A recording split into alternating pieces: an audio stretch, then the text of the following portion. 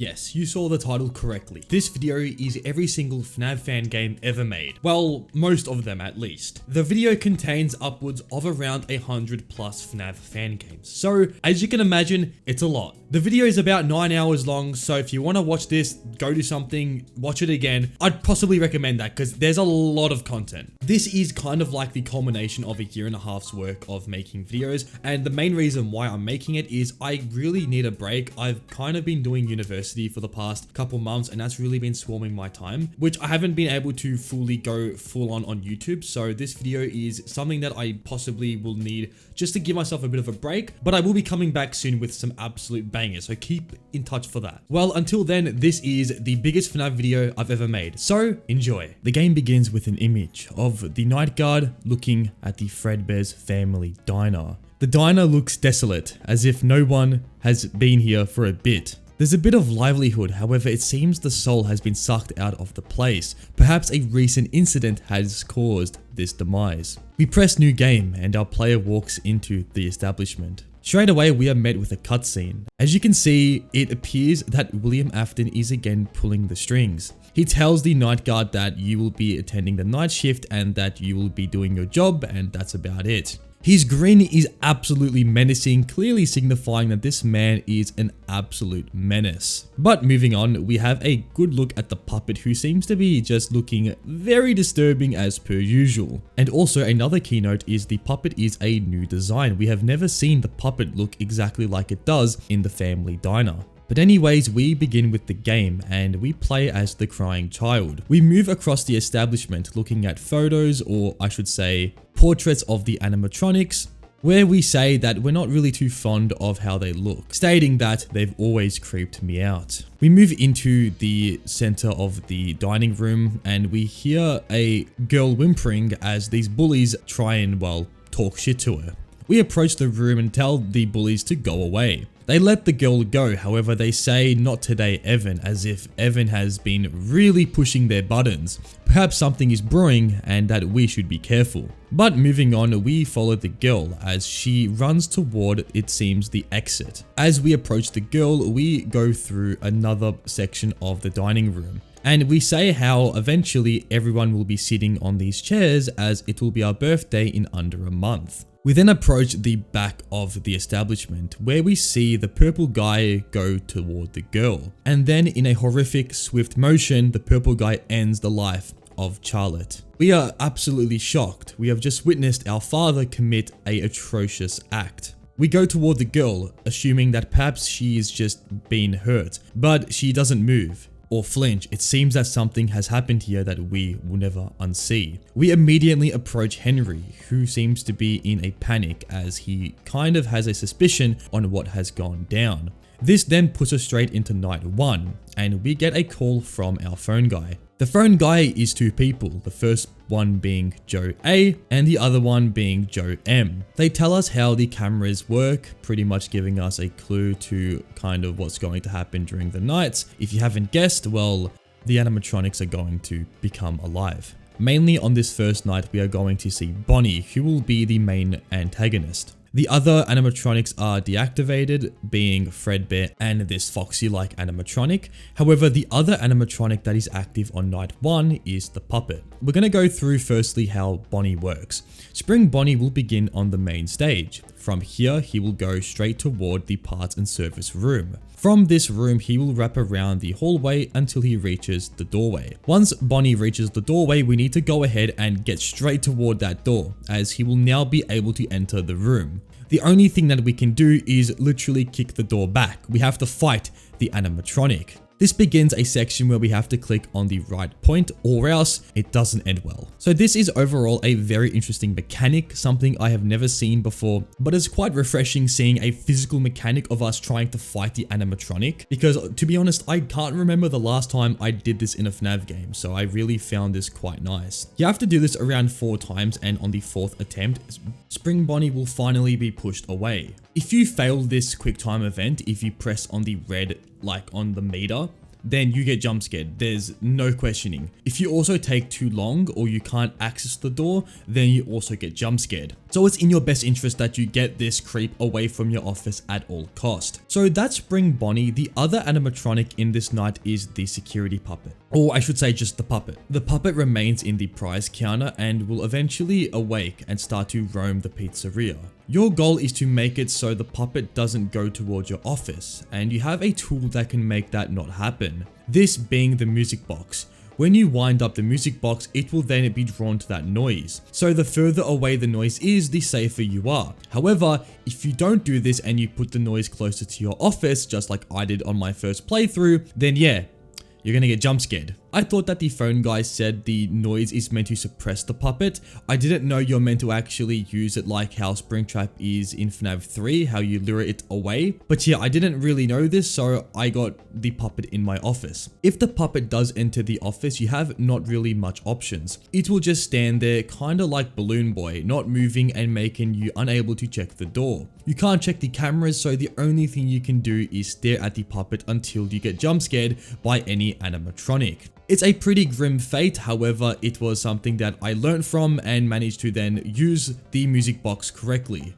It was a bit of a learning gap, but eventually, as I said, it would all go pretty well. So this night does have a few interesting components. I think I really do have to say, Spring Bonnie is a very cool gimmick. I love the fact that you have to again push the guy away, and the puppet is manageable at this point. I believe in the later nights, perhaps the puppet is more aggressive, but for this night, you can just kind of use the music pretty efficiently and there's no problems. But yeah, that's pretty much it for the mechanics. This night was an interesting one at that. I still haven't even gone through the just office itself. I really love how genuinely off-putting this whole thing feels. I mean, yeah, the animatronics themselves are terrifying. The puppet just standing there and staring at you, looking in your soul, you can just feel just so much fear when this happens. And eventually I would go to 3 AM, where we would finish the first part of our shift. However, that's not the end. We have another section, being the vent repair section. So my good friend, how do you go around while doing this? Joe M again talks to us about the vents and what's inside them. There's two things in there. The first one being the Balloon Boy. Balloon Boy is, as per usual, annoying as fuck. The way we're going to get rid of Balloon Boy is by simply using our light. Balloon Boy is just trying to sneak up on us because he's a little shit and wants to just really get on our nerves. It's not too hard, just keep the light on him and just attempt to find him when you can. The other threat is going to be the Mangle. The Mangle is in itself a terrifying anomaly in this game. You will see it eventually make its way toward the front of this vent, and you have one option, and that is to shut the vent door. It will then slam on the door like it's bashing a drum and try and, well, get inside. Keep your composure, it is pretty scary, but don't freak out, it will eventually pass, and when this happens, you can move on. But if you open the vent door too early, well, it doesn't end too well for you.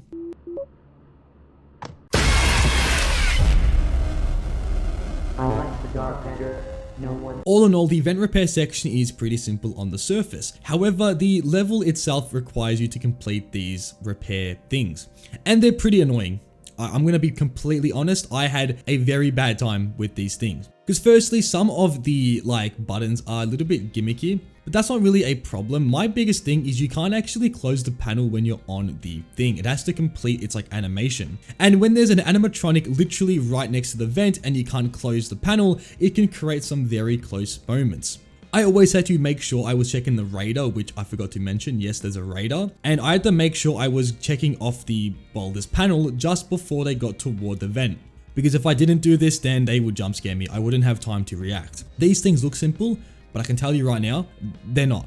And another thing is the panel will go through its different phases, and you can't do much about it. You have to wait until the correct thing shows. So you could be waiting for 5 minutes like I did with nothing to repair. And it's pretty much a game of survival. It's actually very tenseful, very annoying sometimes, but I did eventually get a pretty good knack for it. I did get jump scared quite a bit, but I kept composed and continue on with repairing stuff. And if you want to know, I spent nearly 30 minutes on this section, but I could not beat it for the life of me. So after those 30 minutes of brutal pain, we'd finally successfully gotten at Fredbears. The game ends and we pretty much are left on a cliffhanger for the remainder of the game. Overall, Forgotten at Fredbears is a very unique FNAF game in terms of its design. I really love how Spring Bonnie and Fredbear look in this game. Like, the realism mixed with the eeriness is something that blends very well, and is by far a quality that this game really does nail. Some other things I enjoyed are the mechanics. They're very new in terms of how they're used. Like punching an animatronic, kicking the door is something that isn't done in many FNAF games. And the vent repair section, although pretty gimmicky or finicky, it's actually a very rewarding section once you get the gameplay loop locked down. And yeah, with all those things said, that was it for this game. If you enjoyed, there will be more to come with this series, and I hope to make follow-ups to this video, but for now, that's pretty much it. So the first game today is Five Nights at Freddy's, and yeah, as you can see from the menu screen alone, this is going to be one absolutely insane game. So without further ado, let's hop straight into it. So we begin this game with a quick little news article stating that Freddy's is now open. It also says how the frog is president, but I assume that's just some absolute random stuff. Something that startles me straight away is looking at the characters. Bonnie looks to be about 8 foot tall, which my mate pointed this out because I was streaming this on Discord, and yeah, he looks massive. But yeah, with that, getting straight into the game, we are pretty much just a night shift, night guard person, and on the cameras we can see the animatronics, and yeah, they look ridiculous. Bonnie is best to describe him like a jacked, tall, but extremely small-legged person. Chica has human hands, and Freddy just has a bunch of weird-looking teeth. He's also, I assume, crippled because his legs have braces on them, but nonetheless, this game is ridiculous. I mean, the art style alone and the office having the Obey Freddy picture is just top tier. On the cameras, there's some other stuff, like in Cam 4, there's a TV that plays. There's also just a bunch of cool details that you can find throughout the pizzeria, which are just awesome. There's also Foxy, who it seems to be just a skeleton with a foxy head. So yeah, I'm not really sure what to even make of that, but this first night is kind of just getting used to the gameplay. Mainly night 1 is just go to Cam 5, keep cooking pizza. This is how you, I assume, get rid of the threat of the place burning down, because yes, this place can catch on fire, and if it does, you need to use the sprinklers, which is the button in the top left. To add on to that, there's also a bunch of other stuff, like in Cam 10 there's a laser, but that won't be used till much later. But yeah, the main threat this night is Bonnie, who will go around the building starting to stalk us. Our goal is to make sure Bonnie doesn't get to the office, and if Bonnie does, we need to use the doors left and right. I keep calling him Bonnie. He's technically called Bernard for some reason, but I mean, hey, Bonnie, Bernard, same thing. Also, I really like how in the pictures, Bonnie is this really like skinny, lanky thing, but in the actual game, he's a massive jacked monster. I thought that was a cool detail. Bonnie did enter a few times, however, I used the lasers to make him go away, and pretty much I would get through night 1 quite smoothly and move straight into night 2. Night 2 begins, and again, you have the same things. You have to go ahead, cook pizza, do all that sort of stuff. However, this time around, there's going to be something new. Inside the Cam 9, there's an endoskeleton. This night, the endo will start to move around, meaning that we're going to now need to keep track of 2 things. Also, another thing that I noticed is in the top left in the office, the poster keeps changing. I'm not sure if this is an Easter egg, but I thought it was quite strange. And there's also been some weird moments during my playthrough where weird things have happened, and yeah, I'm just gonna say that. But with the new endoskeleton being a threat, this night was going to be a little bit more intense. Also, Foxy is now awake, and the way Foxy works is during his time standing on the stage, he will eventually stop spinning the wheel. If the wheel ever stops spinning, we need to go ahead and respin it, as Foxy will run to the office, and if we don't spin the wheel in time, it will jump scare us. So yeah, that's pretty interesting, but overall this night is roughly the same, just with the 2 new threats. I spent more time looking around the pizzeria, seeing all the rooms and what they had to offer, and yeah, some rooms are just really cool with some insane Easter eggs, I would say. I mean, there's a bunch of cool looking pictures here, and I assume there's a Heisenberg picture in the top of these pictures, which I found quite funny. But yeah, after all that talking, night 2 was a little bit difficult because obviously the new threats, but I would get through it eventually and move straight into night 3. Night 3 is, again, different. We now have Freddy, who is a new animatronic in this night. Freddy is a little bit weird because he will start to kind of move and not really move, kind of float in the front stage. If Freddy does this, he's going to the vents, and this is cam 10. And at this point, you're going to need to wait till Freddy reaches the front of the vent, and if this does happen, you have to laser him. He then lets out a really goofy roar and proceeds to retreat. Just insane. But this night is a little bit more difficult. With all the new threats, sometimes I was pretty much getting bombarded, and this led to a few jump scares. But yeah, we really had to kind of lock in this night because there was going to be no room for error. The main thing I had to focus on was not letting the place burn down. I mean, many times I would randomly just see the place burning. I'm not even sure why. I assume Chica has something to do with this. But yeah, the place would start burning down, and my goal was to not let that happen. And Freddy as well, being a new threat, was a little bit hard to deal with. I also didn't know exactly how he worked, but after realizing that once you burn him, he retreats, I was able to kind of comfortably move through his mechanic and the rest. But yeah, I was getting the rhythm of things and eventually would be able to beat Night 3. Night 4 is a little different than Night 3, because now we have a low power night. Apparently a birthday party was running late and they had to dip into some emergency power reserves, which means the whole building now is barely visible, which means I can't see nothing. Night 4 was going to be very difficult because we now don't have access to light. The only thing we have is a flashlight, and honestly, if I'm gonna be real, I couldn't see much because my monitor brightness settings were literally low as can be, because I usually get trouble just looking at the monitor. I know, I'm an old person. So I could literally barely see anything, and the one thing that kept creeping up on me was Bernard. Bernard has a habit of really not exposing himself, although he's the largest animatronic. So all you can see is his arm, which is the same hue and color as the background. So the only way to distinct him is using, I guess, a very keen eye. So I was getting jump scared quite a bit, and this was going to be definitely the most challenging night of the whole game so far. I first of all put my brightness of my monitor up because it was very low as I was playing, and this gave me a little bit more visibility. I was able to kind of check where everything was a little bit more smoother. But yeah, this night you could barely see anything. I mean, Freddy in the vent, you can only see his eyeballs, and I mean, that's not much. This took me multiple attempts, but eventually I would really get the hang of finding out where things were. Mainly was, again, Bernard, figuring out when he's at the office and when he's not. I also found tracking Bernard on the cameras was a really smart choice because I could see where he was going to move roughly. But yeah, eventually I would beat Night 4, and as this happens, something very strange occurs. The second we beat Night 4, for some reason, a animatronic enters the office and forces us into a animatronic suit where we get spring locked. No, I'm not joking. The animatronic pushes us back and we get spring locked, which is insane, and I don't even want to imagine the type of pain that would cause. So that was Night 4, and I guess we move into Night 5, which is the final night of the game. So after getting brutally spring locked, we then move into Night 5. Some things to expect in this night is not knowing what you're doing, panicking, and yeah, not fun. I think the first major difference is, well, the golden Freddy animatronic. This thing appears and we need to punch it, and for some reason it goes away.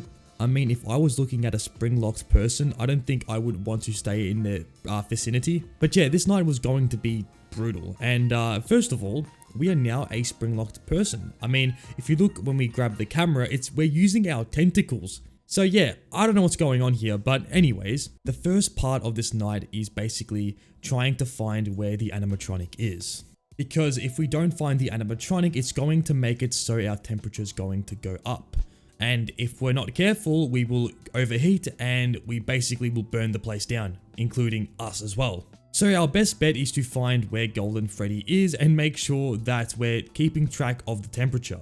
It's pretty difficult at first, but eventually when I learned how to actually track Golden Freddy and make sure I was checking him, I soon got to 1 AM, where the main bulk of the night begins. All the animatronics including Freddy, Bonnie, Chica, and Foxy are all active on this hour, and they will proceed to be active for the next couple hours of the night. We need to basically be on our absolute A game, as if we don't know what to do and we, for some reason, just stop, we're gonna get jump scared, no matter what. So yeah, it was very crucial to be on top of things, and going through cameras, making sure I wasn't letting the place burn down, it was stressful. It was very stressful. Especially with now there being 5 animatronics, including Golden Freddy, things were going to get a lot more tougher from here. And this all changed at 3 AM, where we now have to actually punch Golden Freddy if he appears in front of us. And if you think that was crazy, 4 AM changes everything. Now, the whole building goes dark mode, and finally we have to fend everything off with no lights. So again, I can't see anything, animatronics are running wild, and I have no idea what's going on. Somehow, just somehow, I managed to get through 4 AM, barely scraping through this nightmarish hour. And then 5 AM is basically non-stop action, where Golden Freddy is going from one spot to the other in just milliseconds. We have no time to react. Everything just combines for an absolutely beastly night, and getting through this night was the biggest relief I've ever had. When this happens, we finally have a full memory wipe, and we're left on the floor forgetting who we are and why we are even in this suit. This ends the main game, and with the caption, "Will come on in the family," which I assume is something for welcome to the family. But yeah, that's pretty much it. Well, there's night 6, I forgot to mention. So the Five Nights at Freddy's Pizzeria is now hiring again. They have said that they want new faces, as their last security guard, well, is no longer doing so well. So on March the 5th, 2009, we get a newsletter saying how they want more staff, and we then accept the night shift. As we enter the office, all we can see is what seems to be a suit that hasn't been used in ages. Don't worry about the tentacles coming out of it or the really suspicious teeth that resides on its face. You know, I think it's just a random animatronic.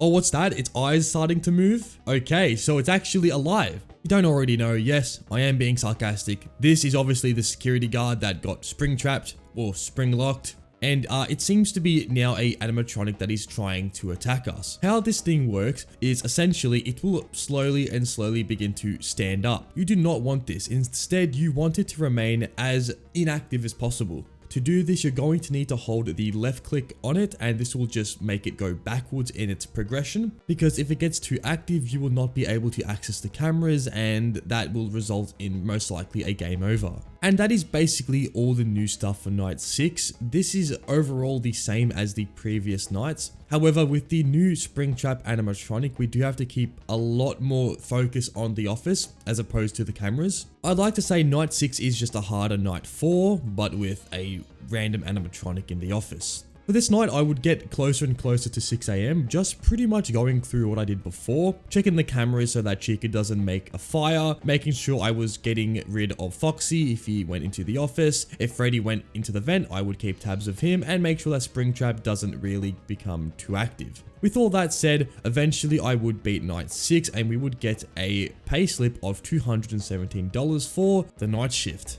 And with that, that pretty much wraps up the game. We can now fully say we have beaten Five Nights at Freddy's. I do hop into the extras menu like I usually do, and here we can see every single character in their full glory. You have all the different animations, you've got some low power mode screenshots. We even have the security guard, Alan Fritter, who looks absolutely drippy as hell. There's so many weird random animatronics, including a really mystic and cryptic one where the game actually crashes upon looking at it. Not sure what that's all about, but maybe it's a ghost, who knows. There's also a bunch of posters which are really awesome. This Friedrich director's cut one is really sick. And there's also a bunch of fan characters like this marionette one that is pretty sick. This Ined one which looks just disgustingly cool. But yeah, a lot of cool stuff here, and with that, that's about it. There's a bunch of other end screens that we haven't gotten yet, but I assume this is how you have to beat the max mode. And for the sake of this video not going too long, I'm going to hop straight into the next game. So yeah, awesome game, but let's move on to the next.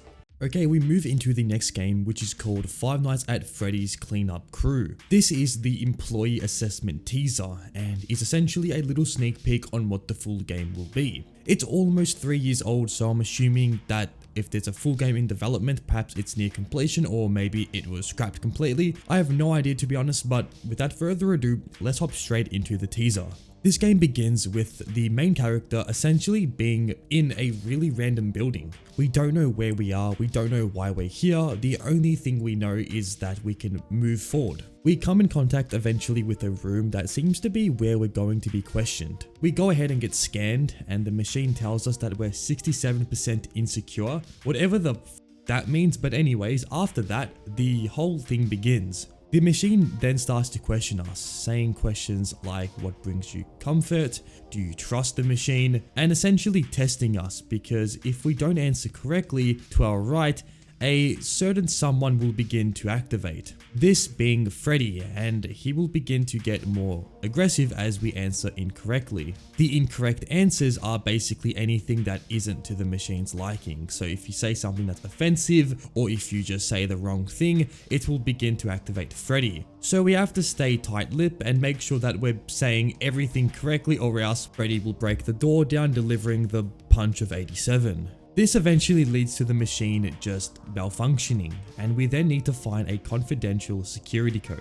The code can be found through this vent system, which is conveniently placed on the other side of the building. So we have to go through this vent area until we reach this room, which is just a tedious process. There's not really much to go through, there's just a bunch of random noises and I guess ambience. When we reach the room, a code can be seen, and with this code we can then re-enter the vents. However, the thing tells us to be very careful and to follow the music no matter what. With caution, we re-enter this vent system, going through it by listening to the music. We listen to the music, making sure we don't drift that much from it, as we don't really want to mess with whatever's in the vents at this point. This eventually leads us back to this room where we can find ourselves answering more questions. This time though, Freddy is a little bit more aggressive and will start to kind of activate more and more.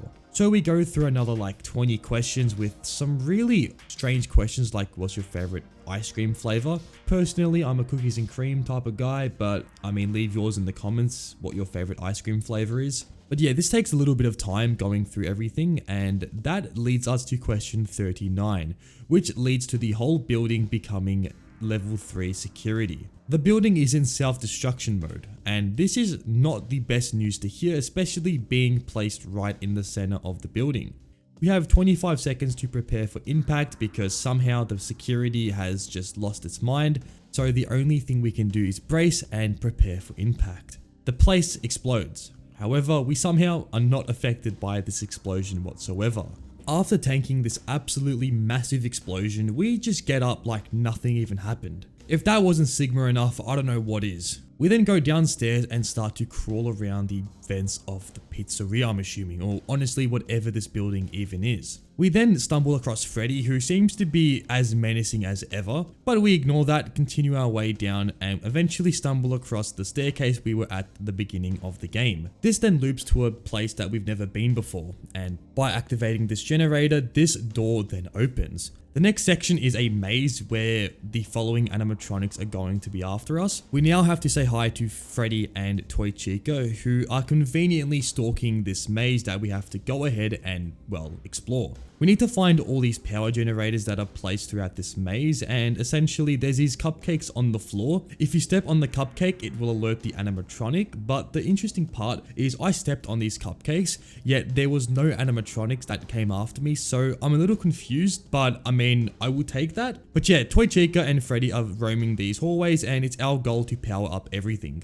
Narrowly, I somehow escaped this maze on my first go, and after doing this, we could then enter this new door. This opens up a completely like massive warehouse section that is just huge. I mean, look at this, it's massive. And as we walk, we get enclosed by this metal like thing, and all of a sudden, Freddy just decides to jump scare us, and I didn't record this, but I screamed so loud that I think my voice box is permanently damaged. Anyways, after that, we have to run away from Freddy, who will run after us in this terrifying manner, and our goal is to make it toward this elevator, and we barely make it onto the elevator, as Freddy just narrowly avoids us. This elevator takes us to floor -42. So this building is absolutely massive, or it could just be not even a building, but just, I don't know, a manifestation of our mind. Okay, enough theorizing. This ends up leading us to a new location. This game is kind of just going from one spot to the other spot, but here is where we get a new item.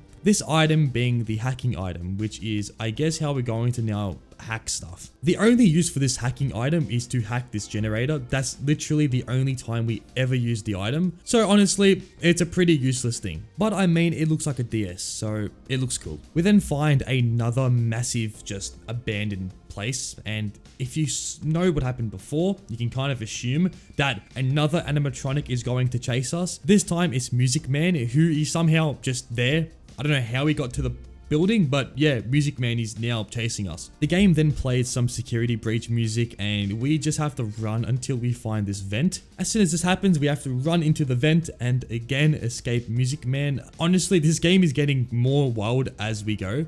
We then stumble full circle as we eventually make it back to the question room. This time around, the whole thing is very much different. I mean, the whole beginning section is cryptic. I mean, there is something wrong with this room. The room then goes dark and this door opens up, which leads to an elevator. After taking the elevator, it stops randomly and it then just has Plushtrap, who is just chilling in the elevator shaft for some reason. Plushtrap then does some weird movements, which leads to literally nothing as, well, the game just goes dark. And we awake in a forest. I'm not even joking, I'm not making this shit up, that's genuinely what's happened. And as we move through this forest, we magically find a house, which contains Circus Baby, because I mean, let's just chuck random animatronics because why not? But hey, I mean, Circus Baby just goes I guess, talking about how there's going to be more stuff and that's it. And the game ends. There's a quick little teaser for the next game, I guess, but yeah, that's about it. Overall, FNAV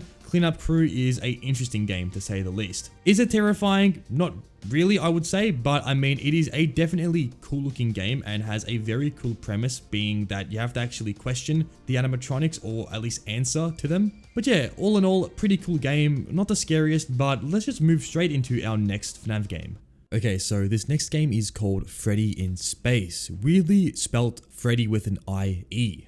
And you can pretty much tell that this game is going to be unlike anything we've played before. I mean, it's in space. Enough waffle, let's hop straight into this game. We begin with a quick little heads up on how the animatronics are going to work. And essentially, what we need to focus on straight away is Freddy and his companions. These being Freddy, Chica, and Bonnie. All three animatronics will appear on the cameras, and they can be sent back by using the mask. The mask is essentially, I guess, something these animatronics fear, as if the mask is seen, they will retreat back to their original spots. The mask itself looks just really eerie. I don't know, there's something about how this looks that for me doesn't feel right. But anyways, yeah, the office itself, well, if you want to call it an office, it's more like just a spacecraft. And all we have to our left is what we can barely assume to be some sort of planet. I'm assuming Earth. We have a bunch of buttons and stuff. To our right, there's a massive vent door that contains Space Trap,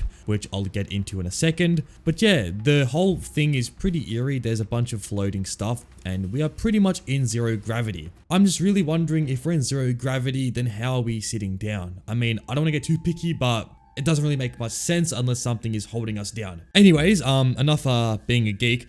This is pretty much as confined as you can get in terms of an office.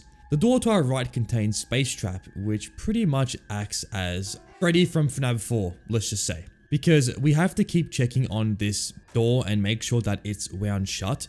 because if the valve starts to unwound, this will cause the oxygen to go down, which will result in Space Trap jump scaring us. So occasionally, just once every so often, just go here, hold the left click on the valve, and this should get rid of Space Trap. As I said before, the other animatronics are very simple to, well, go through. However, that wasn't the case on my first playthrough. I actually had no idea what I was even looking out for. The mechanics are pretty weird. You have to go to a different location to deal with the animatronics that don't come to you, which you may just think, why do I have to go to this other spot when nothing's appearing? I would learn the hard way that, well, if nothing's appearing, then something's not right, and eventually, well, I would get jump scared. My next attempt was quite better. I would now actually check the cameras and see what's on them, and yeah, these things look very, very bad. Freddy is this, like, I don't even know what you would even call this, a skull in a suit. Definitely the most unique design of Freddy I've ever seen in any FNAF game, period. This is awesome. Chica is, honestly, I don't even know what to call this. It's like a massive demigorgon. Does that even make sense? It has like an empty face with a bunch of claws, which makes it look just something out of Alien, to be honest. And then Bonnie, who is probably the most recognizable character. The only thing that's different is there's a bunch of eyeballs on him. I don't know why, there's just is. Basically, what we had to do is once every so often when the characters weren't appearing on the cameras, go to the different room and use the gas mask. We would have to use the light to identify what's there, and after this, obviously, use the mask and that thing should go away. I can't even begin to explain how much panic I went through this night. I had no idea what I was doing. I assumed what I was kind of alluding to was working, but then again, Scrap Trap or Space Trap wasn't even attacking me, and the animatronics were appearing pretty much once every so like few minutes, so I had no rhythm. I just simply went from one side, went to the other place, and continued to just go for it. And eventually I would get very close to the moon, which was the objective we had to get to. I just had to survive for a little bit more, so by using the mask and fending off the remaining animatronics, eventually my shuttle would reach the moon. This was very comforting, as we had now reached our final destination. As we land on the moon, the game goes black, and all we can see is the successful "You landed on the moon" screen pop up. We could then roam across the moon, however, this barren wasteland doesn't really hold too much value beside this weird object on the moon. At that point, we looked up to the stars and had a massive sigh of relief as we had just survived Freddy in space. Alrighty, so the last game for today's video, the scariest game we have, is Showman the Awakening. Already, just the main menu itself is already giving me a very, very bad feeling about this. The animatronics kind of look like those really scary looking puppets from Toy Story 4, if you know what I mean. But anyways, with that, we hop straight into night 1. Also, just look at these guys performing. They look so goofy, but at the same time, they do not look friendly, I can tell you that. Moving into the first night, in the office, we have a few things to keep track of. The first thing is the animatronic in front of us. This lovely person is going to be staring at us the whole time we're playing, and all we can do is simply avoid it. Well, if it starts to get active, I don't know, it begins to awake, maybe it actually attacks us, we have to use the lever to our right. Using the lever, it will cause an electric shock, which will make it so the animatronic deactivates. However, we have to be sparing as we only have a limited amount of shocks before either the animatronic gets too angry or we end up endangering ourselves and causing ourselves to become, well, electrified. That's pretty much it for this animatronic. The rest of the pizzeria, or whatever this place is a very barren warehouse. There's a bunch of vents which aren't used till later. There's a random pirate guy, and we have a bunch of random animatronics on the main stage. On the first night, we only have 2 animatronics who are active, this being the blonde animatronic guy and the one with the green shirt. These 2 animatronics will begin to move, going through cam 5 and cam 4 respectively, then moving around to cam 1 and cam 9, and then eventually wrapping to our office. We simply need to keep these 2 things away from us, and the only way to do that is by using the mask in our office. The mask is below this desk, and by using the mask, we can actually get rid of all the animatronics. However, we have to be careful as using the mask for too long can cause us to suffocate. So we have to be very sparing with what we're using and not using the items for too long. This first night is pretty much just get rid of all animatronics, and I kid you not, I was so confused how to use this mask at first. I just kept the mask on, and as I said before, doing that is not a smart idea, as eventually you lose oxygen, leading to a game over. My next attempt, I tried to not use the mask as much as possible, only using it when I really needed it. And it was terrifying. I mean, I had no idea how these animatronics were going to attack me. I could just see them in front of me, and just not knowing when to use the mask was very stressful. And eventually the animatronic just runs toward me, and that's when you have to use the mask. This took me off guard multiple times because I was just caught off guard, to be honest. I did not expect this to happen. This happens pretty much throughout the night. There's not really much else for the first night, and eventually I would complete it. After the night, we get a cutscene of what seems to be our employer. And first of all, these cutscenes themselves are absolutely amazing. The game itself is made on Blender, so you get this really cool, smooth looking cutscene that is very authentic. I have not seen this in a FNAF game so far. Yeah, this guy basically tells us that you're doing good, but just keep an eye out on things and continue to contact me after every night. We listen to this person who is seemingly very kind, and at that point we end this night and move on to our next shift. The next shift is basically the same, but there's a few new things we need to keep tabs of. The first very important thing we need to keep tabs of is the new pirate animatronic. This guy is on cam 6. He is seen standing on the far corner of the room. However, there's many occasions where it may go up and start to roam. We need to keep the camera set on it occasionally. If we don't do this, it will exit the room and go running full blast toward our office. We want to avoid this at all costs because it will lead to a guaranteed game over. This was very alarming, however, the rest of the night remains the same, which, I mean, thank God. But yeah, there's going to be definitely a new type of gameplay loop because we can't just keep checking on the animatronics to our left and right. We need to now use the mask and also our camera, which means we have to be keeping tabs of a lot of things. This, as well as the animatronic in front of us, does make night 2 significantly more challenging. And this would lead to a few hiccups, and something that I was not expecting this game to have was game over screens. You know the game over screens from Batman? Yeah, they are in this game as well, and they are really cool. I mean, I've never seen a FNAF game ever do this before, so honestly, very cool idea, and the way they just sound in these game over screens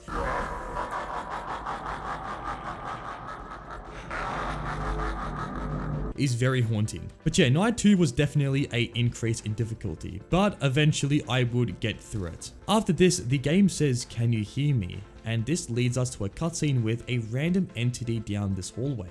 Not much is really shown to us beside the thing stalking us, and this pretty much puts us straight into shift 3. Alright, so moving into shift 3, there's going to be some new things happening in the warehouse. The first thing of notice is the new animatronics that will be active this night. This being the remaining cast on the stage. These two animatronics will enter our vent systems, and I mentioned before that the vents would eventually be used, and now is that time. The animatronics will eventually wander toward the vents. They could enter any of these 3 vents, and it's our goal to try and shut off the vent system. However, the key thing is that you can only shut off one vent system at a time. So if the animatronics are coming from both vent systems or all 3, this means that we can only shut off one and leave the other one open, which can cause some really tight gameplay moments that can really be stressful. It's important that for night 3 we're keeping composure at all times, as at this rate everything is kind of out and about to get us. I mean, you have the pirate animatronic mixed with the ones to our office. There's so many things to keep tabs of, and it can get really intense. I think it's really similar to night 2, just do the same things, check your cameras, just go onto the vent cams once every so often. And with all that said and done, yeah, this night was going to be definitely a difficulty increase. But with enough attempts later, I would get very close to finishing the night. And by just really nailing when the office animatronics enter and walk toward me and using the mask as efficiently as possible, this gave me a massive edge and definitely got me through night 3. As we end night 3, we get a new cutscene of us being in the backstage. This room is boarded off or sealed off for the cameras, and interestingly, there's a cool little doll or like toy that is in this crate. However, after picking up the toy, we end up falling down, and this was very strange and weird. But after this, we exit the facility, but definitely some stuff is starting to happen toward our character. Perhaps we are becoming, I guess, insane. So we begin night 4, and this night is essentially night 3, but obviously more difficult. The animatronics are noticeably more aggressive. This also includes the animatronic in our office. It makes for a hectic night. There is so many things that can go wrong, including not checking the vents, missing the pirate animatronic and him running to our office, and just the animatronic in our office, the lady, just getting really aggressive and ending our night at any stage. There is so many things that can go wrong, which does make night 4 a very stressful one at that. There would be some major points where I was I was lost, to be honest, like putting the mask on, then going straight to my cameras, doing everything. It was like, I couldn't really have time to think. I just had to kind of go with the flow. And overall, I would describe this night as absolute torture. But eventually though,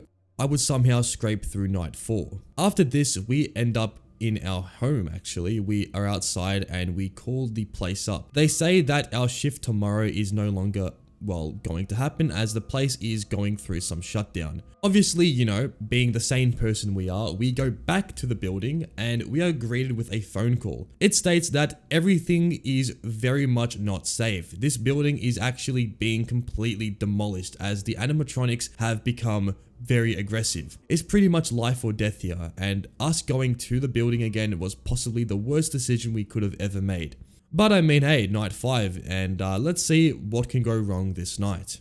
So immediately we realized that the animatronics are not playing around this night. I kid you not, there was multiple times where there would be 3 animatronics like going to attack me. I had the 2 in the vents that were literally ready to go. I had the pirate one and also the one in my office and also the lady in front of me. This made things chaotic. I had to pretty much be perfect with my gameplay. The way I went around doing this is by firstly shutting off the vent to the left side of the system. This would get rid of that animatronic. After this happened, immediately deactivate the right side, put the mask on and use the electric shock, and then make sure I check the pirate animatronic in that order. If I failed this at all and I wasn't quick enough, then there was no chance I would survive this encounter. The animatronics had basically strategically attacked me, and there was only one way to, well, survive, and that was to play perfectly. There was many times where things were extremely tight, and well, they were very close.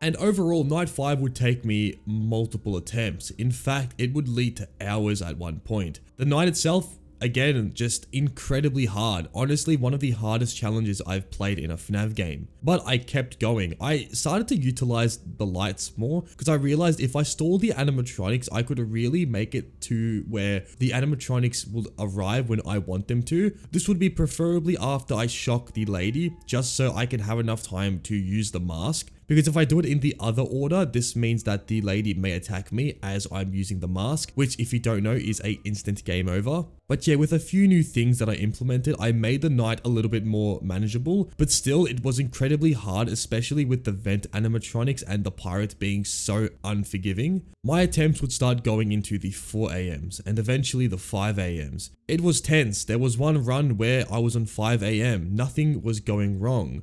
But still, I had to make sure I was paying attention because in this game, anytime you panic or make a wrong move, it's instantly game over. And soon enough, eventually, 6 AM would arrive.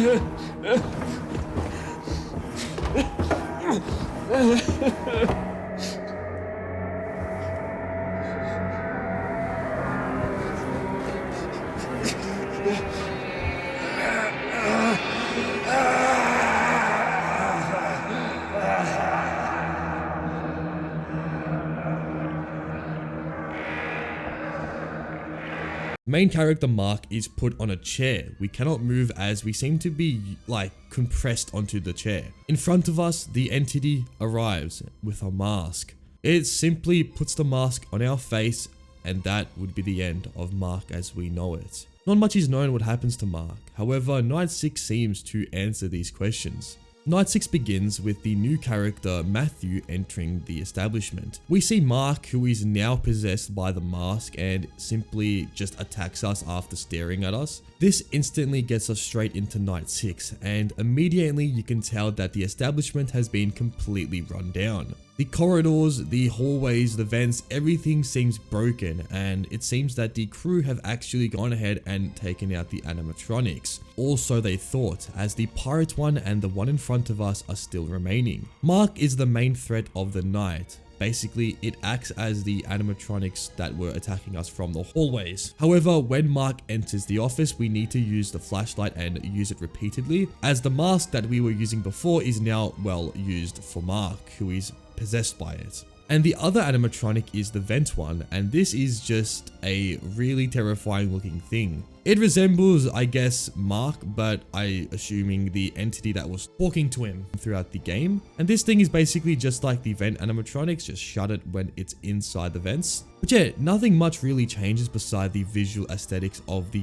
well, animatronics. But still, this night was very hard, as we had to play perfectly, as well Mark and the vent animatronic are very aggressive. They will attack repeatedly throughout the night, and it's our job to keep them away as much as possible. Another thing I forgot to mention is our flashlight does have limited use, so we have to be very cautious when we use our light, because this place is completely pitch dark, so our light is the only way we can visibly see the animatronics. Eventually I would beat Night 6, and at this point we exit the establishment. However, Mark is right behind us, and the door to exit is locked.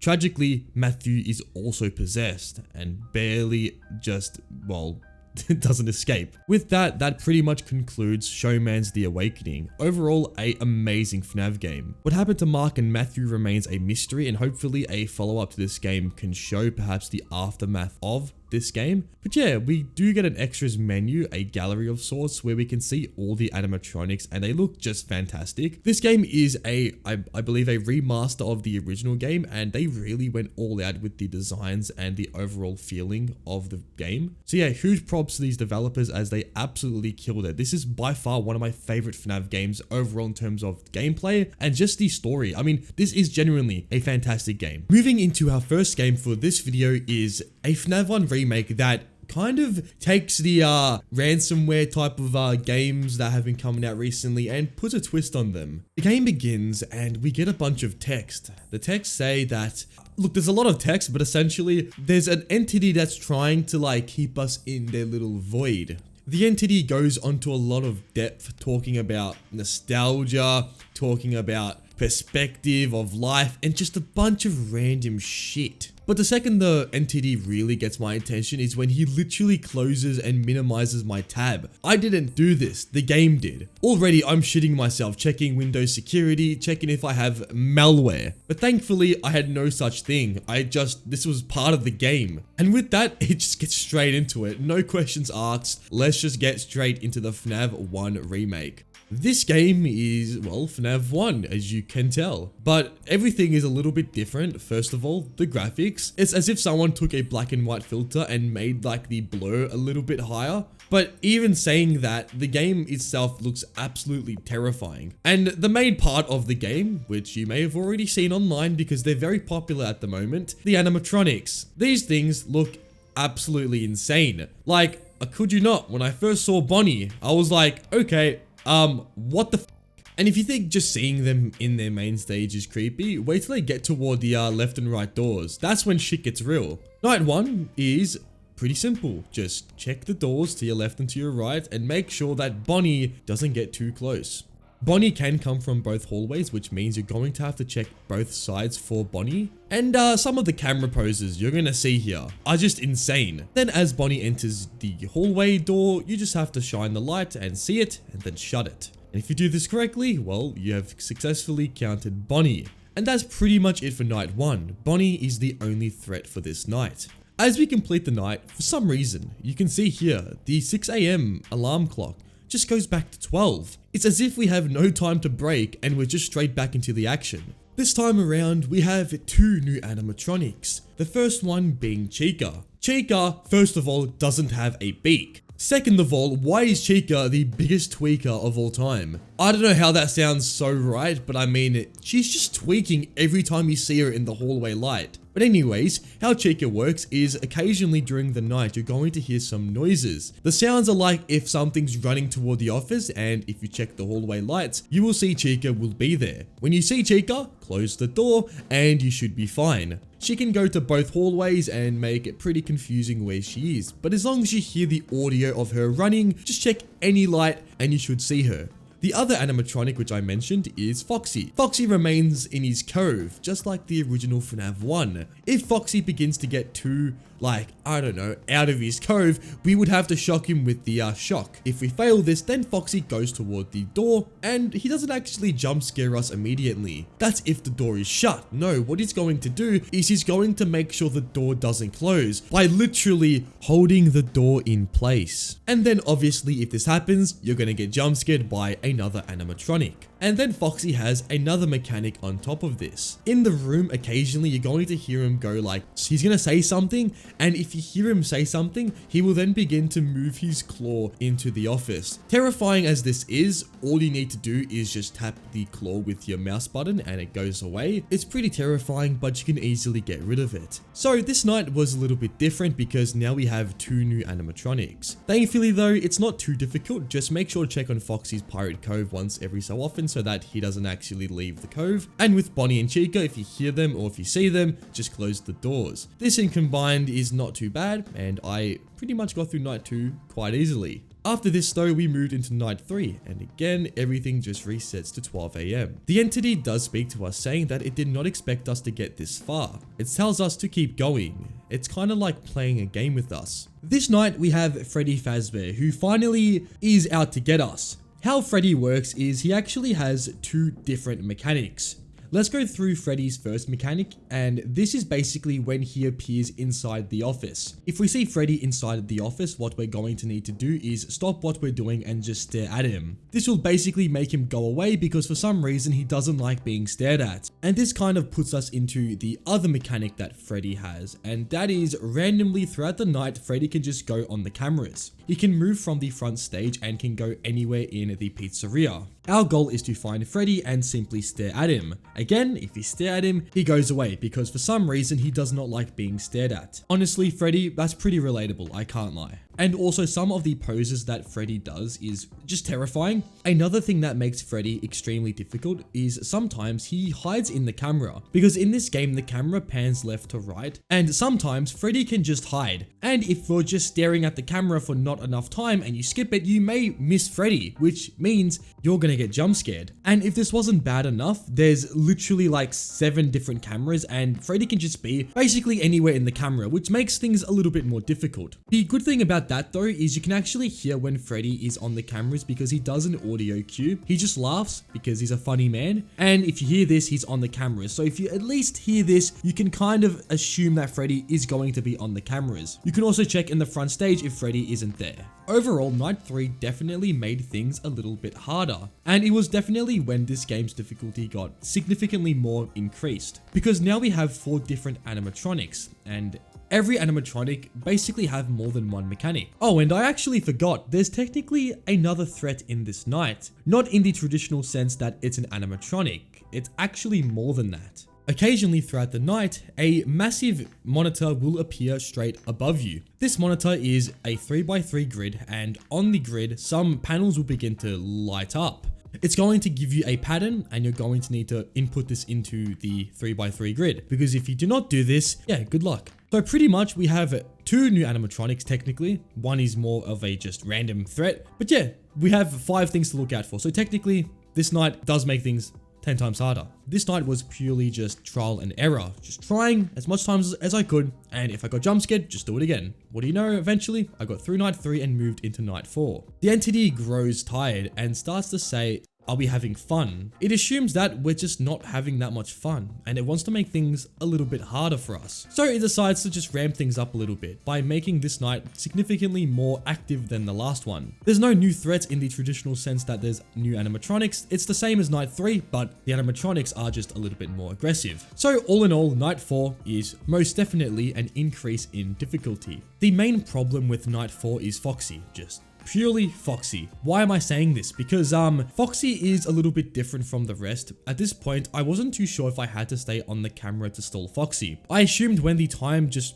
went down, it meant that Foxy would get more aggressive, but I wasn't too sure to stay on the camera. I learned sooner than later that yes, you do have to stay on the camera because it's exactly like FNAF 1. But still, trying to time Foxy and make sure that he doesn't run before he reaches the timer and we can actually shock him was difficult, but it was definitely manageable. And eventually I would be able to get through night 4 and we would move into the final night, being night 5. Night 5, okay, so this night was definitely the hardest night in the game. Every single chance an animatronic could appear, the animatronic did appear, which meant I had to be on my absolute A game. Like, there was pretty much no time to stuff around because this night, there was just non-stop action. I was getting through animatronics because at this point, I was pretty much just, I was really good at just dealing with stuff. And that all led me to 4 AM. But this wasn't your usual 4 AM. No, it was far from that. When 4 AM hit, the screen went black. And then we see Golden Freddy appear out of just nowhere. Golden Freddy, at this point, is getting pretty frustrated. He explains that all he can do is just not good enough, but he wants to make things perfect for us. He then changes his face. It starts to warp and become, well, not human. And at this point, we're dealing with something that's way more of a threat than we could ever have thought. We will then play the perfect night that Golden Freddy has done for us. And then, as soon as that ends, night 6 begins and everything becomes a little bit more, intense. For this final night, all the animatronics disappear and only one remains. This being what I'm going to call Spider Freddy, because he is built like a spider and is terrifying.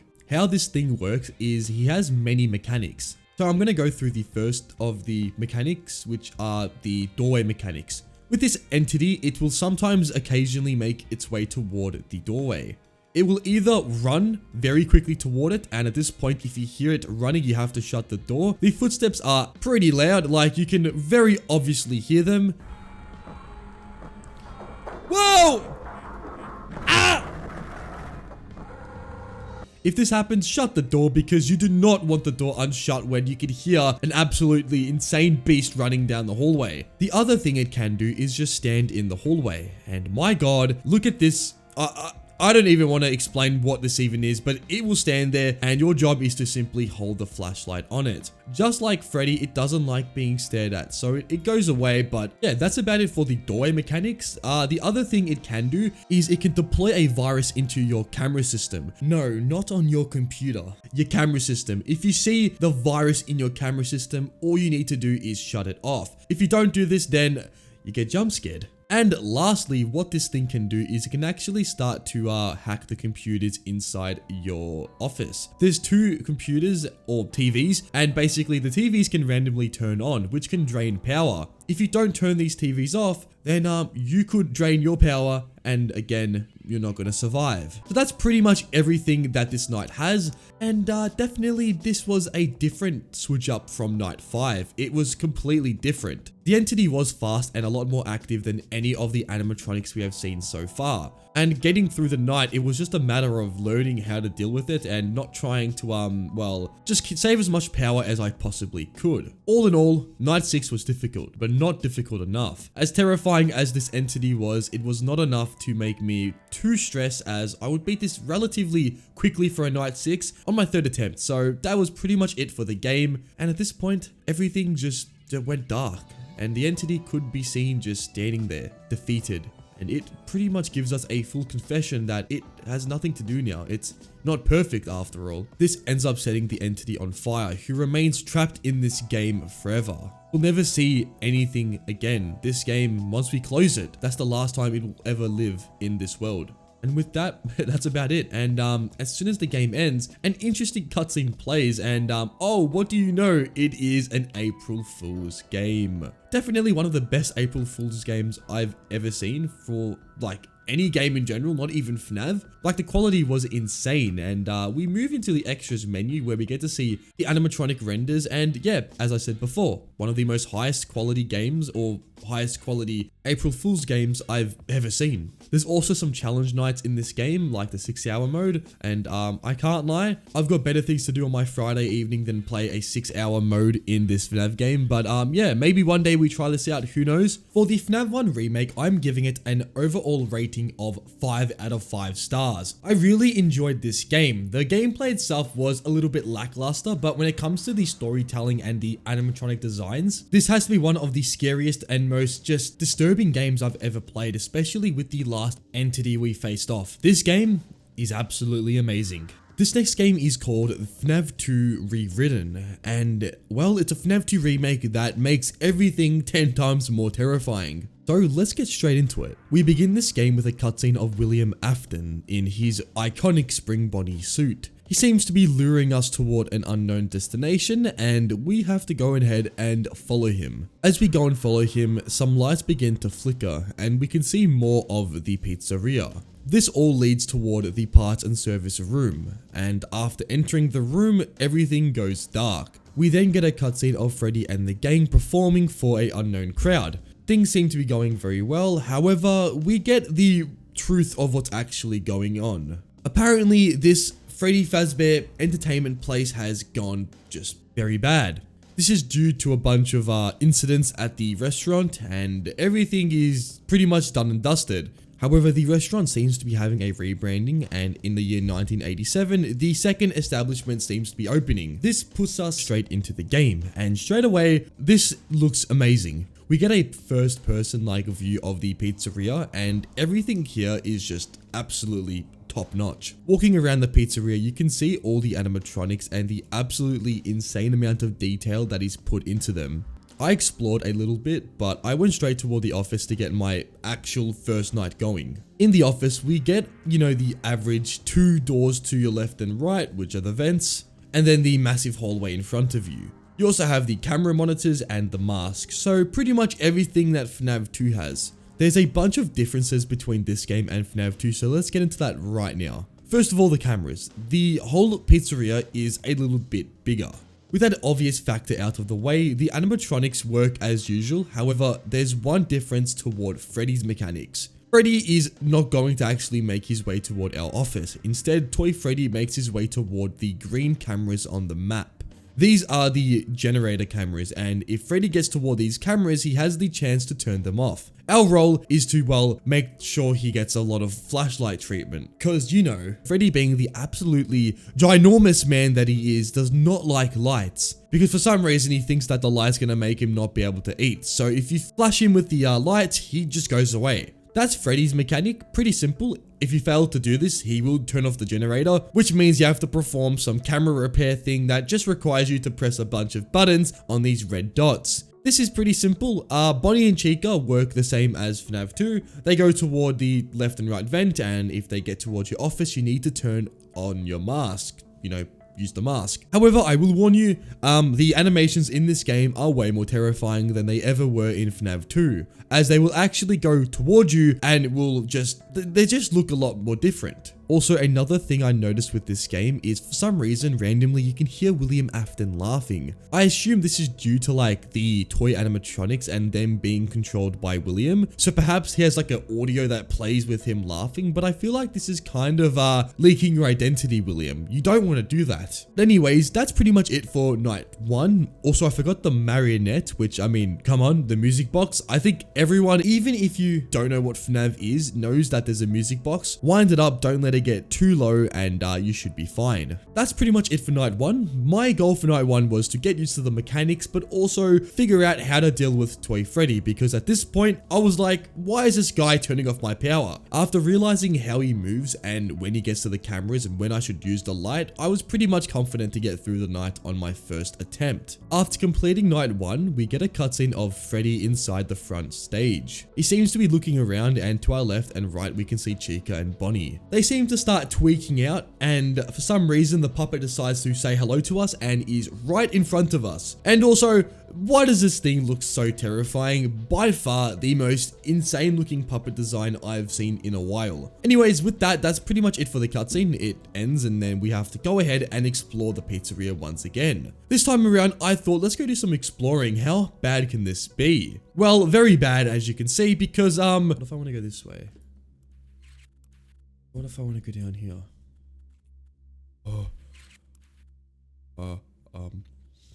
I saw the puppet many times, and this one in particular was something I was not expecting to see, and this was terrifying. I mean, imagine me, you're just walking around the pizzeria not expecting to see anything, and then you see the puppet staring at you through a hallway like this.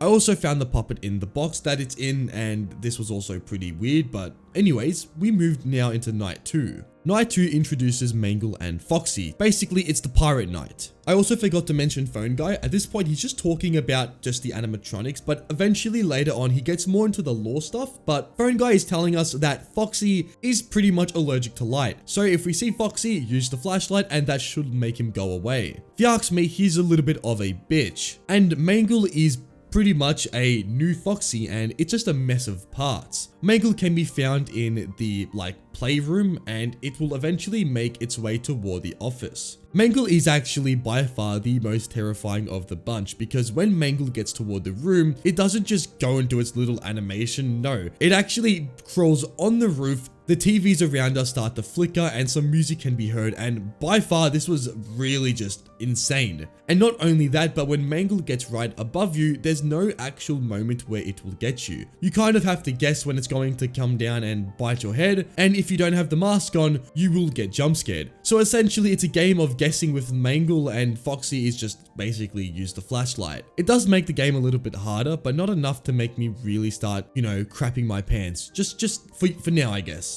This was alarming because Mangle was very terrifying. I overall got through night 2, however, there was a few moments where the cameras being down because of Toy Freddy did become a little bit concerning. At the end of night 2, we get another cutscene of, well, the puppet, and this time it is right in front of us.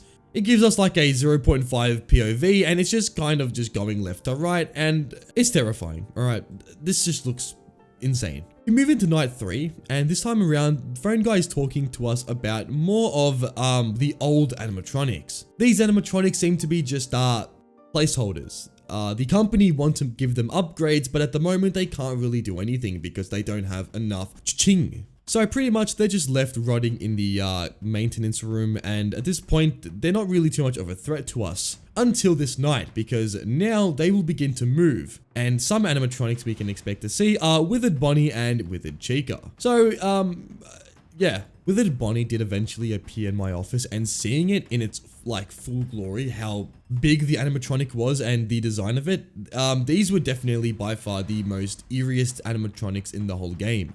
Another attention detail that this game has is you can actually hear the whimpering spirit of the person possessing the animatronic. Oh, no. Why is everything coming out? Why is everything coming out? Oh, you can hear the... Oh, no.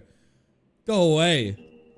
You can just hear it, and this is a very disturbing thing that this game has. So yeah, a bit of nightmare fuel there, but the animatronics themselves are exactly how they are in FNAF 2. When they appear in your office, put the mask on and they should go away. They will do a very long animation and they will take a little longer than the toy ones, but they will go away. And that's about it. This night did make things a lot harder because now I was dealing with more animatronics, which meant I wasn't able to check on Toy Freddy, and that meant the cameras were becoming offline more than I wanted them to. But I was really trying my best here, and the puppet didn't really become a threat because I was able to wind the music box pretty consistently, and this night was pretty much a breeze. I got through it on my first attempt. We then moved into another cutscene. This time we're in the parts and service room. Freddy is again seen on the floor, and to our left and right we can see all the other animatronics. The puppet eventually appears in the corner of the room, just saying, hey, what's up, Freddy? The puppet then just pretty much disappears, and that about wraps up the cutscene. We then move into night 4, and this time around Phone Guy is talking about the old location. He seems pretty nervous when discussing about the old location, so honestly, I'm not too sure to trust Phone Guy at this point because he seems to be hiding something about the company. Like, he alludes to something happening, but then kind of like backs off, so we can't really be sure if he can be trusted at this point. But anyways, he pretty much yaps on about the old location, and the old service room, the entrance was sealed off so that the old animatronics just became just fodder. But yeah, night 4 is essentially night 3, but this time around you get to see Withered Freddy for the first time. And he's by far he's massive. Like, when he entered my room, I was surprised how big he actually was. Like, he just towers over the player. Anyways, enough of me glazing Freddy. This night is basically night 3, but a tiny bit harder, in that all the animatronics can appear at the exact same time, which means if you're not paying attention, this can pretty much overwhelm you and cause to a death. And I also forgot to mention Balloon Boy is in this night. He hadn't really appeared before this, but for some reason on night 4, you finally get to see Balloon Boy. How gracious of this opportunity. Thankfully though, all he requires is a flashlight and he then goes away, so he's not really too much of a threat. Night 4 was hard, and I did get jump scared. But it wasn't like it was insanely hard, but there was moments where the music box just unwound itself. And I was pretty much left to just scramble and hope that the puppet didn't escape. For some reason in this game, the puppet doesn't actually escape when it reaches the 0 point of the music box wounder. In fact, the puppet can actually be stalled. You have to be quick because it moves quite fast. However, I had a few times where I just felt that the puppet should have been out of the box. Not that I'm complaining, I'm just shocked that I didn't die. But with enough attempts later, I actually completed the night. And my game was just starting to, well, go a little bit crazy. My screen went black, the puppet seemed to have escaped, and everything was in my room. Yet I somehow managed to pass the night. I'm not complaining, I'm just kinda shocked I didn't die. At the end of night 4, we get another cutscene. This time around, the animatronics are looking directly at Freddy. All you can hear is the whimpering sound of the spirits, which again, this is just disturbing. You can literally hear them crying in the animatronics. I mean, that is just some insane level of detail, and I just can't imagine the souls of the spirits just trapped in these animatronics forever. I mean, yeah, just not good.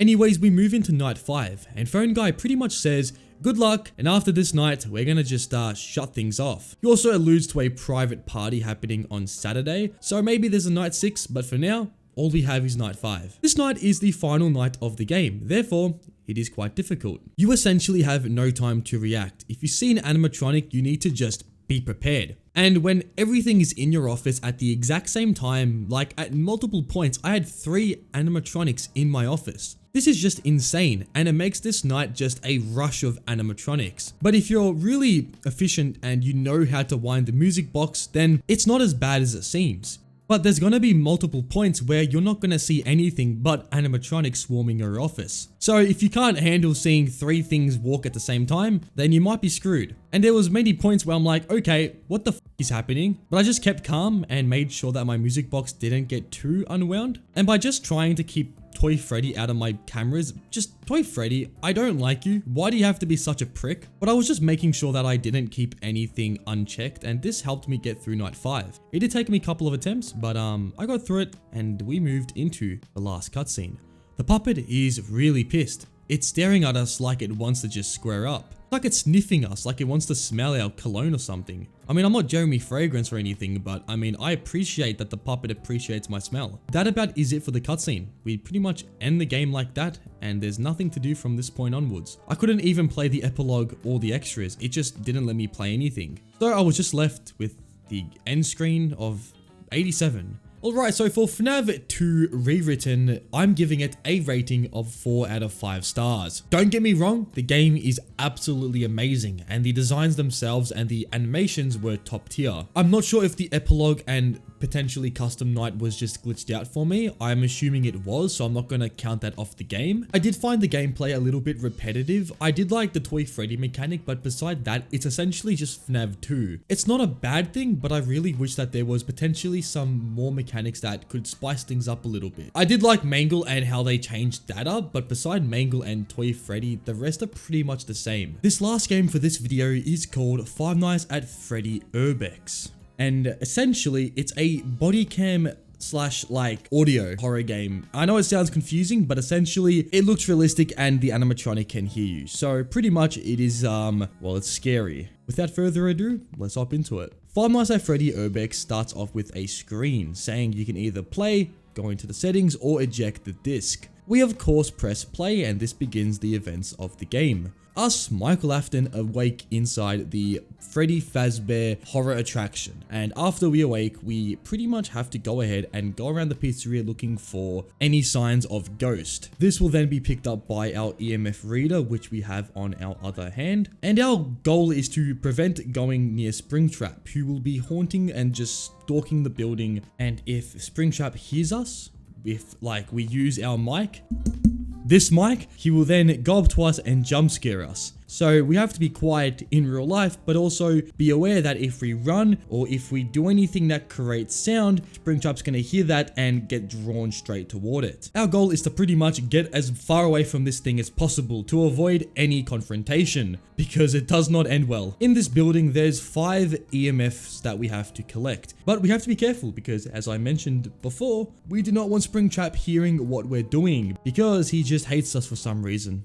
Who knows why? My first attempt went pretty bad. I pretty much went straight to Springtrap and just got jump scared. I had no idea what I was doing. I was just walking hoping for the best, and this led me straight toward William Afton himself. After that terrifying encounter, I tried again. This time I made it toward the back of the building where the office is located. In this office we have 2 EMFs to collect, and we also get to see the old animatronics as they can just be found throughout the building. At least their parts can be found, not the actual animatronics themselves. The building is pretty much one-to-one like FNAF 3, although there are a few differences in some of the rooms. After I got to this room, I went around the building and this led me toward the puppet mask, which I made sure to get the EMF that was located here.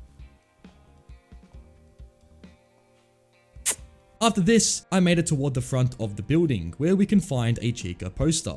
Around this area, there is another EMF to collect. This is where the Foxy mask is, and we now have 4 of the 5 signals. The last signal is located directly in the middle of the pizzeria. However, when I got to this area, there was a certain animatronic waiting for me. As soon as I got here, Springtrap heard me, and this, well, led to a quick jump scare. I again played another attempt, and I ran straight into Springtrap, because this is pretty much how every single attempt ended up. Finally, I had a really good attempt. This time, I went around the building, got all the 4 signals, and I just had to get the last signal. I managed to pick up the one in the middle of the building, meaning that I had now pretty much gone through all the signals. I was only missing one, and this was located where the Chica mascot was. As soon as I got here, I managed to collect the last signal, and at this point, it was just time to leave the building. I had no idea where Springtrap was, so pretty much I just ran toward the exit, hoping that Springtrap wouldn't make a last-second appearance. And he did not. This led me to leave the building, and this would conclude the events of Five Nights at Freddy's Herbex. Overall, for FNAF 3 Herbex, I give this game a rating of 4 out of 5 stars. It's short, but it really does deliver on the premise of the audio. Although it's not really too utilized, as you can just be really quiet, it did make some of the interactions with Springtrap a lot more intense, and the graphics themselves were just amazing. It's overall pretty short, but it really does deliver on the things that the game is meant to be, a VHS type horror game. We greet the void, and it starts to speak to us. It says quite blatantly, one day you will die and return to this void. And it gives us a little bit of encouragement that whatever we're entering is not going to be fun. It even asks us, what name would I like on my headstone? Of course, I would put the name Grand Regent Thrag. And with that puts us straight into Freddys Reanimated, which is what is to be one of the scariest FNAF games I've ever played. We begin this game with a cutscene of the Freddy Fazbear establishment said to be closed by summer. Not much is known for the reasoning of the closure, but all we can assume is there's going to be something to do with missing children. All we get is an email congratulating on us getting into the job. We then work our first shift, and immediately the game itself gives us a eerie atmosphere to go off. We look onto the cameras where we can see all the animatronics, Freddy, Chica, and Bonnie. They seem to be playing their respective instrument and everything seems to be going correctly. Phone guy is telling us that, things may look creepy, just keep an eye on them, and even saying we should be paying them to keep an eye on us, giving us some clarity that nothing is going to go wrong. If you know anything about FNAF games, you can assure this is all bullshit. Everything seems to be fine, nothing seems to be moving, and we can assure ourselves that nothing is going to happen. Well, that all changes very quickly as the movement of Bonnie begins a streak of panic. Suddenly, one of the animatronics have sprang to life, and it is our job now to make sure they don't get near the office. But that doesn't really work, does it? Because it's FNAF, and they're gonna get closer no matter what. And as soon as we knew it, Bonnie was literally right outside camera 7, which if you look at the map, it's right outside our office. So things are not looking too great. We have a animatronic literally outside the office. And as soon as we knew it, looking at the blinds right in front of us, the animatronic appears, and this puts me into an absolute frenzy. My instinct told me, hey, put down the blind because whatever it is, we don't want that thing seeing us. Hey! Go away. And by putting down the blind, Bonnie could be heard walking away from the office. This is how we get rid of Bonnie, but this is pretty much the first of many animatronics we're going to encounter throughout this game. With that, night 1 would be simply a repetitive task of doing this exact same thing. And as soon as I knew it, I would basically make it to 6 AM. However, our shift was not completed yet. Phone guy again rings us, telling us that there's an old computer with some company files that obviously he wants us to upload all those files onto the cloud. Us being the great silly worker that we are, go and do the task even after encountering all the animatronics. In this room, we have a bunch of stuff to send onto the upload. This part was a little bit concerning because I was not sure if something would appear in the very suspicious doorway to our left. However, all would be pretty good and nothing would end up appearing. After completing this, we could walk out the pizzeria and end our first shift at Freddy's. The next night, our phone guy again calls us, telling us that he doesn't really know what's going on. He does mention that if one can move, who's to say the others can? Pretty much not being helpful at all, just telling us, hey, if you're right, then they're all gonna move. This time around though, another animatronic would begin to activate, this being Chica. Chica works differently to Bonnie. Instead of making her way toward our office, she will tend to go to cameras 4 and cameras 2. But what Chica can do from these two cameras is she can literally dart to our office at any time on these cameras. She can be on cam 2, and if she wanted to, she can just go, I'm going straight to your office and you can't do anything about it. However, we can do one thing, and that is to wait for the second she's about to move. At this rate, she will make a movement that's signifying she's gonna go, and a red warning icon will appear on the camera. If we see this, we need to use the flash. This system overrides her. I'm making this bullshit up. I don't know what it actually does, but she doesn't end up moving, which is great because last time I checked, I don't want to get my face eaten off by a 7-foot animatronic. All jokes aside, this does make the night a little bit more interesting because now we not only have Bonnie, but we have Chica to deal with. I found that dealing with these two was not really the most hardest task,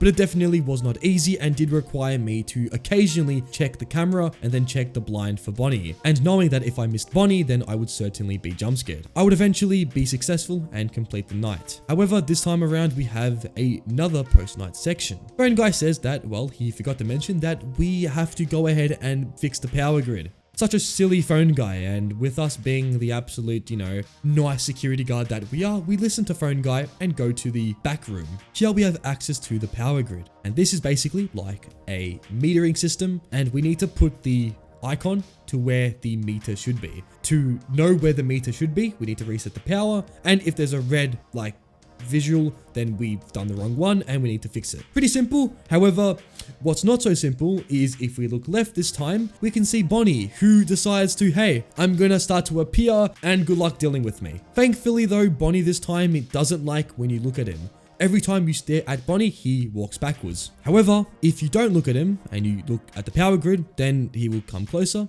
and he will basically jump scare you. Ah! Oh, what the f— oh my— and sometimes he may even appear right in front of you, which did make me scream. So this whole section is basically be patient, just go through the power grid and make sure to keep Bonnie as far away as humanly possible. With that, I would eventually beat the night, but not to my surprise. Going out of this room, Chica would terrifyingly be around an arm's length away from me. I immediately screamed and went straight to the exit door without even thinking twice. This finished Tuesday and we moved into the Wednesday night shift. Moving into night 3, also known as the Wednesday night, we have a new animatronic to say hello to. This time around, Sparky the dog makes his grand return. I mean, he's never actually been in FNAF 1, but let's just say he was for today's sake. Sparky is actually very similar to Foxy in this game. Well, not entirely. Sparky gets his own stage. I know, he's pretty privileged. And in this stage, he just stands there and looks around the place. However, he isn't on this stage the whole night. Eventually, Sparky will leave. And at this point, you need to find exactly where Sparky has wandered off to. Because if you don't, then expect a massive dog going into your office and eating your whole head in 5 seconds. The thing about Sparky that makes him difficult is he can be on any of the 9 cameras in the game, excluding one of the cameras which I'll get into later. If you see Sparky, you're going to need to use the flash. And again, as I said before, if you do not do this, then you're gonna get jump scared. What makes Sparky especially difficult is if you mix Chica and Bonnie's mechanics, you have an animatronic that can be on any camera whilst needing to check not only cam 4 and cam 2, but your office for Bonnie. So you pretty much have to be going through cameras and checking the blind and checking Chica at the same time. And if you thought this wasn't hard enough, well, things were only gonna get more difficult as the nights go on. Night 3 was overall an interesting challenge. I took a while to beat this night, but I was really paying attention to every single movement I could. And there was plenty of moments where I just sat there confused, but just hoping that I didn't do something wrong. And one of these attempts was pretty successful, as I would beat night 3 and move into another post-night section. Notice how there's another post-night section? Yeah, I don't like this. This time around, we need to do a new task. However, the game bravely displays that there is something different today. Now, I'm actually starting to, get a little bit agitated and scared, but I just took this message pretty lightly and moved into whatever challenge Phone Guy had ahead of me. And this time we had to reset the cameras. So going off into the back room, I would start to repair all the cameras. However, this wasn't just repair a camera. No, we have to hold down a button, and it's basically Funtime Freddy from Sister Location. And I don't think you know, or I've ever said this on camera before or on the mic, but I think this is one of the most terrifying levels in FNAF history. So the fact now that I have to redo this in a game that perhaps is even more terrifying makes me extremely scared. Essentially, the more you hold down the left mouse button, the more the meter goes up. However, again, Bonnie is on your left, and if you don't look at him for a while, he will travel closer toward you. And not only this, but if you don't hold down the button, the meter goes backwards. So you have to pretty much look left, look right immediately, and keep pressing the button, or else you will not make any progress. And there's around 4 cameras to do, and this challenge overall was very difficult. I was having a lot of trouble trying to, make sure I wasn't spending too much time on the cameras, making sure Bonnie wasn't moving, and I was definitely having a difficult time. All this would pretty much go aside as eventually I would beat this section. Bonnie would then kindly leave my room, and this allowed me to finally exit the building. Obviously, I was back again the next day because the security guard for some reason can't tell that this job is absolutely the worst job on planet Earth. This time around, we have another animatronic. Foxy finally appears on night 4. And if you're wondering, is Foxy similar to FNAF 1? Kinda, he's kinda similar. So, one camera this whole game was not accessible. Well, that changes this night. Camera 7, or is it camera 6? One of these two cameras begins to operate, and we see Foxy. Foxy has 3 stages, and if you see him beginning to move, you need to stare at the camera. Once you stare at the camera, Foxy will go back, and this is exactly what you want. Because if you don't do this, then Foxy will sprint to your office, and you get jump scared. Pretty surprising, I know. This is, again, another animatronic which we need to pay attention to. However, unlike the other ones, it's more of one you should check on every so often. So it does make the others a priority, but again, Foxy is something you need to keep on tabs or else, well, it's not going to end well. My night 4 experience was pretty much keep trying until something worked. And eventually this tactic actually paid dividends as I was able to pretty much get through the night on my second attempt. It was safe to say my skills were sharpening, and at this point we moved into, well, another post-night section. This time around, it's not the same as the other 3 nights. In fact, we have to go into the ventilation room. In this room, we are greeted by 6 knobs, and our job is to wind each knob to where we can't wind it anymore. This seems simple, and I would agree with you. If Foxy wasn't going to appear in the vents to our left and right and make our life 10 times harder. And also, I found that the sticky notes to the left were pretty interesting. One of these sticky notes does say no air this week, ? Pretty concerning, because last time I checked, if there's no air, then well, there's no life. This section was difficult because Foxy appeared very often. And if you haven't checked on him, or if you don't check on him, then assume that, well, you're gonna get jump scared. And to know that this whole thing is in a very confined space, it gives off some Pizzeria Simulator vibe. However, if you just hear a rattling sound, you can pretty much assume Foxy's there, and checking on him will make him go away. Keep doing this and winding the knob. If you're patient, then honestly, this isn't the most difficult section. So after this, we moved into night 5, the final challenge of this game. And night 5 does introduce a few new things. First of all, the most notorious thing that this night introduces to us is, well, Freddy Fazbear himself. This whole game, Freddy hasn't really been that much of a threat. In fact, he hasn't actually moved at all until this night. And he's by far the most dangerous animatronic of the bunch. The thing that separates Freddy from the other animatronics is he doesn't behave like the others. His mechanic is if you use the flashlight on him, you will set him back. However, he has one clear path. He moves from 4 cameras, and if he makes his way towards your office, there's no way of getting rid of him. The only way to get rid of him is to hold him back. Which means we're going to need to use the flash as many times as we can to get rid of Freddy. Because if we leave Freddy to move, then we're pretty much not going to survive the night. And also, Freddy is the only animatronic to visibly move on the cameras. Like, you can see him moving his head, and he's the most expressive of the bunch, which makes him by far the most scariest and unnerving animatronic in this game. This night was overall a very hard challenge. In fact, it took me a lot of attempts. After around an hour of gameplay, I started to get the hang of how to keep Freddy back. The key was to keep Freddy at preferably camera 7 for as long as possible, and when he moves, pretty much get straight onto him. Because if we don't pay attention to Freddy, then he will move closer and closer, which is going to make things harder. However, to keep track of the other animatronics as well as Freddy was definitely what made this night absolutely insane. Because you had Sparky, Bonnie, Chica, and Foxy to deal with, and each animatronic has their own mechanic, which is just a lot of stuff to keep track of. And the cameras themselves take a while to move, like going from one camera to the other takes a bit, which means you have to be checking every single camera and making sure that you don't miss a single movement. Because if you do, then that's pretty much it for the night. I made it to 4 AM multiple attempts. However, every time I did, I couldn't really get Freddy away from the office. He always ended up here. It was just a matter of stalling him earlier on, and if I haven't really done a good job of this, then no matter how far I get into the night, Freddy will jump scare me. So the only way to counteract this was to just make sure that I stalled Freddy for as long as possible on the first 2 cameras. And on this random attempt, I had Freddy on the last camera at around 5:30.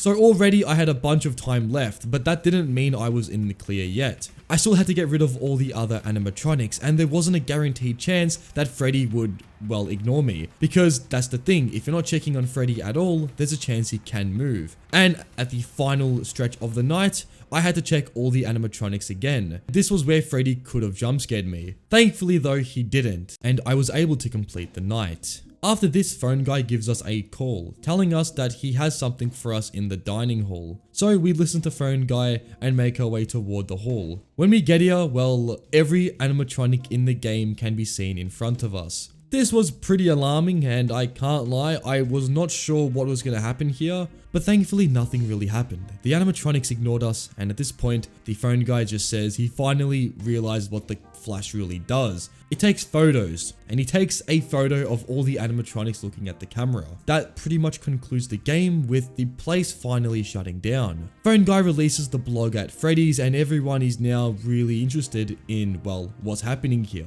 We also get our paycheck, but I'm gonna be honest, I'm unsure if we even survived this encounter. Anyways, with the conclusion of the main game, we have an extras menu. Here we get to see all the characters and their really disturbing designs. And also we have some behind the scene footage of the game. Here we get to see, well, what seems to be some scrapped content, including, well, first of all, some areas that weren't in the game, and also some of the designs were changed later on, which I found pretty interesting. This game was absolutely terrifying. It took FNAF 1 and it made it so much more disturbing.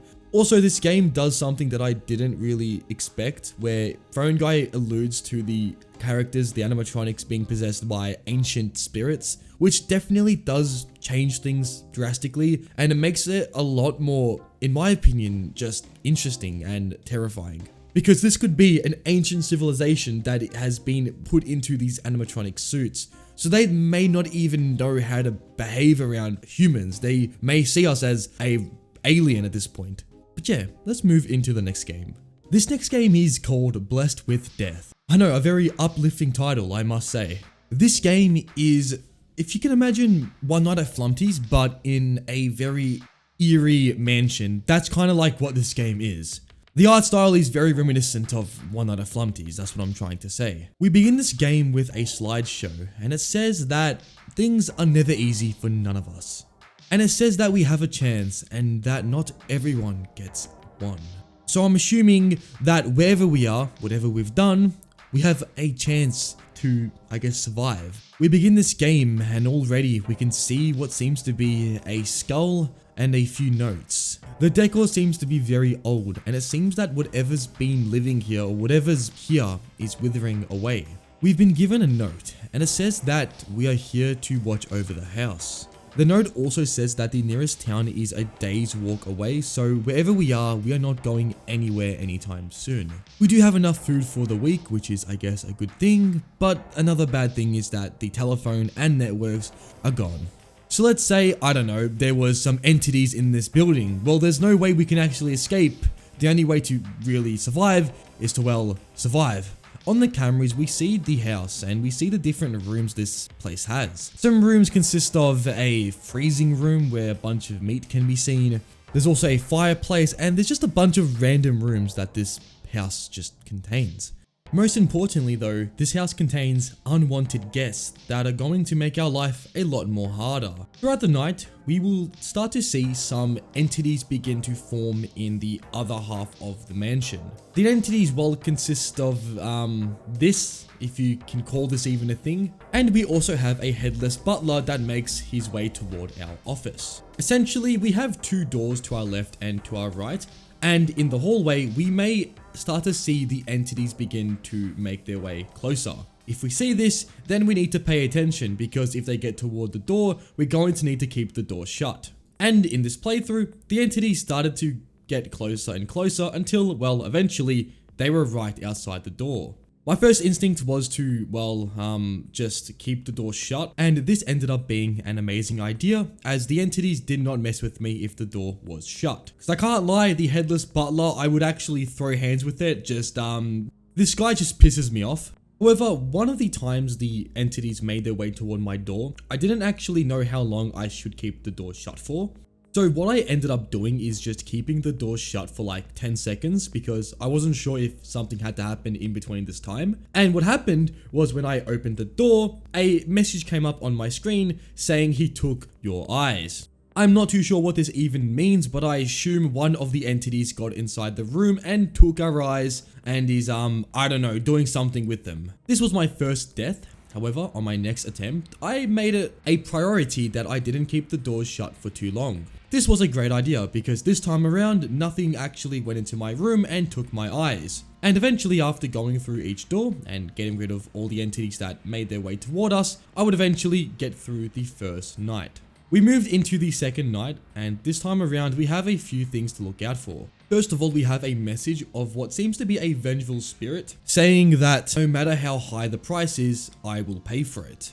And this pretty much puts us into another screen where we get to see some of the tools and things that we've grabbed throughout the game. We have a tool called the Cross of the Void, and it seems to be hundreds of years old, and I'm not too sure why this thing even exists, but it just does. The other thing we have is an old camera, which I'm assuming belonged to, well, Alfred. The camera seems to be very old, and it seemed to have been found in a cardboard box. Also, there were other photos depicting animals inside the box, and it seems that this camera belonged to a hunter of sort. Moving directly into the next night, we have two entities to look out for this time. The first entity I'm going to go through is the red creature inside the painting. This creature starts in one of the paintings on cam H3, and eventually this entity makes it toward the painting in our room. When the entity gets toward this painting, we will begin to see it come closer and closer toward us, kind of like the Ring. Our thing is that if it gets too close, we need to shut the curtain, because if we don't do this, then the entity will actually jump inside the room and, well, terrifyingly jump scare us. This changes things a little bit because this time around we need to check the middle of the room for this entity. The other thing we need to look out for can be found on the left side of the mansion. It seems to be something that's trapped behind a door and seems to just want to get closer and closer inside the mansion.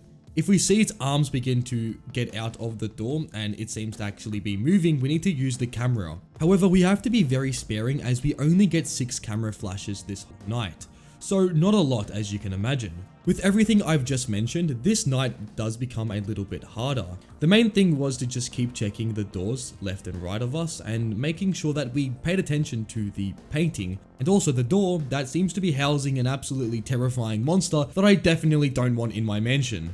I'd managed to get through this night on my first attempt, as there wasn't really anything too game-changing for this night. And this very well concludes the demo, and there is definitely more to come, but for now, that is all we're going to get. Moving on, we do get an extras menu where we get to see all the characters. And yeah, the faces these things have are just something I don't want to ever think of again, in that they're terrifying. We move into a game called Banshee. The title screen is just a image of a vent door looking into, I guess, a pizzeria. It's vague but interesting, so I think it's time we hop straight into this game.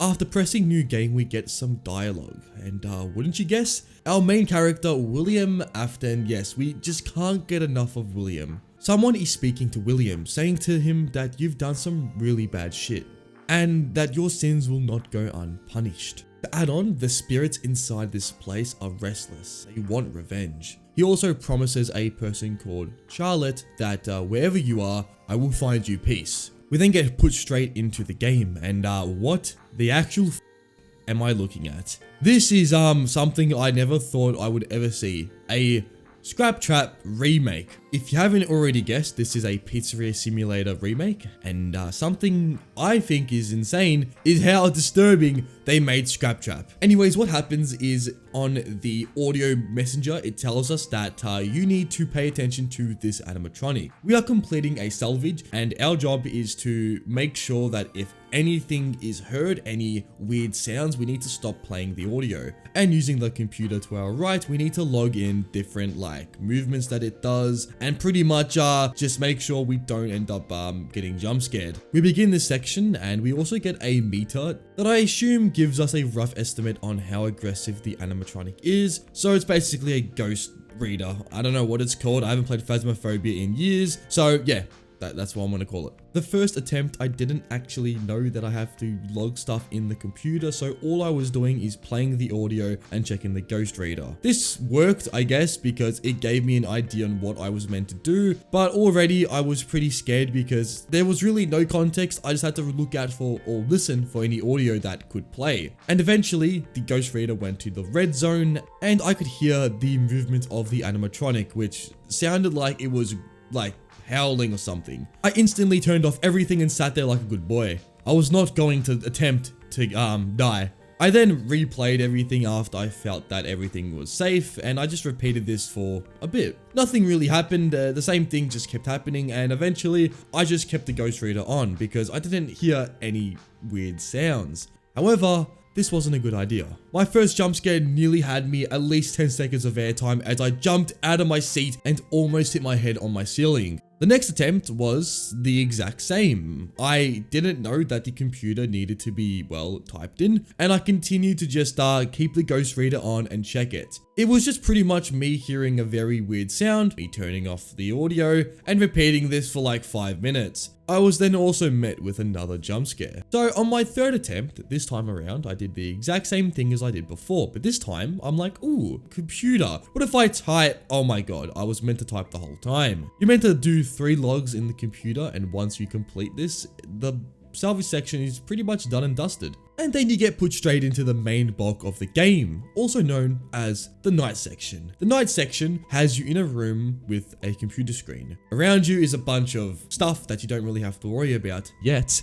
But all you need to do is go on the computer and listen to the audio that's being spoken to you. Essentially, in this night, we have cameras, which I'm gonna be honest, I struggle to navigate these cameras. The way they work is you have to use the arrow keys and you have to kind of go off the camera, and it's like a maze. So I wasn't really too inclined to use these cameras at all. And to be honest, at this point, there wasn't really a need to use them as there was an animatronic in the demo. It's a demo, by the way, that we don't have to worry about that is primarily on the camera. Anyways, moving on, there's another thing we need to worry about. This is the task. Now, you don't have to do these tasks, but you would be a bitch not to. So I'm like, okay, let me do these tasks. And first of all, they're pretty annoying. The first task has you pretty much having to go ahead and check if the text is the same for each side. If it's the same, you press Y. If it's not the same, you press N. However, the amount of change that could happen is like one letter is different. Like let's say it's parcel post, and it could be like, one could say parcel and the other could say just another word. So it's pretty much you have to check everything and make sure nothing is changed. I was struggling a lot when I first did this because first of all, I suck at this type of stuff. Like spot the difference has always been a trouble of mine, probably because I'm blind.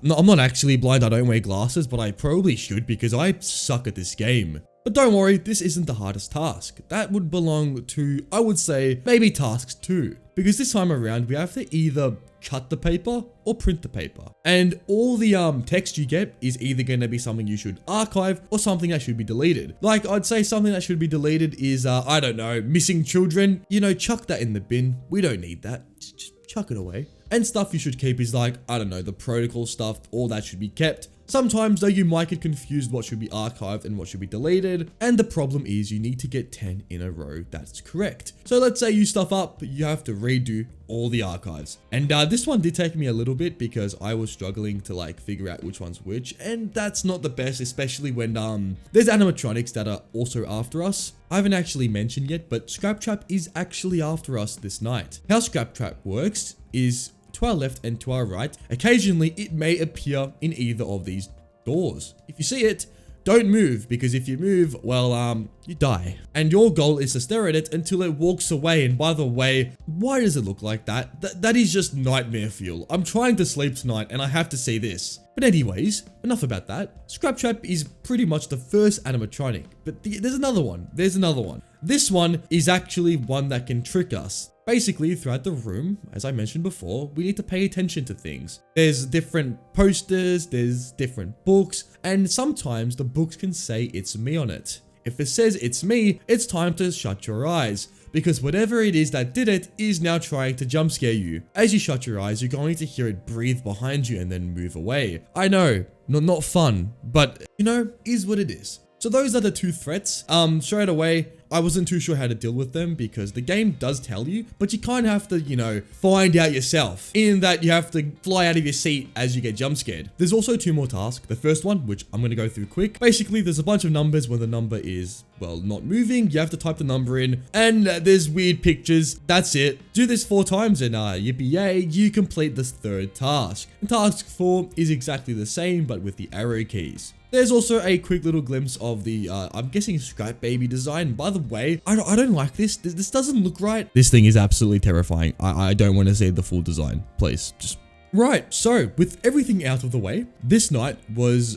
it took me a while to beat. First of all, the animatronics. Look, they're not the most difficult, but especially when you have no idea how to actually use the mechanics of the game when you first play, you can get some times where you get jump scared and you get jump scared and you keep getting jump scared, and I guess that's just you learning how the game works. And also with the task, which when I played, I thought you had to do them, but it was just if you wanted to get a bonus pay, which honestly at this rate, there's no point because you're not actually in a tycoon section. But you know, I'm like, oh, I'm gonna get these done because I'm just so good. So I actually did them, but dealing with things like the animatronics did make it a lot harder. I did get the hang of things, and eventually I was dealing with animatronics left, right, and center. I looked to my left, I see a Scrap Trap, I'd stare at him, I'd then look straight, look for the posters, check for anything that's changed, and I'd close my eyes. Repeating this, eventually, I would get through the night. And at this stage, I've made it, guys. I've won.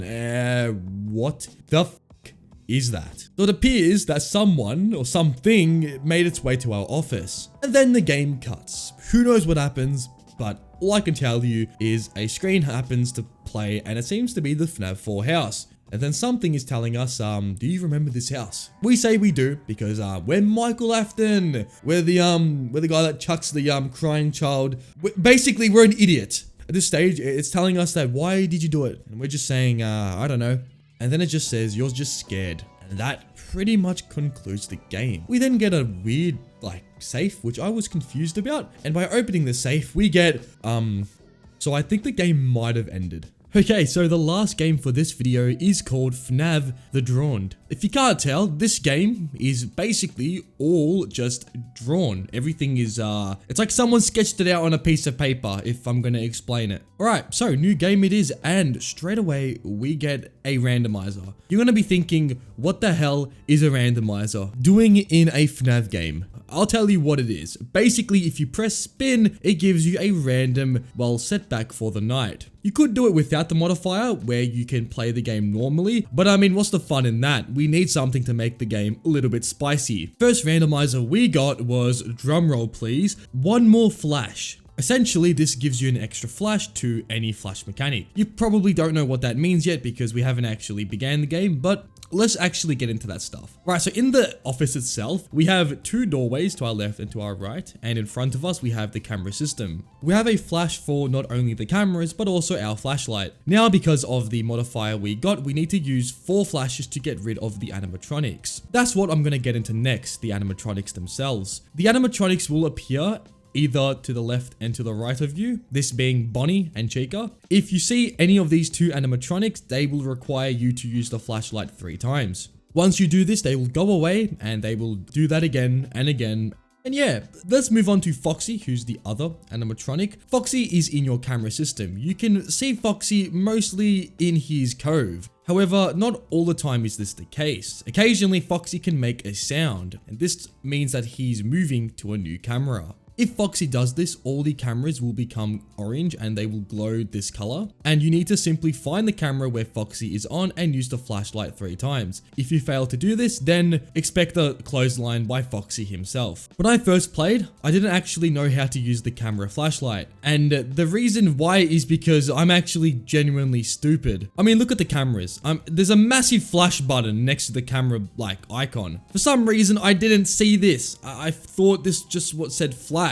and it was just not a button. But I mean, come on, that is literally shaped like a button. The fact that this took me nearly 20 minutes to figure out is genuinely sad. But anyways, eventually, when I learned how to use the flash, I was like, ooh, I'm stupid. And now it was a lot easier to actually get through the night. With the additional flash that I had to do for the animatronics, it was, I guess, a little bit harder. But I mean, all you have to do is just press one more button. Like, it wasn't telling me to do something extremely hard, it just told me to press a singular button again. So this wasn't that hard, and eventually I got through night 1 and moved into the second night. However, we have a cutscene, and what this entails is we have a mother and a daughter. The daughter is called Maya, and she's talking to the mother. She says that she's going to go out and play, and the mother goes, yep, go for it, you'll be fine. We all know how this ends. I mean, it's FNAF. The child ends up becoming missing, and then that pretty much puts us into night 2. This time around, we have a new animatronic. This is Freddy. Freddy is a little different to everyone else. He will begin in his front stage, and then Freddy will begin his way toward your office, and your job is to stall him. Freddy has a singular path where he will always take, and your goal is to stall him on the way to your office. To do that, go onto the cameras. Yes, you actually have to go on the cameras. You can't just have it on that camera and expect to go to hallway. You have to be on the camera, which I didn't know actually. So when I began doing this night, I was going to the hallways thinking, okay, my camera is on this one, Freddy's there,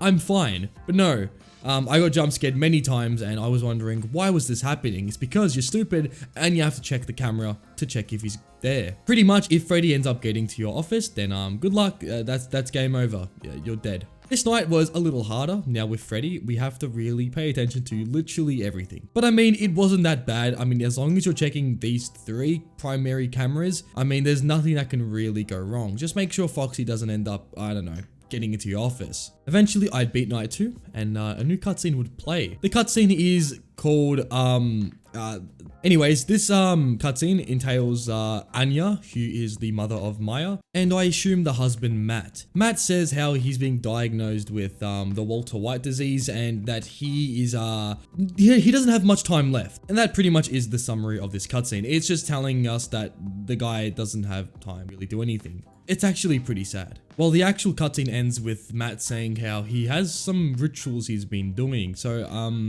I guess that's cool. Night 3 begins, and this time, let's do the modifier. Yeah, I actually forgot last night's modifier, but this night we get, Shadow Hour. What is this? Essentially, the screen gets darker every hour. So, I mean, I guess we're gonna have less visibility as the night progresses. Honestly, not the hardest modifier. The gameplay did change a little bit. This night's a little different from the last night because Freddy actually has a different mechanic. This time around, Freddy won't kill you when he gets to your office. What he will instead do is he will turn off your power. I haven't actually gone through what happens when the power turns off, but essentially you lose access to all the flashlights, and pretty much you need to get the power on as quickly as possible. For this night, what we need to do is we need to turn around, and there will be this like control panel thing. It will pulse, and essentially every time the thing pulses, we need to press the button. If we do this multiple amount of times, the power turns on, and yay, we haven't died. It sounds easy, but it's actually quite hard because when you have all the animatronics to deal with and the power is literally off, you can't deal with anything but the power. And in this game, things can sneak up on you very fast. The thing that I was struggling with was the whole new Freddy mechanic. This completely makes the night different, and especially when you're not used to having to turn on the power, it makes the game a lot harder. But it's nothing to really go crazy about because I would eventually get through the night after multiple attempts. After completing night 3, we get another cutscene. This time around, Matt seems to be pretty much luring Anya into the parts and service room. The room seems to be set up like a ritual, and as Matt said before, he's doing some weird ritual stuff for whatever reason. Matt then randomly just says, "Shoot me." And we are left to make the decision to shoot Matt. The game really doesn't give us a direct decision, but it's clear that Anya does reject this offer. I mean, like a sane human would. However, Matt says Maya would have wanted this, and then Anya is left with the decision to, well, shoot Matt. This concludes this chapter with a massive cliffhanger, so we move into night 4.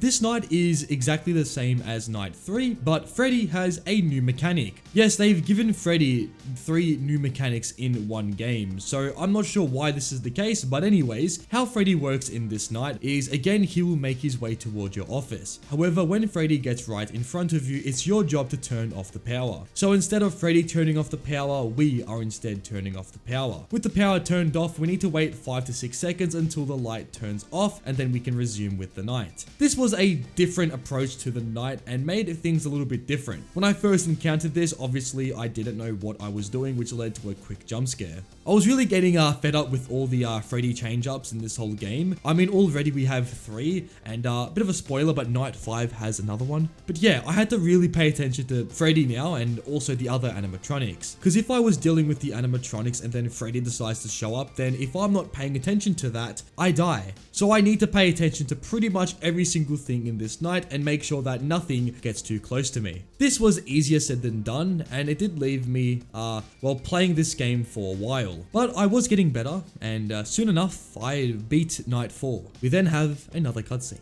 and this time around, Matt seems to be transformed into an animatronic. He reaches out to Anya and says, "You can join me." Matt, now being a terrifying 7-foot animatronic, leads Anya into the pass and service room again. Anya obviously says, "No, get the hell away from me," but Matt persists and says, "Maybe if you see what I'm doing, you might want to join me." In this room, we see a child begging to be set free. Anya is visibly shaken and is now completely unsure of Matt's mental state. I mean, if it wasn't obvious enough, now she's definitely sure that she needs to get the hell out of here. However, she can't. Matt has pretty much trapped her into the situation. Matt says 1 soul and 2 bodies for infinite life. Matt then psychotically says to us that everything he does is for them to. He then goes up to the child and proceeds to, well, crush it. This then concludes the cutscene, and wow, I was not expecting this at all. This took me completely off guard. I mean, I wasn't expecting the story to take this much of a drift. But anyways, we now move into night 5, the final night of the game. This night, as I mentioned before, Freddy has a switch up, and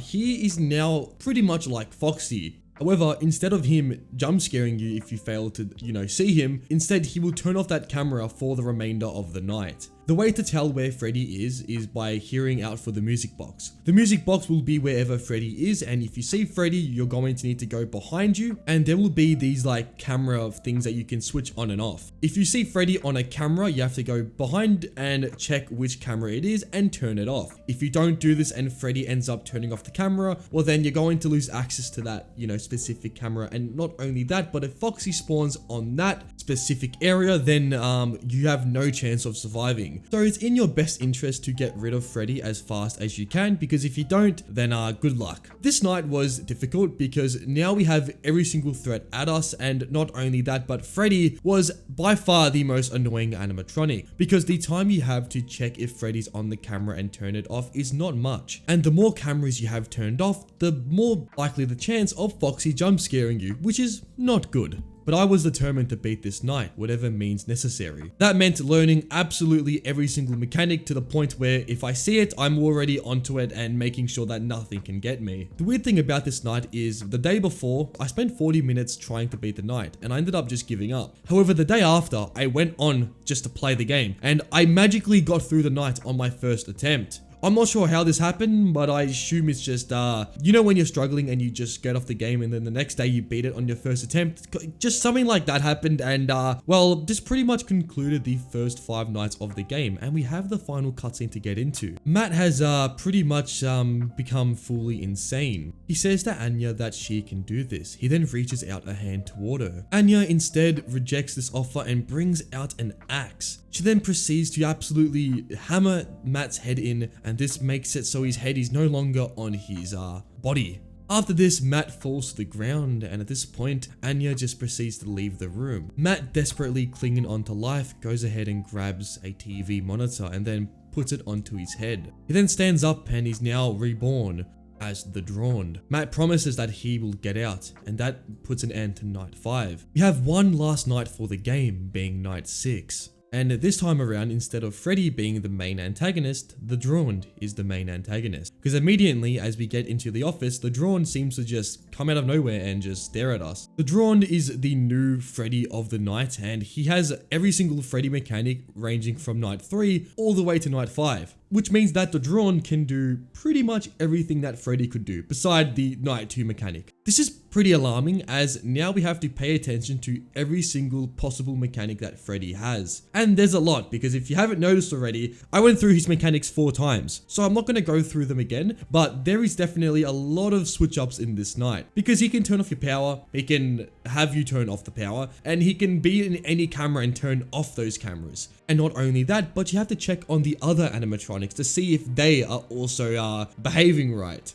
And if you don't do this, then good luck, because you're not going to survive this night. My night 6 experience was pretty interesting, because just like night 5, I actually got through it pretty steadily. This was due to me being, at this point, pretty accustomed to all the mechanics the game had. And not only that, I just found that with the modifier I got, it was pretty easy, because it was like the broken flashlight one, which was nowhere near as difficult as some of the other modifiers can get. The Drawn did make the night a little harder, because I mean, with 3 new mechanics to deal with on the same night, definitely was something I was not expecting to be this difficult. However, I eventually beat the night, and finally we get the final cutscene. The Drawn seems to be out of options. He lunges toward the character, however proceeds to just crumble beneath his own weight. This puts an end to the Drawn and an end to FNAV The Drawn.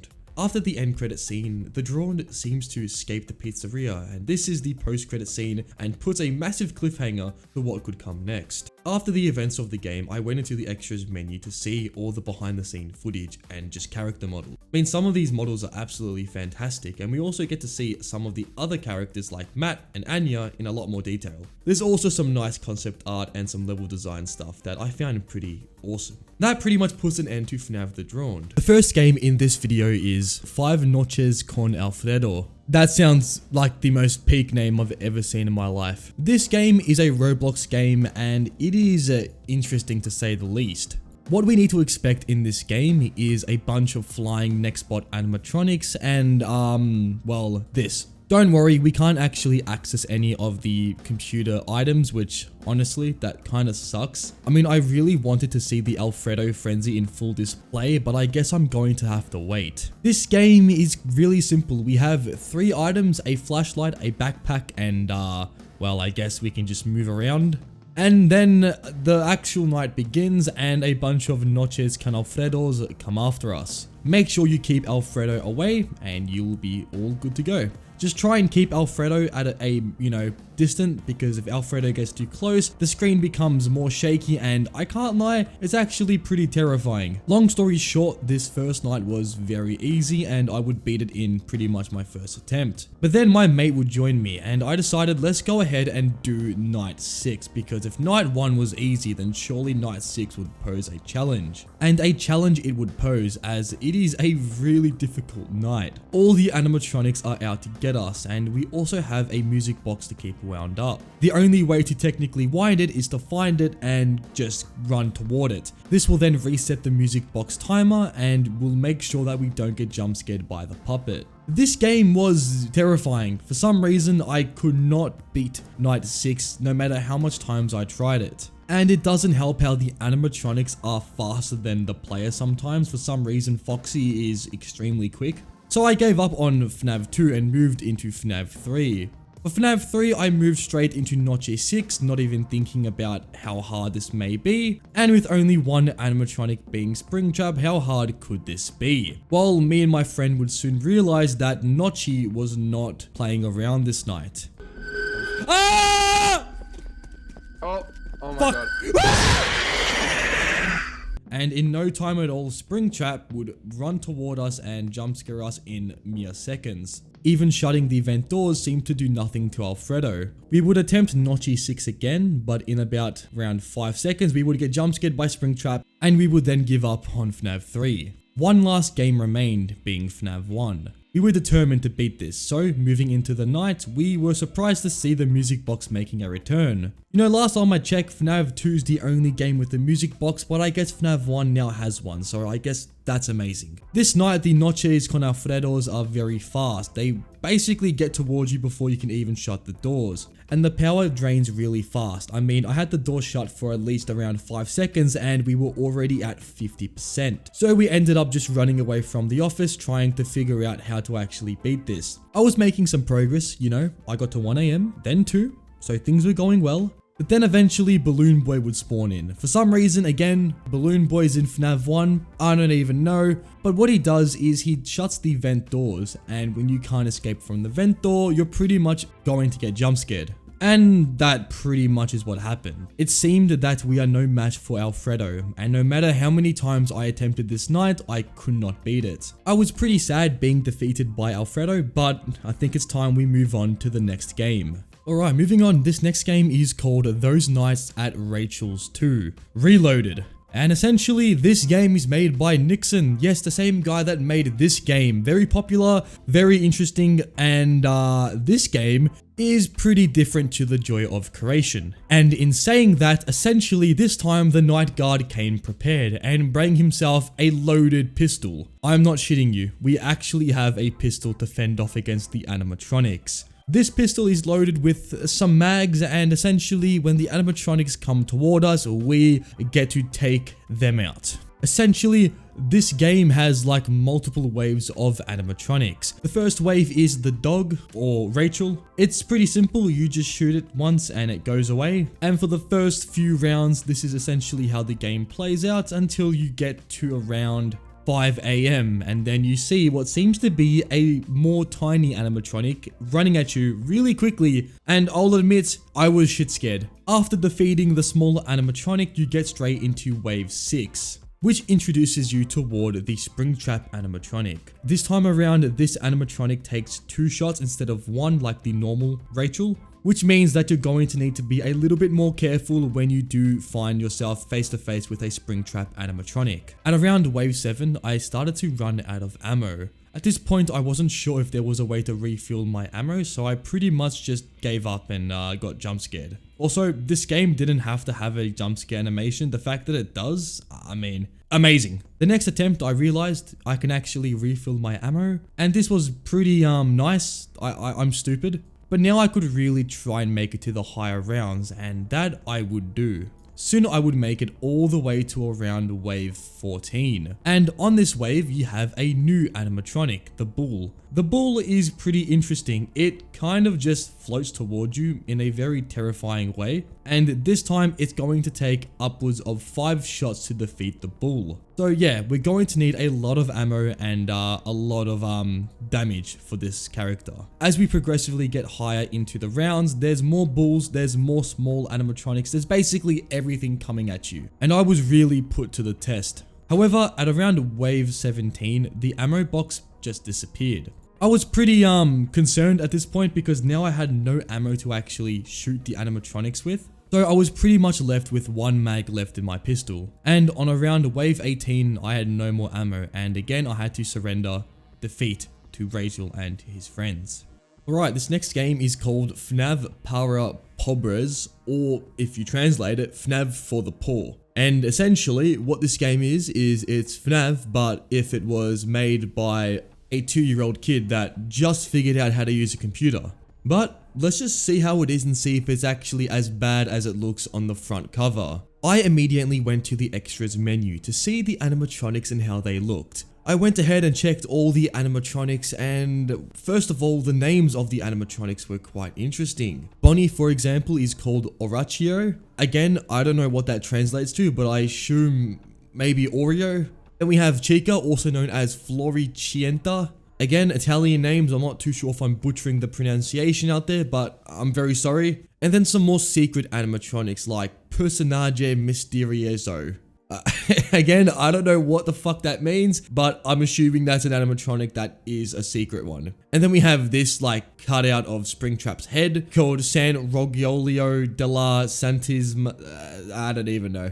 Alright, so those are all the animatronics. We also have the jump scares, which, might I add, are absolutely phenomenal. Like, this is peak FNAF if you ask me. The way the animatronics jump scare you, it really does give the game so much more elevation compared to other FNAF games. Alright, so enough about the jump scares, let's hop into night 6. We need to buy the night. I mean, I was actually tempted to spend 63 bucks on night 6, but I guess I'm gonna have to play the first 5 nights. So I went to, night 5 and tried it, and it was interesting. Right, so we begin in the office and we have to our left and right doors. We have basically everything we need to survive. We have a phone guy who's speaking in Italian. So I muted the call because I didn't know what the guy was saying. And we look on the cameras and we get to see the animatronics in all their glory. I mean, the fact the game even has animatronics to begin with is already amazing. I mean, I was expecting to press play and for there to be nothing on my screen, but the fact that I actually have something to look at is pretty interesting. When you go on the cameras, occasionally Golden Freddy, a PNG of him, may appear in front of you. If you see Golden Freddy, just flip the camera and this will make it go away. First time I played, I didn't really know this, so I died pretty quickly to, might I add, a glorious Golden Freddy jump scare. And then we also got some Freddie Mercury music, which I obviously can't play for copyright reasons, but again, very interesting stuff. My confusion for the game grew, so I tried another playthrough. This time I really tried to beat the night, and what I ended up doing is just closing both my doors. Because if I'm gonna be honest, I didn't really know how the game worked and if they would appear and when they would appear. So I shut everything, checked the cameras, and I found there to be a camera with a literal toilet. The toilet just says Freddy is here with a wink, and that's all the context we're given. Moving on from that, Foxy is also somehow in the game. I mean, sure, he's in the extras menu, but again, I wasn't actually expecting him to appear. Foxy is pretty much just, if you see him, he might run because, if I'm gonna be honest, the mechanics don't really make any sense. And if your door's open, well, you're gonna die, and essentially, this is basically FNAF 1 again for the poor. I got to 3 AM pretty nice, but my power wasn't looking so good. I was on 5% and it was draining quite fast. But thank God Freddy would actually end my suffering and we would then be done with 5 nights at Freddy's Power Pob. So this next game is called Abandoned Fazbear's Diner Remake. Let's hop straight into this one. This game is pretty much 3 different levels. You have Freddy, Bonnie and Chica, and each of these characters have different mechanics. Kinda like Sister Location in every night having a different gameplay mechanic, if that makes any sense. We start off in our office and what we have is a monitor and a light source. That's pretty much it. And if we look to our right, we can actually see Matthew Lillard for some reason. Hopping into the game, we start off with Freddy's level. Pretty much how this works is Freddy will go from camera to camera. When Freddy gets to cam C4, this is when he's going to go toward our office. All we need to do is check if Freddy's eyes are either black, fully just dark, or if his eyes are still illuminated. If Freddy's eyes are dark, we need to turn the light off, and if Freddy's eyes are still there, we need to do a stage call. When I started this game, I thought every time Freddy got to my office, I have to turn off the light. This worked for my first encounter with Freddy, but the second encounter, well, let's just say I wasn't expecting to be jump scared. Oh, what the fuck? Okay, so I'm gonna be honest, this night was kind of a bore fest. I was pretty much just sitting on my chair trying not to fall asleep, waiting for Freddy to enter my room.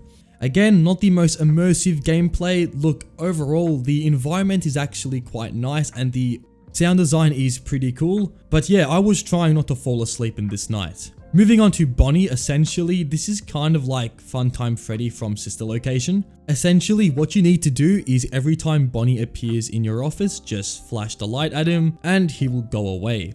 The thing is, as you're charging the generator, which is what we need to do to get through the night, every time we use our flashlight, the generator goes down a percentage. So each time we get rid of Bonnie, we lose power on our generator. The key is to get it to 100%, so we need to make sure that we're using the generator, but also keeping track of Bonnie. I'm gonna be honest, if you just keep holding down the left mouse button on the charge generator and keep getting rid of Bonnie, the night itself is pretty easy. You can get through this night in like your first attempt. And yeah, I also forgot to mention, as you complete the night, you get this really goofy like thumbs up from the animatronic saying to you, well done, you're not shit at the game. But yeah, let's move on to Chica, who is the last animatronic we need to deal with. Chica is different to Freddy and Bonnie. It has the same move pattern as Freddy, however, when Chica gets to C4, she will then go to your office. At this point, you need to check the cameras and find her cupcake, and if you fail to get the cupcake, then you get jump scared. Again, pretty easy. This night was also a bore fest until I realized that the cupcake can actually spawn on all cameras.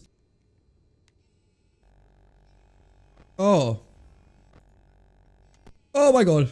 Because until like 4 AM, the cupcake only spawned in C4. So when I found out that the cupcake wasn't in C4, I actually had a bit of an anxiety attack because I thought I was gonna get jump scared, but thankfully I found the cupcake. I then got to 5 AM, but for some reason I again lost where the cupcake was. Oh! I nearly got jump scared, but I somehow managed to find Cupcake on camera too, and this would be the end of this game. So this next game is called Five Nights at Poppy Playtime. I think I don't need to explain this one. Basically, we've been hired as a security guard at this horror attraction with the Poppy Playtime characters. I'm not going to get too much into the lore because there's not really any lore at all. And we're straight in, just straight in the game. This game you have the trusty old doors and the trusty old lights. Pretty much we have just 2 doors, and if we see anything pop up, we need to shut them. And if we go onto the cameras, we can check on the Poppy Playtime characters, like, you know, Catnap just chilling there and Huggy Wuggy. They're just like PNG cutouts, but I guess maybe they're just 2D characters, I don't even know. Essentially, if they move, we need to check them, and we need to make sure they don't get too close to our office. I think you all know how this works. I bet the night, moved into night 2, and now we have new Poppy Playtime characters to take care of. We have Mummy Longlegs, we have Dog Day, and that's about it. So with 4 characters now, things are getting a little bit hectic. And to make this night harder, the animatronics or the Poppy Playtime characters are a lot more aggressive. So expect to see them a lot more in our office, because last night none of them even appeared. I did eventually see my first character, being Huggy Wuggy. I simply shut the door and this allowed Huggy to leave. And yeah, pretty simple gameplay loop, nothing too complicated. Everything was going well until 5 AM. At this point, I wasn't really paying attention, I was kinda snoozing off. However, this was actually a bad choice because I would, out of nowhere, get jump scared. No! This actually shocked me. I genuinely nearly fell out of my seat. I was that scared. Because at no point in time did I think that Catnap would go anywhere near my office. But then here he is jump scaring me, and that was actually quite terrifying. I attempted this night again, and this time I was a lot more successful as I kinda just disregarded the cameras and just kept checking my doors. This actually allowed me to get way further into the night, and I completed it with nearly 50% left in my power. We'd move into night 3, but at this point I was already very tired. It was pretty late at night when I was recording this footage. If anything, my own tiredness was way more of a threat than the animatronics. And by 2 AM, I fell asleep. I was on the mic asleep. I'm gonna be honest, this has never actually happened to me before whilst playing a game. I actually fell asleep. And then I got woken up because Mummy Longlegs decided to jump scare me, and that was quite a shock, I can't lie. Oh, fuck. Oh, I'm going to bed. I think this was a good point to just stop playing the game because I went straight to bed after this. Bit of a bore fest, but let's move on. Moving on, this next game is called Five Nights at Fredbear's Family Diner. And what we see on the main menu is 2 animatronics with red eyes. I don't really know what's happening at this family diner, but I assume there's not really good upkeep here. With this absolutely amazing main menu out of the way, we move straight into the game. Straight away, we get a quick little snippet of the newspaper for the pizzeria. I think you all know what this says. Hey, come work here and we're going to give you $200 a night. Honestly, pretty decent pay compared to the original game's, woeful $7. Our job is pretty simple. We just have to keep track of the animatronics. And in total, there's 4 animatronics in this game. This game is kind of a mixture of FNAV 3 and FNAV 2, with of course the puppet and balloon boy making a grand return in this random FNAF game. And then obviously you have the 2 amazing animatronics being Spring Freddy and Spring Bonnie. We also have what seems to be a pretty weird FNAF 3 office, with part of the office being completely cut out on like Photoshop or something. To our left and right, we have two different monitor systems. To our left, we of course have the camera system, and to our right, we have a signal disruptor system. Basically, our job is to just keep track of the animatronics, and if they get toward the office, we need to use the signal disruptors. Night 1 was essentially as boring as a night can get. I was again trying not to fall asleep. However, at 2 AM, the music box began to unwound, so I guess this kept me up a little bit. And yeah, it's pretty simple. I bet it very quickly. The only thing I've noticed was Spring Bonnie began to move around, and look at this amazing PNG. This is amazing. Moving on to night 2, this time around, Fredbear begins to move around the pizzeria, and for some reason, as you can see here, his head seems to be bigger than his whole body. I'm pretty sure whoever made this at Fredbear's Family Diner should be fired for obvious reasons, but nonetheless, the night itself is essentially night 1, but if anything enters the room, we need to use the disruptors. For Balloon Boy, we use the BB disruptor, and if it's an animatronic, the signal one. Very simple, trust me, it's not hard at all. If anything, just try not to fall asleep. However, I did find a pretty cool Fredbear camera pose where he's looking at the camera. I actually found this pretty intimidating, but with a forehead like that, I'm gonna be honest, it's something. Eventually, night 2 would be beaten, and night 3 would be the exact same thing. And this whole game is essentially just do these 3 repetitive tasks. Check the cameras. Actually, you know what? You don't even have to check the cameras. You can just wind the music box and just stay in your office. So, I gave up on this night. Don't worry, we didn't miss out on much, as you can see. The only thing we missed out on was the, payslip at the end, and beside that, some 2D levels that are, I guess, secret in the game. So let's just move on to another FNAF game. So moving on, we have the acclaimed Five Nights at Fazbears, a absolutely phenomenal FNAF game that I can't wait to begin. As you can tell, there is no sarcasm in my voice. I'm actually genuinely hyped to play this game. We begin this game in an office, and pretty much we have 2 doors and we have a camera system, just like every other game in this video. However, in the pizzeria, we have 2, I guess, animatronics. We have Freddy and we have Golden Freddy. Pretty much what they're gonna do is they're gonna move around the pizzeria, and by the way, how do these things move like this? This is actually terrifying. Also, I found on camera 2 there seems to be some debris on the ground. I'm not too sure how that got there. I assume perhaps maybe some pizza got stuck on the ground or someone ate too much pizza, but that doesn't really matter.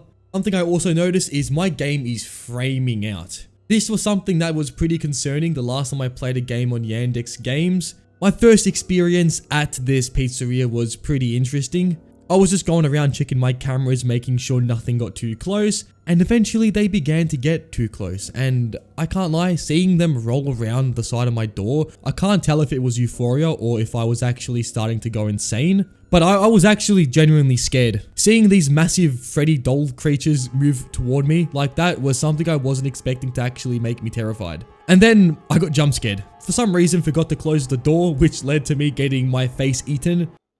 Ah! Oh my god.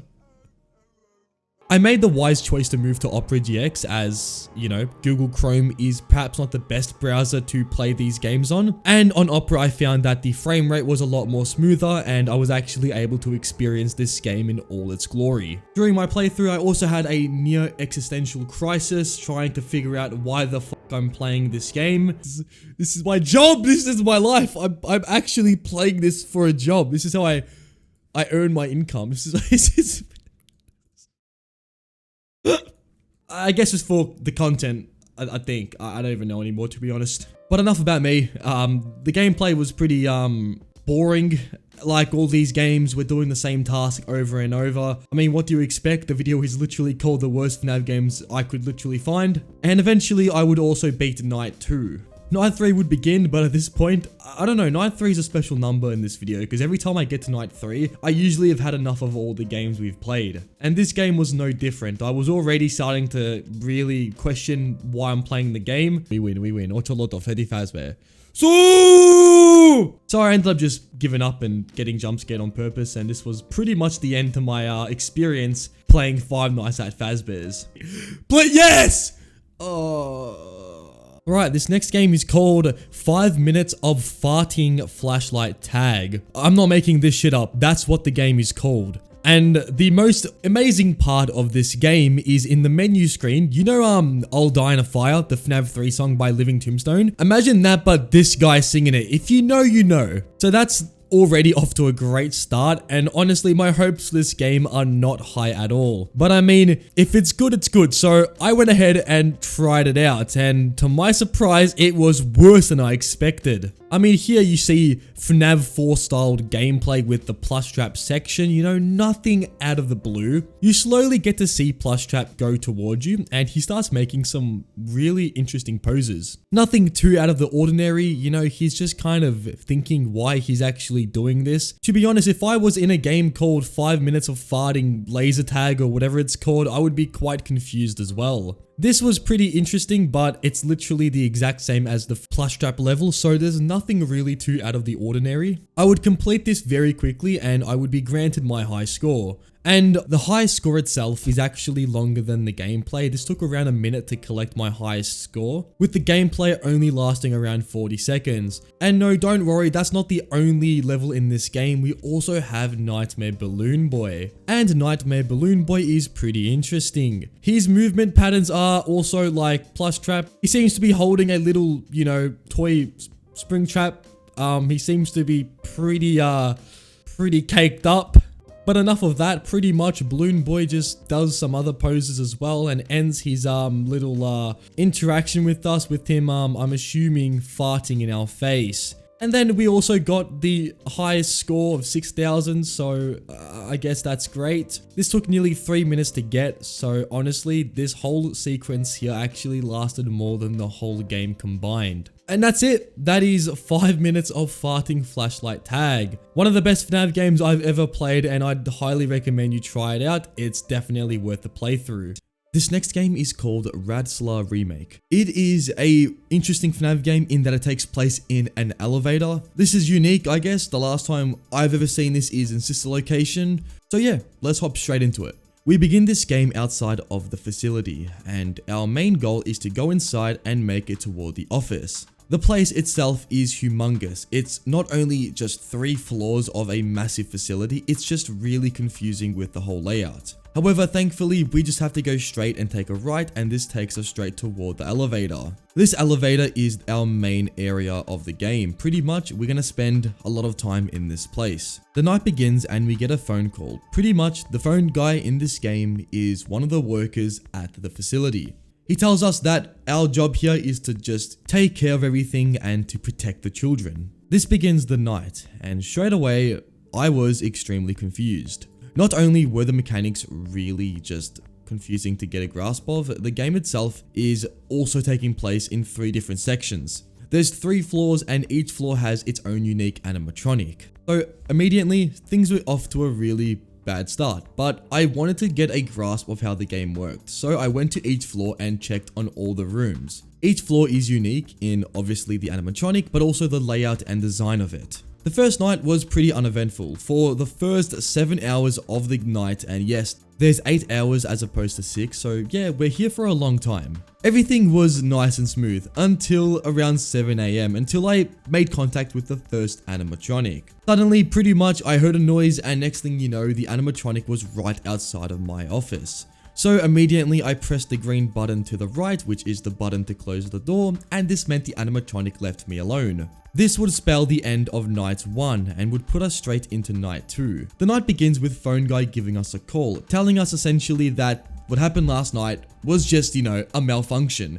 We, the main character, however, actually talk back to the phone guy, who pretty much tells us to shut up, listen to his advice, or we're gonna not make it through the night. This time, the animatronics are in a different location. The first floor is not really used in this night. For this night, the 3rd floor is pretty much where everything is, and we have a new animatronic. Pretty much how this animatronic works is on the 3rd floor, it will occasionally move until it reaches the main office. If this happens, you need to shut the door, and it goes away. Pretty simple on the surface, but the problem is that other floors may have animatronics to deal with as well. And if a animatronic on a lower floor gets to the door and gets in the elevator shaft, you're pretty much gonna die. So our best bet is to pretty much go from floor to floor, checking where animatronics could be. So I was going up and down, just not knowing where I was going, but just looking out for any animatronic signs. My first mistake in this whole game was when I accidentally put the mask on. If you press S, you activate the mask, and if you press W, you get rid of the mask. The mask doesn't really have any value in this demo, as the mask isn't a mechanic to actually use, and this essentially meant that I was using something I wasn't meant to be using. And not only that, but the animatronic was at my door, and with the mask on, I couldn't really see where the button was. So this led to a jump scare, and I can't lie, this was completely my fault. Oh! No. Oh! What the actual shit?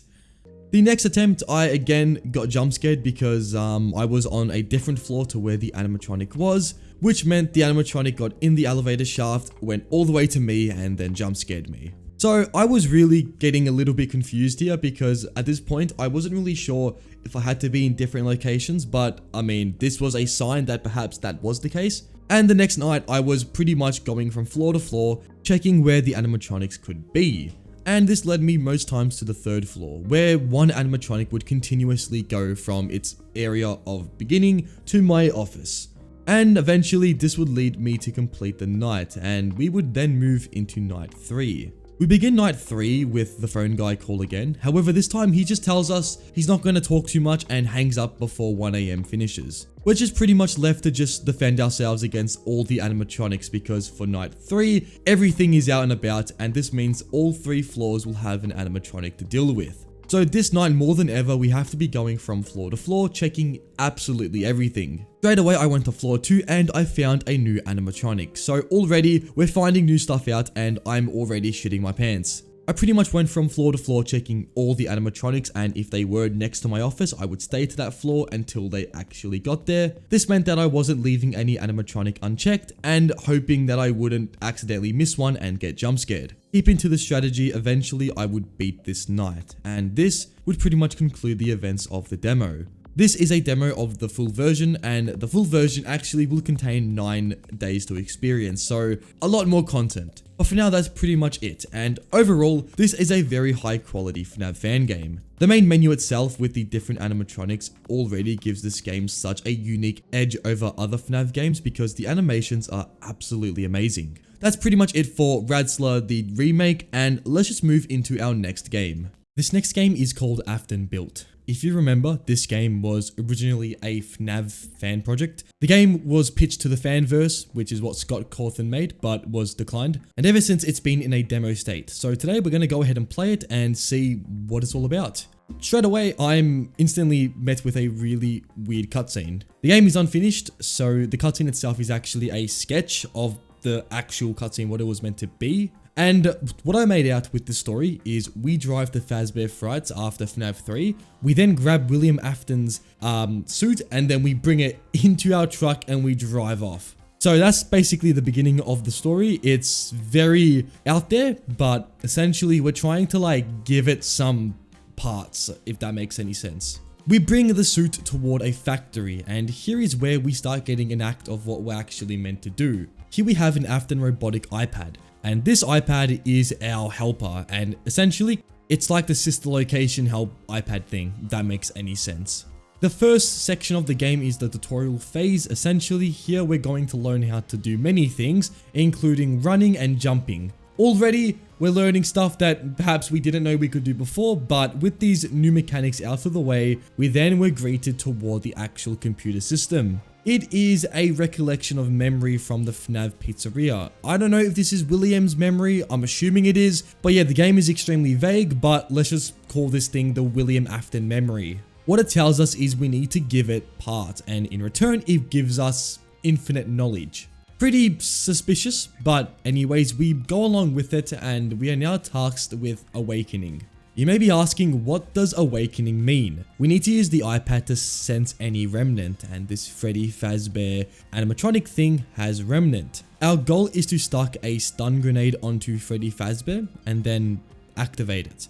This then pretty much gets rid of the remnant from Freddy. I guess freeing the soul that perhaps was inside of it. This then puts us straight into the actual gameplay loop itself. It is essentially just do task, and once you finish the task, then you're done. My first instinct was to go down in this section of the map, and here I found a pipe and I instantly tried to shut it. This gave me an animation, and then it told me to do this to other pipes, so I went ahead looking for these pipes to shut off. Things were well until I eventually met with a animatronic hybrid. It's like an animal and an animatronic combined. Look, I don't really know what it was, but it scared the living shit out of me. Oh! Holy shit! After this scare, I was making my way back to the top of the map. I used the remnant searching mechanic, and this allowed me to look at different areas for remnant.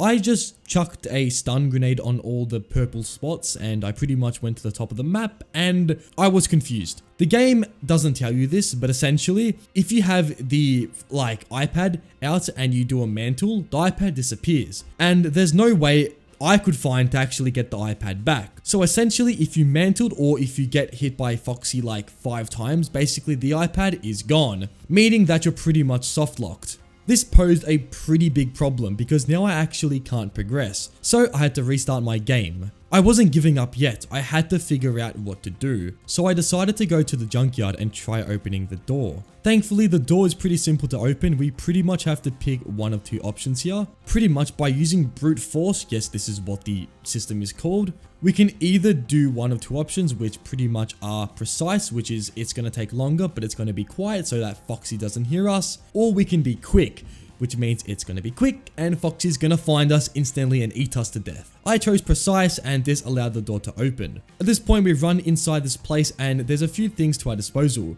We have some bolt cutters and we also have a computer system. I went on the computer system and straight away we had this pretty easy puzzle, followed up by this thing where we basically have to button mash. This then disables a system setting and then we're pretty much good to go. And now we have another problem. We have to somehow manage to get rid of 6 safety locks off Foxy. I know, what is a safety lock? I'm assuming these are spring locks, but I could be wrong. And essentially, to do this, I'm gonna be honest, I have no idea. My first instinct was to get the iPad, go toward one of these areas of the map with the fuse box and chuck the stun grenade on it. And then when Foxy came close, I would use the stun grenade and try and, I guess, hack Foxy. But as I mentioned before, the iPad was pretty finicky and would pretty much get rid of itself if I either mantled or got hit by Foxy too many times. This was a big problem, so I moved on to the next thing I could do. On the top of the map, you can pretty much get toward this area where Bonnie is lying down. By interacting with Bonnie, we can go ahead and get rid of the remnant inside of it, and this I guess frees the soul of Bonnie. However, we're still stuck with the last thing to do, which is to get rid of the tamper locks. And I have no idea how to do this. I really tried to do anything I could, but either I would get trapped in a corner and get eaten, or even worse, the iPad would disappear and I would have to restart my game. With no way to continue, I had to choose defeat, and this was the end of Afton Built. This next game is called Bondi's Barnyard Safety Violation. Essentially, in this game, we are the animatronic, so this is going to be interesting. We begin this game with a monologue from an unknown person. The person is going through a security log, and it seems that the animatronics aren't hunting parents or adults. They're actually hunting, well, children. We then get a newspaper of Bondi, and it says that they're looking for a new security guard to work the night shift. This then gets us straight into the main gameplay itself, and already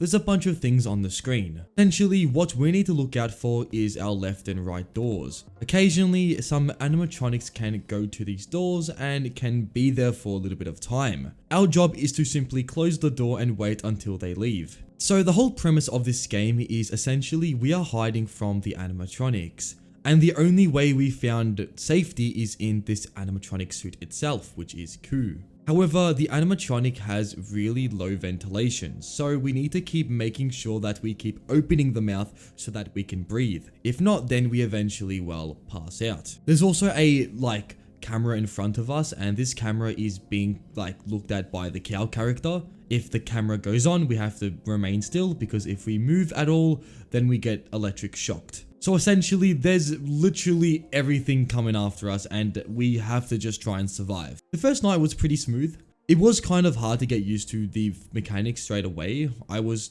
still thinking that I had to press left click on the camera to like put up a camera system because I thought when I first played that there was a camera system.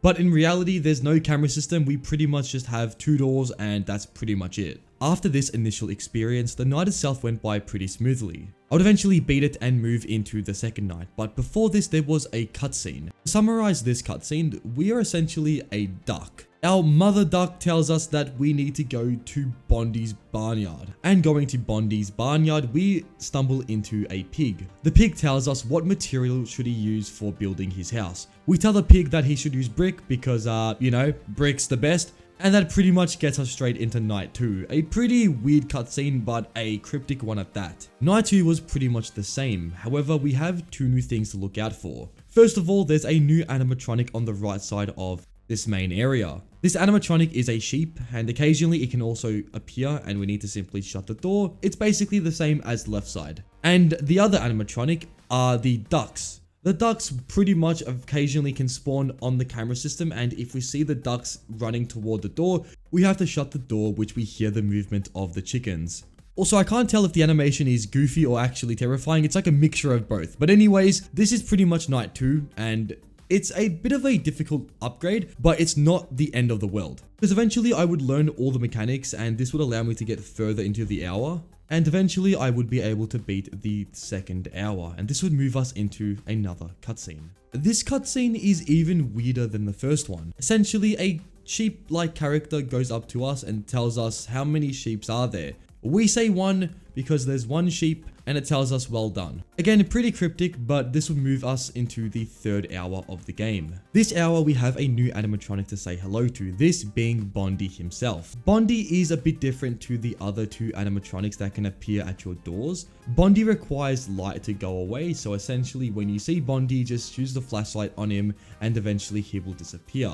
Now we have 5 animatronics in the game. This would make the third hour of this game really difficult. The way I got through this hour was pretty much I would have to really listen out for the audio. If I heard what seemed to be movement, I would be checking the doors no matter what, because at some points there was literally no way you could tell what's at your door. Because you also have to watch out for the cow character who occasionally pops up on the camera. You also have to watch out for your own suit, because if you're running too low on oxygen, you can risk passing out. And eventually I would be able to beat the third hour, and we get another cutscene. This one is by far the most cryptic of all, as pretty much us, the chicken, blow the torches of this cake onto Bondi's face. And Bondi gets put on fire, and then it cuts. Yeah, really cryptic. So the fourth hour is pretty much the same as the third one. There's no new animatronics. There's pretty much just a way higher chance that they're gonna appear a lot more frequent than the third hour. This is pretty much where the game becomes a lot more difficult, because you have to be a lot more conservative of your oxygen. If your oxygen goes too low, you can risk passing out, because shutting both doors will make the overall power go down a lot quicker. Because the amount of times the overall animatronics appear this hour, it makes everything way harder. To get through this night, I would essentially be just trying my best to keep as much oxygen in my suit as possible was the key to getting through this hour. The higher the oxygen, the more likely I would be able to get through the hour, and eventually I would beat the fourth hour and move into another cryptic cutscene. Pretty much, Ku the cow tells us that he's going to protect us, but after this is shown to really suspiciously look down toward us. And look, I'll be honest with you, I have no idea what's going on, but it doesn't look like things are going well. And this moves us straight into the last hour of the night. This hour is pretty much where everything is out to get us. And on top of that, everything is a lot more aggressive, and overall the night is really at its climax. Making sure that oxygen was up as much as possible was pretty important in completing the hour. Just like the fourth one, this whole hour was determined on if I could keep oxygen and if I could keep things out of this main area. And in a twist of tales, I would pretty much get through the fifth hour on my first attempt. This was surprising, but at this point I had pretty much mastered everything in the game, and this allowed me to get through the hour pretty convincingly. However, when 6 AM hit, we didn't get out. What happened was tragic. Our suit malfunctioned, and at the peak of the night where we were meant to leave, we ended up succumbing to this suit. The game pretty much is a tragic tale of a child who couldn't leave the very place it thought it was safe in. And that is the end of Bondi's barnyard safety violation. This game is a very interesting FNAF experience. It first of all does the switch up of the office security guard being the bad guy instead of the animatronics. And I find that the ending twist is very heart-wrenching but also very intriguing. Kind of like Sister Location, how the main character doesn't end up making it out alive. We then get to go to the extras menu where we get to see some development screenshots and some more characters that the game hides. This is in the custom night of the game, and overall the game itself is an amazing experience. So with that, let's move into our next game in the video.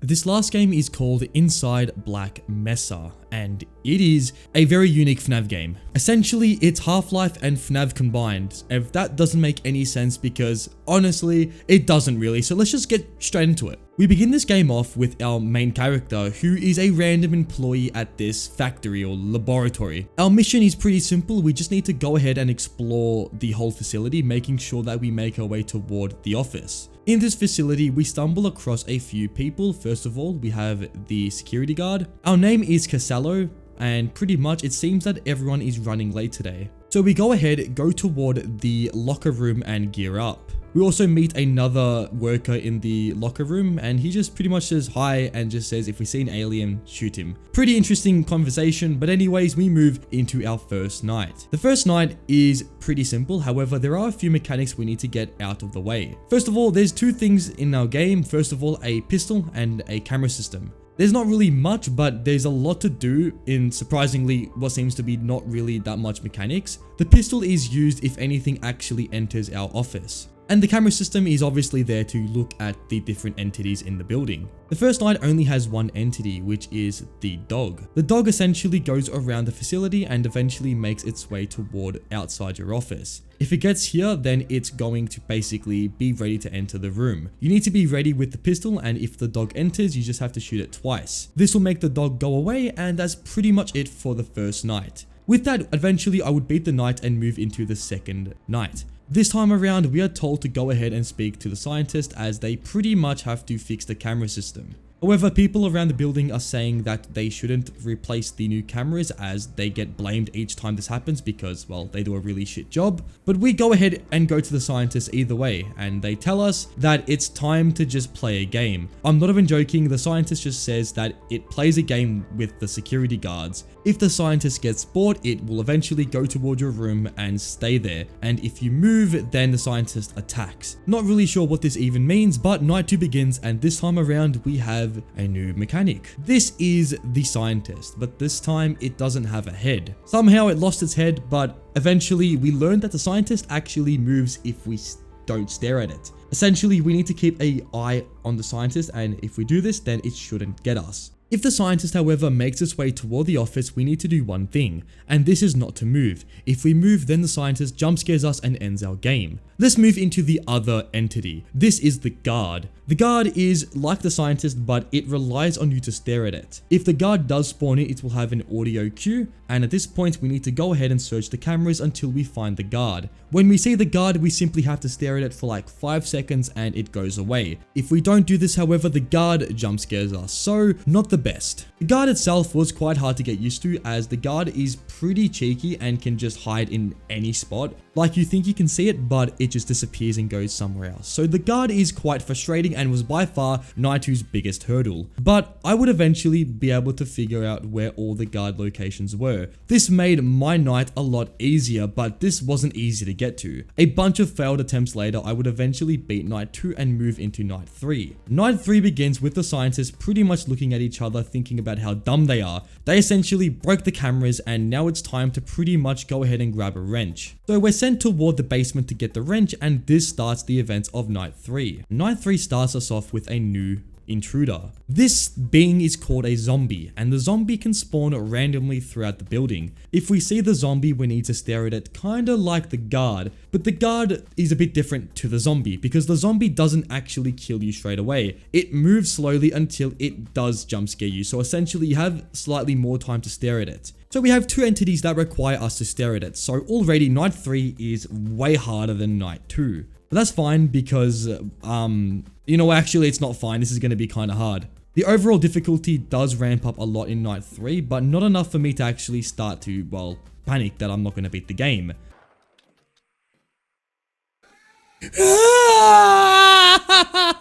And eventually, after many attempts, I would beat night 3 and move into night 4, which is definitely the hardest night that I've played so far. Before this, however, we have a little gameplay section where we pretty much have to run with the G-Man, which I'm pretty sure is the G-Man. I don't know Half-Life lore, so please don't cook me in the comments. But we pretty much have to run and survive the apocalypse because this laboratory is becoming quite infested. We run around the place and eventually make our way and grab a weapon, and this begins night 4. This night is extremely difficult. It is pretty much night 3, but everything is a lot more aggressive. Like, a lot more aggressive. This night took me around 45 minutes to beat. And that is just night 4. Night 5 is gonna be way harder. The reason why this night was so difficult is because everything comes at you instantly. The guard is instant, the zombie is instant, and everything just makes its way towards you way faster. And essentially, you have to be on your A game. One mistake, not knowing where one intruder is, could lead to a game over. This posed a massive challenge, but I wasn't planning on giving up. Also forgot there's a new intruder, which is the head crab. The head crab can spawn in your office, and if this does happen, you need to shoot it with the gun. The interesting thing about head crab is it can spawn in randomly, so you won't even know when it spawns. It will spawn there, and you will be searching the cameras, and it will jump scare you, and you will just be quite scared. Yeah, I'm pretty much saying this thing is actually annoying as f***. So, moving on. This night was difficult, but I would get my way around it. By simply learning all the possible locations where anything can spawn, I had a massive advantage. But this still meant I had to be on my A game, and eventually after a lot of attempts, I would somehow beat night 4, and I would be very grateful for that. I f***ing beat the night! Yes! We will then move into night 5. This final sequence pretty much involves us, the main character, running around the facility and seeing the whole outbreak just unfold. Us, the guard, and I'm guessing the G-Man, make our way toward the elevator, and at this point we decide to descend further below into the facility. We wonder why we're actually doing this because I'm sure if this area is already infested, down there's not going to be any better. But we do it anyways, and this leads us straight into night 5, the final night in this game. So I'm going to be honest, this night is ridiculously hard. If night 4 was a challenge, then night 5 is the final boss battle because holy moly. My main strategy for night 5 was to simply do what I did for night 4, but just be better, I guess. And mainly, I needed to find the guard and the zombie as soon as possible. Leaving them for too long could lead to them sneaking up on me and jump scaring me. So I had to make sure that I knew where they were at all times. That mixed with always checking the door next to my office, making sure that there wasn't anyone going inside, made this night a little less hard. But I had to remain calm and go through my game plan, and this night definitely was a challenge. But eventually, after many failed attempts, I would complete night 5. After completing night 5, we would actually be able to leave the facility. Our character decides to walk out, and to his surprise, a mystical hallway opens up. The hallway leads to a strange man who just tells us pretty much that we need to ascend and that our transformation is pretty much completed. Our performance in the facility, us not being infected as much as other people, did surprise this anonymous being and tells us that to pretty much please the people that he works for, we must go with him and be safe. And with this vague conversation, the game ends. And that's pretty much it. I then went into the extras menu where we get to see all the characters in all their glory. With that, we also get to see some early screenshots of the development of the game, and I found it pretty interesting how the office changed so much from the original design. And with that, that's pretty much it for Inside Black Mesa, and yeah. This first game is called Freddy's Deception. It is a fan-made version of Dark Deception, and it is a very unique FNAF experience. So without further ado, let's get straight into it. We begin this game in a cutscene where a lady tells us that we are familiar with the FNAF establishment. Our name, Henry Emily. And if you know, we are very, very connected to the events of the FNAF timeline. The reason why we're here, our sacrifice in FNAF 6. After burning down the pizzeria simulator establishment, we were sent straight here. But this second chance she's given us won't be easy. And with that, we get sent straight into the heart of the first Freddy's Pizzeria. We arrive here and the place looks very desolate. There seems to be no one around. So our first instinct is to go straight into the building to see if there's anything that we need to do. We see some posters of the familiar animatronics, and I'm guessing this made Henry very guilty over the past experiences at Freddy's Pizzeria. In the building, we go straight toward the main stage where the animatronics put on a performance. The animatronics look lively and seem to be in great condition. However, this slowly ends as they tell us that we are going to play tag. The voice from before tells us that this isn't them trying to be nice, that they're hiding a darker secret. But without hesitation, we go straight into the building. Our search for answers drives us to look around, but this leads to a chase with the animatronics. You see, the main gameplay loop of this game is to find these soul shards. Many of them have been placed around the building. However, as we are looking for the shards, animatronics will hunt us down. A pretty simple gameplay loop, I know, but it is very much terrifying when you don't know where anything is. My first attempt, I had actually no idea what I was doing. I'd actually never touched Dark Deception before, so this experience I had pretty much zero clue on where to go. I simply followed the shards, and this led me around the whole building. Eventually though, I would come into contact with the animatronics, and they would chase me down very quickly. I kept putting myself into very tight situations. I simply wanted to collect every single shard I could, but eventually this naivety would lead to me getting cornered by Freddy, and this time I hadn't planned a way on escape. I simply ran straight into him, and this led to a very quick jump scare, which made me nearly throw myself off my chair. Thankfully, this game does save your checkpoints, so I wasn't just sent straight back to not having anything completed. This was pretty relieving, however, still I had to now find a way to get back toward where all the shards are. I eventually found them, but I also found every animatronic, Chica, Bonnie, Foxy, and Freddy. This would commence a massive chase, where I would pretty much loop the pizzeria multiple times. I found new rooms, very exciting rooms to be fair. This Foxy one, the design of it is absolutely amazing. I even found the office from the original FNAF, but this wasn't really much use, as the animatronics were targeting me and hunting me down at very quick speed. I did find a power up, and this allowed me to see where all the animatronics were. But even with this power up, I would still make my way straight to another animatronic, being Chica. I pretty much got clotheslined. After this though, all the shards would pretty much be collected. This would allow me to now escape the pizzeria. But this wasn't technically an escape, it was an elevator. This elevator led down to the underbelly of whatever this place was hiding. Here we have an altar, which seems to be where all the shards need to be placed in. In front of the altar laid the last place where we need to escape, the sewers. The animatronics made their way down here just for us, and a massive sewer chase began. My plan was simple: collect shards and don't look back. The plan itself was pretty high tier, I cannot even lie. But I led myself straight into animatronics multiple times, and even had some very close calls. So close in fact that at one point I thought I even died. But I narrowly escaped with literally not even knowing I survived. Running around this place was nightmare fuel. The environment mixed with the animatronics made the whole experience absolutely terrifying. But eventually I would collect all the shards. This one was honestly a little bit easier than the first one. I hadn't actually died this time around. Maybe I just got better at the game, but I pretty much got all the shards just with a few close experiences with the animatronics. Once we collected the last shard,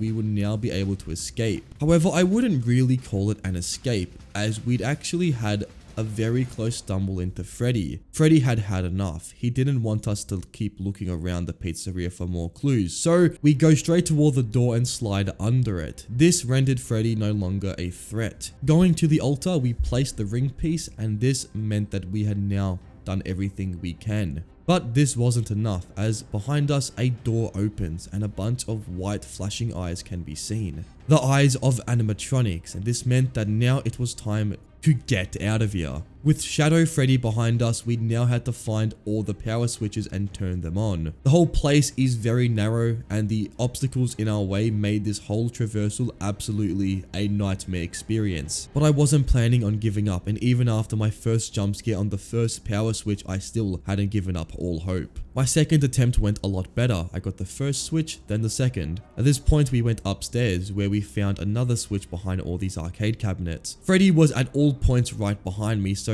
any mistake, any slip up would lead straight to a jump scare. The last one was located at the other side of the building, so we had to pretty much make our way through all these obstacles through this balcony, and at last we made it to the fourth switch. Turning on the switch, we now had one choice: to get out of the building. However, on the top floor we had to make a very crucial decision, and that was to jump from a very high point. This staggered us, but not enough for Freddy to get us, and we exited through the door. The elevator took us back to the pizzeria, but the animatronics had also followed us all the way here. The place is now littered with tape all around the pizzeria, meaning that some areas are not accessible, but this was not really that much of a problem, as our main task was to get out of here. Without looking back, we just went forward, and eventually this led to the main stage. All the animatronics tried to jump scare me, but I dodged every single animatronic and went straight toward the portal. Entering the portal, we had escaped the Freddy Fazbear pizzeria. What happened to Henry after this is not known, but what is known is that we have completed this experience. Here's my scoreboard. Honestly, not the best, but I'm pretty happy with what I ended up getting. And with that, that's about it for this game. This next game is called FNAV Nightmare Attack. It is essentially FNAF 4 but free roam. Does that sound terrifying? It kinda does.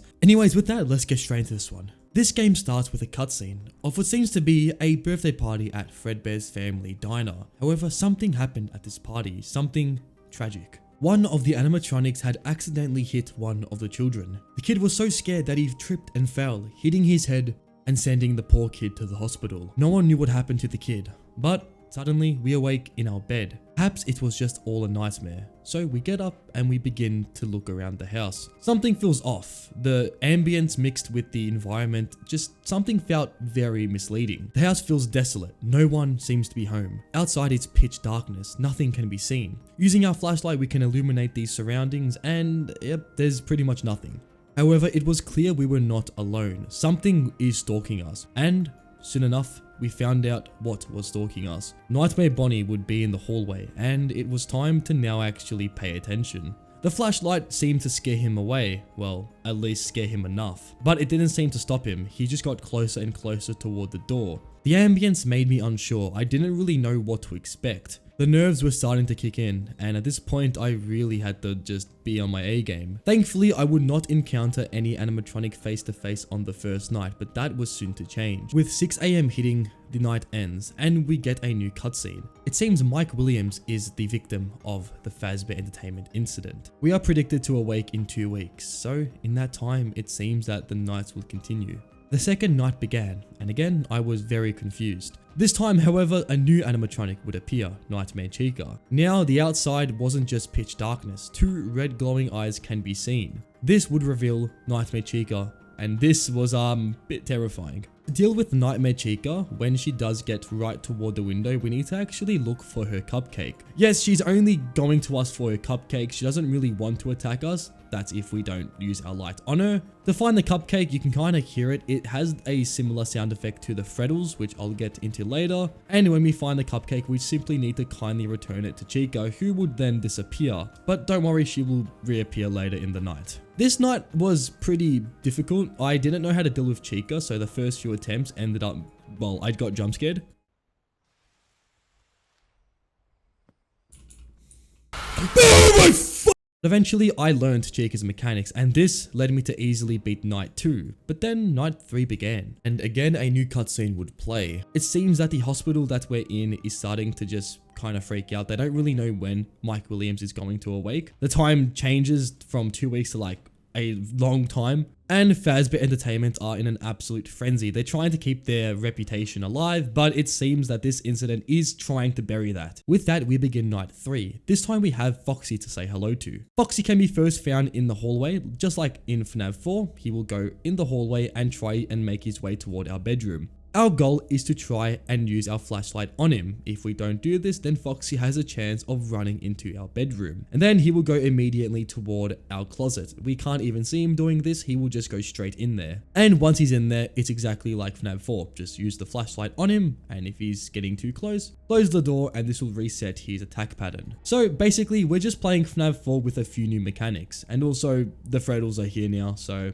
yay. These Freddles are annoying, but again, just use the flashlight on them and they will go away quite fast. They're pretty simple. Eventually, after multiple attempts, I would complete night 3, and we will now introduce ourselves to night 4. This night, all the animatronics are out to play, and we basically need to rely on the skills we've learned throughout the game. By keeping Foxy away as much as possible, I was able to keep control of Bonnie and Chica, and this resulted in me getting very far into the night. Also, the nights in this game aren't that long, they're like 3 to 4 minutes in length, so they're actually quite short. Again, keeping Foxy away, I was able to keep track of all the animatronics and not have to worry about Foxy at all, which was quite relieving. This night would eventually be completed. We then get to a new cutscene, and this cutscene, it seems that a lot of strawberry jam has been just thrown around this hallway. I know it's not strawberry jam, but we're gonna call it strawberry jam. And then Nightmare appears and gives us another jump scare, so that kinda just took me off guard. But this would result in the last night of the game, night 5.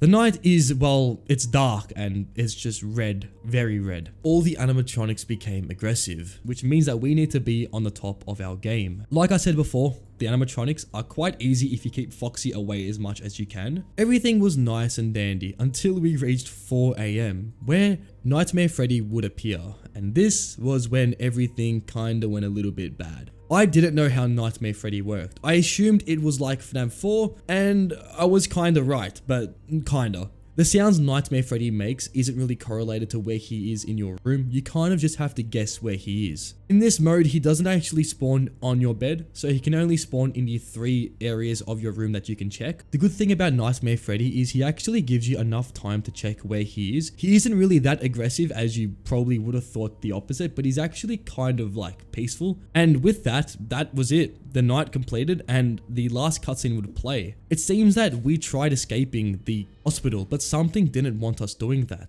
A man in the background starts to look toward us, a very shadowy person just staring at us, and at this point it was clear that we are not safe. The entity goes toward us and jump scares us, resulting in the end of our game. Well, that's about it for FNAF Nightmare Attack. Overall, a pretty nice FNAF 4 remake. It's pretty much FNAF 4, but you can just move around the room. So honestly, it's not the most innovative experience, but definitely one that I would recommend trying out. And there's also some development screenshots of the game, and I thought this was pretty cool. Anyways, with that, let's move on to the next game. So this next game is One Night at Flumptys 3. Yes, I am finally playing this game. So without further ado, let's hop straight into it. We begin this game straight into the night itself. It appears that we are in a very strange room. It's like we're in a massive igloo. Somewhere. I don't know where, but somewhere. The place itself is filled with a bunch of random items, but most of all, it is filled with a bunch of, let's just say, unwanted people. This being Flumpty and his friends, and these people, let's just say, do not want us here. The night begins with Flumpty just saying good luck, and we have one objective, and that is to survive to 6 AM. Sounds simple enough, I know, but there's a few things we need to look out for. Firstly, the temperature. If we don't go toward the fireplace, the temperature drops. Pretty simple. Moving on, we have a camera. If we suspect anything in the hallway in front of us or the areas toward our right, then we can use our camera. This will stun whatever's in the hallway and will make it retreat. And we also have a place to our right, but we'll get into that a little bit later. The first actual threat is Birthday Boy. Birthday Boy will begin in the furthest camera toward our office. Eventually, he will go closer and closer toward us, making some pretty stupid camera poses until he reaches camera 5, and this is where we need to lock in.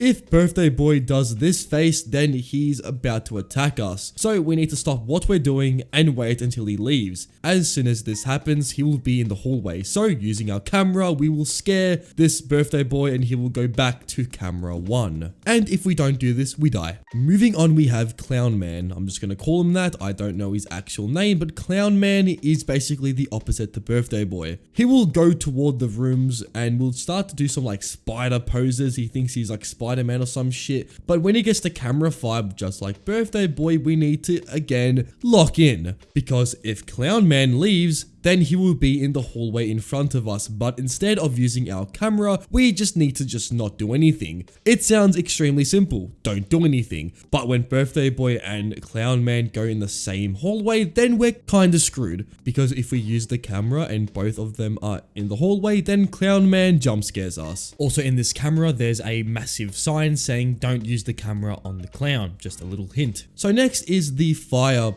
thing. The fire thing will reside in Cam 4, the furnace room. Pretty fitting for a fire person. Eventually, fire thing will begin to move. We can see its eyeballs pretty prominently. It will begin to just go closer and closer toward this portal. This portal is not just any portal. It is the portal toward our fireplace. And if this thing is staring exactly at the fireplace, then we can't go toward the fireplace because, what do you know, we will get jump scared in an instant. What we need to do is we need to time it so when it gets toward its last stage, which will be right here, we need to make sure our temperature is pretty high up, because if it's not and the thing gets toward the portal, then we're gonna deplete all our heat and die. But if we do this correctly, then you will see it will go toward the portal, it will say don't go here and then disappear. I don't know how I'm rhyming this shit, but basically it will go away and we will be all good to go. And lucky last, we have Rabbit Man. I know these names are pretty like shit, but basically Rabbit Man is having a nice bubble bath. We are kinda intruding on his business, so Rabbit Man is pretty angry, and at around 2 AM Rabbit Man will awake, starting at the bath. Eventually, he will go toward the vent, and this is where we kinda need to pay attention, because at any stage Rabbit Man can go in the vent and begin its travel toward our office. Thankfully though, the rabbit doesn't actually run like someone else does. It just kind of slowly goes toward our office and will eventually be in the furnace toward our right. And by using the camera, it will go back toward its bath. That's about it for our main characters. I did die a few times. I died a lot. I know it's one night, it shouldn't be that hard, but I mean, it took me a while to know what I'm doing. With that said, eventually I would get to 4 AM. Now we have some new characters to look out for. First of all, we have the eye thing. I think it's Eyezilla. Pretty much this thing is not a fun thing to look at, as if we do not use our camera, it will basically jump scare us. This thing though requires 2 camera flashes, so just use it twice and it will disappear. Pretty simple, but just annoying if you're not aware it's actually there. It's pretty sneaky. And next we have what I like to call Humpty Dumpty. Humpty Dumpty will start at Cam 1, looking like he just got off some pretty nasty stuff. He might have had some food poisoning or something, but basically he looks like he wants to kill us. Humpty Dumpty will go closer and closer toward us, but our main thing is do not stare at Humpty Dumpty. I know it's an egg, and eggs are pretty stupid, but don't stare at it because it will jump scare you and your heat will go all the way down. For some reason it might be a cold egg because it basically does the complete opposite of what an egg should do. Be hot. And basically do not have Humpty Dumpty jump scaring you because it is not fun. Alright, that's every character I can describe, and the night itself was pretty hard. Around 30 minutes in, I had a great run, 4 AM, and I was feeling extremely good. I knew that any mistake would lead to my demise, but I kept a cool head and I did not let Humpty Dumpty scare me. I was confident I would beat this night. The attempt got even better. I hit 5 AM. I hadn't even reached this point till now. So I was really hyped up, the adrenaline kicking in, and as soon as you knew it, I would beat One Night at Flumptys 3. Then the game cuts. Oh my. Oh, what?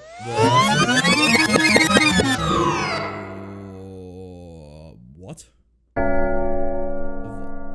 Are you kidding me? The Egg Lord thought, hey, let's just completely change everything, and made the whole game completely different. Well, not really. The actual main eggs have the same patterns as the original characters, but let's just say those original characters have been turned perhaps into eggs.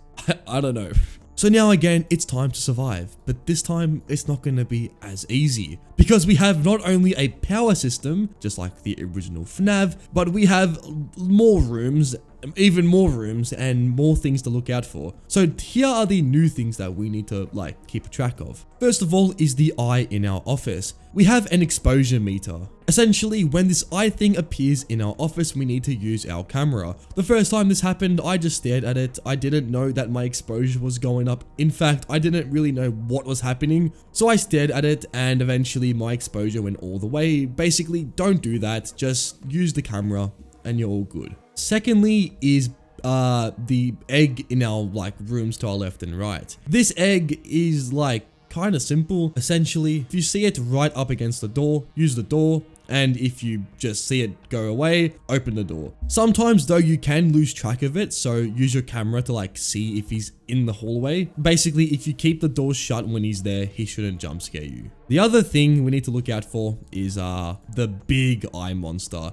At Cam 6, there will be a massive eye thing. It will have a patience meter, and essentially if we do not stare at it, the patience will go up, meaning that it will basically want to jump scare us. The key to this thing is to keep the patience as low as possible, but not too low, just low enough that it won't give us any problems. I like to keep it at around 100 to 200 patience. I don't like going any less or any more, just a nice sweet spot. And that's about it till like 3 AM.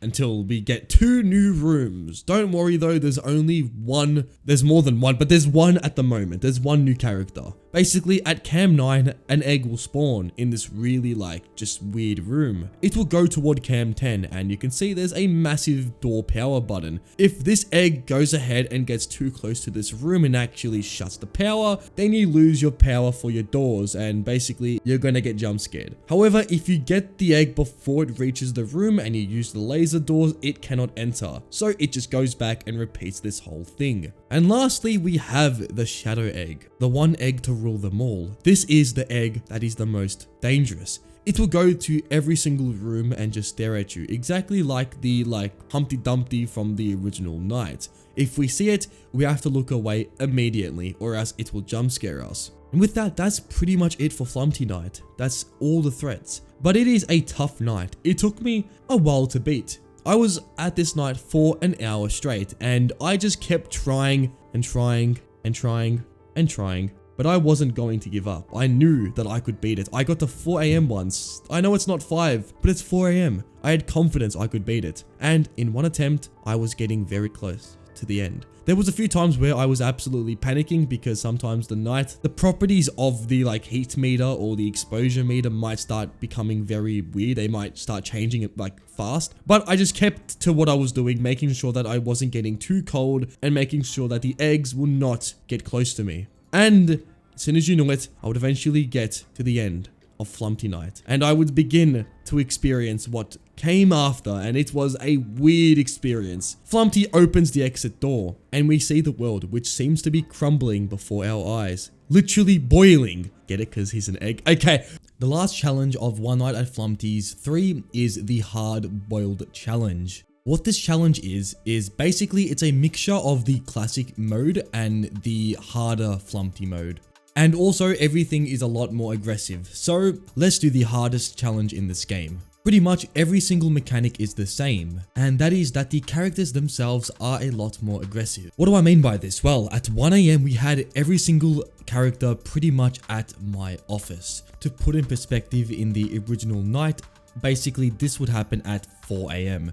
So things were getting heated right off the bat. Many of my deaths came from the exact same way, and that was I was getting jump scared by the secret egg, which means that my temperature went all the way down, and by the time I got toward the fireplace, the red fire monster would be there waiting for me. Another problem I had was with the clown. When the red eye dinosaur spawns in, pretty much the clown will be there as well, so you have to time it so that you get the red dinosaur just after the clown leaves, because if not, obviously you get jump scared. And that's pretty much the main problem with this night, and that was just the first half. The second half gets even harder, and I took around a 1 week break from the second mode to the third mode, so I was really at a disadvantage. But eventually the gameplay loop got straight back to me, and I was able to go ahead and pretty much clear the first half of of this night. As I mentioned before, things only got harder, and the second half of the night was, well, exactly that. We get back into the Flumpty mode, and this time around, everything is straight off the bat really aggressive. My power is also halved.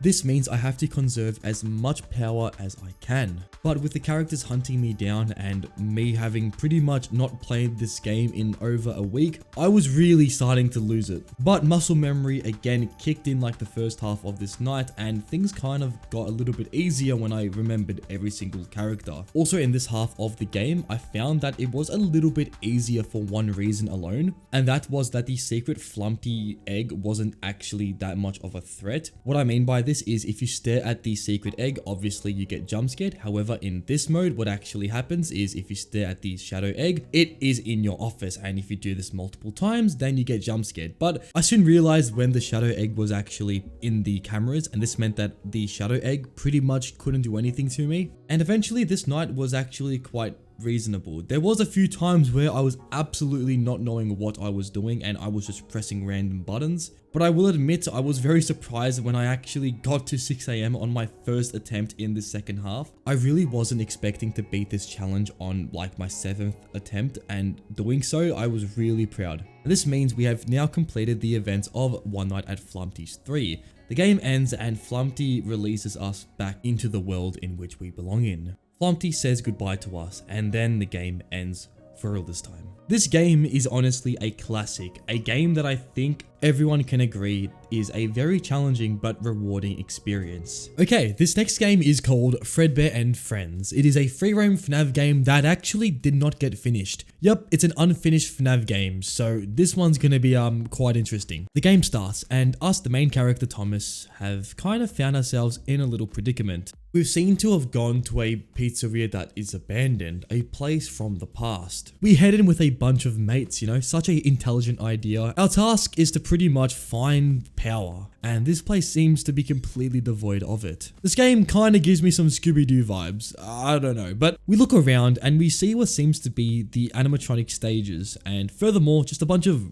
rubble, I guess, around the place. There's not really an objective, we just have to like look around and search for stuff, but I had a bit of a problem. I was walking around for a whole like 30 minutes and nothing was happening. I thought the game was broken, and that soon turned into reality as I just remembered that the game is unfinished. So we can't actually do the narrative mode. We're gonna have to jump straight into the survival mode. Moving into the survival mode, we pick up the phone, and it seems Phone Man is giving us a little bit of a instruction manual on how to survive in this place. There's about 8 animatronics we need to look out for. Just great, really. And all animatronics are unique in their own ways, so we're off to a pretty bad start. To make things even worse, the phone cuts and a new person picks it up. A person just called the psychopath picks up the phone and tells us that we need to survive until 6 AM. So we're pretty much stuck in an abandoned pizzeria with 8 animatronics hunting us down, and we have to survive the whole night. The first attempt went by pretty rough. At this point, I had no idea what to expect, but suddenly I heard a animatronic activate. I absolutely bolted away from that sound as I was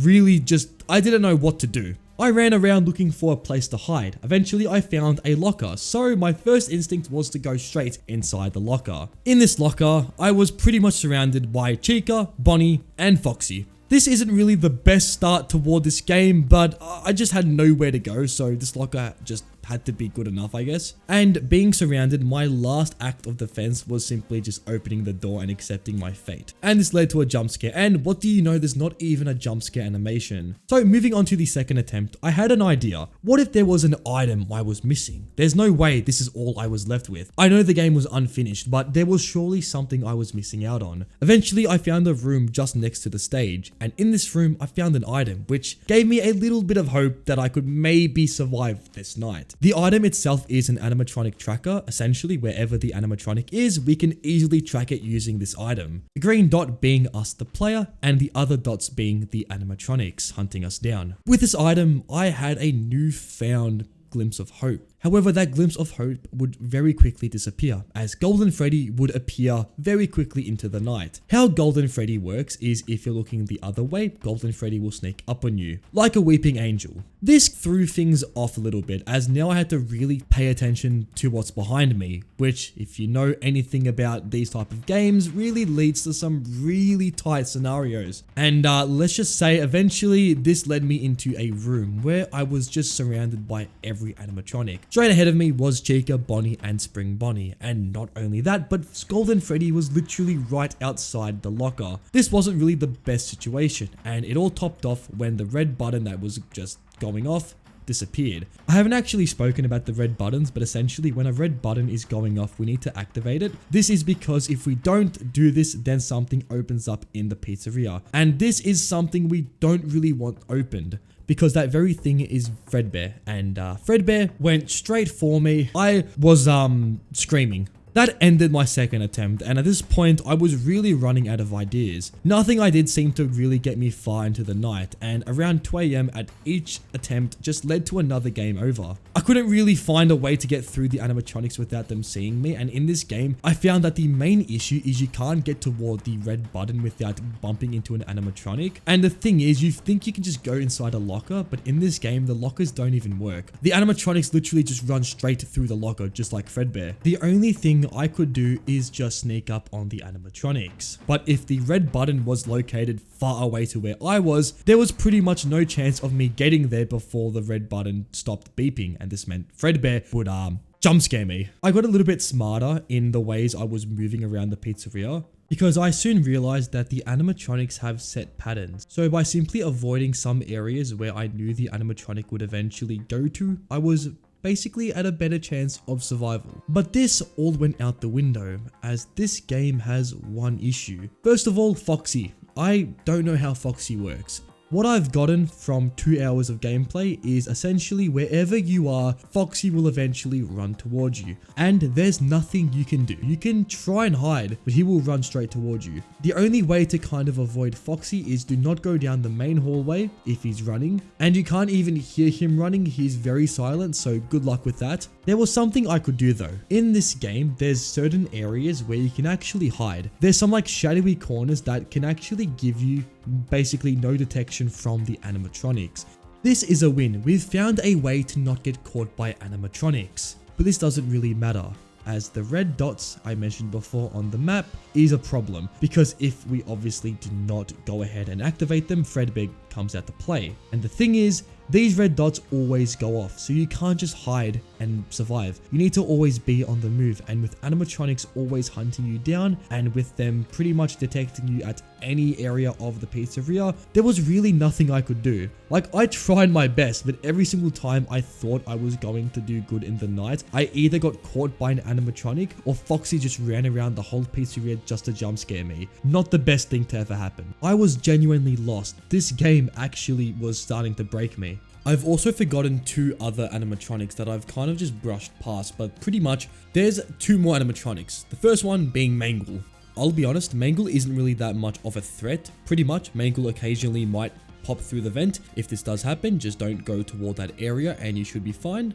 And the other one, which is the puppet. Essentially how the puppet works is it will spawn in randomly throughout the game, usually like around 2 AM it starts to spawn. When the puppet does see you, if it does lock eyes with you, you will hear a sound effect and the eyes of the puppet will glow purple. At this point, just turn around and the puppet will just leave you. But if you don't and you keep staring at the puppet, then it will chase you down horrifyingly and then jump scare you. So don't do that. With that information, honestly, that doesn't really help that much, as again, the night itself just felt really brutal. The closest I got to beating the night was on this attempt right here. And the reason why I got so far into the night is because somehow, very strangely, the red buttons did not go off. So I thought that this was gonna be easy, you know, a cheese in a way. However, there was something that I missed out, and that was what happens at 4 AM. 4 AM, you wonder, you know, a random hour in the night. In this game, what happens at 4 AM is something that's very terrifying. The person on the comms says that things are going to change up.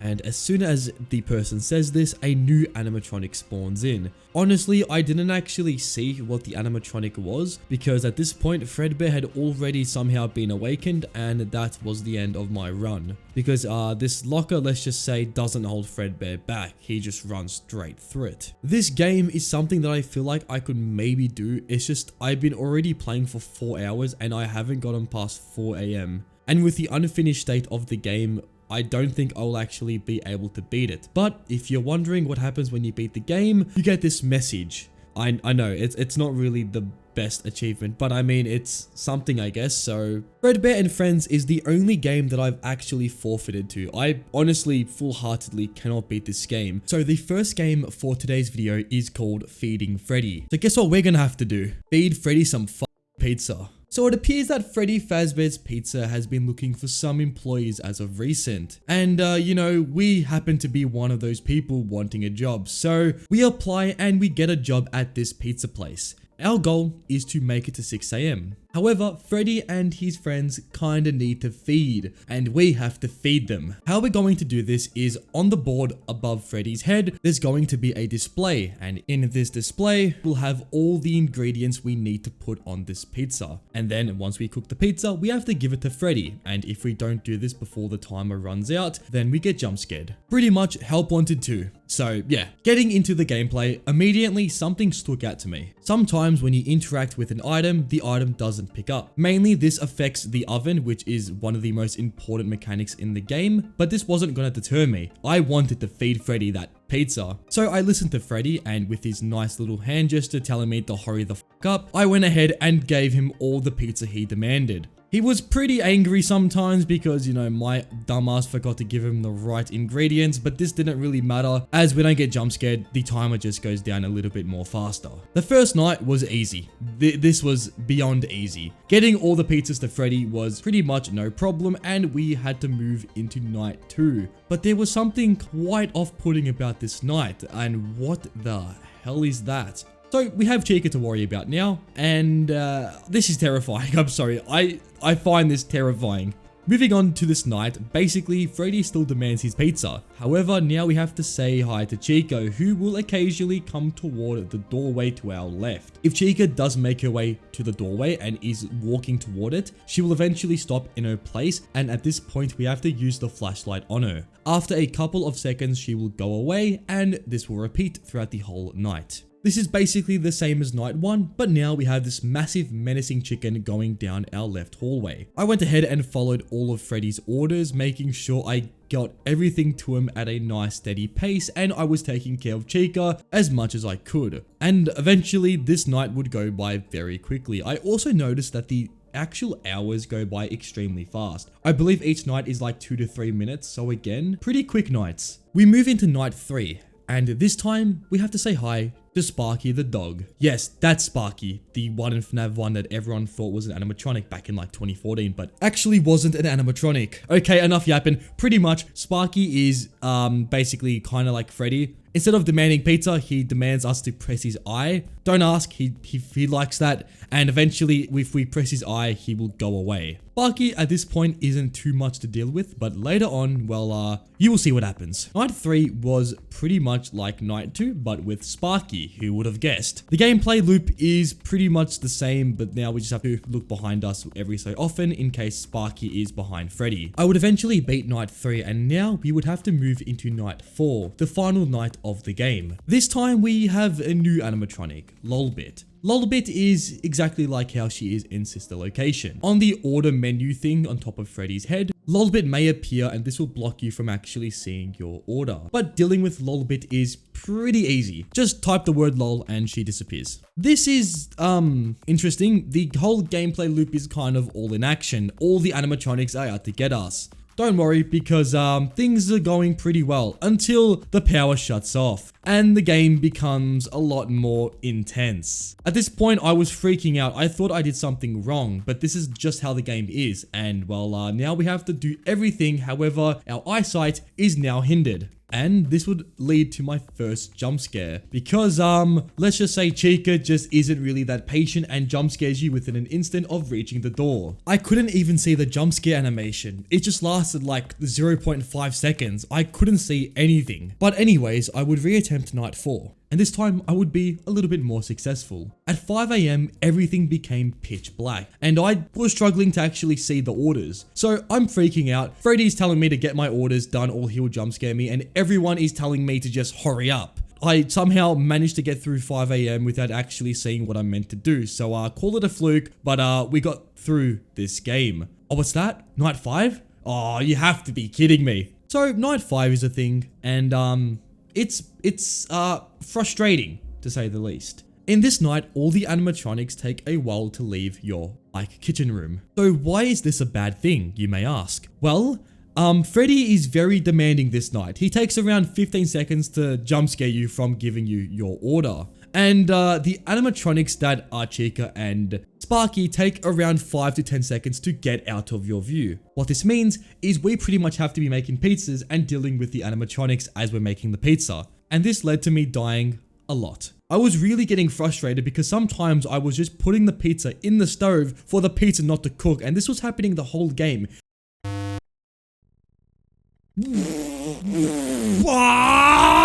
But this night, because of the animatronics being so long to go away, I was really feeling that delayed response between me and the bloody oven. Enough attempts later, I would get to 5 AM and I was really sweating. I had to get the last pizza out and I just, for some reason, my mind went blank. I hope it's this.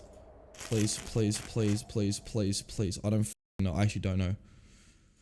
Please be green and orange, please be green and orange. You beautiful game. Getting the last pizza out would make us beat this final night, and I was in absolute euphoria after beating that absolutely painful night. After beating the night, we go toward the extras menu where we get to see some development screenshots of the animatronics designs. Also, this game was the developer's first actual proper FNAF project. Just a quick congratulations to this developer for overall making this experience a really charming and fun FNAF experience. And yeah, that's all I have to say. Let's move into the next one.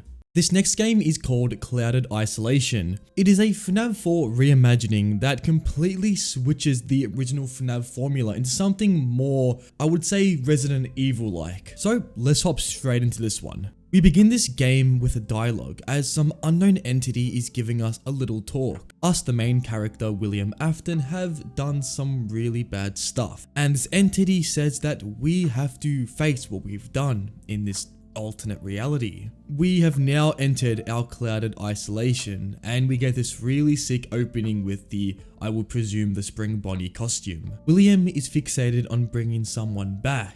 However, this would lead him into complete isolation. The game begins and we have been doing something very awful. And behind us, a character appears with a loaded gun, and it appears that we have been shot. This kickstarts the events of the game, and as soon as you know it, we awake in an unknown place. In this room, we have a VHS tape player. Alongside that, a TV and some other stuff. Our main focus at the moment is to explore, so we grab the flashlight that's located on this table. After this, we explore the place that we're in. This room is surrounded by what seems to be hospital-like items. There's a wheelchair for one, and for two, there's a bunch of medkits around this place. So again, kind of feeding into that FNAF 4 reimagining. We move into the next room, and we now have to find fuses around this building. Thankfully though, the fuses aren't hard to find, and by finding all three, we can open this door in front of us. We also see a picture of what I presume to be us in this world. Moving on, we find a safe that requires a pin. Any guess on what the code is? Well, if you guessed 1987, then you're right. By inputting this famous FNAF year, we can open this door, and this leads us into another room. This room is kind of a labyrinth. And in this labyrinth, we have a bunch of Freddy plushies. And no, these Freddy plushies aren't here to play. They're here to, well, stab us in the face. So by avoiding these Freddys, we can make our way through these rooms. Each room is the same and it's a 3x3 grid. Our goal is to make it toward this grid right here. So by avoiding the Freddys as much as we can, eventually we make it toward this safe spot. And here we have another VHS player. By grabbing this tape and putting it into this player, we can actually play a video. The video gives us a code which is used for this door, but it also gives us kind of a glimpse of the entity that's doing this to us. With this code we got from the VHS tape, we have to input it into the code on the wall. So after doing that, the door opens and we can move on to the next stage. And what do you know? Another door blocks us from going into the next room. Thankfully though, there was a note in the other room with a date 1992. So by inputting this code, well, the door opens and we can move on to the final room. This room has a few things of notice. First of all, it has a bunch of stuff. And more so than that, there's some levers around the room, and by activating all the levers, there will be something located in the middle of the room. This being another code. Exploring the room, we found something that perhaps shouldn't be here. Oh, hello? What the f are you doing here? A yellow rabbit costume resides in the corner of the room. I'm unsure why it's here, but let's just move on. By inputting this other code into this door, well, something happens. We're gonna start running, or okay.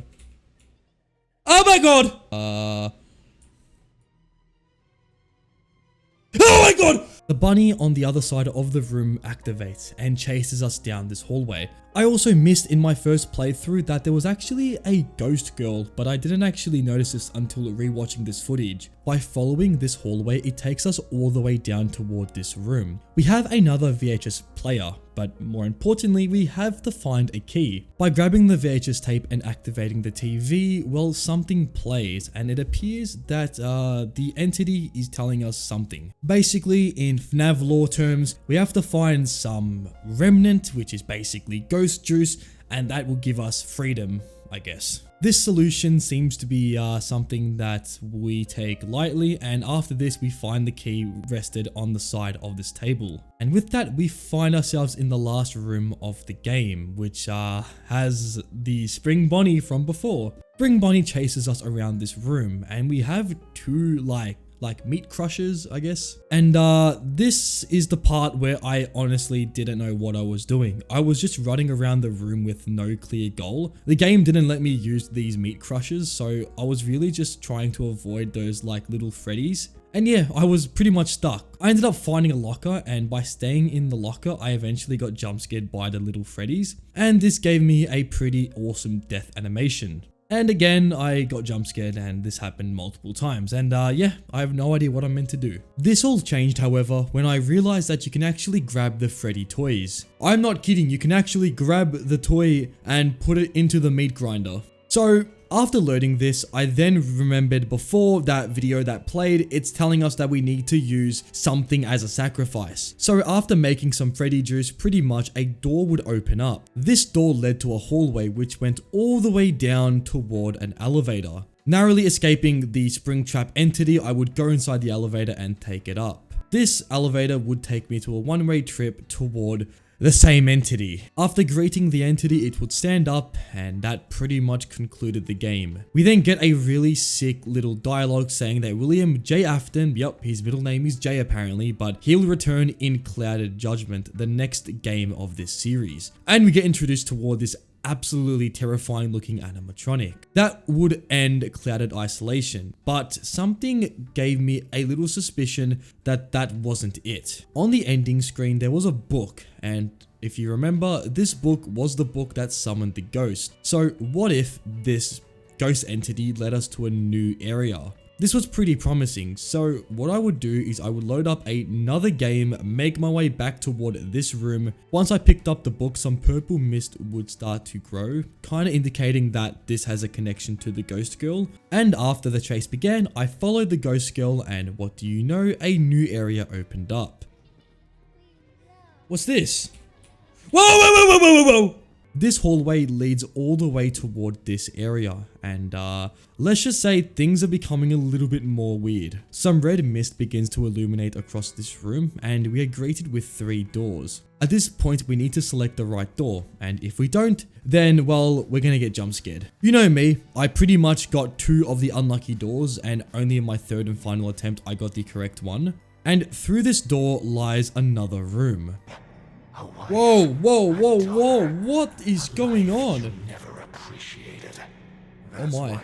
This room has a bunch of things. First of all, it has an altar in the center. What we need to do is we need to place the book into the altar, and this will summon, well, I guess Shadow Spring Bonnie. This entity will begin to stalk us, and our goal now is to grab the Freddy plushies, and again, we need to, well, get rid of them. After getting rid of all the Freddy plushies, this will open up a final room, and the shadow entity will go away. This final room is reminiscent of the parts and service room, and it has a really weird animatronic. We get to see what might be one of William's unseen creations, but straight after this, well, Springtrap again attacks us. This concludes the secret ending, and after this we get the exact same cutscene as before. With that, we go toward the extras menu where we get to see all the characters. And we also get to see some behind the footage screenshots of the game, and pretty much that's it. That's all of Clouded Isolation. This game is very unique in the FNAF space. It kind of gives off a Resident Evil and Silent Hill vibe, which I love. And the game is overall a very high quality experience. Like the cutscenes in between like the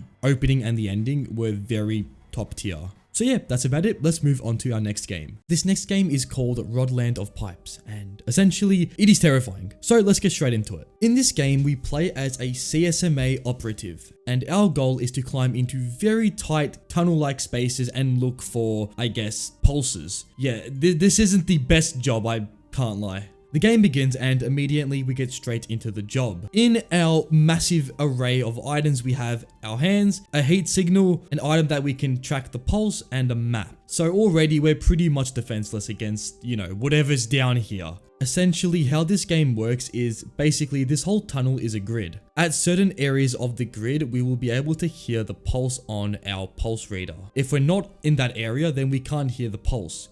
It's pretty simple. There's multiple of these pulses that we need to find, and when we're at the pulse signature, we have to listen for the amount of pulses that play. Essentially, if you, for example, get 6 pulses, you write 6 and then you're pretty much done. You have to do this for all the remaining sectors, and when everything's done, you need to leave. The game doesn't really give you an idea of where you are. You kind of have to go off where you are on the grid. So basically, if you suck at math, then you're screwed. This first expedition went pretty smoothly. I went around looking for all the pulses. I got used to the game's mechanics, as basically this first kind of introduction area is you getting used to things. I found a few interesting items like this flyer that is not terrifying at all. The first expedition was pretty good. There wasn't really anything to worry about, and as soon as I knew it, I was back at the exit area and ready to leave. This then puts us straight into the second expedition. This time, we're a little bit deeper into the earth. I'm sorry, this job is just absolutely ridiculous. I don't know who the f would want to work here, but anyways, this time around we have another sector to get, but that's not why this time it's going to be harder. The main reason is now we actually have an entity. The entity itself is described as something anonymous. The enemy is a shadowy anomaly that lies in the darkness. It stares at you and waits until, well, go, just,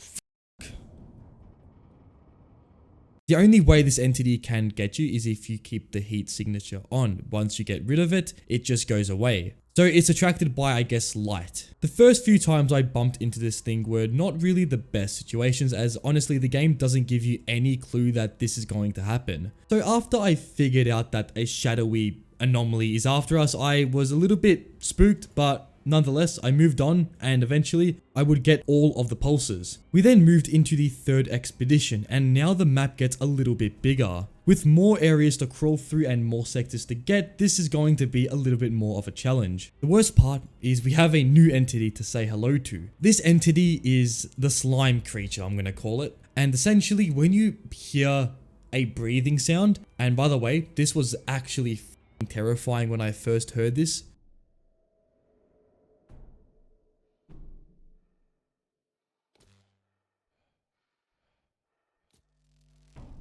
What do I do? Open your probe and keep the ping button held down now. Oh my god, oh my god, oh my god, oh my god, oh my god, oh my god.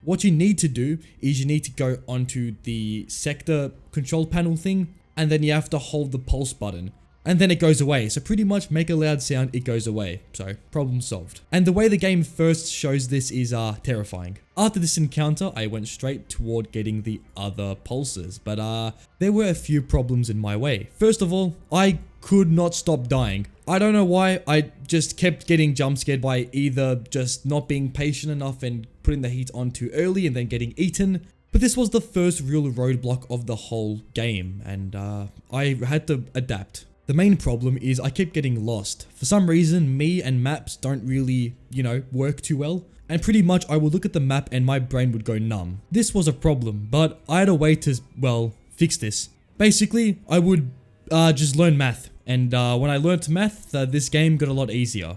I'm joking. I just had to really just navigate things a little bit better. And when I found out that, the game's easier when you know where you are, then I actually got more into the night. Yes, I was still dying left, right, and center, but at least now I had more focus. And this led me to eventually beat this excruciating level. The fourth time around, we're a little bit deeper into the earth, like very deep into the earth. This fourth pipe adds a few new things to the game. Let's go through the first thing, because there's a new entity that's going to be accompanying us this time around. The entity is a fox-like creature, and it resides inside the pipes. The entity works like the first one that I mentioned. It will randomly just appear, and when this does happen, you have to immediately break eye contact with it. If you keep staring at it, it will jump scare you. The main way I get rid of this entity is I go toward my EMF reader, and then after that, it goes away. You can also go on the map, and this does the exact same thing. First time around though, I had no idea what I was actually doing, and not a good experience. Oh my god! Hey! Oh my god, oh my god, oh my god, oh my god.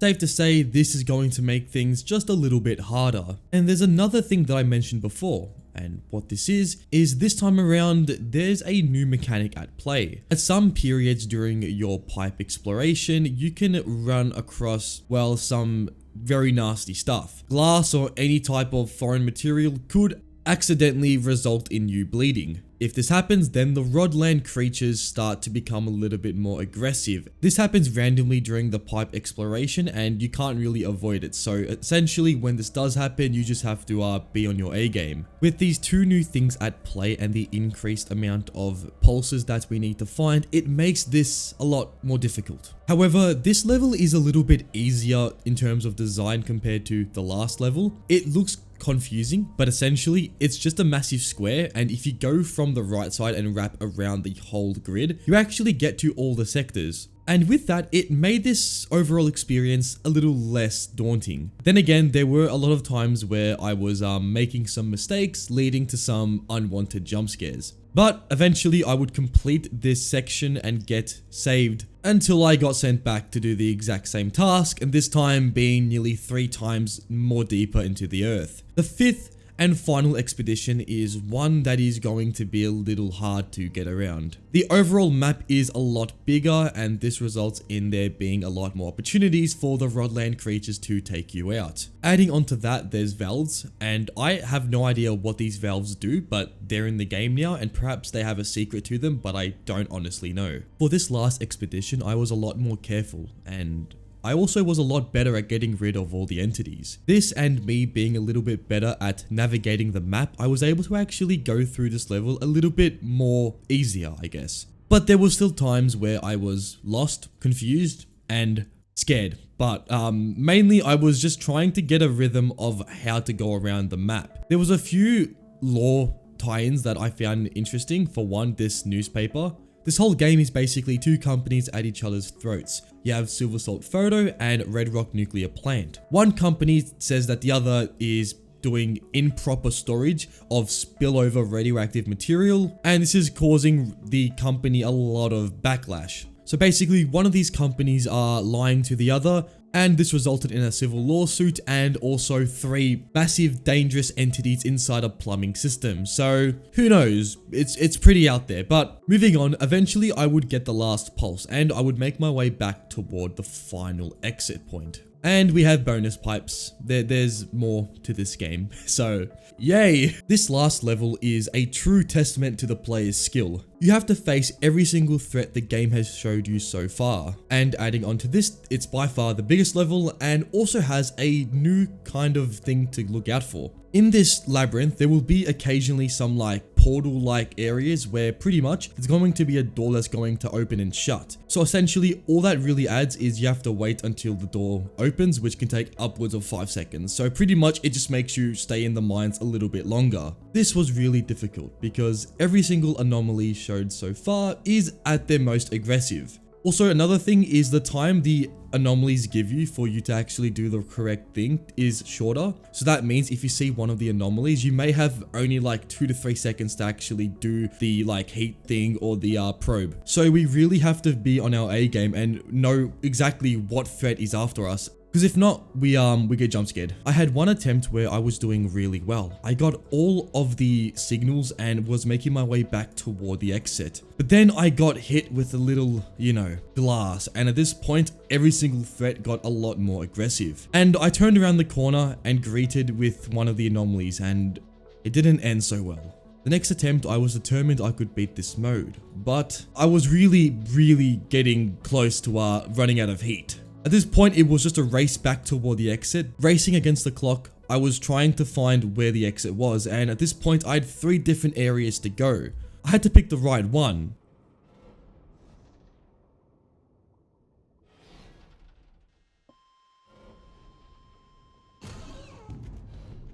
Come on, please. Yes! Yes! Oh my days.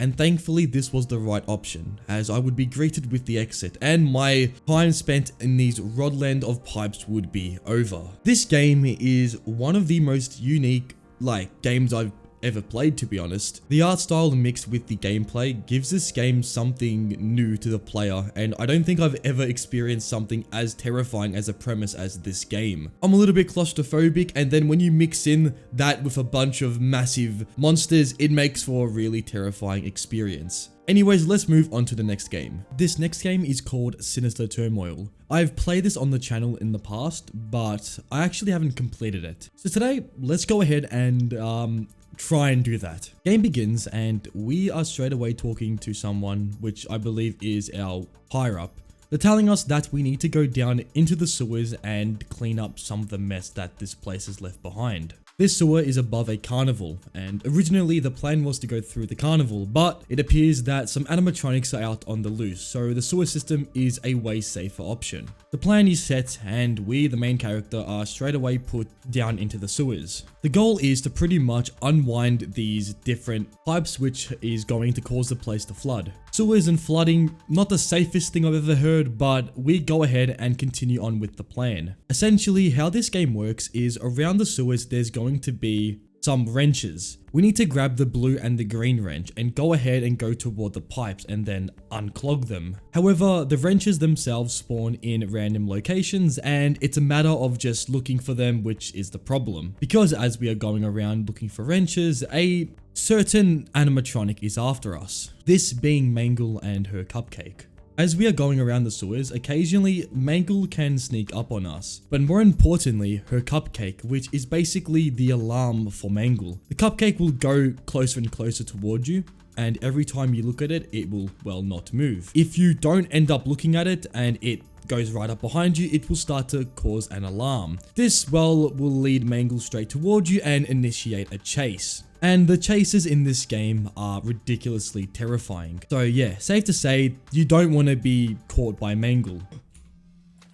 The blue wrench.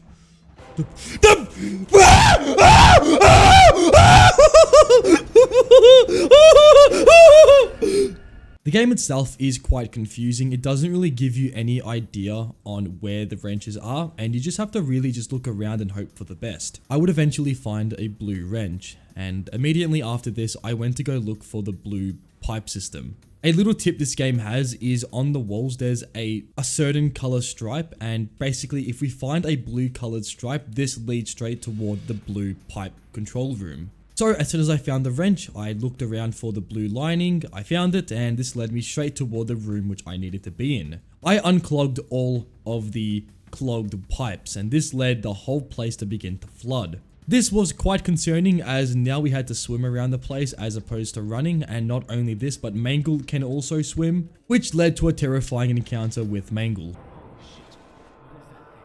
Poop, poop, poop, poop, poop. Really tight poop. I don't like this. Swimming in the sea, swimming in the sea. What it could be when I'm swimming in the sea. Oh my days. It's swimming after me. It's swimming after me. Please. Please. After this, I would eventually find a bit of platform, which led me toward the non-flooded section of the pipes. I would eventually bump into a really weird and eerie area with a bunch of balloons. This was a little bit concerning because at this point, I haven't really seen anything like this. You know, me being the smart, intelligent person that I am, I decided to go ahead and explore whatever this place led to. So I crawled into this tunnel space and I would eventually make it to the other side of it. We see what seems to be a mattress with a bunch of eaten tuna cans. So something is off about this room. A bunch of balloons can also be seen around the place. I slowly began to look up, and to my surprise, I found another animatronic. A nightmarish balloon boy seems to be chilling in the top corner of this random area. This was kind of disturbing, so I decided to chuck a tuna can at the creature. I thought it was a lifeless, just random thing, but when I chucked the tuna can, it sprung to life. And I seem to have made a friend here. I don't know if this thing's like alive or like what really, so hey. Whoa. What the f— After this happened, I immediately bolted out of that room. And now it was time to look for the green wrench, which was the last wrench which I needed to get this place, well, flooded. Looking around, eventually I would find the green wrench, and now I had only one thing to do, and that was to unclog some pipes. I would again follow the green line around this tunnel, and eventually this would lead me to the green pipe room. In this room, there's 3 areas where we have to unclog, and after this, well, everything began to flood. And something else happened. I got caught by Mangle, and it began the chase of my life. Shit.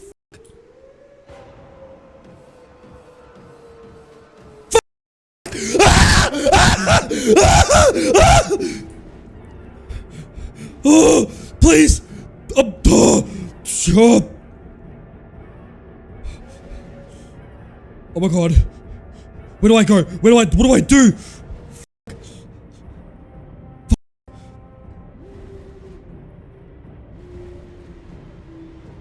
Mangle would eventually leave me alone, but this didn't help, as the water began to flood everything. There was no room to breathe. It was now a race against the clock. I had to find the exit, but with nowhere to go and me being confused, I would eventually succumb to the water, and we were back to square one. So again, I would attempt this challenge to beat this game. This time though, I had a plan to get toward the exit. As I've been playing, I've realized that the map itself doesn't change. It's not random. What this means for me is that I can basically make a route straight to the exit. The only bad thing is I have to remember exactly where to go. So I kind of drew a map in my head, roughly what I would do. Pretty much from the green area, I would go left, hook around the side of the map, and that should take me straight toward the exit point. The reason why I went to the green area last is in the blue area. Once you flood the area, you can't find wrenches. So if I flood the blue area and the green wrench spawned on that side of the map, essentially I would be screwed. So if I just wait until I grab both wrenches, then I could pretty much go to both generators, crank them on, and get straight toward the exit. The plan was set. However, Mangle and O Cupcake made my experience really annoying, as when I'm in the water, the cupcake is actually faster than me. What this means is during this brief period of time, the cupcake will find me and so will Mangle, and this results in a certain chase. To outpace Mangle, I pretty much just do a loop around the blue generator and go straight toward the green one. And with no hesitation, turning on the green generator, we have flooded the whole place. My plan was in motion, I knew exactly where to go, but the nerves and the overall stress made things a lot harder to do. I wanted this to be the attempt, so I just stuck to the plan which I set out, and everything went smoothly. I took a left, went all the way round, but this point, I actually forgot where to go. So I just pretty much had to just guess, and thankfully though, I guessed the right area as I would reach the exit point and I would be done with this game. We exit the sewers and we can hear what seems to be a radio. The audio of the radio is really hard to make out, but pretty much there's just a bunch of heavy breathing, and our fate is not certain as the person says Jamie and then cuts. This concludes the game. However, we are not done yet. The end of the game has some anonymous voice telling us that we should cherish this victory. Perhaps the entity knows that eventually we will come back to this place, but that's a theory, so who knows. With the completion, if you go to the main menu, you can see a Mangle like red icon. This kinda alluded there to be multiple endings. So I thought, hey, let's try and find another area where I could maybe escape. And you know what? There's one area in the game where I think you could do it, being the Balloon Boy area. I also learned that apparently I had a helper this whole time. At our disposal, there's been a hamster, and this hamster can actually distract Mangle. I didn't even know about this until playing this game for like 2 hours, so the fact that I just learned about this, I'm pretty pissed. I also remembered that Balloon Boy actually moves if I chuck a tuna can at it. So what if I chuck the tuna can and then try escape through this area? So I went into the game, I went to Balloon Boy's little lair, and I chucked a tuna can at it. The creature ran off, and now it was time to flood the place again. I had to now find a path that could take me straight from the green wrench room all the way toward Balloon Boy's lair. And so with enough attempts, I would eventually find a path that took me straight there. So I took this path, trying my best to avoid Mangle. I went straight into the crawl space, and this led me toward Balloon Boy's little hideout. I waited for the water to rise, and I wasn't really sure if this was going to cause anything. Then I was greeted with a cutscene, and what happens next is, well, you're gonna see it. I've had enough of this game. Balloon Boy. Oh, shit.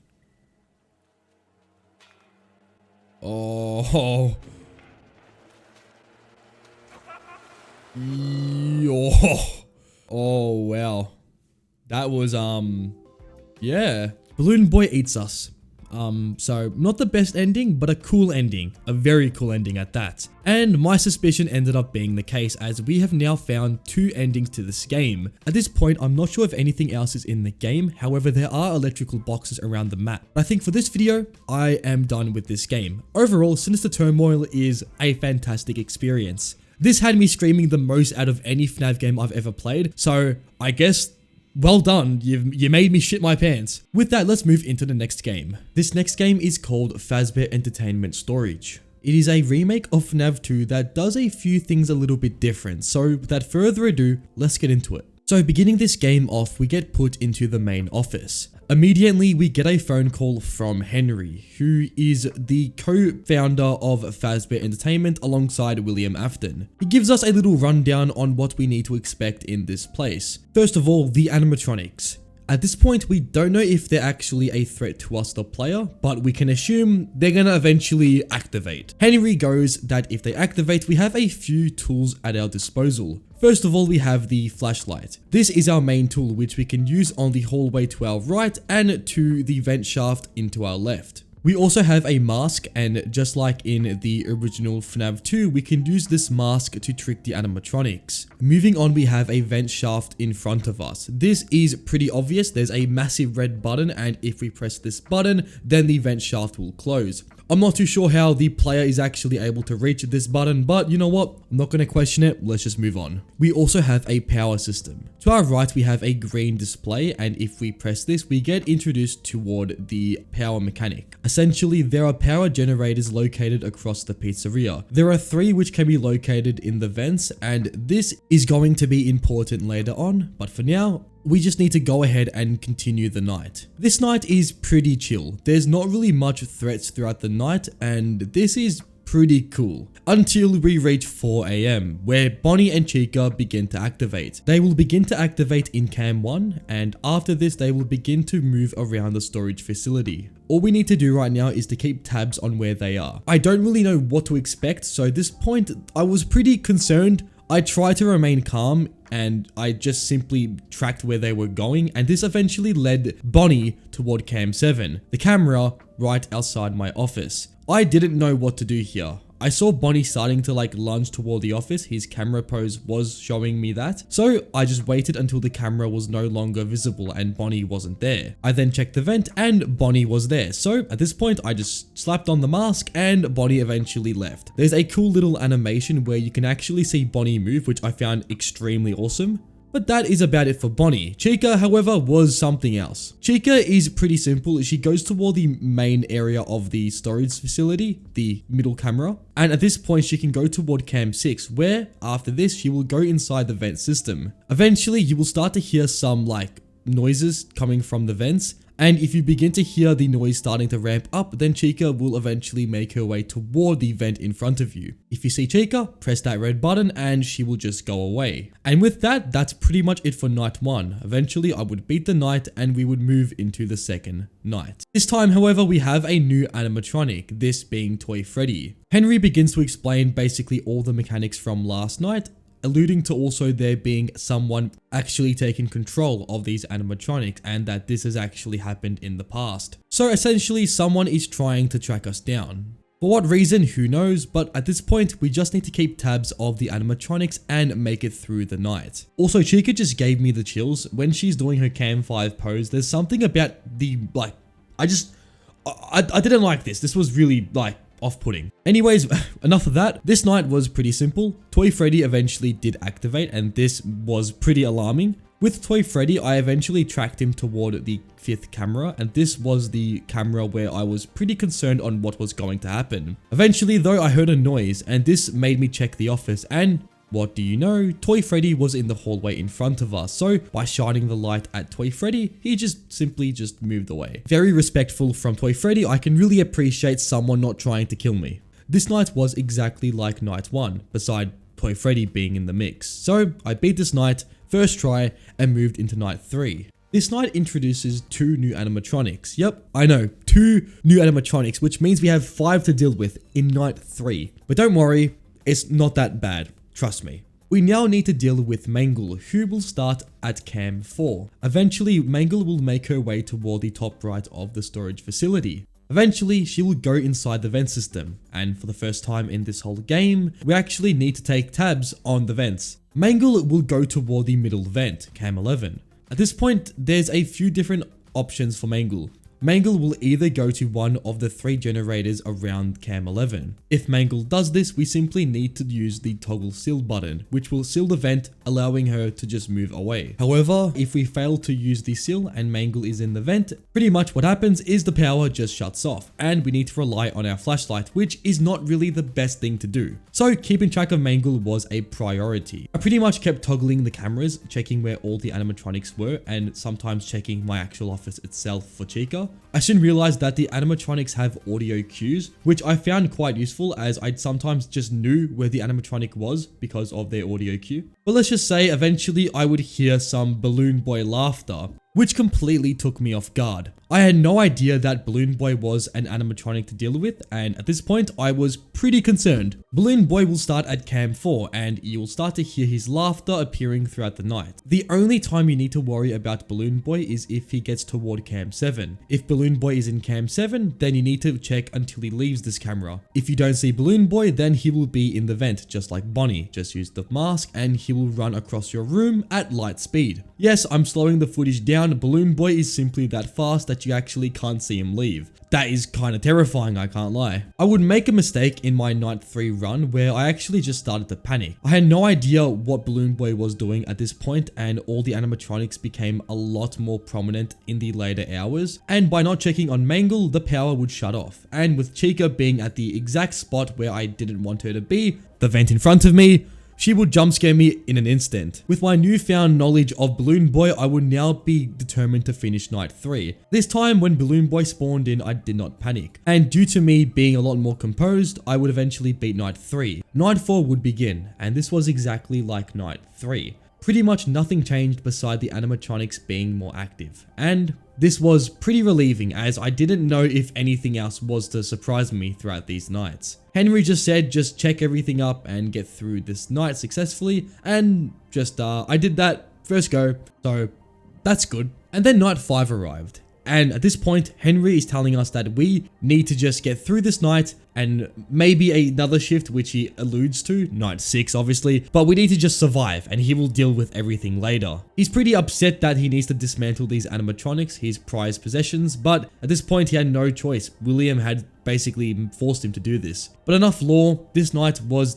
difficult. Everything was basically just appearing at every second of the night. And we also have a new animatronic, the Marionette, who finally appears after 4 long nights. The Marionette was something I was not expecting. When I heard the spawn in audio for the Marionette, I was completely shookened. Thankfully, however, the Marionette is not hard to deal with. On the cameras, sometimes the Marionette will appear, and if you see it, just stare at it and it will go away. So that was quite relieving, but that didn't mean this night was not hard. This night was difficult. I had to really rely on the audio of the animatronics to tell where they were, and not only that, the Marionette appearing at random times was really something I did not expect would make the game 10 times harder. But honestly, somehow and some way, I actually got through night 5 on my first attempt. I know, it was definitely a fluke, but this meant I had now completed the first 5 nights of the game.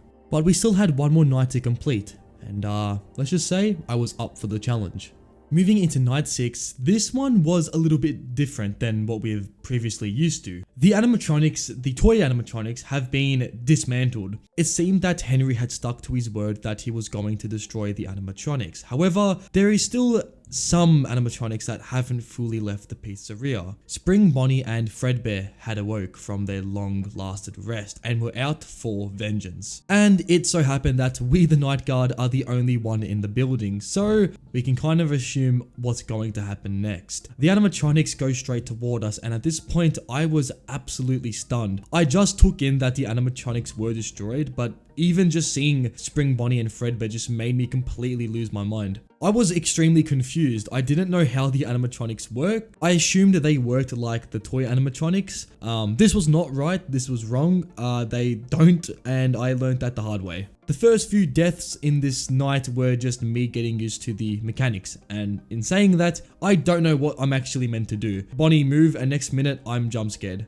Just no questions, I'm just being jump scared. And this happened for like 20 minutes, I did not know what to do. I was actually stuck. However, eventually I started to get more and more clues on what to do. YouTube helped a lot in that, but this night is just really confusing. The game doesn't tell you anything. So I think YouTube is justified in this situation. I learned from this video, by the way, shout out to Bluey Lewis for making this video, or else I would actually probably never beat this night, but eventually I learned that Spring Bonnie works as so. There's 2 ways Spring Bonnie can jump scare you. One is if he's in cam 5 and then goes directly towards your office. If this does happen, you need to stay on your camera. I know, counterintuitive, we've been using our mask the whole game, but now we need to stay in the camera, so I guess that's how it's gonna be. And the other way is if he goes to cam 7. At this point, you need to wait until he moves inside the vent. You will hear a bunch of just noises, and this indicates that Spring Bonnie is going through the vent, so close it or else you get jump scared.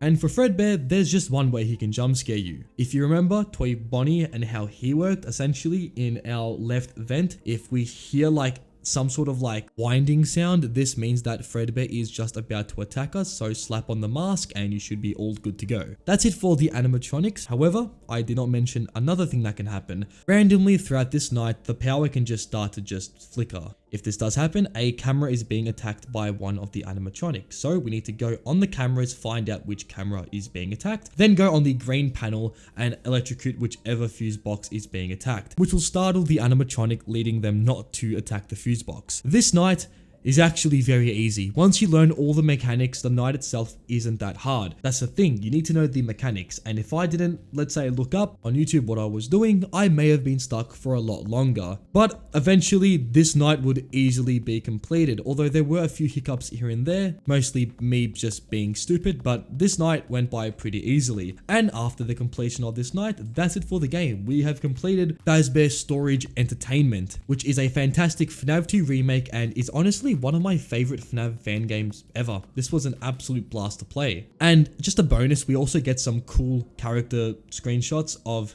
the models, just absolutely beautiful renders. I'm absolutely just in awe of how these animatronics look. And we even get some devlog of the game, just some really cool information on how the dev went around making this game. And there's a few interesting facts that I learned. Apparently, Bonnie was the first character to be made, not Freddy, which I found very interesting. And I noticed that the game was very blue, like I get that similarity now, and that Toy Chica had actually been like nerfed kinda. In the original game, she would actually be in the vent for a lot longer than what she is in the actual game. I found this information really cool, and there's a lot more which I won't go through because there's a lot of information, but just some really cool details about this game. Honestly, huge congratulations to the developers behind this game. Just an absolutely fantastic FNAF experience that I recommend anyone try out. Anyways, with that, let's move on to the next one. The game is called Virus J Total Madness. Essentially, what this game is basically William Afton has lost the plot. This game is basically William Afton and Henry Emily's story, as they were basically business partners for a certain period of time. However, they had creative differences with the animatronics, but their main goal was to help the kids in the hospital. And the way they would try to do this is by having animatronics perform to them to make them feel better. However, years after them working on the animatronics, William had a massive setback. The loss of William's daughter has put him into a position where he can't work on the animatronics anymore. The loss of his daughter has pretty much wrecked the man, and he isn't the same person he used to be. However, William has blood on his hands, and what he has done isn't really known to us at this point. However, the game cuts and we see the main title play, and that's about it for the intro. Also, a nice detail is they made William's eyes purple to kind of show his more darker tendencies coming into fruition. This game is set in a hospital with us, William Afton, being the main character. Our goal in this early stage of the game is to make our way toward the back room of the hospital. Yet there, we're going to need to go ahead and explore some places. The rooms themselves are pretty much empty, however we do see a cassette tape, and furthermore we also see something in a fridge. The hospital seems to be a manifestation of William's mind, as things seem to be a little bit abnormal. However, as we explore, we eventually find a room that opens up. An animatronic is seen walking around the place, however soon disappears. This opens up a room where we get to see a code for a lock. By using the code that we're given from this TV screen, a lock opens. It's a note of Henry talking about his concerns for William Afton after the death of Elizabeth, and he's increasingly concerned of his friend. We also see a cassette tape, as I mentioned before, with the name Afton on it. And what plays is basically a monologue of William pretty much saying that he can no longer work on the animatronics as he has no desire to. We're then able to go into another room, which actually allows us to enter the office. However, as we enter, things seem to be a little bit off, and as soon as you know it, an animatronic appears through the doorway, and may I add, it is absolutely massive. The thing is towering the whole room and slowly comes toward us. William, in shock, basically walks back and makes his way toward the desk. At this point, all we can do is sit there and stare at the towering animatronic in front of us. The game then cuts and puts us straight into the main gameplay loop of the game. Essentially, what we need to do is we need to keep everything away from us. There is overall 3 animatronics in this game, being the elephant, the lion, and also the turtle. Or tortoise. Honestly, I don't even know what it is, but one of those 2. Essentially, the first animatronic we're going to talk about today is the elephant. The elephant is pretty much something that is attracted to sound. So if you make a noise, it goes toward it, and in our camera system, we have a built-in audio device. This essentially allows the animatronic to be tricked and makes us not be jump scared. The main way I got rid of the elephant is I kept it toward the furthest camera to my office, as if I kept the elephant near the office, this could risk me potentially getting jump scared. So by keeping it at the furthest possible location, it is probably the best chance of me not being dead. Pretty simple. Let's move on to the tortoise. The tortoise is pretty much You have to look at it. If it appears on the camera, you need to stare at it. If you look away for whatever means, it will give you a jump scare on the camera. And if you do this twice, then you're gonna get jump scared. So every time the tortoise appears, make sure you do not click off the camera. Trust me, this is by far the worst animatronic in this game because it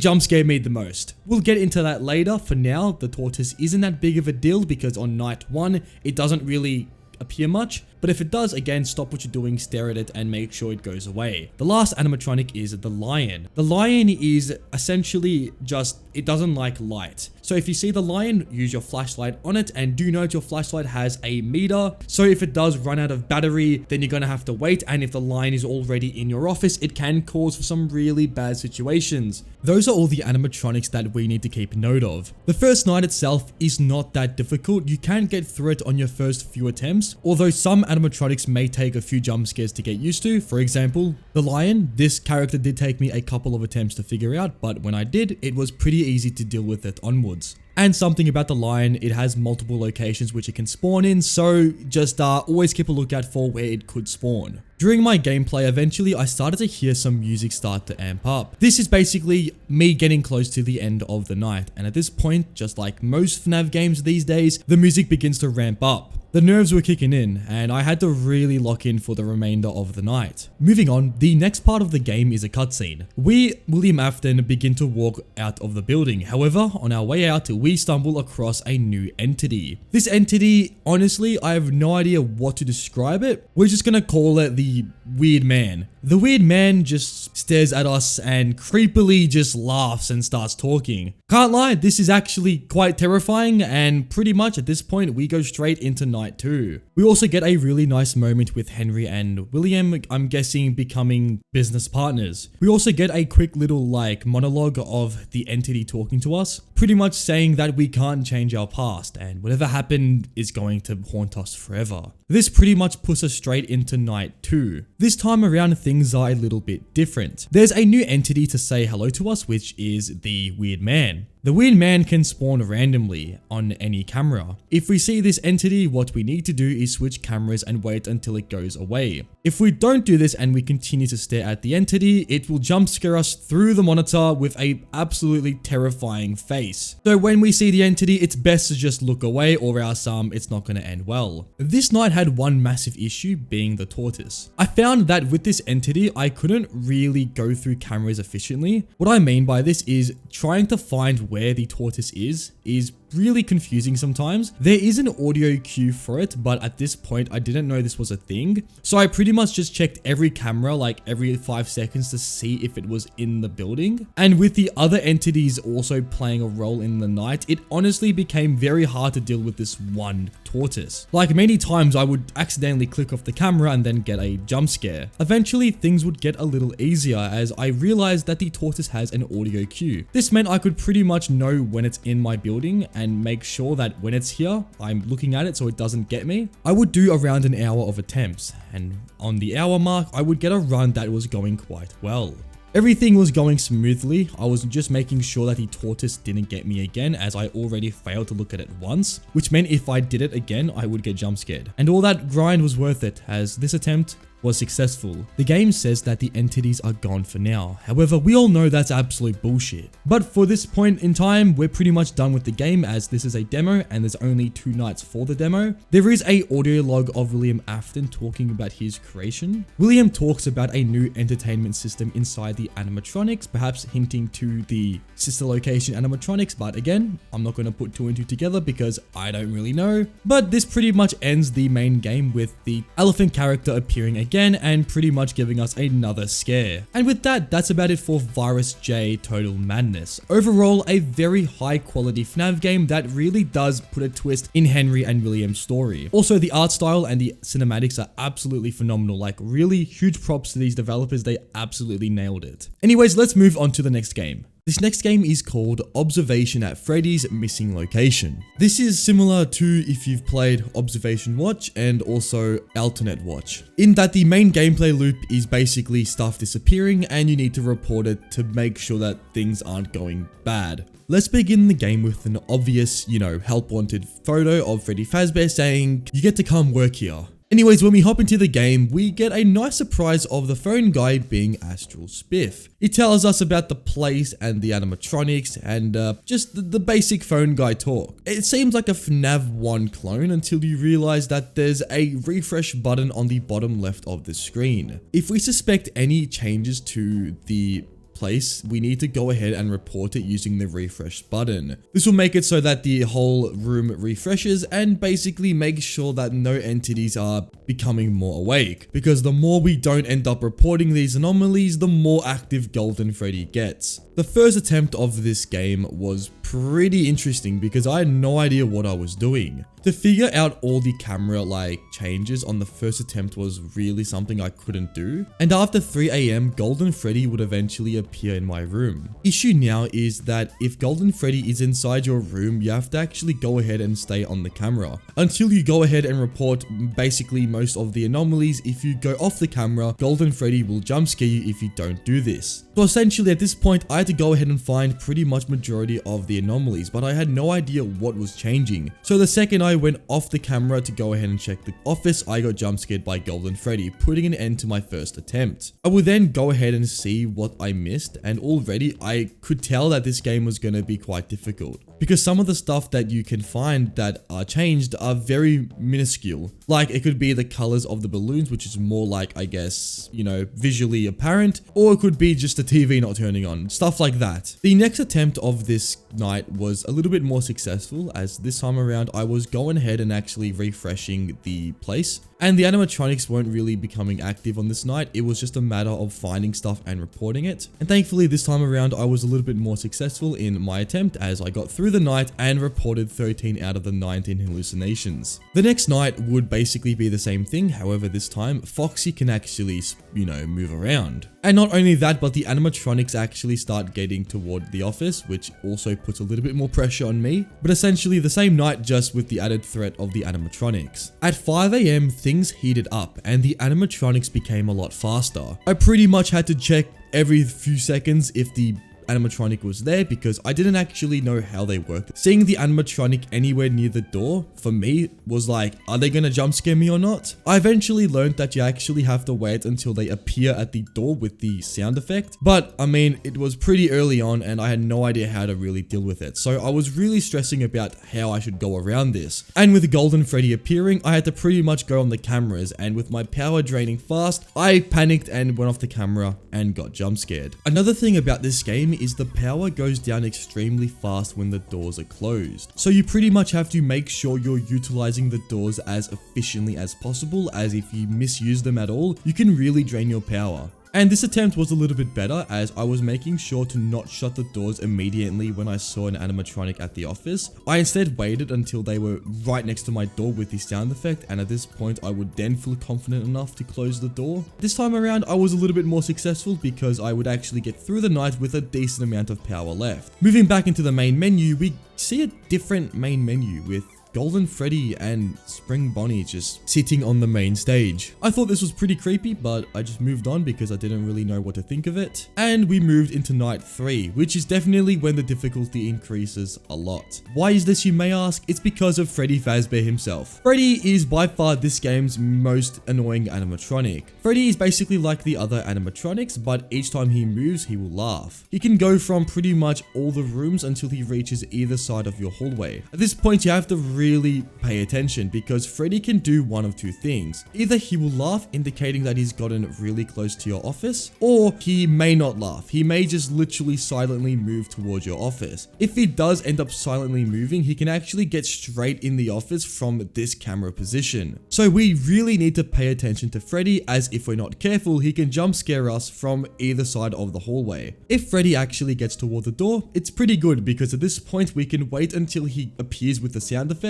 which can save us time from using the power and can give us time to check for any anomalies. A bit of a mouthful, I know, but this night is actually very difficult. First of all, the power is very much a liability in this night, so conserving power is an absolute necessity to get through night 3. My game plan was to save as much power as I possibly could. So this means not going ahead and shutting doors for no reason. I needed to see the animatronic and therefore hear it move into my office for me to shut the door. I wasn't just shutting stuff for the sake of it. And me conserving power definitely did get me a massive advantage on the night. But of course, looking for the anomalies was a massive challenge and one of the biggest hurdles that I had with this game. Especially when Golden Freddy entered the office, it was like basically just someone telling you, you better get this right or you're gonna get jump scared. And enough attempts later, I would eventually get through night 3, but not without its challenges. It was difficult to say the least. We moved into night 4, and this time around, the phone guy picks up the phone and says that we're not actually meant to be working here.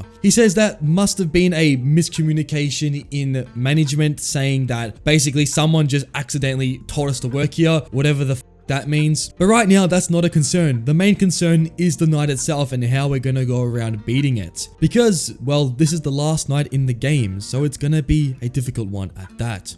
The main way I went through night 4 was by simply conserving power, first of all, but secondly, knowing when a anomaly is happening. Golden Freddy's laugh is an indicator, but seeing Golden Freddy in the room is basically you don't have enough anomalies checked up. So I needed to get the anomalies out of the way before Golden Freddy even entered, just so I can, survive. And mainly, I was getting jumpscared by Golden Freddy more than any other animatronic. This was concerning, but I made it my key goal to make sure I knew when the anomaly happened. And it was hard at first, but the more and more attempts I had, the more anomalies I picked up on. Which meant every time Golden Freddy entered, instead of, absolutely losing my sanity, I made sure to go on the cameras and, well, I did guess a lot, but I knew when to get rid of the anomaly, which meant that I was pretty much unstoppable. I was going through the animatronics like they were nothing, and enough time later, I would actually beat night 6 with a decent amount of power left. We then get fired because for some reason we were just tampering with the mechanical stuff in the pizzeria. Not going to go into too much detail, but essentially we have gotten our $1,000 and we have left the pizzeria for good.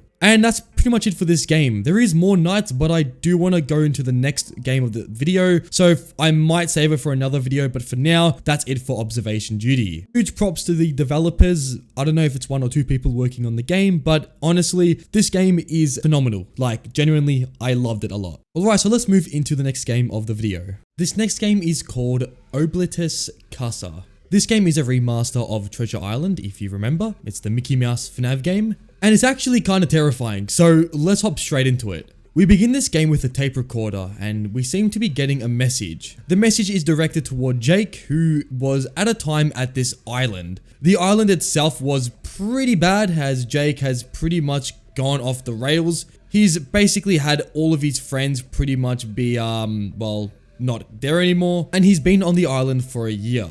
The company is trying to basically tell Jake to tell him what happened, but Jake isn't telling anything because I don't think he wants to really bring up those memories again. And that about puts us straight into night 1. The gameplay loop of night 1 is pretty simple. First of all, we need to worry about this character called Willy. Willy will spawn in on cam 1 and will go throughout the house. We are located on the bottom left of the house and we have to keep everything away from us. So with cam 1, we pretty much have to get Willy toward the top of the map, which is where I like to keep him. Around cam 7 for me is a good spot to keep Willy because he doesn't end up getting close to us and we can kind of make sure that we're not wasting our audio. That is another thing, the audio. The audio is basically what keeps Willy away. Every time we use the audio, it goes down. However, each camera has an audio system in place. So if we drain one camera, the other cameras won't be affected. It sounds easy, however, with Willy, he can be a little bit active on the later nights. So at this point, we need to keep Willy just on cam 7 and we should be good. The other entity for this night is the paper entity. Essentially, on our paper that we have on our right, we have a quick little detail on what to do on the night. But also on top of that, there's an entity inside the paper. We have a rubber and occasionally if we see some chalk starting to get put on the paper, we need to rub it out. The first night was a breeze and we got through this pretty quickly and this put us straight into the post-night section. However, it wasn't as simple as just beating the night. The end of the night, we got jump scared. I thought I died because I got jump scared, but what actually happened is we're given a second chance. We have to pretty much collect all the Mickey Mouse heads on the cameras. We have some entities that will try and stop us. First of all, the dog and the duck. The dog doesn't like light and the duck will try and trick us, basically making the Mickey Mouse heads be like fake ones. And we have to pick the right one or else the dark jump scares us. The whole premise of this thing is to basically find 3 Mickey Mouse heads and we are pretty much good. Also, I forgot to mention the mouse entity that can spawn in front of you. If this does happen, just go on the camera and try and prevent keeping eye contact with it. And with that, that's pretty much all the entities. The night itself is pretty simple, just keep track of the doors and just make sure that the Mickey Mouse head is correct and doesn't look like it's not the right one, if that makes any sense. After this, we have another post-night section. This is the first time any FNAF fan game has had 2 post-night sections after one another. Or maybe Final Night's 4, but I don't really remember. This post-night section is essentially a maze and our job is to get toward the back room and collect the key. However, in this maze, entities will be walking around it and we don't really want to bump into them because they're terrifying. And yes, I did scream a lot when I first encountered one. Basically, our job is to get to this room, grab the key and get out as quickly as possible. I eventually got through the post-night section by just simply running and not looking back. This put us straight into night 2, and this time around we have 2 new animatronics to keep track of. First of all, we have Daisy the Duck. Daisy can spawn on any camera, and if we see Daisy, we're going to need to use one of the camera tools, this being the flash. This will keep Daisy away and we have to check on the cameras like every 20 to 30 seconds. The other entity is I'm gonna call it the attic creature. Sometimes when you're in the attic, you may stumble across a Mickey Mouse-like clone. If you see this creature, you simply have to use the light source and this will get rid of it. But make sure you're checking up here as sometimes you may not even know it's up there, so keeping track of this creature is pretty essential. With that, this night was not too bad. I eventually got through the night and we will then move into night 3. This night we have a new creature, which is Photo Negative Mini. I'm going to be saying this name a lot, so to just shorten things, we're going to call it PNM. Most likely, she will be just floating there, not really disturbing anyone, but until she reaches the ground, we can just ignore her. When she does reach the ground, then things get a little bit more complicated, because now we actually need to use our flash on her. PNM will go from cams 2 to cam 8, and she won't really divert from these 2 cameras. If we see PNM, we just have to use our camera flash and this should get rid of her.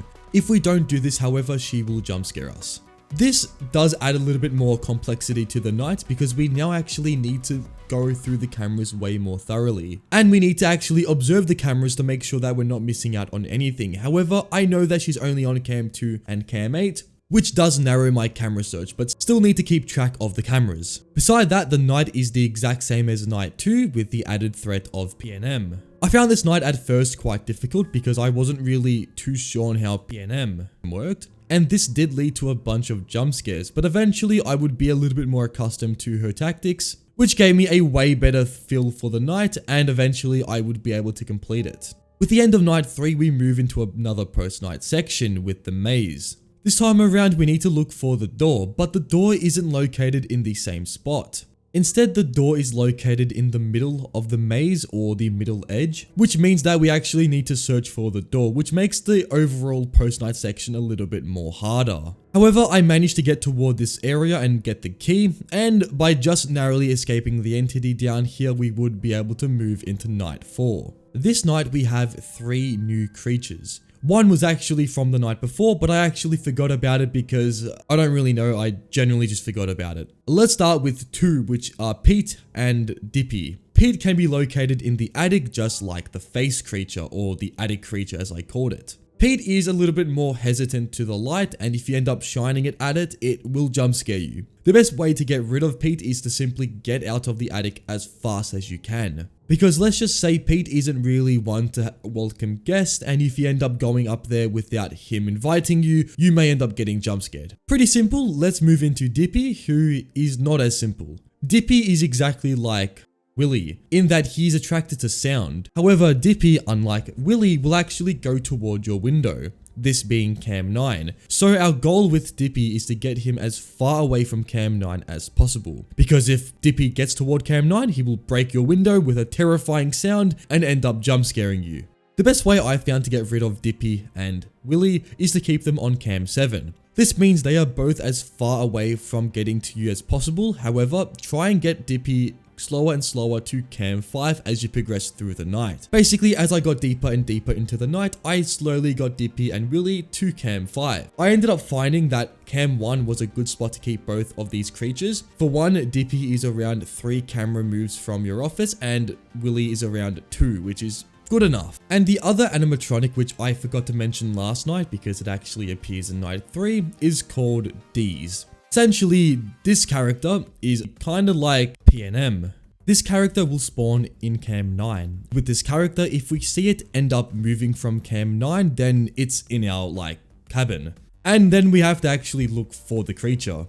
I've found that this character mostly goes to cam 7 and cam 1. So essentially, if you see this character not in cam 9, then you can assume that it's in your cabin and you need to get rid of it as soon as possible. If you don't end up doing this, then it will jump scare you and not fun. So basically, make sure you're checking these 2 cameras to make sure you're getting rid of it. Right now, we have around 7 creatures to look out for. So this overall makes night 4 a very difficult night. And in saying that, it did take me nearly an hour to beat. So overall, this was definitely by far the hardest challenge of the game so far. The most I could get to was around 4 AM before most likely I would get jump scared. But this was because I wasn't really sure how Dippy worked at this point. I thought Dippy was like Willy, and if he got to around cam 4 and 6, I would be screwed. But it actually was cam 9 that I was trying to get rid of him on. I thought keeping Dippy at the top camera would be the best option because that was further from my office, but in reality, I was just getting him straight to my window and getting jump scared each time. So after realizing this, I was a lot more keen on keeping Dippy and Willy at cam 1, and this meant I was basically doing the right thing and I would basically beat the night pretty quickly after realizing this fault. Beating night 4, we moved into another post-night section, and this time around, the door is in a different location. I basically did a massive loop around the whole maze thinking the door was at the edge of it, but it actually was right next to us the whole time. The game kinda trolled us. After getting here and grabbing the key, I would basically make a last-ditch effort to leave the maze as the creature at this point was right behind me and chasing me down very quickly. After narrowly escaping the maze, we get into a cutscene. Basically, we find a furnace door and by using a match lighter, we can make the whole thing go up in flames. This wasn't a smart thing to do, as an entity called Oblitus Casa awakes, telling us that we made a massive mistake and these creatures aren't trying to hurt us. That's a bunch of bullshit because this whole game we've been actually just non-stop being barraged by these things. It says that it's been here the whole time and it's basically a massive living organism. I'm not gonna get too deep into the lore, but at this point we have one final entity to get rid of. Night 5, we have 2 entities. One is the entity we just saw, which is Oblitus Casa, and the other one called Mik. Mik is the main threat, however, Oblitus Casa will make her way onto our notepad and on our cameras. Yeah, so her name isn't actually Oblitus Casa, I just made that shit up. The name is actually Mother Mik. Mother Mik is quite easy to deal with. She's not really the main threat of the night. The main threat, or I should say threats, because there's actually 2 animatronics which we must keep track of, are Mik and the face creature in the attic. Let's go through Mik first because this is by far the hardest animatronic to deal with. Mik is similar to Willy in how he operates, but there's a few key differences to Willy and Mik. First of all, Mik can be lured by not only sound, but the camera tool. The reason I mention this is because Mik can either have 2 distinctive camera poses. Either his eyes will be visible, meaning that you're going to need to use the flashlight, or Mik's eyes will be just dull. This means you have to use the sound to lure him from room to room. Our goal with Mik is to get him ideally toward the outside camera. The reason why this is an ideal camera for Mik is this is the furthest point he can be from our office. Mik now needs to go through 4 camera movements to get to the office, as compared to any other camera, which this number is significantly lower. So that's pretty simple on the surface, however Mik is a very fast moving creature, which means we're going to need to observe his movements very thoroughly and make sure that he's not getting too close to the office. The next entity is the face creature in the attic, who is by far a lot more aggressive in this night. When I first attempted this night, I found this creature hard to deal with. The reason being is the sound audio when the creature spawns is very faint to begin with. This isn't the biggest issue, as you can kind of counteract this by just, I don't know, turning the volume up. But the main thing about this creature is it's very quick for him to jump scare you. As soon as you hear the attic, the sound effect that plays when something's in there, you have to go straight up. Because this creature genuinely will give you no time to react, so you have to be very switched on. The problem with this night, and the main issue I had with it, is Mik can actually have a fake audio sound. If Mick enters the attic, which he can do, this will result in an instant game over if you go up there. The problem with this is with the other entity in the attic, if you don't know where Mick is, you may stumble upon Mick in the attic and be completely shit scared. The way I knew when Mick was in the attic was just by simply observing the cameras. If I saw Mick and 1 second didn't see him and I couldn't see him on any other camera, I could determine that he's probably in my attic. This remained true for majority of the night and was a really crucial thing to learn to get through night 5. This was the beginning of the night, so up to 3 AM this is how the night pretty much played out. But when 3 AM hits, the night changes. Mick becomes a very more terrifying version of itself. It grows to a very obscure and just disgustingly huge body that will become more of a threat, as now Mick is not only faster, but can trick you at any camera. It can go straight to the attic wherever he is. This was very hard to deal with at first because the difficulty change during the middle of the night did make for a bunch of game overs. But all it took was time and determination, and mainly realizing when Mick's in the attic, don't go up there. With that in mind, I eventually got through night 5, but this did take me a lot of attempts. In fact, I have nearly an hour and a half of footage of me just on night 5 alone, so I hope that puts into picture how hard this game really is. After beating the game, we get a cutscene of the creature being burnt alive. And for once, the entities inside the cabin are no longer with us. We're then met with an end credit, and after this, that's the end of Oblitus Casa. We have an extras menu where we get to see the animatronics, or creatures I should say, and there seems to be 8 more creatures I haven't even discovered yet. There's a night 6 in this game, but due to this overall game already taking up nearly 12 minutes of the video, I think it's time that we move on. I will cover this eventually in another video perhaps, but for now that's pretty much it for Oblitus Casa. And we also get a bunch of cut content, which this game has a lot of. A lot of effort went into this game, so for the developers, congratulations. This is an amazing FNAF game. The amount of content in this game alone is actually mind-boggling. This next game is called The Twisted Carnival, and it is basically FNAF, but if it's at a carnival and if shit was just terrifying. Alright, so without further ado, let's hop straight into it. We begin this game with a little cutscene of the help wanted photos saying that there is nightly security guard from Monday to Friday.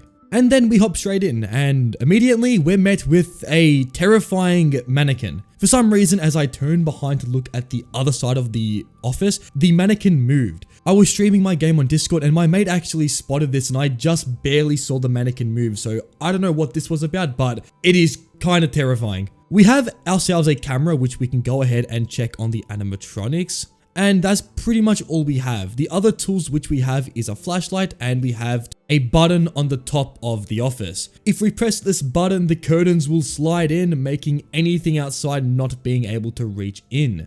And that about is it for the office itself. The other things we have is a phone, and by pressing on the phone we can hear what seems to be the phone guy. Phone guy is telling us that this carnival is run down and that there's stuff hunting us. Nothing to be too concerned about, you know, killer animatronics trying to kill us. I guess that's just normal shit to expect in these FNAF games. On the cameras, we can go ahead and observe the animatronics, and everything was nice and smooth until 1 AM when I started to begin to see some movement. I wasn't really sure what to expect at this point, but seeing the animatronics was already terrifying enough, and as soon as you knew it, we began to see Freddy appear behind us. Essentially, how Freddy works is, unlike the other two, he can actually be seen in the base in front of us, and if we see Freddy, we can't really do anything. We have to wait until Freddy gets toward the front of the office, and at this point, he will then walk toward us. If any of the animatronics, including Bonnie and Chica, do this walking movement, we have to immediately shut the curtains. If we don't do this, then we get jump scared, so don't do that. Essentially, this first stage of the game is just kind of getting used to the mechanics and stuff. I also stumbled upon an entity, which honestly, I have no idea what to even call it, but it's like a mannequin head just staring at me. This took me off guard, but I just moved on to the next problem, which was the animatronics, and they were becoming very active as the night progressed. It was pretty clear that this night wasn't going to be easy, and as the night got deeper and deeper, the more we saw animatronics start to appear. And soon, basically, it was like like every 5 seconds an animatronic was appearing in front of me. I remained calm and composed and managed to somehow scrape my way through the night on my first attempt. After completing the night, we get a post-night section of what seems to be a son and a mother talking to each other. It seems that they have lost something, and the grief of the mother seems to be taking over the family, as the son and the mother seem to be arguing about something due to a missing person at, I'm assuming, a carnival.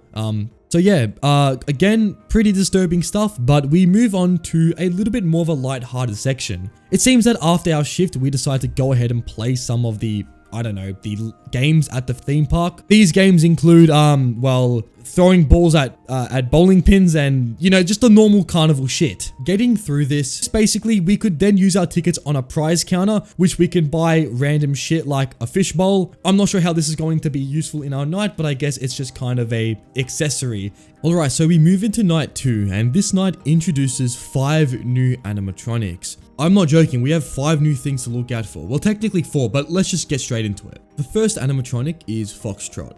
Foxtrot begins in the top camera where you can see him just kind of stalking you inside of this area. You can see just his eyes, and at this point he isn't a threat for us to worry about. However, Foxtrot will eventually escape this area and begin to move around the carnival. Foxtrot can't actually see, he relies mostly on motion sensors and also hearing, so Foxtrot is kinda listening out for us in a terrifying way. You will see Foxtrot basically peering over some places, listening in, just trying to figure out where we are, and our goal is to keep the camera on him. I assume that the static of the camera is keeping Foxtrot in that location, so basically we're kind of stalling him using this tactic. If we don't end up doing this, then Foxtrot will go straight toward our office and end up jump scaring us without us doing a single thing about it, because at this point we can't. Foxtrot knows where we are and we're dead. Moving on, we have the 3 carnival game mascots. These 3 entities will go around the carnival and will basically make their way toward us. Once we see them enter our booth, we're going to need to go ahead and use the masks which are located on the top left of the booth. Each of these entities have a different face, and we're going to need to go ahead and use the correct mask on the entity which it belongs to. The thing was, I wasn't sure which mask belonged to whom, because I mean there's 3 different masks and 3 different entities. It was kind of like trial and error for most of the mascots. But I soon learned that, well, if one of these has a mask with the eyes cut out and one with the mouth cut out, perhaps, well, if I see one without eyes, it was the one without the eyes on the mask. This was the right thing, however, it did take me a while to figure out. It took me over 30 minutes. I'm not the smartest person. But after realizing this, it overall made this night a little smoother. However, there was one teeny tiny problem. When an animatronic is waiting to go and walk up to the booth, we have to basically make sure that there's no mask entity in the booth, and the time you're given to use the flashlight on the animatronics is extremely small. So even if you react a little bit late, you're gonna get jump scared. This is pretty bad, because if you can imagine not knowing what you're doing mixed with the small time you need to react, it overall made this night absolutely terribly hard. And not only that, but we need to keep track of the animatronic behind us, the puppeteer or the puppet master, because if we don't, again, he's going to deactivate some of the booth's, tools, which means that we're gonna get jump scared. Also, the mask entities can also deactivate your booth's mechanics, making it so if you're not reacting fast enough, then you're gonna get jump scared. With all these things in mind, this night was really hard. I was stuck on this night for at least an hour, or maybe even 2. I could not figure out why sometimes my booth's mechanics weren't working, or if I was late by a second, I'd get jump scared. It was just these little things that made this overall night just terribly hard. But eventually I got faster, and not only that, but I could pretty much see what was happening and actually make a good choice on what to do next. It was basically trial and error for a whole hour, and after this period I was a lot better at managing all the threats. I had an attempt where I actually got to 5 AM. However, for some reason Foxy just left all the cameras. I couldn't find him. And where was Foxy, you might ask? Well, he was actually in my booth. As I mentioned before, at this rate there's nothing you can do to actually stop Foxy. Well, there was one thing I could do, and that was to hold the curtain shut. When I held this button, for some reason I didn't want to let go, fearing the jump scare ahead of me. However, this actually was a great idea, because for some reason the game soft locked in a good way, because nothing could actually get toward me, and this meant I could just scrape through the night with A jump scare being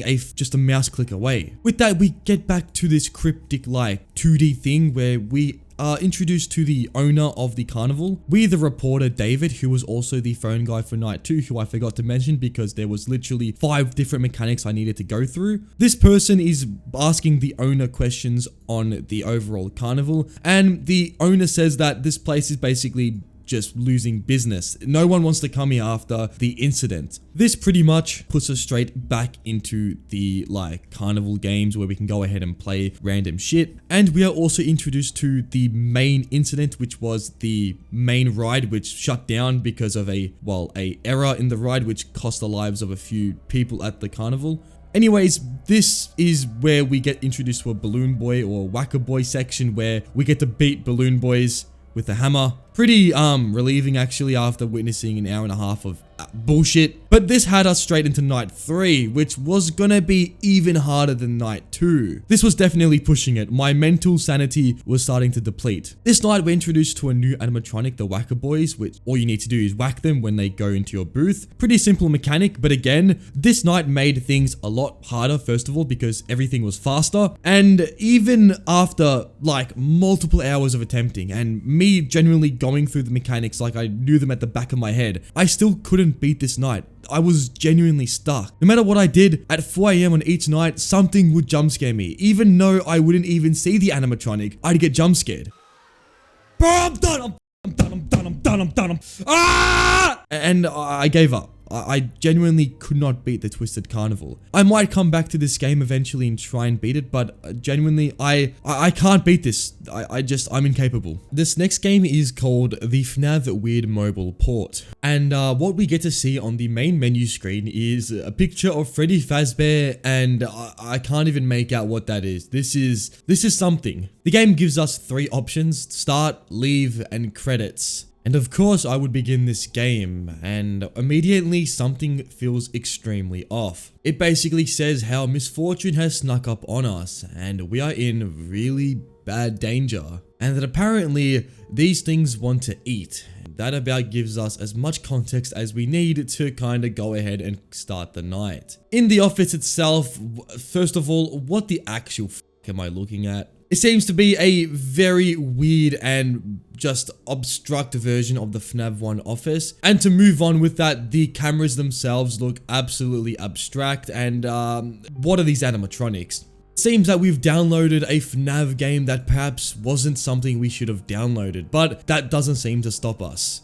All the animatronics are pretty much out to get us, and immediately on 1 AM, Bonnie decides to go straight to our office. With a terrifying door appearance, we have to go ahead and shut it. This is about the gameplay loop for this game. Sometimes animatronics may appear, and that's about it. It's basically FNAF 1, but if we downloaded it from a very sketchy place. The first attempt went pretty well until Chica made her way toward my office. I wasn't really prepared to take on Chica as well, as at this point Bonnie was already making his way back to my office, and this meant I wasn't really checking the right door that much, but this was a terrible decision, as in pretty much no time at all Chica would go toward the door and jump scare me. This would initiate a complete crash of the game, and it seems that something is being sent online, so perhaps I'm cooked. But anyways, we moved to our second attempt, and we have pretty much the same exact gameplay loop from the first attempt. It seems that the game itself goes from a certain loop and doesn't really go off it. So the same animatronics appear at the exact same time, so I guess it's gonna be a little bit easier. As 2 AM begins to end, Freddy begins to make his way toward the office. With an absolute menacing laugh, Freddy begins his way toward us, and his camera poses are by far the most unsettling in the whole game. The only animatronic that hasn't really done anything so far is Foxy. However, on this attempt, well, let's just say Foxy said hello to us. And with the Foxy running sound, pretty much I was dead within an instant. There was no time to even react. If you didn't know Foxy was basically moving, you were pretty much screwed. Again, a pretty unsettling end to another attempt. Attempt 3 was a little bit more successful. I would make it all the way to 3 AM, and this time I would actually be able to combat Foxy. I already knew roughly when he left. Just by closing the door, I would be able to get rid of him and focus on the other animatronics. Freddy would also make his way closer and closer toward us until eventually he made his way toward the office. We also had Foxy then go toward the other door trying to trick us. Thankfully though, the game kindly tells you to go right, and this pretty much gives you all the context needed to shut the door. If I didn't know this however, I would most likely have been jump scared again. Everything was nice until, well, we saw another really creepy Chica like camera thing. There's also one for Foxy as well, but essentially these are like some creepy, like out of context, just things that happen in the game. It also says God loves you. This attempt would get really interesting at 4 AM as nothing would actually move and every animatronic would go missing. This was pretty, suspicious, as I had a lot of confidence that at 5 AM things were going to get heated. And that was, well, true, because at 5 AM, pretty much some Foxy audio music begins to blast and you see two animatronics appear. These animatronics seem to be some things that we haven't actually seen before. Oh! I assume that they're like mutated animatronics, and at this point we need to pretty much lock all the doors and attempt not to get jump scared. At this point the game is actually telling you what to do, but you need to act fast as these things pretty much are extremely quick and can jump scare you within an instant. Thankfully though, I would just be able to scrape through the night and get to 6 AM. The game ends and we get 30 seconds to donate to Freddy, or else, well, Freddy will just destroy us.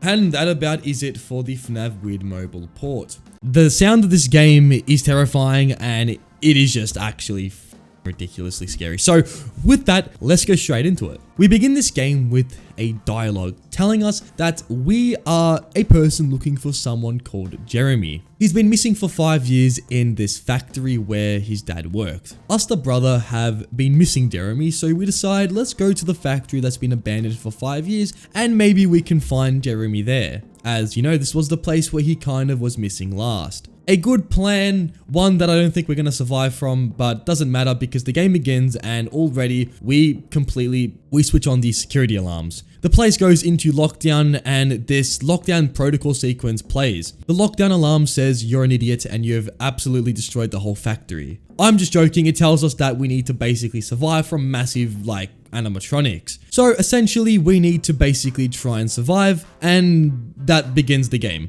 The first lockdown is very simple, in that we pretty much have two things to look out for this night. To our left and to our right are two hallways. Going to the hallway, there's a chance an animatronic can be there. On the left is Freddy and on the right is Foxy. To deal with each animatronic, on the control panel there's going to be a lever. If you push the lever down, it deactivates the power, and if you put the lever up, it activates the power. So basically, Freddy doesn't like power, so put it down, and Foxy kinda likes power, so you put it up.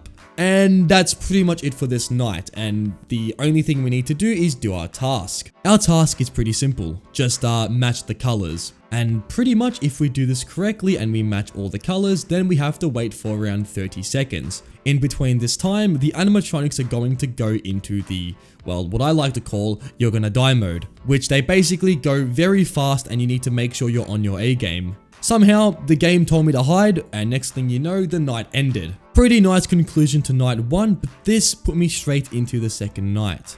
And things weren't gonna get any easier. In fact, we have a new animatronic to say hi to.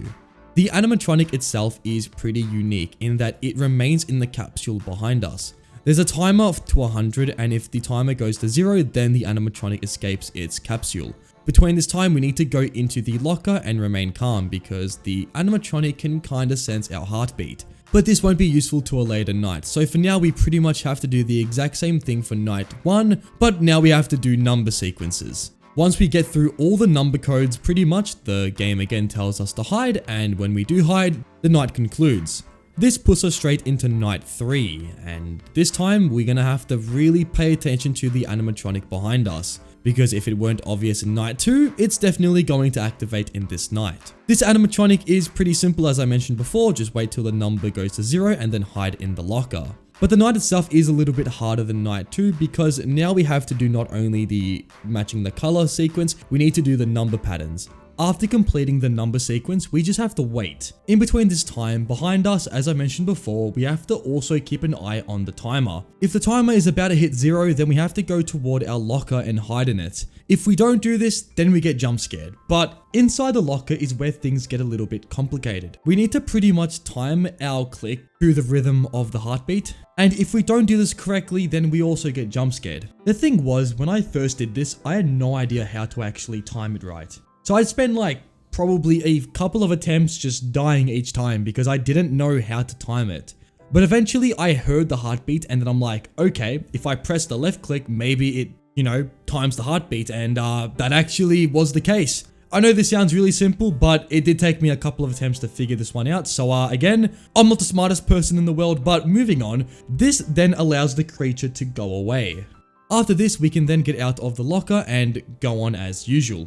This overall night sequence wasn't that bad. I would eventually be able to beat the night, but definitely the entity in the tube was pretty hard to deal with. After this night, we're given a quick little rundown on the 4th lockdown. It says that one more door remains unlocked and that we need to shut it. And that's about it. Not really much to go off. This night is pretty much the exact same as the 3rd one. Beside the fact that everything's a little bit more aggressive, and yeah, that's about it. For this lockdown, I pretty much just kept to my last lockdown strategy. I just made sure that I was getting rid of all the threats, and that I also was making sure that the entity in the tube wasn't getting out before I was in the locker. With all that in mind, honestly, this lockdown went pretty well beside a few hiccups here and there. After this, we get a cutscene of what seems to be something breaking out of its confinement. And then we see something that doesn't even resemble an animatronic. The entity, or should I say entities, as at this point all the different animatronics we've seen so far have merged into one being. And I like to describe this thing as something that is not human nor an animatronic.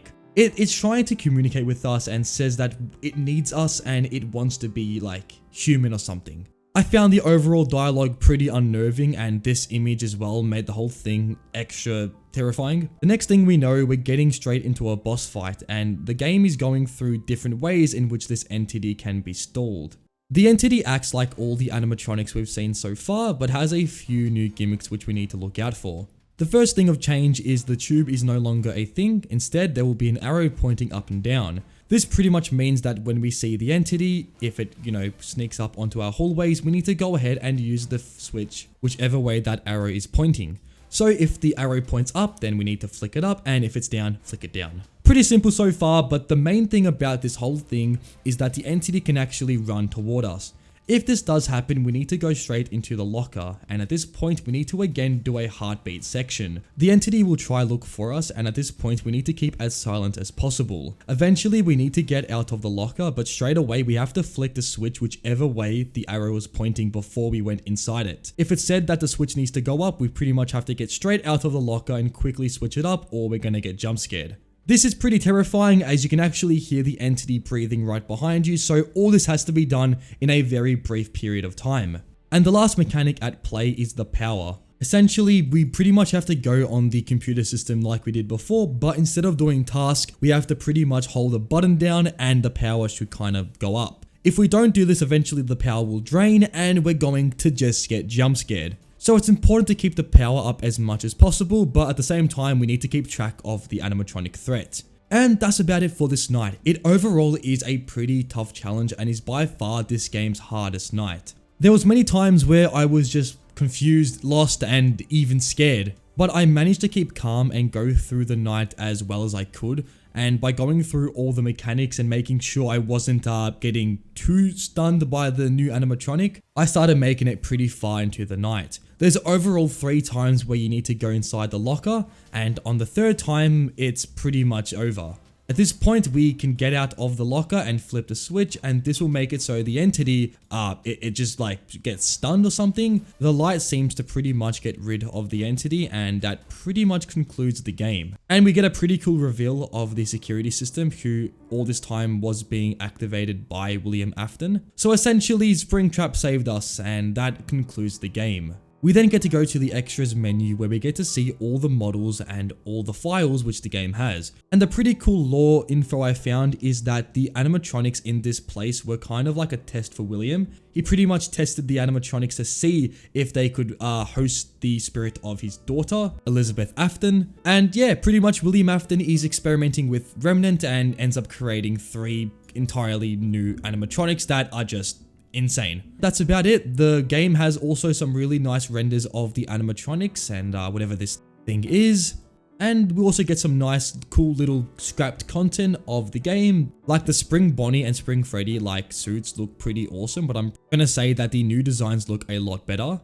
And yeah, that's about it for Distorted Mind True Humanity. One of the most unique FNAF games I've ever played and a very terrifying experience that I think you should all try out. This last game is called Next Week at Freddy's. It is a FNAF 1 remake that is honestly amazing. So let's just get straight into it. We begin this game with an introduction night. Basically, this game is confusing. So I thought I would go and try the introduction night, which is what this game wants you to do. In this night, there's no animatronics and it's entirely just getting used to the mechanics. This game took me a while to learn. By far the longest FNAF fan game I've ever played, in terms of beating it, that is. In the introduction night, you can go on the computer. This is your main form of checking the animatronics and is where most of the game is at. There's one person that's here to help you, quotation mark. This is Comcat, who is the computer's assistant like AI thing. Think of like Helpy from Rune, I guess. Comcat is pretty much there to tell you what to do and how to survive. Comcat tells us that there's red dots around your camera system. These red dots house an important asset to the building. If any of these assets get compromised by, let's just say, I don't know, animatronics, then you won't have access to that system. There's the power grid, server room, compressor room, and the unknown animatronic room, which is the storage 2 room. If something gets in the room and turns off the power, then probably not gonna end well. And interestingly, you have images and sounds, which give a pretty good idea on what's going on here. Some of these images could contain just real life people, and some are just flyers for the building. However, some are a lot more interesting than others, like this image where it shows the place being first bought and the company moving, I'm guessing, the animatronics into the building. So with the basics of the mechanics out of the way, I thought I would go ahead and attempt night 1. I, for some reason, immediately went to the admin login, and this was interesting. It tells you the password, and after entering it, it gives you another password. And this happens a lot. I did this around 4 times, and to my surprise, it ended up being... Don't you dare. Yeah, real funny, real funny. So yeah, not off to a great start. We've already been trolled. That aside, the main gameplay began, and immediately, I was still confused. I didn't know what to do with the cameras and how to stall the animatronics. I just basically waited until they got near those red doors or the red buttons on the map. And if they got near those areas, I would just use the button corresponding to which camera I was on. The first night wasn't really that eventful. The animatronics pretty much just circle around the pizzeria and they rarely get to your office. In fact, on this first night, no animatronic got to my office, so I was able to get through this night pretty nicely. Another thing, Comcat again appeared in my computer.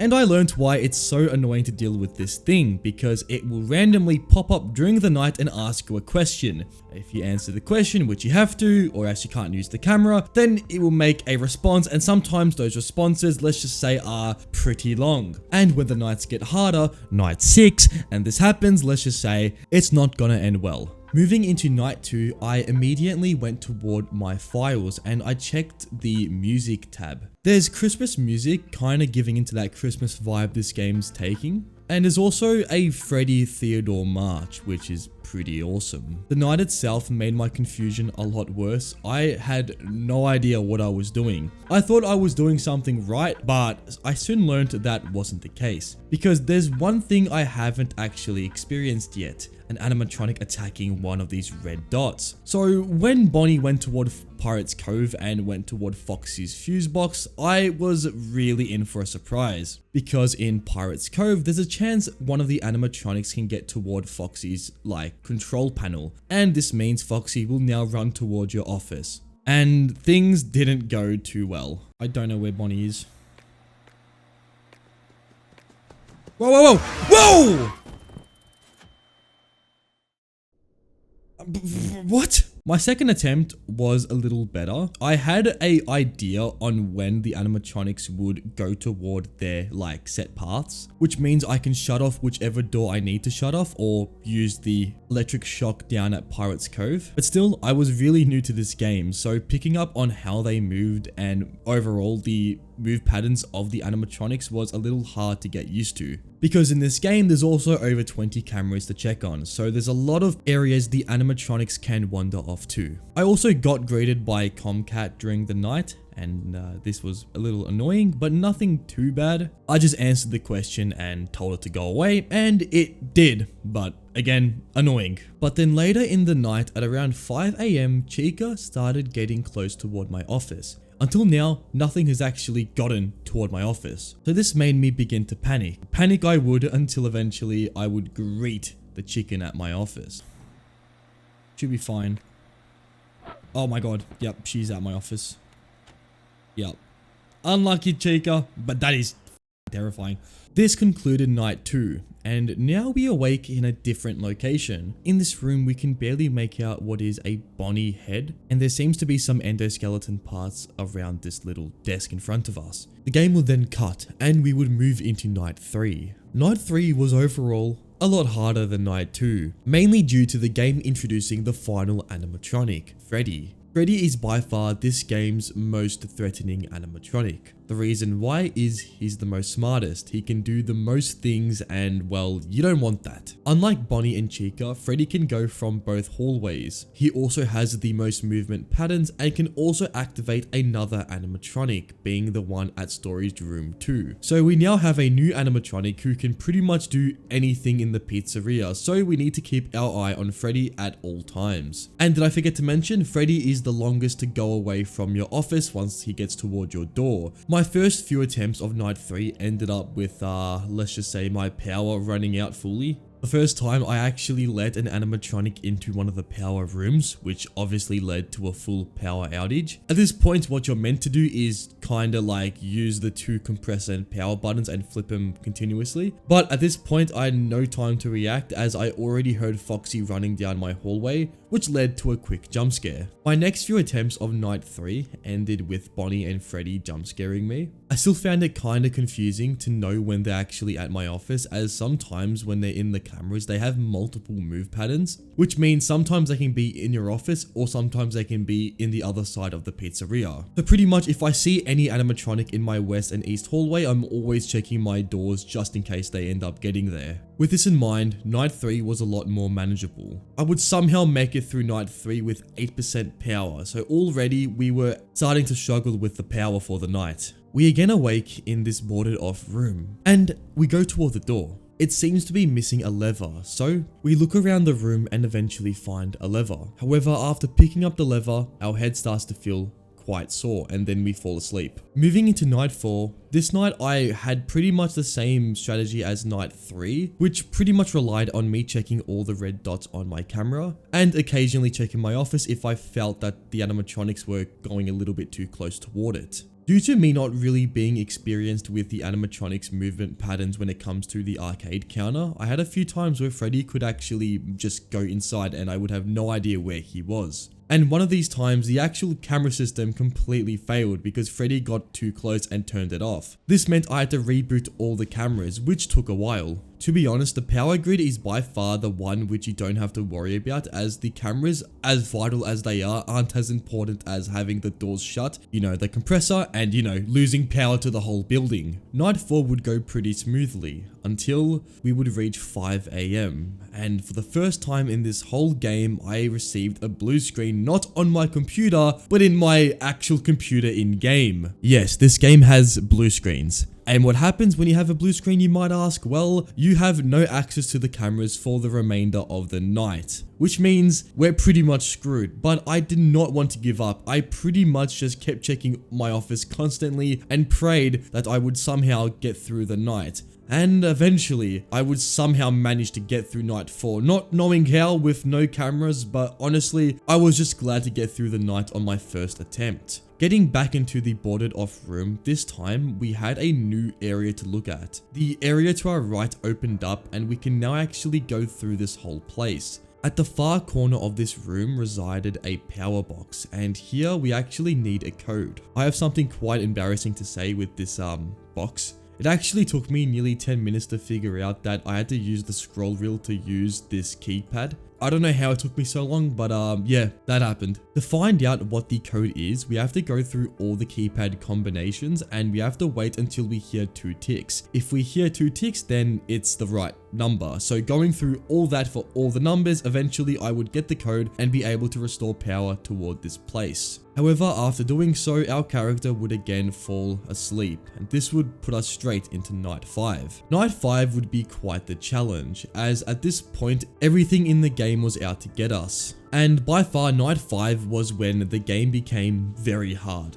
Keeping track of all the animatronics and where they are was by far my biggest weakness in this game. I just couldn't find the animatronics sometimes, I just lost them completely. Because with so many rooms, you have to really know what you're doing, and even just not knowing where one animatronic is could lead to you eventually getting jump scared. Or even losing one of the power components to the building, leading to you not knowing where you are or what you're doing. And don't get me started with Comcat. Basically, every time I saw this thing, I had no idea where the other animatronics were going, so pretty much in this brief period of time, I was screwed. And after getting jump scared a lot of times, I would eventually have a run which got me pretty close to 6 AM. However, getting closer to 6 AM, the animatronics became very active and were getting very close toward my office. At literally 5:55 AM, Bonnie would get toward the compressor room. He would be right outside it, and at this point I hadn't actually kept track of him. So there was 2 options here.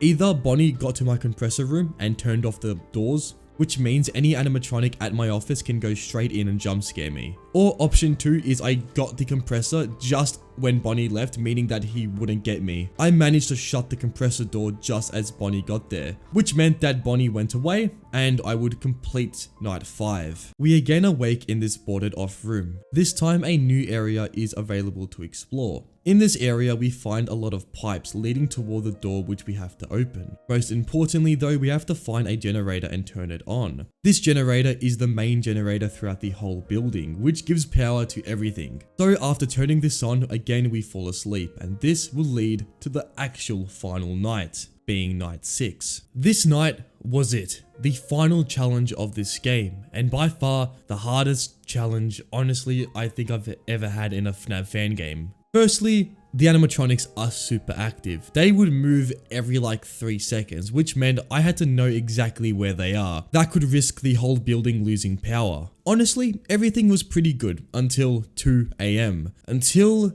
this happened.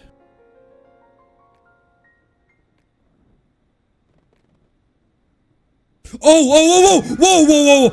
Oh my god. What the fuck? Golden Freddy would attack me, and I was not expecting this to happen. This took me off guard and I was actually like shitting my pants. And to sum up my next hour of gameplay, pretty much, how? Bro! Oh, I'm about to die. Look at this. Oh my god. I kept getting jump scared.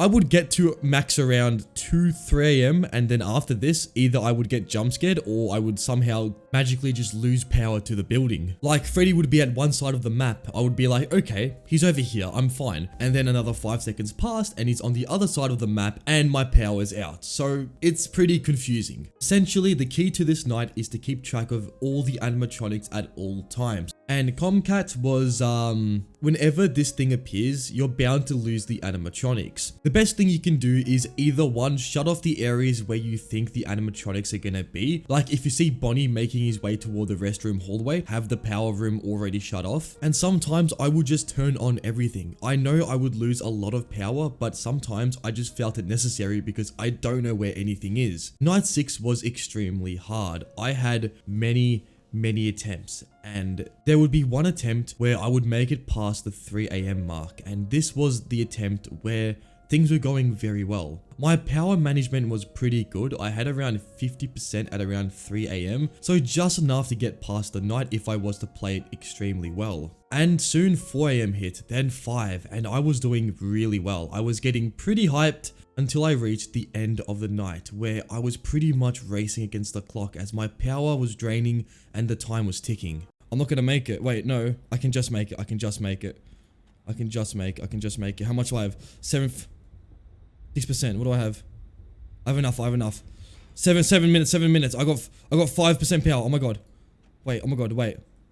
4 minutes. Wait. How much do I have? Oh my god. No. Wait, come on, please. Yes!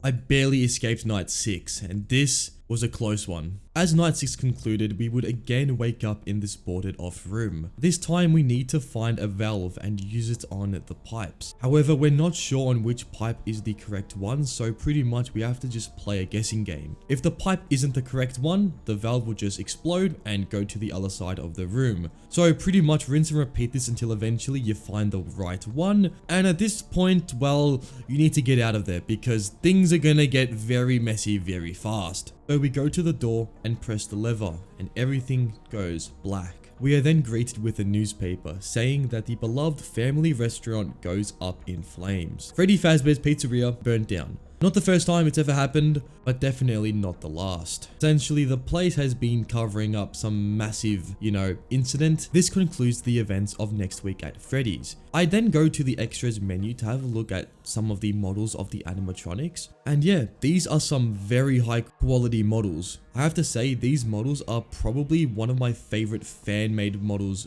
ever. Also, I found it funny how Freddy is literally the smallest animatronic out of them all, but I don't know, maybe this is just me. After this, I went into the free roam mode. Don't worry, it's not a whole new game mode, it's just a walk around of the pizzeria. This I found was very awesome. We literally got to walk around the place where we've been secluded in one room the whole game. And there's a bunch of things that I didn't really know was there. Like for example, in the backstage, there's actually another computer power system. So I'm assuming that this was cut from the main game. Essentially, there was originally meant to be another power room, but the developer probably thought that this was really unfair and already the game's really hard, so this would have made things a lot harder. But yeah, a lot of rooms, a lot of areas to explore, and overall, this was pretty cool. This is one of my favorite FNAF fan games I've ever played. The quality mixed with the realism made for an absolutely amazing experience. If this is what fan games are gonna be, there's definitely gonna be a lot more bangers coming up and I cannot wait. This is really good signs. This first game is called the Fazbear Facility Prologue. It is a demo of a really highly anticipated FNAF fan game and it is literally a movie. Like, the graphics are insane.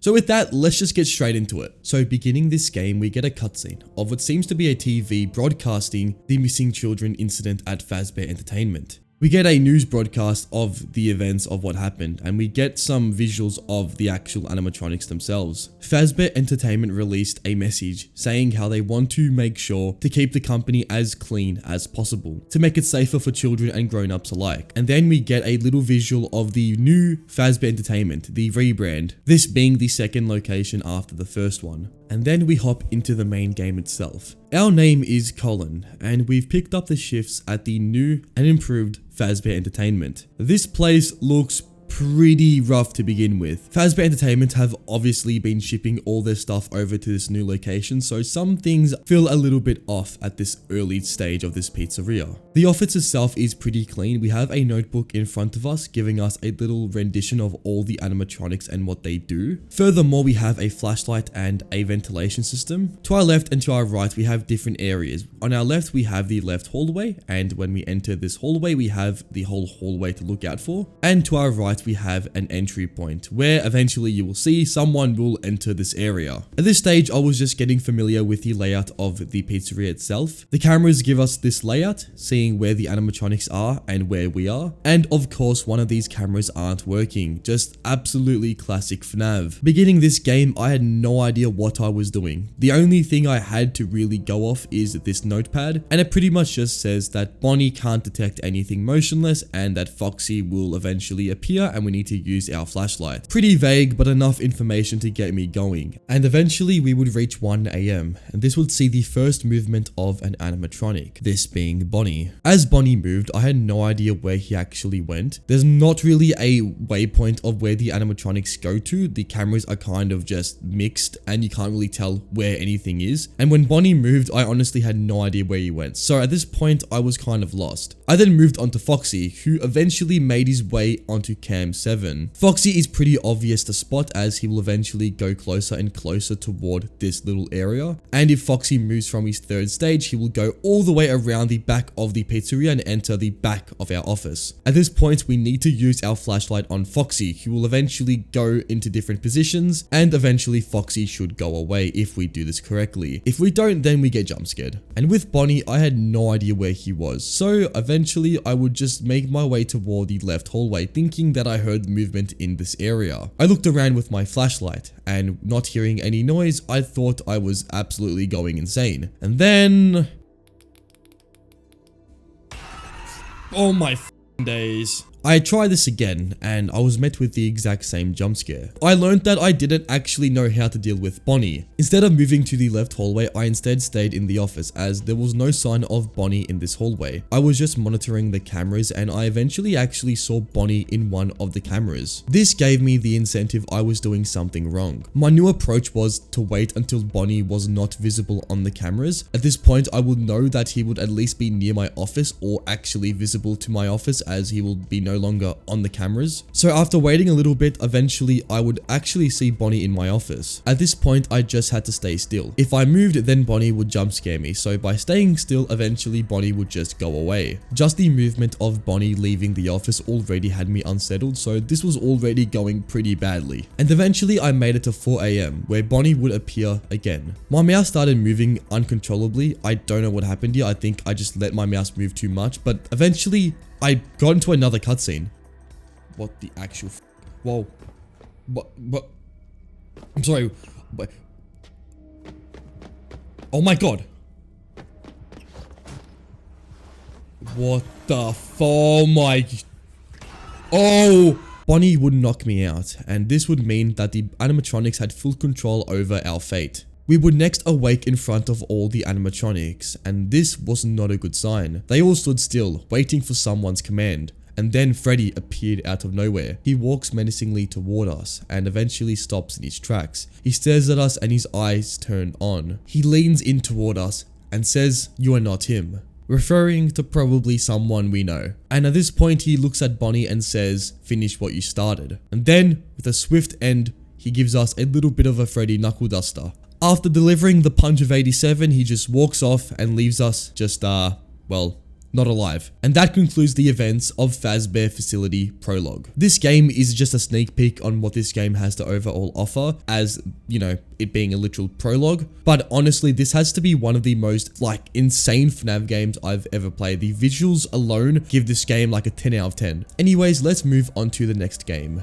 This game is, well, we're gonna get into it. So to start off this game, we begin our journey inside Bubba's Diner. We are in the main room, and to our left and to our right are other rooms we can go to. To our left, we have the security room, which is the first room we need to go to. The person on the intercom tells us we need to go into this room and check up on the animatronics. During this time, we're also going to need to print some papers for some unknown reason. But this is where things start to get a little bit different. The game itself is really buggy. This first section is pretty basic. There are animatronics on the cameras, and our goal is to make them not get to our room.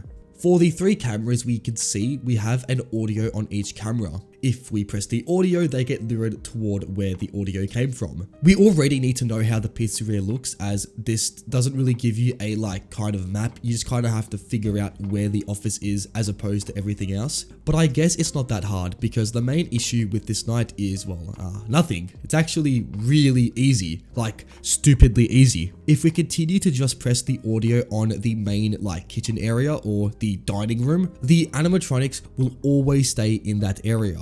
So the only thing left to do is print out all the files. I did die on my first attempt, but I was just a noob, so I mean, I was getting used to the game's mechanics. But after this jump scare, I pretty much got the rhythm of the whole game, and well, this night went by extremely quickly. With this section done, we can go back to the main area of the diner and we can leave, and this concludes our first night.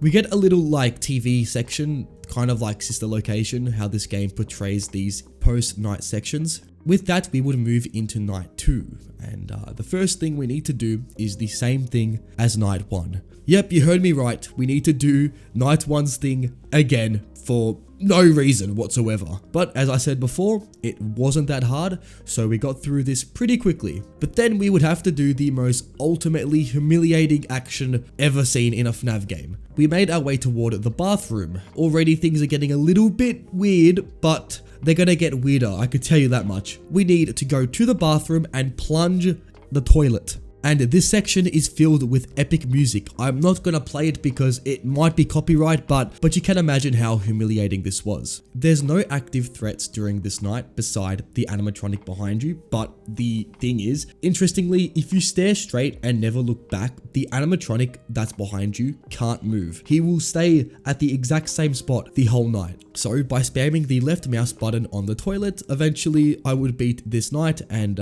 what do you know, there was a kid's toy stuck in the toilet. And with that, we would return home, where we go onto our computer and for some reason are looking at the company's, like, I guess, transaction record. The game is set somewhere in between the 80s and the 90s, I'm not too sure, but the actual revenue of this place is 8,000, and 8,000 back in 1980 is worth a lot more than what it is now. $8,000 back in 1980 was worth $30,000, and you're telling me this whole diner became bankrupt? That is the most absurd thing I've ever heard in a FNAF game. So moving on to night 3, we have to do some new innovative task, and that is do the exact same thing as night 2. I was humiliated yet again by plunging this out of the toilet, but we got to the next section of the night and we actually have a new task to complete. So by going to party room 2 and by entering the room, we are faced with a new animatronic, being Mr. Giggles.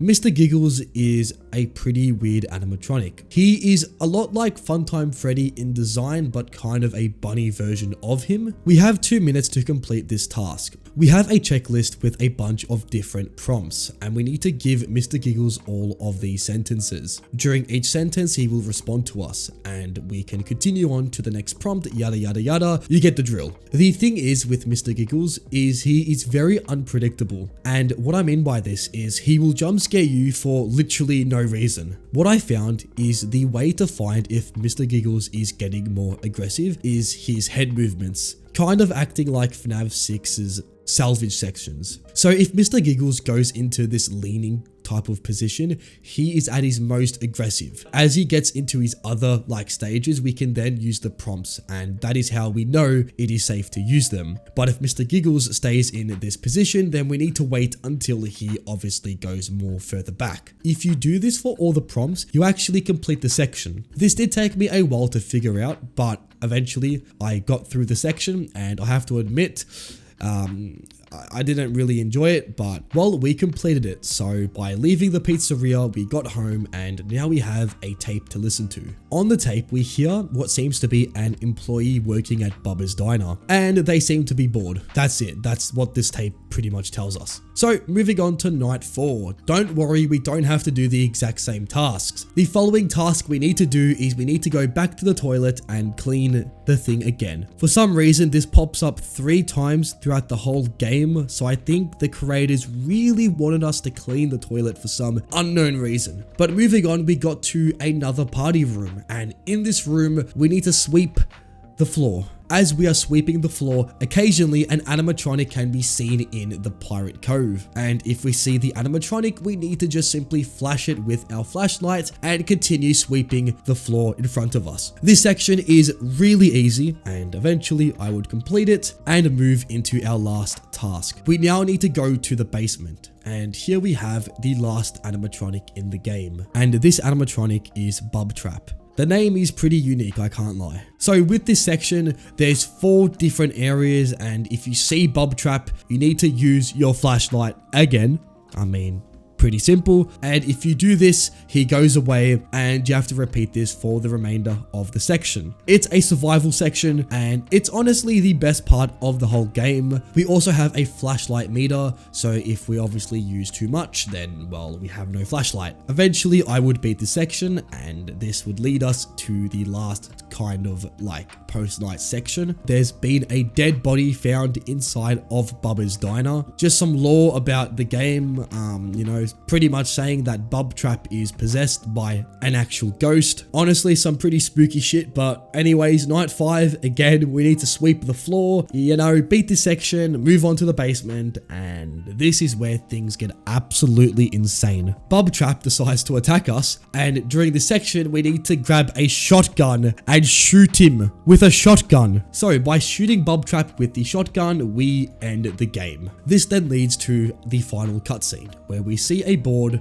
with a bunch of clues, I guess kind of piecing things together. Essentially, you wouldn't have never guessed, but there's someone who does stuff and then it's the purple guy. It's the same thing. But anyways, with that, we completed the game and we got to the extras menu where we can actually see all the animatronics in all their glory. And there's also a bunch of deleted content, which I mean, this game originally was meant to be placed in a bunker. So a bunker to a diner, a pretty massive difference. I can see how this game had to be rebuilt from scratch, but so the first game of this video is Blood and Gears. So with that, let's get straight into this game. Starting off, we are met in the office where we get a phone call from our phone guy who is called Jeremy. Jeremy says that for this shift, we are actually having the daytime shift. Our shift pretty much involves us playing an arcade game. Why would we be tasked with an arcade game? Well, without even questioning it, we go straight to the main party room where the arcade cabinet remains. The arcade game is called Fazbear on the Run. The game is very similar to the T-Rex Run game. If you have ever had no internet on Google, the game that you play when this happens, it's very similar to that. However, as we play, we are stalked by the animatronics, who occasionally may wander to our left and to our right, where we are going to need to scare them with our flashlight. Our flashlight is pretty rubbish,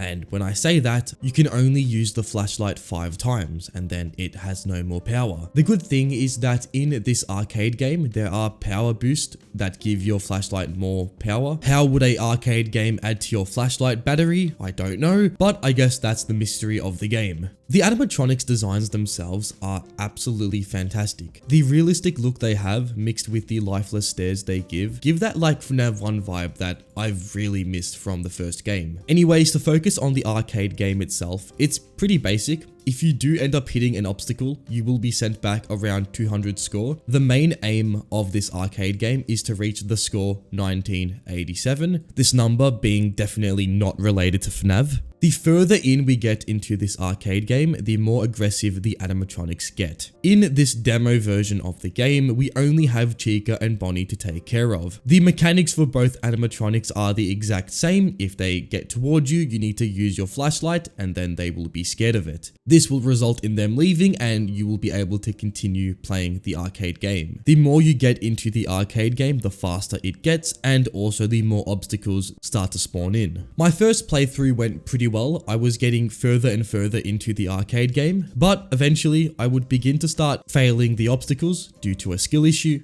and this will result in my flashlight battery becoming lower and lower as I was not getting those flashlight things I mentioned before, as I kept getting further back into the arcade game, which isn't the best thing. This would eventually result in both animatronics spawning into my left and to my right. My flashlight ran pretty low. I had 1 bar left and both animatronics were right next to me. I was able to get rid of Bonnie, however for Chica, this wasn't the case as my flashlight then just stopped working. I was then met with a jump scare which took me completely off guard, as by this point nothing really scary had happened, but this jump scare definitely threw me completely off guard. I would then have a second attempt and this run went a lot better. I found that my skill was becoming a lot more better and I was not failing as often, which allowed me to get more battery for my flashlight, and this meant that I was able to get further and further into the game. By using my flashlight sparingly and making sure I didn't fail the arcade game, my score kept improving and improving, and as soon as you know it,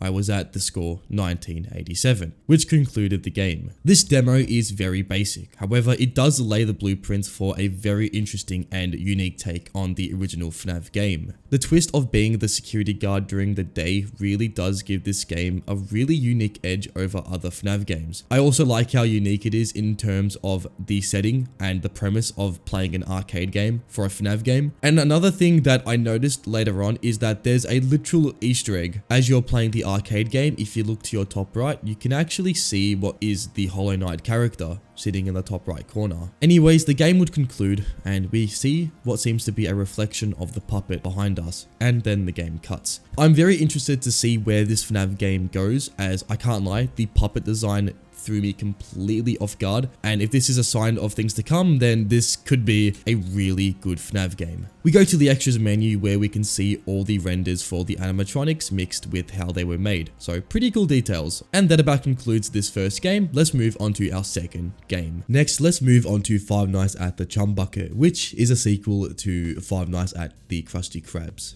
This game is a childhood classic for me because I remember very clearly watching 8-Bit Ryan play this like 4 years ago. Anyways, the game starts off and we immediately get introduced to all the game's mechanics. We have 2 doors left to right, a flashlight, and also an overdrive system. The main thing to take away from the first night is the phone call, which states that we are pretty much trapped in the chum bucket. This is kind of a survival experiment in that the person in charge wants us kind of dead, and we need to survive for 6 AM. Going into the cameras, we get to see and figure out the layout of the chum bucket. The building is devised into 4 clearly distinct floors, and in these floors houses all the animatronics. In this first floor houses Mr. Krabs and Sandy. Moving on to the second floor, we have Squidward. On the third floor, we have Patrick and SpongeBob, and the last floor, which is the generator floor, houses the generator. How this game works is the animatronics will begin in their respective areas. Eventually they will move into separate floors. They can go from each floor, but the main floor to worry about is your floor,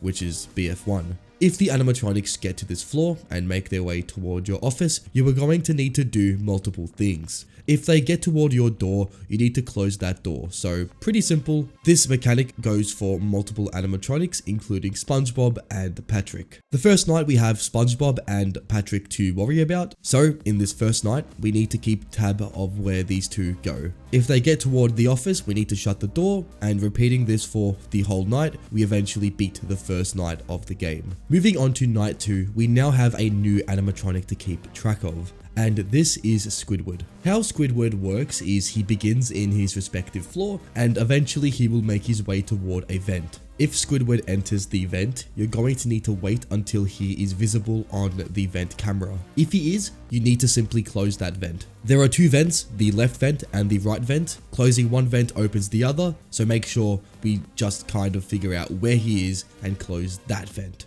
With this new mechanic, the overdrive system or the override system is a lot more needed, as now we have 3 different ways animatronics can kill us. Both doors left to right, and also our vent. When I first played the night, I couldn't actually navigate where the camera for the vent was, but upon multiple attempts, I figured out that you actually need to go to the first floor, or the floor that we're in, and click on the office, which opens our vent system. This night went about as smooth as anything. Keeping track of animatronics was pretty simple, and eventually we would beat the night and move into night 3. Night 3 begins, and now we have 2 more animatronics to get rid of. The first one being Mr. Krabs, and the other one being Sandy. Mr. Krabs is pretty much Foxy from FNAF 2. He will move from the first floor and eventually get toward your office, and he will remain right outside directly in front of your view. And if you see Mr. Krabs, you need to hold the flashlight until he goes away. And with Sandy, I'm gonna be honest, I don't actually know how she works yet fully, but I'm pretty sure if she gets toward the generator, she will pretty much cause a light flicker for a few seconds, so not really much of a threat. This night overall is pretty much learning each of the mechanics. because in the later nights, the whole game ramps up. But this night is a kind of beginner night and giving us a full look of this game's whole mechanic system. However, if you have multiple animatronics in your game at once, you're pretty much dead, as the override only gives you 3 animatronics to look at once. So if all 4 are in your game, which is pretty rare, but if this does happen, you're gonna die. So let's move into night 4, which again has the same mechanic system. The phone guy again establishes that we are here only to die, but this night houses the most brutal mechanic this game has yet, and that is getting the game to crash. This night, for some reason, had me going multiple attempts with the game crashing just randomly. I had around 4 attempts and each attempt resulted in a crash, so I was pretty upset. But you know how it goes, you know, turn off the game if you're frustrated, come back a few hours later, and what do you know, the game stopped crashing. I don't know what this was, but honestly it doesn't really matter because night 4 would eventually be beaten and we moved into night 5. Night 5 was essentially night 4 in that the animatronics worked the same and it was just a little bit more difficult. The main takeaways were that we were getting closer to figuring out what's going on in the pizzeria or chum bucket, and yeah, that's about it for this night. Pretty simple. Night 6 is the last night of the game, and this night we begin immediately with the phone guy telling us that we are kind of expecting someone to save us, but that won't work, so kind of foreshadowing events later on. But nonetheless, night 6 was pretty easy. I first tried it, so yeah. We eventually beat night 6, and it turned the game into a cutscene, where us, the main character, is kind of saying, oh, I'm gonna leave now. So we go to the front of the chum bucket and we are met with a unknown person who's just saying, oh, you know, just break the door, you know, just get out. We stand there undecisive, and looking behind us, we get to see every animatronic staring us down. And we then get jump scared by Squidward. A pretty swift ending to a overall pretty nice FNAF game. The game has a custom night with a max difficulty, but I'm not beating it because I don't really want to. Sorry guys. This first game is called A Bite at Freddy's. It's a really unique take on FNAF and gives it more of like a western cowboy look to it, and it's also pretty scary, so let's just get straight into it. We begin this game in a animatronic suit, and it appears that something has jump scared us. We fall to the ground and close our eyes. Something has attacked us. We awake in the Freddy suit, staring at what seems to be a police officer and a sheriff. And we move our head. We have become the animatronic. We turn our head toward our right and we see what seems to be Bonnie, who seems to be having the same experience as us. The cutscene stops, and we get a newsletter telling us of a new job which has been recently available. The job of a machine maintenance worker at Freddy Fazbear's grill. Our job is pretty simple. We need to deliver food during the night and avoid any sort of confrontation with anything. And with that, we begin our shift at Fazbear's grill. The office itself is pretty simple. We have 2 areas to look at, the area right in front of us and the area to our left. The conveyor belt starts from the kitchen, going through party room A and party room B, and ending up in our office. The food is cooked by what seems to be the sheriff himself, or honestly, who knows what this thing is, but this sheriff is pretty much our phone guy. He tells us how this is going to work. The food is going to be prepared by him and then shipped or moved through the conveyor belt and arriving at our office. We need to do this multiple times throughout the night as we have multiple orders to deliver. However, during the night, the animatronics are going to activate. This means that we need to also look out for them. The first night has 2 animatronics, this being Chica and Bonnie. They start in the main stage and move across the pizzeria from there. Bonnie is the first animatronic, which I'll explain. The way Bonnie works is he will go from the main stage toward the hallway. From there, he has 2 options. Either he will go around the dining area, then moving toward the storage areas, or Bonnie can go toward the kitchen and then try and make his way inside the vent. If we see Bonnie at the kitchen going inside the vent, we need to shut it off. If we don't do this, then Bonnie will climb into the vent and make his way toward our office using the conveyor belt. The catch is, when we do this, when we shut down doors or when we use light, the power will start to load up. And if it becomes too powerful, then the whole place will shut down for a brief period of time. So we need to avoid using too much power, and this makes it so we have to be very careful when we use the door system. That's Bonnie out of the way. Let's move on to Chica. Chica will go from the main stage toward the hallway. Then Chica has a chance of going all the way down the hallway next to our office. If we see Chica in our office, we need to then stop. At this point, Chica will have a standoff against us, pretty much trying to be John Marston, and by using the toy gun in our office, we can actually blast Chica. John Marston, mother.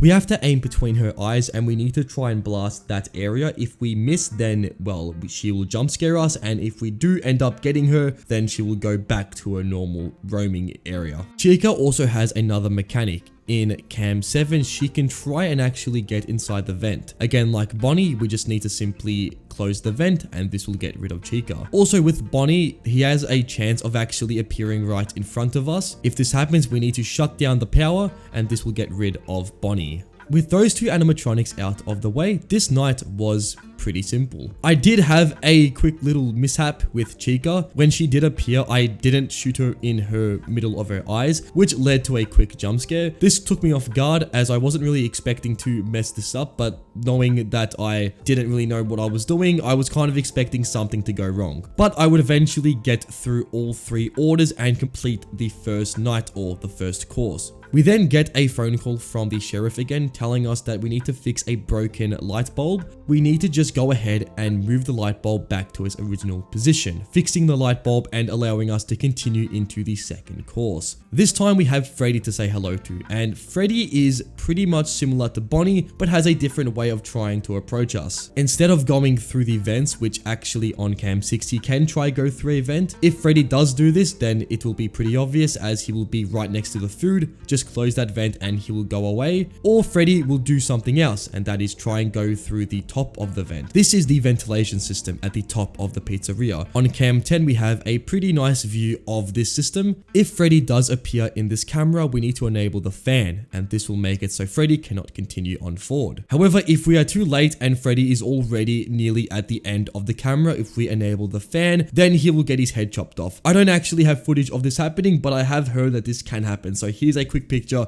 of it happening. This night was a little bit more challenging with the new animatronic in the mix. This night was a little harder, but eventually I would have all 3 orders collected and this will allow me to finish the night. We get another phone call from the sheriff telling us that his hat is too big to fit inside the vent system and that we're going to have to do the repairs for him. In the vent system we have a kind of like a pulley system. If we push this bar toward the area in front of us, it will block all animatronics from entering the event. The only animatronic that can jump scare us is Bonnie. So if we do see Bonnie trying to enter the vent, we need to push this system and this will get rid of Bonnie. Our goal here is to collect 5 screws and then repair the 9 screws that are located right on the conveyor belt. And if we see Bonnie, we just need to use the thing in front of us to block him off. This section was pretty simple. I would eventually be able to repair all the bolts and I was able to then exit this conveyor belt. After this, we would have the 3rd course to deal with, and this time we have Foxy to say hello to. Foxy will begin in the Pirate Cove. He is actually quite different to the other animatronics. Foxy will make his way toward the backstage where he will try and deactivate the video control panel. If Foxy does end up leaning toward the control panel, we need to go ahead and refresh the cameras. This should prevent Foxy from turning off the power, allowing us to not get jump scared.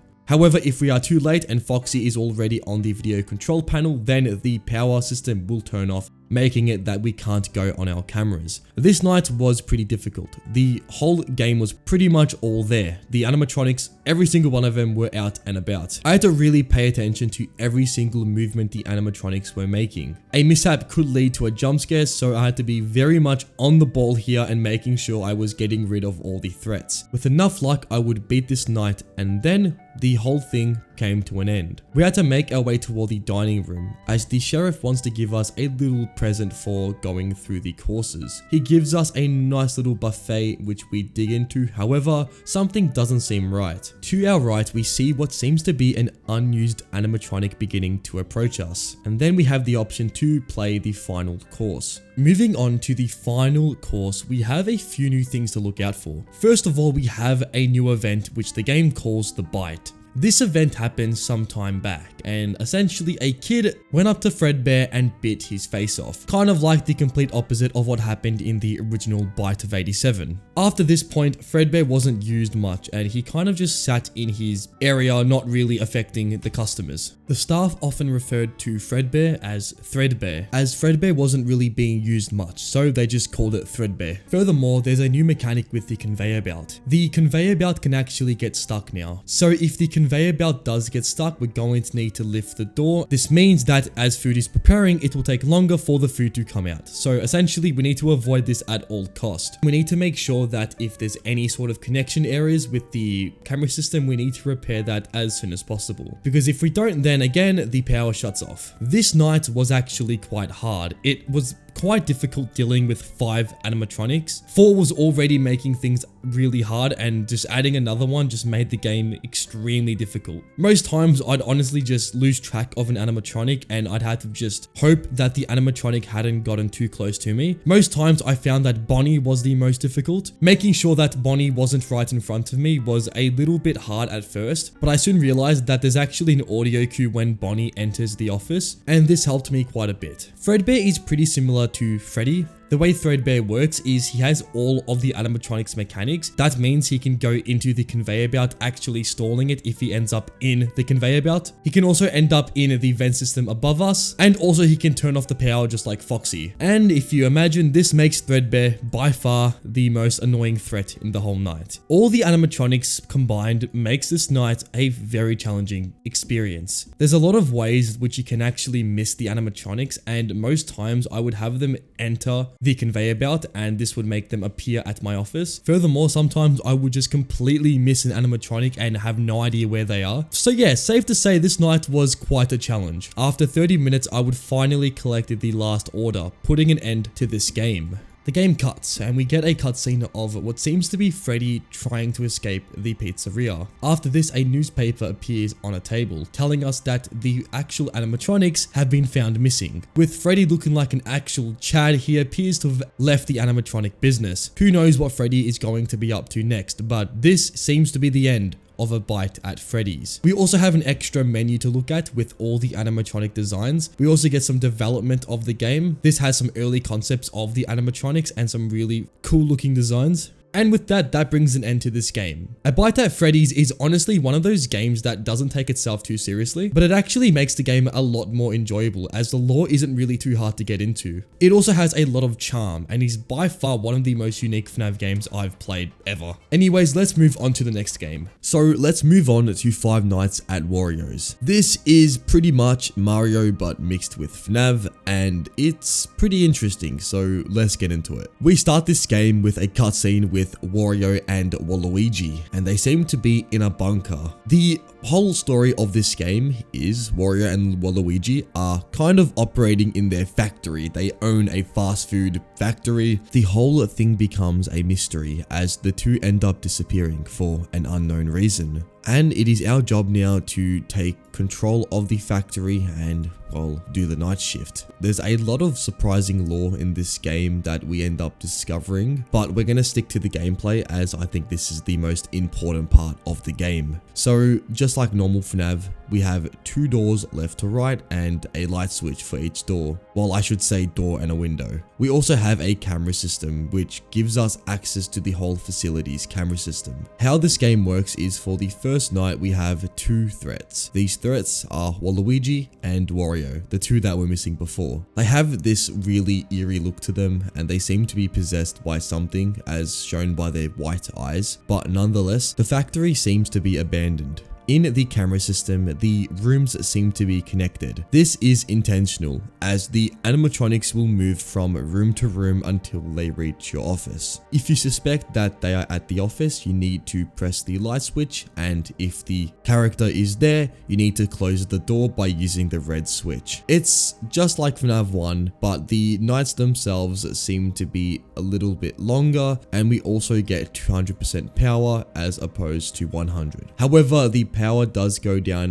really fast if you start using a lot of lights and doors, so you have to use these 2 tools very sparingly. This first night is pretty much just cat and mouse with Wario and Waluigi. Occasionally they may pop up at your door, and if this does happen, you're going to need to close it for like 10 seconds. This night went by pretty quickly, and as soon as I knew it, I was straight into night 2. The new threat for this night is Luigi, and Luigi is by far the most unsettling of the animatronics, and if you look at him when he jump scares you, I mean the jump scare itself is amazing, but the jump scare itself is straight out of Super Smash Bros. This night is a little bit harder because now we obviously have 3 animatronics to take care of. However, again, the same strat is used to beat this night. If we see the animatronic or the character at our door, we need to close it and do this for the whole remainder of the night. By conserving as much power as possible, we would make it to night 3. And now we have to say hello to Princess Peach. Peach is the most unique animatronic as she will go straight toward the basement. This is a new area of the game compared to the original that was made back in 2015. This underground of the factory houses a bunch of different routes that Peach can get to you. The strat you need to do is you need to wait until Peach moves from the first area of the basement. When she does this, she can end up in one of 3 rooms, and if she does get to that room, you need to flash her with the beam. If you do that, she will go back to her first position, and this will make it so she won't kill you. If you let her get too close to your office, she will open the door, and this will lead to a game over as she will eventually jump scare you. With Peach in the game, it overall became a lot harder now to win because with the animatronics and how often you need to use the power, the cameras themselves become a lot more useful as now we need to really track every single animatronic's movement. As if we don't, we risk using too much light usage, which really drains our power much more than using the camera. By making sure where all the animatronics are and using the doors when necessary, eventually night 3 would be completed and we would move into night 4. This night has the last animatronic, which is Mario. Mario is by far the most unsettling beside Luigi. He will remain in your laptop, kind of like the ring creature. Mario has multiple stages until he reaches your office. Each movement of Mario will get him closer and closer to you until eventually he will be seen in your office. And if this does happen, you need to flip the camera pretty quickly. Basically Golden Freddy from FNAF 2. If you fail to switch the camera, he will jump scare you instantly. Things started to heat up a little bit, and the nights themselves became actually pretty hard. I had to memorize where all the animatronics were, as if I wasn't sure I would risk using power, and again this was pretty much just a game over, as the power goes by pretty fast. By keeping Peach and Mario from going through their stages and making sure I kept the other ones at bay, this night eventually would also be beaten, and we would move into the final night, being night 5. This would be the ultimate test for Five Nights at Wario's. The story of Five Nights at Wario's has been building up each night until this night, where we pretty much hear that the phone guy himself has been,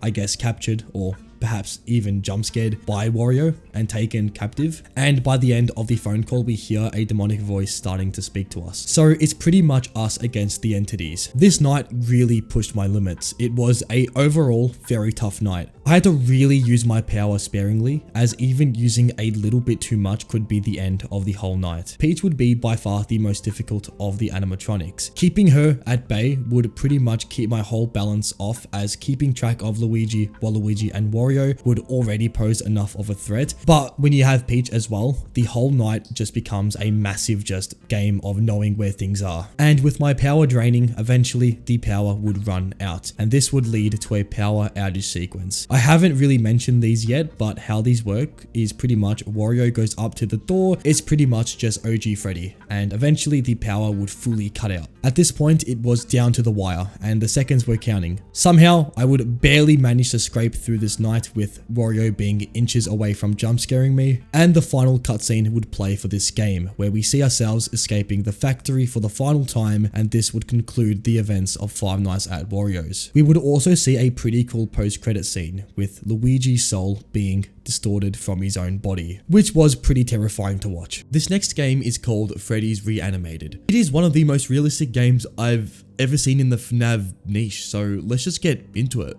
Us, the main character Mike Smith, is the only worker at Freddy's, and during our night shift, the animatronics come to life, something I'm sure you've heard of before. The graphics themselves are realistic. I mean, this game looks like it can just actually be real life. In the office, we don't really have access to much. The only things we have access to are the cameras. Furthermore, we have access to a blind, a window blind, and that's it. So safe to say our survival chances aren't really that high. But anyways, how did the animatronics work? Well, let's just start off with Bonnie, who is by far the most aggressive of the animatronics. Bonnie will eventually move from the front stage and he will eventually make his way throughout the pizzeria. This game's camera system works kind of like Graveyard Shift at Freddy's. However, the main distinction is they can move from any camera and you don't have a shitty Wi-Fi router that barely works. Bonnie will eventually make his way toward the Cam 8, which is the camera right outside our office. If Bonnie gets toward this camera, we need to really pay attention as now he can actually take us out. Because in this camera, he will be right outside our door, which means he is really close to us. And in this camera, it will take around 20 to 30 seconds before we actually see Bonnie at the window. If we see Bonnie at this window, we need to close the curtain, because if we're not fast enough, then Bonnie will smash through the door and jump scare us. The first few goes of this game, I found this out the hard way as Bonnie and Chica would just be jump scaring me for no reason. This was also due to me not knowing anything about the mechanics. If Bonnie is outside and we close the curtain, it will take around a few seconds for him to leave. We actually need to hear out for his footsteps and this will indicate that he's left our office. Let's move on to Chica, who is pretty unique in this game. Chica will go from camera to camera and she will eventually make her way to either Cam 4 or Cam 2. In these two cameras, there's a chance that she can just go straight toward the office, either through the exit door or just either through the kitchen. And she will go straight to your office. If you don't flash the room with the beacon, she will just go to your office like that and jump scare you. During these two cameras, we need to make sure that we're waiting until she's about to leave. And this is really obvious as in the top right, we will see a danger icon indicating that she's about to leave. At this point, we need to flash the room and if we do this correctly, she should just leave. But if we don't flash the room, then she will go straight to our office and jump scare us, putting an end to our night. This took me a while to learn as the mechanics aren't really obvious to begin with, but eventually I would get the rhythm of the night and this would allow me to get further into it. However, I was still struggling tremendously as the night itself is extremely long and eventually I would get to 3 AM and some music would begin to play. This music is just to make the night more tenseful, kind of like Graveyard Shifts, and this doesn't really help when you're already stressing out a lot, so I was now at a disadvantage. What I would do is pretty much I would just keep my camera roughly on Cam 8, occasionally checking if Bonnie would appear next to my office. If I saw Bonnie at this door, I would count to 30 seconds. If I don't know when Bonnie got toward the door, I would just count from 25 and keep checking the window. But if I saw Bonnie got to the door and I know when exactly he got there, I could count down from 30 as this is roughly where Bonnie will appear. After this, I would go checking for Chica as she was pretty much a massive threat in this night. If I wasn't checking Cam 2 or Cam 4, there's a high chance she could be already at my office, so this was pretty hard to deal with. And as we got later and later into the night, like the 4 to 5 AM mark, this was really hard to deal with, as both animatronics were really aggressive by this point and would appear at my office occasionally. Like there were some points where I didn't really know where Bonnie was. I would just be looking at the window hoping that he appeared so I could go check on Chica. Eventually, I would complete this night and this would put an end to Freddys Reanimated. However, this wasn't the case and the office itself lost full power. And we then had to say hi to Freddy, who finally made an appearance in this game. We hear an animatronic come closer and closer to us, his footsteps becoming louder with each step. And eventually it sounds as if he's right next to us, like breathing in front of us.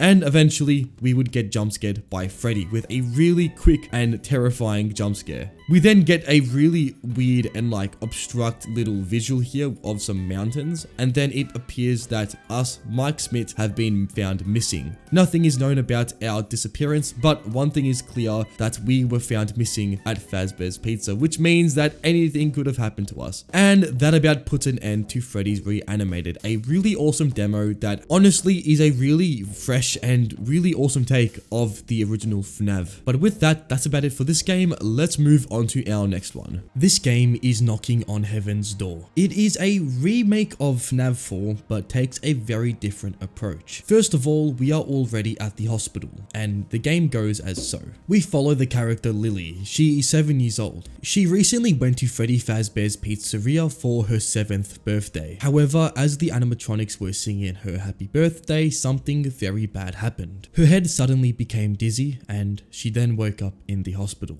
The game begins, and we awake in the hospital bed. The room itself is pretty much a standard hospital room. In front of us is a TV, and we can also change the channels of this particular television. On our left, we have a device which can call the nurse in, and to our far left, next to the window, we have a little sketchbook where we can draw. We can also have a little peek on our right where we can see the underneath part of the bed, and this will be useful a little bit later on. But so far, nothing is really unsettling. The only thing we need to worry about is our stress meter. Our stress meter works as so. The animatronics, or the hallucinations, because I don't think they're actually animatronics in this game, they can cause you to have more stress. Another stress mechanic is on the television, a entity will start to spawn in. If this does happen, you need to change the channel, and this will start to reduce your stress. Ways to reduce your stress is by firstly calling the nurse. The nurse can basically be one of two people,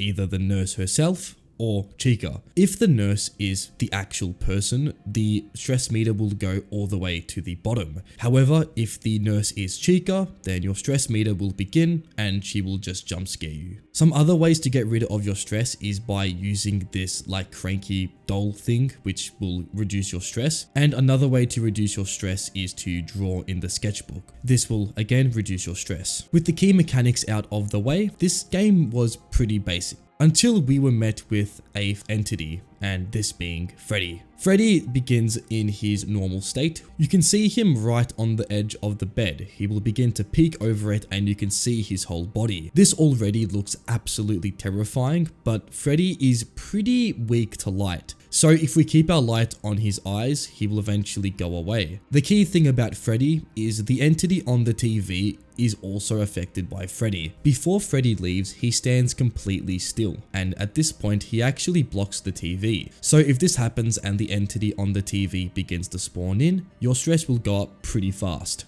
So you're going to need to time the entity on the TV when Freddy goes up, so pretty much change the channel as Freddy begins to stand up. I don't really know why, but the entity on the TV kinda gives me Bald One vibes, but I don't know, maybe that's just me. So that's Freddy's mechanics, and the first time I played this game, I can't lie, I didn't know anything. I died pretty quickly because I was just using the flashlight really not sparingly. I was just flashing it around, and this eventually led to a game over. And this game actually doesn't have a game over screen. Pretty much when your stress goes fully up, your character just blacks out, and that's how you lose. The next entity is Bonnie, and Bonnie works a little bit different to Freddy. When Bonnie spawns in, he has one of 3 locations. The first is to your left, the second is right in front of you, and the third and last one being to your right. The thing with Bonnie is you can't put your flashlight on it. This will increase your stress tremendously if you do so. So you need to simply avoid Bonnie. Bonnie becomes pretty challenging if he spawns in the middle. The reason why is Freddy needs you to use your flashlight on him. However, if he stands completely still and Bonnie is behind Freddy, your stress will go up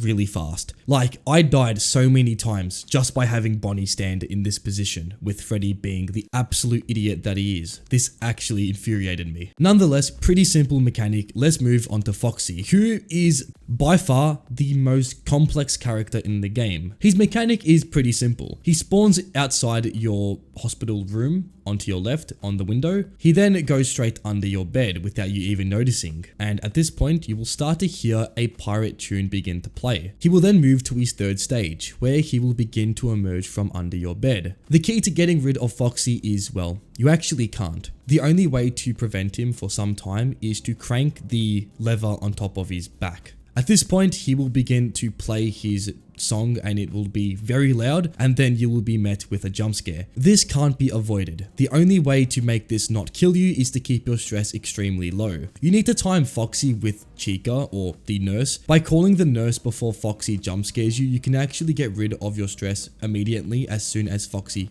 jump scares you, and this can save you from, dying multiple times. However, if the nurse ends up being Chica, well, you're gonna die. And there's no real way to actually avoid this. I tried using the other stress mechanics, but this eventually increases your noise. And in this game, if you have a high amount of noise, the animatronics are a lot more active and aggressive. So you will be getting a lot more Freddys and Bonnies, and this will eventually lead you to die. So with all the entities out of the way, how did I beat this night? As I was alluding to before, I used the Chica strat. If Foxy was under my bed and I knew he was going to fully emerge, I would call the nurse. I would then pray that the nurse is not Chica, because if it was Chica, I'd be dead, and this would basically allow me to get rid of all my stress in one go. By using the other stress mechanics at times where my stress was extremely high, I was able to get rid of majority of it. However, I avoided using this as much as possible, as this would increase my noise, making animatronics or entities a lot more aggressive. Eventually, this will lead me to beat the game, but this took me actually quite a lot of time. If I was at all unlucky with Chica being the nurse, if Foxy was under me, I could literally die at any stage. After we beat the night, the game just goes into this white screen where we see this lizard-like creature using a fishing rod. The game then concludes and we get a pretty nice little text of all the developers who worked on the game, and also this game won Plenty's Game Jam, so congratulations to the developers behind this game, you've done an awesome job. Overall, Welcome to Heaven's Door was an absolute blast to play. I really like the unique approach this game took to FNAF 4, and I will say this now, for a game that doesn't have that much jump scares, it's actually terrifying, and I can't wait to see where this game ends up, and if we could potentially see a full release in the upcoming future. So this first game is going to be Fazbear Nights, and this game is an absolutely terrifying but amazing FNAF experience. Let's get into it. I begin my playthrough and immediately the game's atmosphere and the free roam aspect completely take me away. I was sold that this game was gonna make me scream, and those words were well said because you know what? We'll get into it. We'll get into it. So I made my way toward the office, and at this point the nights have just begun. There's 2 doors left to right, and there's also a camera, and that's it. The rest is just keeping the animatronics away. Now there's 2 playstyles toward this game. There's one where you can run around and die, or there's 2, you stay in the office and you wait for the animatronics to run at Mach 2 toward your office. So I chose the second option, and this option was a very good choice because, well, I decided to do a little traveling at the beginning of my playthrough. As I was exploring, Bonnie happened to be in my direction. Bonnie saw me and sounds started to make, and I was screaming for my life. The heavy robotic footsteps mixed with the really close quartered gameplay made me just lose my mind. So I went back to the office, played the game as usual, keeping track of the animatronics, and it pretty much plays the same as FNAF 1, but pretty much the added threat of free roam gameplay makes the game a lot more tenseful. And there was a few times where I had close encounters with the animatronics. I would make my way through the majority of the game unharmed until I made it to night 4. And my power was starting to drain, and at this point I knew I had to face whatever happened at the power outage section of this game, and I was not prepared for what was about to unfold.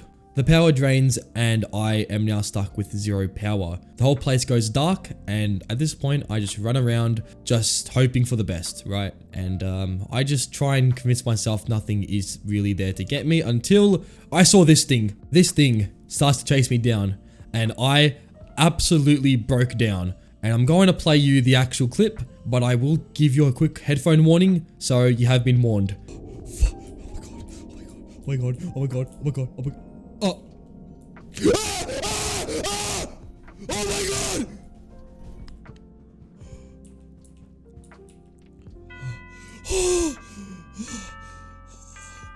So with that, we complete night 4 and move on to night 5, where the same thing happens. I run through all my power, managing to get to 5 AM, and well, I had to go through the power outage again, where I ran, but luckily the power outage stopped before Freddy chased me down, so that was great. And this would conclude Fazbear Nights. Alright, starting off here we have Chuck E. Cheese rebooted, and it is an an absolutely terrifying but pretty old FNAF game. Let's get into it. This game immediately scares you, even when you're not even on the game. The scares start before you even launch the game. The application alone, seeing Chucky stare you down, is already just completely haunting. So let's move on to the actual game with the night 1. And this game looks phenomenal. Even all this time later, the game still holds up. On stage are all the animatronics, and they look pretty happy to be there. I'm joking, they look like they want to absolutely kill me. This game is pretty similar to FNAF 1, in that you need to wait for animatronics to move. When they move, they will be gone from their stage, and by this point, they will be roaming around the pizzeria. Yeah. So kind of like FNAF 1. On night 1, the only threat is Chuck E. Cheese himself, the main antagonist. And Chucky is by far the simplest animatronic in this game. How he works is he will make his way toward your office. And when you see Chucky get toward the door behind you and he will make some audio, pretty simple, you have to shut the door. And that is how you get rid of Chucky. Pretty simple. This night was extremely easy and I completed it in my first go. And at this point, we get toward the post-night section. Your objective here is to find different items. If you select all these items and you don't select the wrong one, and we'll get to that later, you will complete this section and move on to the next night with a bonus 2 hours already completed. So pretty much plush trap from FNAF 4. So night 2 begins and we have to face a new animatronic. This animatronic is Mascot. How Mascot works is he will go through your cameras and eventually he will make his way toward your office. Unlike Chuck E. Cheese, Mascot will just stay at your office and you cannot shut the door, basically ending your game. And I didn't actually know Mascot can literally hold the door in place. So when this happened first time in my game, my jaw dropped. This was by far the most terrifying experience I've ever had in a FNAF game, because you don't expect this to happen, yet it happens, and yeah, it is bad. To get rid of Mascot, he kind of acts like Freddy in FNAF 1. You have to keep your camera on him, and this will basically just get rid of him.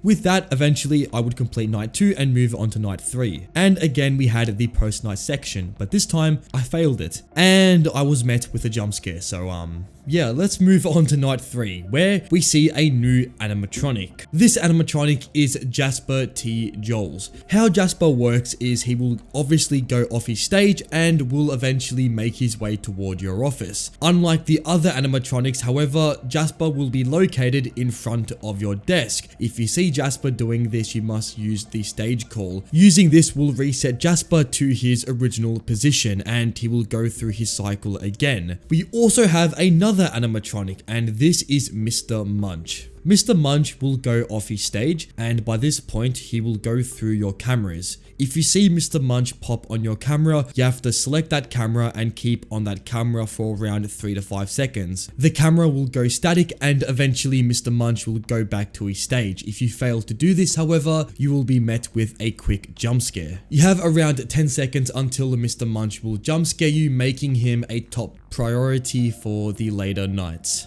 My strat remained the same. I would check for Mascot on the camera. Once I find a Mascot, I would pretty much have a waiting game until Mr. Munch moved from his stage. At that point, I would immediately go ahead and check where he was. And with Jasper, well, I will know when he's in my office because he will be in my view, so pretty simple. And with Chuck E. Cheese himself, well, I check the door once every so often. If I see him there or if I hear him, I will shut the door. And this strat will eventually get me through night 3, and we will eventually get to night 4. And I forgot to say, I failed the post-night section again. So far we are only one successful post-night shift, so that's great. For night 4 we have a new animatronic, and this is Helen. With Helen, she will eventually go off her stage, and by this point she will make her way toward your cameras. Helen will roam around the pizzeria until she makes a noise. When she makes her noise, and this can be several sounds, but when you hear her noise, you have to sound the stage call, and this will send her back toward the main stage. So it's kind of like Jasper, but a little bit more harder because we don't actually know when she will use her sound. We need to pay very close attention. I found Helen to be very annoying, and her jump scare as well is just terrifying. Seeing this chicken jump scare me and the just bland and dead face they make, it really just gives that eerie vibe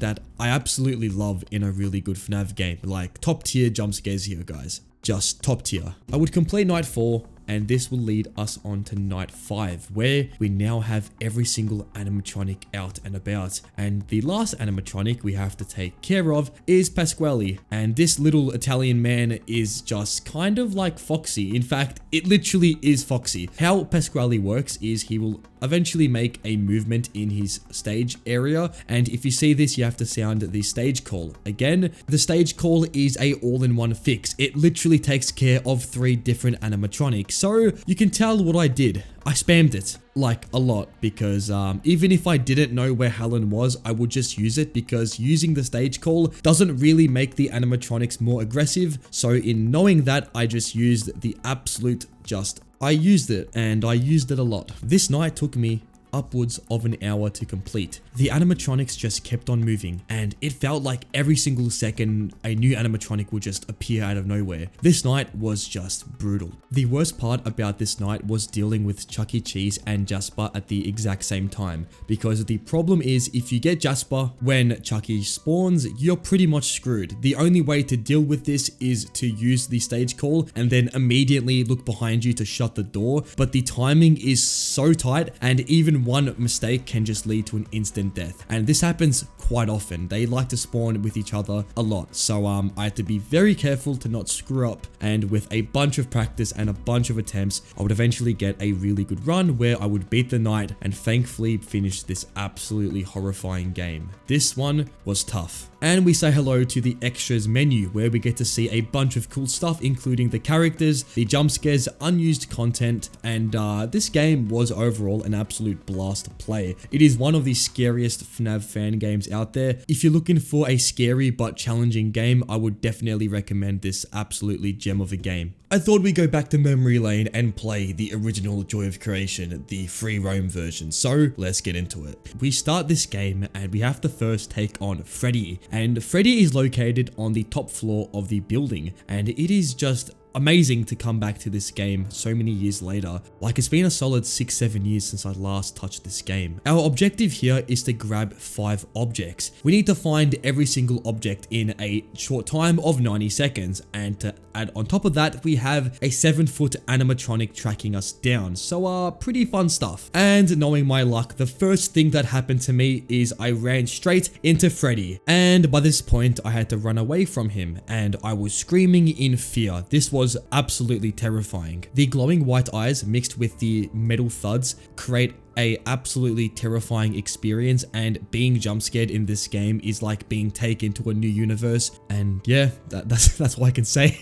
Yeah, this game is terrifying, but I would look for these objects and I realized that they have set locations, so going from objective to objective was pretty easy, and as soon as you know it, I had all objects and everything was fine and dandy. But I would conclude this section with a chase with Freddy, and I was just scared, very scared, but that concludes Freddy. Pretty simple. Let's move on to Bonnie, and Bonnie is kind of the same thing, where we have to find 5 objects within 1 minute, and these objects are obviously scattered randomly. This time they're not in set locations, and we need to find these objects before Bonnie tracks us down, and this time we don't just get jump scared, but we get hit in the head by a metal hand. This level is significantly more harder than Freddy because, first of all, Bonnie is faster, and I also know that Bonnie has red eyes, and red is just a lot scarier than white eyes. I would look through the basement, just looking through every single corner trying to find all the objects, and this level took me a lot longer than Freddy. Eventually I would beat this level and we would get absolutely clotheslined by Bonnie, and this will take us straight into the 3rd chapter of this game, which is Chica, which is by far the hardest level in this whole game. So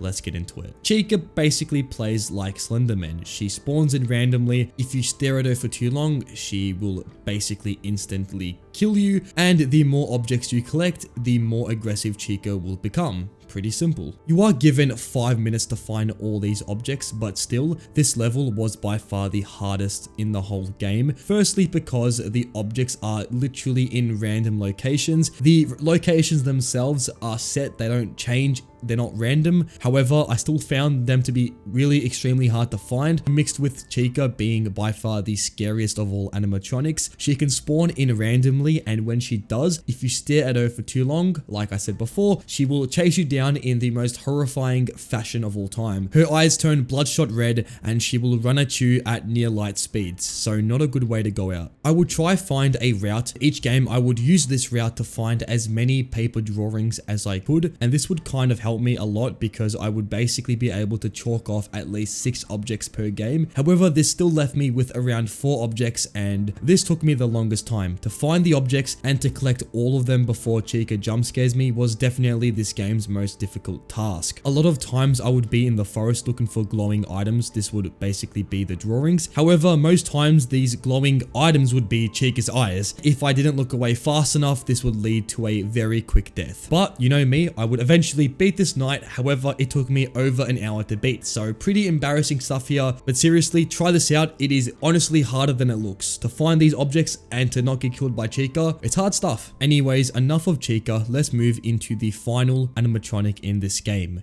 which is Foxy. Foxy is located in the attic, and the way Foxy works is he will chase you down, and if his eyes are white, you can use the flashlight to basically stall him, and this will make him just kind of just blind himself. So pretty much Foxy, you should have gone to Specsavers. Foxy is tough in the way that he doesn't act like the other animatronics and may take a while to beat if you don't know his mechanics. Spawning into this level, I died multiple times because I didn't know what to do. Foxy would just kill me instantly and I would get pretty mad. You have to find 5 objects, and unlike the other levels, Foxy is in a very small and confined space, which actually makes things a lot easier because the objects are very easy to spot, and you can pretty much get this level done first go as long as you learn what Foxy's mechanics are. There was a bunch of times where Foxy would just run up behind me and I didn't know where he was, and this led to a few screams, but eventually I would get every single object and be done with this night. And this concludes the Joy of Creation Reborn. However, we actually have one more thing to do, and this is the gallery where we see all the animatronics, and these things just look absolutely terrifying. The gallery section actually has a little secret. You get teleported to a random section on the map, and here you just kind of just get stalked by this random entity. It's pretty much the animatronics, but they're souls, I'm assuming. And I just kind of walked through here just really nervous because I didn't really know what I was getting myself into. So one dark hallway later, I would get jump scared by Foxy and my game would crash. So that would very much conclude the Joy of Creation Reborn. So this next game is called Graveyard Shift at Freddy's. This game takes place in the original Freddy Fazbear's Pizza. You, the night guard, have to face the animatronics, which have been deactivated. However, suddenly throughout the night, you will see they aren't so deactivated. They move a lot. And this game is a very different take to any FNAF game I've ever played. First of all, the menu screen, it looks something out of a just completely broken, and it looks like you shouldn't be playing this game straight off the bat. It looks like it's some sort of malware, but you get into the game and all of a sudden you have to just kind of rely on your instinctive skills. You have a camera system that pretty much acts the same as FNAF 1, but the difference is the camera has a timer, so you can't be on the camera all game. You have to kind of go through the cameras, and you have to go from camera 1 to camera 7, and then you have to restart from the beginning. So you have to use the switch timer effectively. Furthermore, you have an alarm, and this essentially works as a kind of distraction for the animatronics. However, if you use the alarm too much, the animatronics will eventually get used to the alarm and won't react to it. So we have to use the alarm sparingly. Furthermore, we have a light source and we also have a door which we need to shut when the animatronics get too close. But for now, I was kind of getting used to the game, seeing what worked and what didn't work, and eventually I would see the first movement in this game, which was Bonnie, and Bonnie began to move through the cameras. I was really taken back and unnerved by the way they portray the animatronics in this game. They are just so alien and so strange, the way they move and the poses they make on the cameras. Eventually, I would see Bonnie get toward my office. I saw Bonnie on cam 6 and he just randomly disappeared. So I checked my window light and well, Bonnie appeared, and this took me back a little bit because this was just terrifying how the animatronic kind of snoops in and you need to shut the door as soon as possible. This reset Bonnie. However, Bonnie would rapidly go back toward my office And with this game, if you reset the animatronic, their AI increases in difficulty, so now Bonnie is going to be way larger of a threat. And as soon as you know it, Bonnie was back at cam 6, and I was just kind of taken back by how quick Bonnie actually moved to my office. By failing to check Bonnie, I would succumb to his jump scare, and this was just terrifying. When you don't know when the animatronic is going to jump scare you, mixed with a actually really decent jump scare, you just get completely taken off guard, and this caused me to scream a little bit, so that was fun. I would reattempt night 1, and after numerous attempts, and yes, night 1 did take me upwards of 20 minutes, I would eventually get a run where I would complete the night, and this was kind of the beginning of the end,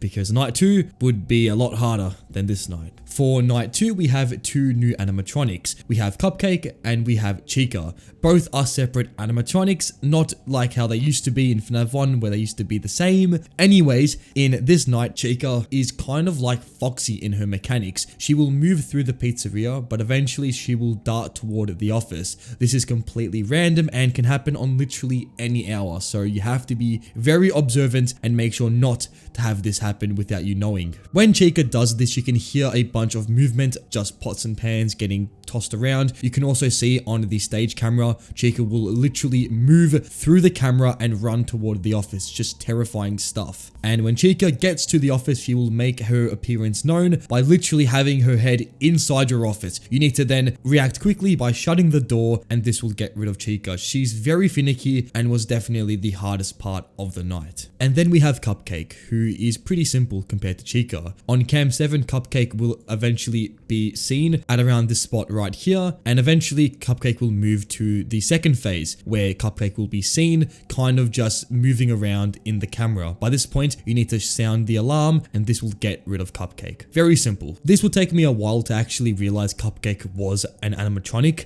I at first didn't know how to get rid of Cupcake until a bunch of attempts later where I figured Cupcake was its own animatronic and acts differently to the others, so that was fun. But anyways, this night was kind of brutal. It took me upwards of an hour to beat this night. I found learning Bonnie's movements to be quite difficult because Bonnie is a little bit different. If you see Bonnie in different camera positions to where he normally is, you need to sound the alarm. I actually didn't know this for a while, so I would get jump scared randomly by Bonnie and I would just be so confused how I died. But eventually I learned that Bonnie will make moves toward the office and you need to sound the alarm, so that was fun. With all the mechanics down pat, eventually I would complete night 2 and this would conclude graveyard shifts at Freddy's. So this next game is called FNAV The Mind of a Killer. This game is a remake of FNAF 3 and also has a free roam mode, which if you've seen my other videos, I love my free roam games. So with that, let's get straight into it. Starting off this game, we immediately get to see the spring lock and the horrific event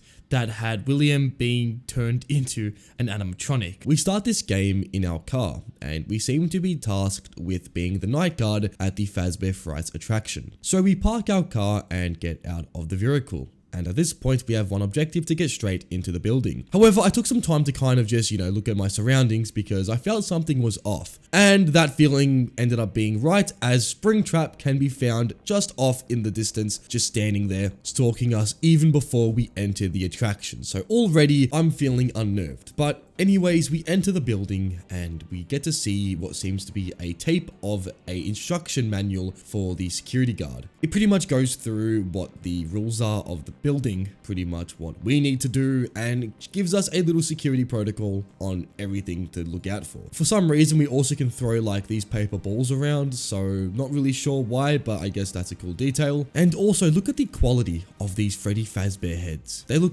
really top tier. Anyways, we now enter the main building, and here is where things get really bad. The first thing of notice is an empty can rolls from one of the corridors, and we don't know why this has happened, but it just happened, so yeah. Furthermore, as we are walking, we stumble across what seems to be Springtrap just laying there on the ground. And we go up to this thing and decide, hey, what if I grab my finger and press on its nose? Not really the smartest idea, I must say. If I saw something that looked remotely close to this, I am getting out of the building and calling the police. But nonetheless, we put our hand up against Springtrap's nose and it activates. It says it's me, and instead of killing us, decides to leave us alone. I don't know why the thing didn't kill us there, but it just leaves us alone, and we decide, let's continue on with our task. If I saw this again, the police are being called. But anyways, we continue walking, and eventually we stumble across our office. As we get toward the office chair, we have the option to play in the free roam mode or the classic office mode. Obviously, I picked the free roam mode, and this begins the night, and immediately the phone call begins to ring. So this phone call is pretty much the exact same as FNAF 3's phone call from the first night, but this time, unlike the first game, a animatronic decides to appear straight away, because literally in the first 30 seconds of this game, Springtrap decides to go straight toward the office and not just walk, he's running at full speed. So obviously this took me off guard and caused me to scream a lot, but like, why is he already running at 12:30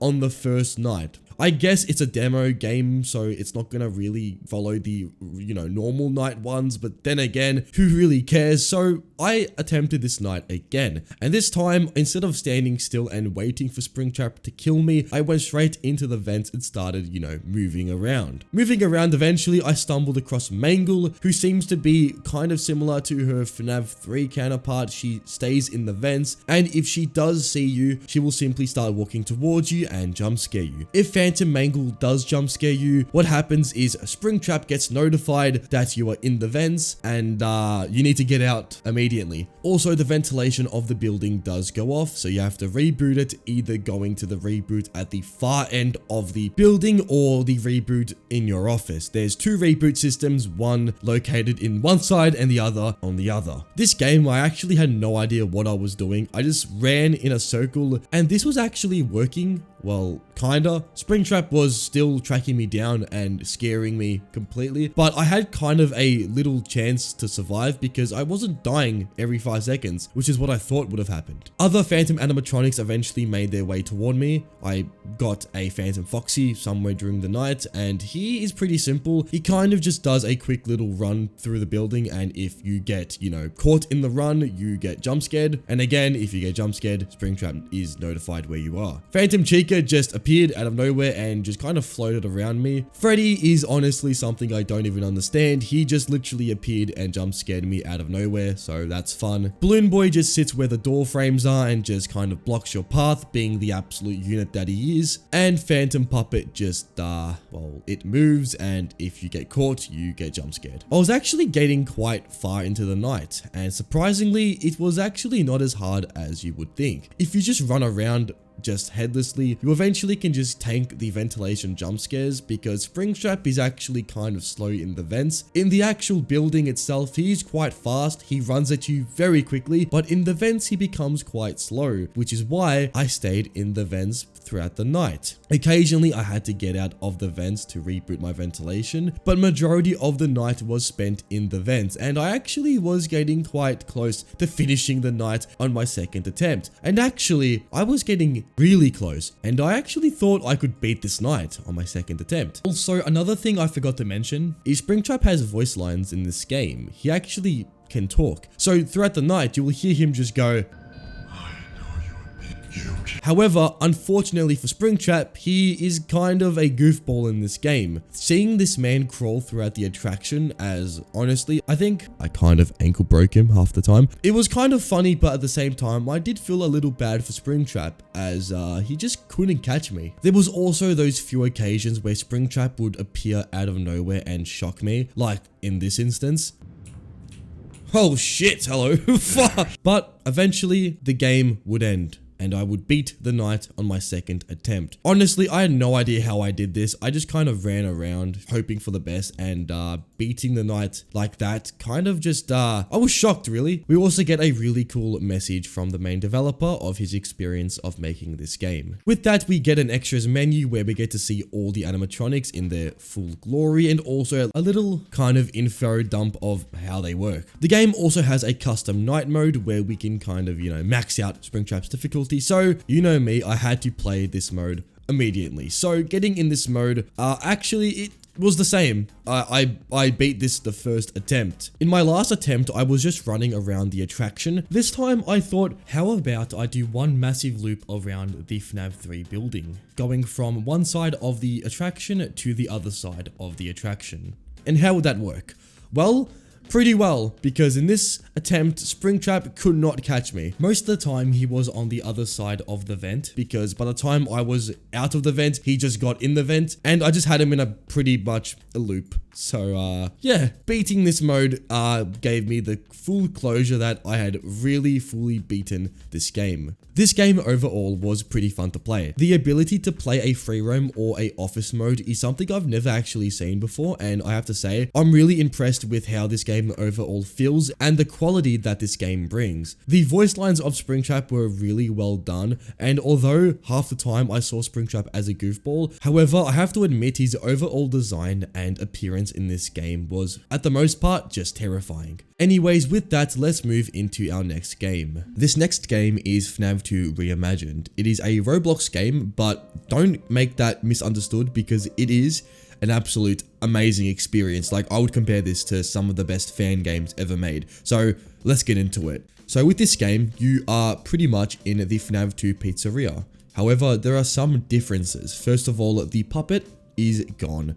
Instead of the puppet, we now need to rely on our cameras a lot more. This is due to the animatronics being more aggressive, and furthermore is the mask mechanic, which now you have to wait until you hear something moving through the vents, and at this point you need to put the mask on. And this game's animations for a Roblox game are absolutely insane. Like, look at this. This is some top tier stuff. So we start on night 1. We are introduced to the game. Our phone guide tells us that we are in the pizzeria, we are new here, and stuff is going on. Probably regarding William Afton, I don't know, you tell me. Anyways, we go through this night and I'm starting to get used to the game's mechanics. I was trying to use the beacon on normal animatronics. However, later on, I realized this is only useful for Freddy and Foxy, but at this point, I didn't know anything. So I was getting used to the game's mechanics, and I was blown away by this game's quality and the mechanics, which work very well and is definitely an upgrade from the original FNAF 2. If the camera does break, we need to go toward the beaker in the back of the room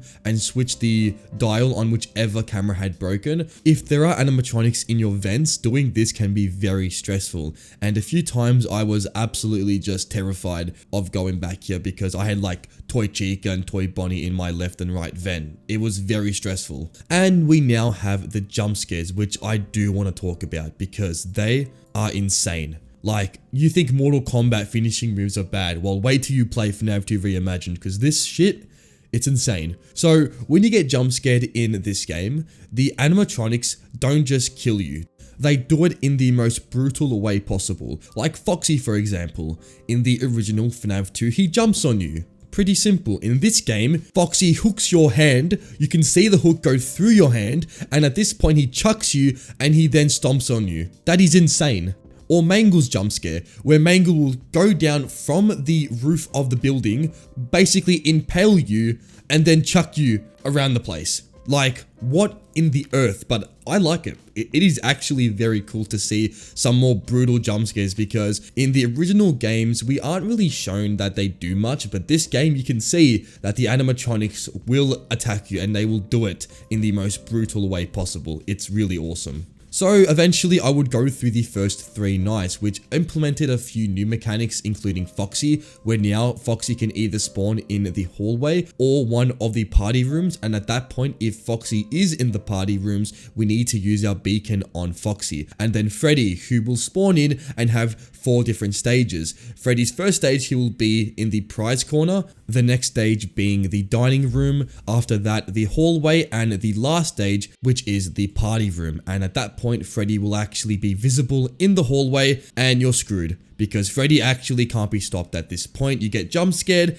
but you don't die. Instead, Freddy just completely deactivates every single mechanic in the game, making him a bit of a threat. But to stop Freddy, you have to use the beacon on Freddy during his movements to send him back to his first stage. It's pretty much like Foxy in the first game, but a little bit more intense, because obviously now you actually have to look for Freddy. And this game is really hard. Like, night 3 took me at least 30 minutes to complete. Like, to learn all the mechanics and to actually win the night, it takes a lot of time. So we eventually did complete night 3, but now it's time for night 4, where we would see the last 2 withered animatronics come into play. How Withered Bonnie and Withered Chica work is they will move around the pizzeria and eventually end up in your left and right vent. When this happens, there's a chance that they will go toward your office, making a really distinct noise, and by this point, you are going to need to keep your flashlight at them, and they will try and move around, but you kind of have to like use the flashlight to kind of stall them.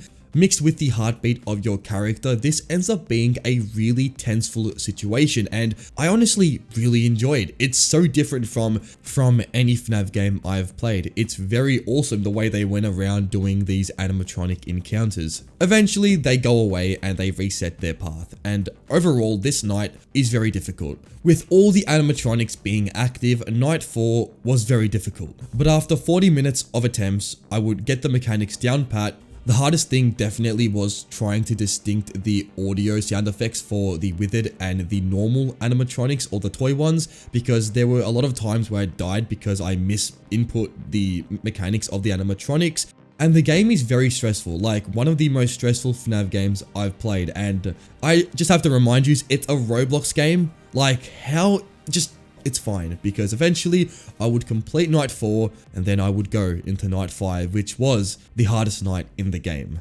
But somehow, on the second attempt, I would have a really good run. I was on 4 AM and honestly things were going very well. I was using the mechanics perfectly, making sure that none of my cameras were gone, because if they were, I wouldn't be able to see Foxy. So resetting cameras was very stressful, but eventually I would get a run where I met 5 AM, and by this point, everything went silent. I was very confused, but this actually is what needs to happen, because you get a phone call. Yes, William Afton enters our building, and by this point I was very scared because I didn't know what to expect. I honestly thought it was gonna become a free roam FNAF game for a second, but thankfully the game just kind of gives you a cutscene where you go toward the parts and service room with all the withered animatronics, and here you are met with Withered Golden Freddy. And Withered Golden Freddy tells you what happened in the pizzeria. You get lore clarification with who William and Henry is, kind of linking and tying in FNAF 2 really well, giving you a complete answer, unlike the original FNAF 2 game, which kind of just shows you these things and you don't know what's going on. Here, you are given everything. Golden Freddy just spills the beans and tells you what William's doing, how the animatronics are dead, why they're chasing you, pretty much everything a 2015 Matt Pat would literally dream over. So he gives you everything you need to know, and by this point you are tasked with burning the whole pizzeria down. FNAF 3 style, so you go toward the kitchen, you break a fuse and you burn it down, and at this point the game ends. Really awesome game, honestly one of the best FNAF fan games I've played, and for a Roblox game, honestly it is just a awesome experience. Shout out to these developers for making such an awesome game on Roblox. This is just top tier, like no words to even describe the quality of this game. So congratulations to these developers, you really smashed it here. So for this last game, which is going to be the hardest game, this is going to be Post Night 2. If you know anything about this game, it's that it is absolutely brutal. So let's get into the game. So the first thing we see in this game is a cutscene of Remnant Bonnie, where Remnant Bonnie tells us that we are basically screwed. Remnant Bonnie escapes from its captivity, and it's looted that Remnant body attacks us in this encounter. We wake up after this and we are told to basically just continue our night shift, and we do that because why not? I mean, 6 hours of a absolutely insanely difficult night is fun to me. So we get into the night, and this game is just I don't have words to describe what you're looking at. The amount of mechanics this first night has is honestly insane. Like, this is night 1 and we already have access to like 10 different rooms. Just insane stuff. So I would go around each room, read the hints, seeing what I actually need to do. And I kid you not, even 20 minutes after, I was still just completely clueless on what to do. I had a rough idea that we needed to use the half-less drone repair to progress through the night, but that was just one out of like a million other things to do, which I had no idea. So I would need to go on a guide to actually be able to beat this night. So for night 1, going for a guide is just, it's insane really, but I got every mechanic down pat, and it was made a lot more clearer in the guide what I actually needed to do.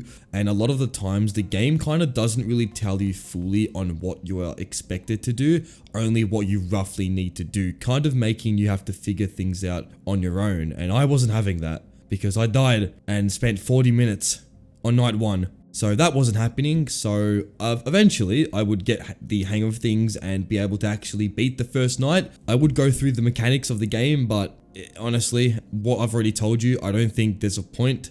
Let's just say we did a lot of things and got through night 1, and now it was time for night 2, which introduces a few new animatronics. We now have the likes of a Remnant Chica, Remnant Foxy, and Remnant One-Eye Bonnie. And we also have Remnant Baby. How these animatronics work is pretty much different to one another. For like Remnant Baby, you have to go to her and select on the correct memory. That's like the things you have to do in this game. I don't know why, but yeah. For Freddy, you have to like use a drone. I don't know how that actually keeps him at bay, but that's what you need to do. The game just has a bunch of mechanics that are, well, at first will look very strange, but eventually you kind of get the, hang of things. Another thing is that the animations you make going to room take a lot of time. And for a game like this, time, you don't really have it, because once an animatronic spawns in, you've got not much time to actually deal with that animatronic. So it's pretty problematic. But eventually I would realize that the actual sounds they make are distinct.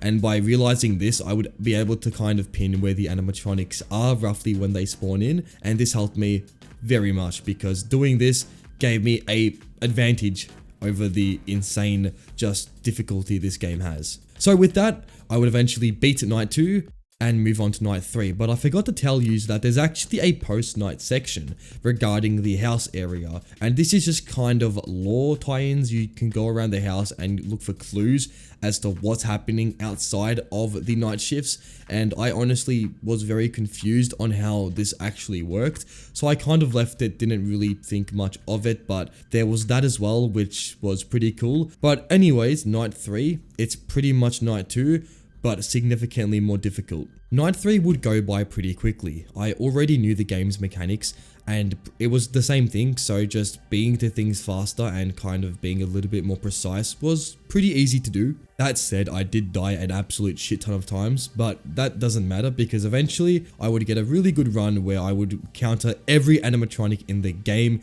Look at Foxy's design. That is absolutely terrifying. But anyways, I would get through night 3, and at this point we would complete the first section of this game. Yes, there is 2 separate applications for this game, so that's great. I would then move on to the part B version, which had night 4, 5 and 6, but for this video I only completed night 4 and 5 because night 6 simply was just, no. So night 4, and now we have a totally new office section. So everything we learned from the first game, well, just forget about it, because now it's a whole new thing, completely new. I was playing the night 4 section, and I was wondering how to actually look at Remnant Puppet, who is an animatronic in this night, and I was just spamming buttons because I generally didn't know what to press. The game doesn't tell you. It's Q, but I didn't know. I accidentally pressed 5, which in this game completes the night for you. It just completes it. No questions asked. It's a bug in the game. If you press 5, you can complete the night. So I did that, and I was so confused when the game just gave me a night completion. So that was pretty confusing, but anyways, the night itself was pretty simple, actually, compared to the first part. Essentially, we have two different type of animatronics, the ones that have surround sounds and the virtual discontent animatronics. Every animatronic in virtual discontent can be easily counted by, well, they will ask you for an item and you have to select the item on the item bar. So yeah, and then the other animatronics, you have to kind of rely on your surrounding senses, your observation skills. So with Balloon Boy, you need to stare at him. With the puppet, you have to press the left mouse button around 30 times, press Y, go up the ladder, and then look behind you. I'm not kidding, that's an actual mechanic. So getting through this night was pretty simple because the actual animatronics didn't really spawn in too often, so you could kind of like get through it pretty reasonably. Also, this night for some reason has 6 AM to like 12 PM. I don't know why that's the case, but it is, so yeah. But eventually, I would complete this night and be able to move on to night 5, which by far is the most confusing night ever. So let's get into it. So night 5, we have the original animatronics, and these ones are pretty difficult because each animatronic has a completely separate mechanic. We also have like these insta orders, which are like things we need to do after the 6 hours are up. Yeah, and then we have to like worry about having a mask, and then there's power-ups in this night, and there's like, I don't know, let's just get into things. So the thing is with each animatronic is they have something you need to do. With Freddy, you have to select the correct music that he's playing. These are tracks from the original FNAF games, yeah. Foxy, you have to like see if his eyes are in his, not in his pupils, you have to report it. Chica, you have to cut the power, and Bonnie, you don't do anything, you just put the turret down and hope that he doesn't spawn in because his mechanics are actually broken. But anyways, this night was interesting. One of the power-ups was Second Life, and I tried to not use it, but simply at 6 AM, I couldn't complete the night. My game was bugged. I tried using my install order to leave, but it wasn't working. So out of a desperation, because I was being hunted, I just used Second Life, and eventually the actual process that was meant to work worked, so I was able to complete the night. But this night is just complete ludicrous. Like, the walking animations themselves take literally decades to complete. Like, to get from point A to point B is 15 seconds. So I can kind of understand why I chose this option, but yeah, this night is just completely insane. But enough said, we completed the night by completing our install order, and at this point we have an Afton text adventure, which I skipped because I could not be stuffed, and at this point I had completed the first 5 nights, and if you're telling me complete the 6th night, no. Not happening. So happy days, we have completed post night 2 with a total of 1 million hours played, so that was pretty fun. This first game is called Tila Land. We start this game with a short cutscene. Us, the protagonist David Artel, and our brother Till have kind of drifted apart in the past few years, mainly due to the closure of the amusement park called Tila Land, which we founded. The reasoning for the closure wasn't fully disclosed, and that pretty much brings us up to date with the game's story. However, we get a message from someone that we know, and this message brings us back to Tila Land. As we arrive here, we see the amusement park abandoned and lifeless. During this little walk around the park, we kind of nearly come to contact with one of the animatronics. However, we slightly brush it off and we continue our descent into the amusement park. This latter section is the first section of the game. It's pretty simple. You need to get all the way down the ladder, and during this time, an animatronic will try and attack you. If we see the animatronic, which is Tilla, we need to use our flashlight on him. This section was overall pretty easy to complete. There were some stages where I was going down pretty fast, trying to get this done as quickly as possible, but eventually I would get fully down and complete this first little section. Now we have access to the facility itself, and this starts the events of the night sections, during which we are in a boarded off room inside of Tilla Land. In this room, there's 3 different compartments. The second area being the hallway and the last area being the supply closet. Each area has different things we need to do, but first of all, we need to repair our droid or the assembly machine. This machine acts as a lure, and we need to use this lure to, well, you would have never guessed, lure the animatronics. During each night, we need to find 3 different parts to build the machine, and these parts can be found scattered throughout the 3 different areas of the game. 2 of which are the areas they can spawn, being the hallway and the assembly room. Once you grab all 3 parts and you repair the lure machine, it will activate and it will start going toward the inner areas of the amusement park. I actually did the tutorial, which meant that this first night was kind of me getting used to the game's mechanics, which was pretty useful because I can't lie, if I didn't do this, I would have had no idea how to complete the night. Going back to the main room, we can now access a terminal, which gives us a display of our lure machine. The machine can roam around the rooms of the building, and we need to now find where the other animatronics are, and when we find them, we need to go up close to try and lure them with the machine. There are ways which can actually make it so the animatronics won't be lured. First of all, if we remain still, the animatronics won't be fooled, so we need to make sure we are moving left to right often to make sure the animatronics are full. Once we get the meter bar up all the way, the animatronic is now lured by the, well, machine we have. We need to now get them to a boarded off room, so once we get the animatronic affected by our lure, we need to go toward that room and enter it, and this will make sure the animatronic remains in that room. If we are not fast enough and the lure timer runs out, the animatronic will be freed and continue to roam around the building. The first night, I would eventually have an error with my lure machine. This is due to me being around the animatronics for too long, which meant I got an error. We now have to go toward the assembly room and fix the file which has been corrupted. However, due to my first time playing, I had no idea what to do, and this led to a game over. What I needed to do is click on the Exani file, which would repair my lure, but me not doing this led to my ultimate demise. My second attempt went a little better. I managed to grab the animatronic and lure them to the boarded off room. By going to my checklist and ticking the containment, we can leave and go straight into the second night, or the second hour as the game calls it. This night we have another animatronic to deal with, but I actually forgot an animatronic in the first night. The animatronic which I forgot to mention is Willow. How Willow works is eventually Willow will get toward your hallway, and when this happens you have to go toward the hallway and stare at the animatronic. And if Willow is in the hallway for too long without being looked at, he will jump scare you. So moving into the second hour, we now have a new animatronic, this being Frill. Frill is kind of like Tiller. We need to get these 2 toward the containment rooms. With Frill, however, he can actually attack us unlike Tiller. How this can happen is if Frill gets toward our door, he will make a sound, and at this point, we need to go toward the door and stare at him. We need to stare at Frill through the keyhole, and doing this, we will get rid of the threat. This hour was kind of like hour 1. However, with the new threat, the overall game was significantly harder.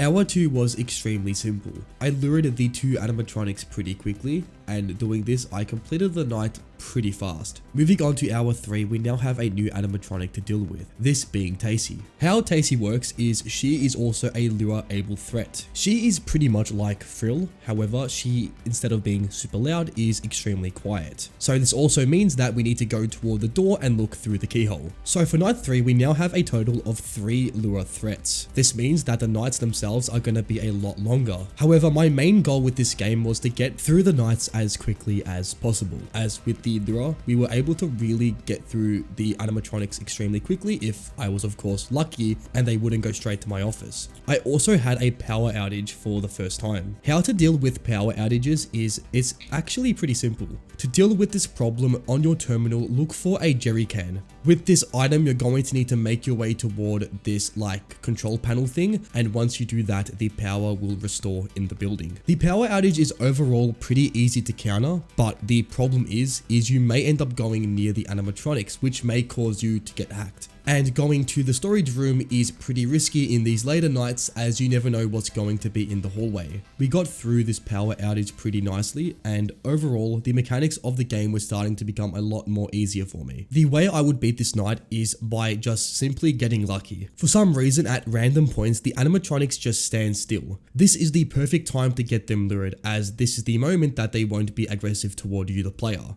So I had this to happen to all 3 animatronics, which allowed me to get them into their respected rooms, and this would conclude hour 3 with a pretty nice little dialogue, and we'd move into hour 4, which was pretty difficult. This hour introduces the animatronic Mischievous. How this animatronic works is pretty simple. If you hear like a music box kind of sound start to play, he will be in the hallway. At this point, you cannot go into the hallway until this music box stops playing. If you go into the hallway, you're gonna get jump scared. The issue is sometimes you may not be able to hear the music box, as the sound is pretty low, which means that if you go in the hallway, there's always a chance he may be in there. So the nights now became a little bit more intense, as if I got, you know, my Lura becoming hacked, I won't be able to know if the storage room is safe to actually get to and get back into the main room. So this night would take me a lot of attempts. To find where Mischievous is, going on the terminal, we can see the 2 animatronics that go toward the office. If I see the clown-like animatronic get near it, I just wouldn't go through the hallway, just focusing on getting to the lure-able threats. During this time when the clown is in the hallway, it was a perfect opportunity to start going for the animatronics that I need to lure. This is because during this time you actually don't need to be in the hallway to remove the animatronic threat, meaning that I can just focus on the terminal and get the animatronics into their respective rooms. And as soon as you knew it, I eventually was able to beat this night, but it did take me a couple of attempts. And I mean, it nearly took me over an hour to beat, but that meant we would now be able to beat the 5th hour of the game. This hour would introduce a new animatronic, the doll. How the doll works is when Mischievous goes toward the hallway, he will most likely send out the doll. The doll can be found either in the control room or the supplies closet. If you suspect this does happen, go toward one of these 2 rooms and you may see it lying on the floor. You can also hear the doll get louder the closer you get toward the doll. And if you get jump scared by the doll, well, you're gonna start bleeding. And if you don't heal, then you're going to die no matter what. So you need to make sure that this threat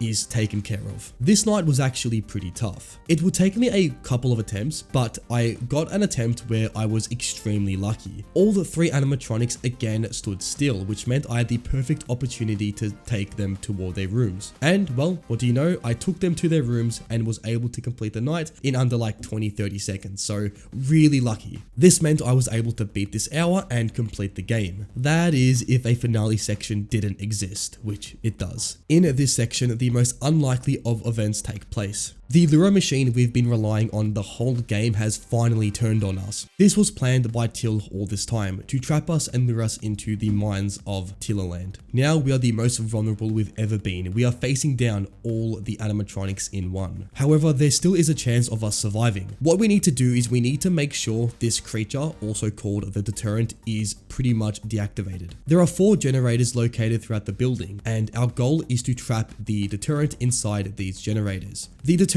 is pretty menacing, however it is extremely stupid. Being that the machine was designed to lure things, it also can lure itself. What I mean by this is if you open a door, the lure machine will go toward that door as it's part of its programming. We need to make sure that the generator is already near 100% completed. So we need to already pre-charge the generator before the deterrent even gets inside the room. To add on top of this, the deterrent will eventually make his way toward the player. At this point, we need to do one of 2 things. Either the deterrent will be to our right or our left, and whichever area it is in, we need to simply flash it with our flashlight. Pretty easy way to deal with it, but nonetheless, the whole night relies on getting these generators completed. Once a generator is fully fueled, it will explode, causing the deterrent to become weakened. This was overall a pretty interesting section. It wasn't insanely tough as you would expect, but it was tense enough to make a pretty nice and grand finale. Eventually, I would complete the last generator, making the deterrent no longer a threat. This would pretty much end the events of Tillerland.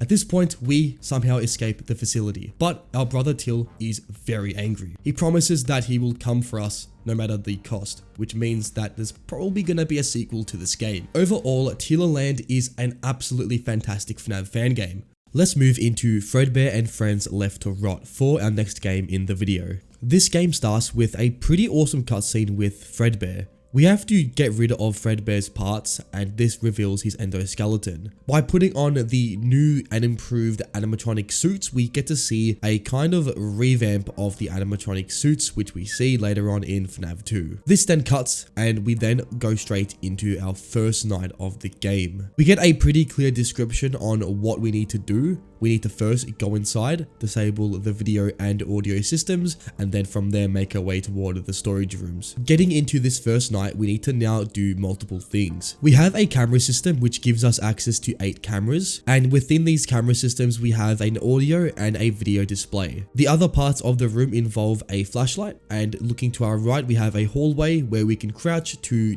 avoid detection from animatronics. The whole point of this section is to disable our video and audio displays. How we can do this is by selecting them on our camera, we wait a few seconds and then they will disappear. This whole night relies on a FNAF 1-esque gameplay loop by tracking animatronics throughout the camera system, but the catch is the more you disable, the less you can actually observe. For this first night we have Fredbear and Spring Bonnie. We also have an unknown endoskeleton animatronic who is a little different from the other ones, so let's explain how he works. How this animatronic works is he will be on camera 3 exclusively. If we go to camera 3, there's a chance he can appear. If this animatronic appears, we need to stare at him until he leaves. So what I did is to make sure I got rid of this animatronic, I left camera 3 to the last available camera to get rid of. This meant I could successfully get through every single camera and make sure that I don't risk dying by not, seeing this animatronic. A few times some animatronics popped up near my office, so by sneaking or by crouching, I was able to avoid their detection. So pretty cool gameplay loop, and this eventually led me to complete the room. We then cut to another cutscene of the Freddy Fazbear mascot. During this cutscene we have a control panel where if we select different buttons we can make Freddy do different things. We can make him move his jaw, we can make him laugh, and we can make him move forward. Pretty creepy stuff. This leads straight into the next night, which is the storage room night. Here we have one animatronic only to deal with, and this is the clown animatronic. How we deal with this guy is we need to make sure that we go toward his stage and press the shock button. The tough part is we also need to get a door to open. This door opens by holding the button and the door will slowly begin to open. However, if you deselect this button, the door charge percentage will go down really fast. So it means if you do see the clown animatronic, also known as Max, you need to go right to left pretty quickly to deal with the animatronic. The night has no time limit, so you can pretty much spend as much time as possible, but that's kind of a bad thing because if you're not careful, you could be here for a while. But by making some risky plays, we got the percentage up pretty high. Keeping track of Max wasn't really too difficult, and eventually we beat this night and moved into our next room. The next night intermission section houses a few arcade games. The first game being Golden Comet, which is a kind of arcadey shooter game, which just is pretty cool. And the next game, which is a more broken, just decrepit game, which kind of alludes to some lore happening in the game, but nonetheless, we eventually beat this and the game freezes, crashes, and we move into our next room. This room, we have 2 animatronics. The first one being Nightmare Musiki, that's an absolutely Chad name, and the other one which is the Winding Toy. The night is again pretty simple like night 2. We need to get the vent behind us to open, and we need to slowly make it open as we deal with animatronic threats. We need to turn around and this will house the first animatronic, which is the Winding Toy. To deal with this animatronic, you just have to hold it and it will begin to wind, making him not a threat. And the other one, Nightmare Musiki, he will either come from straight in front of you, trying to attack you, or your right, where he will go through a door.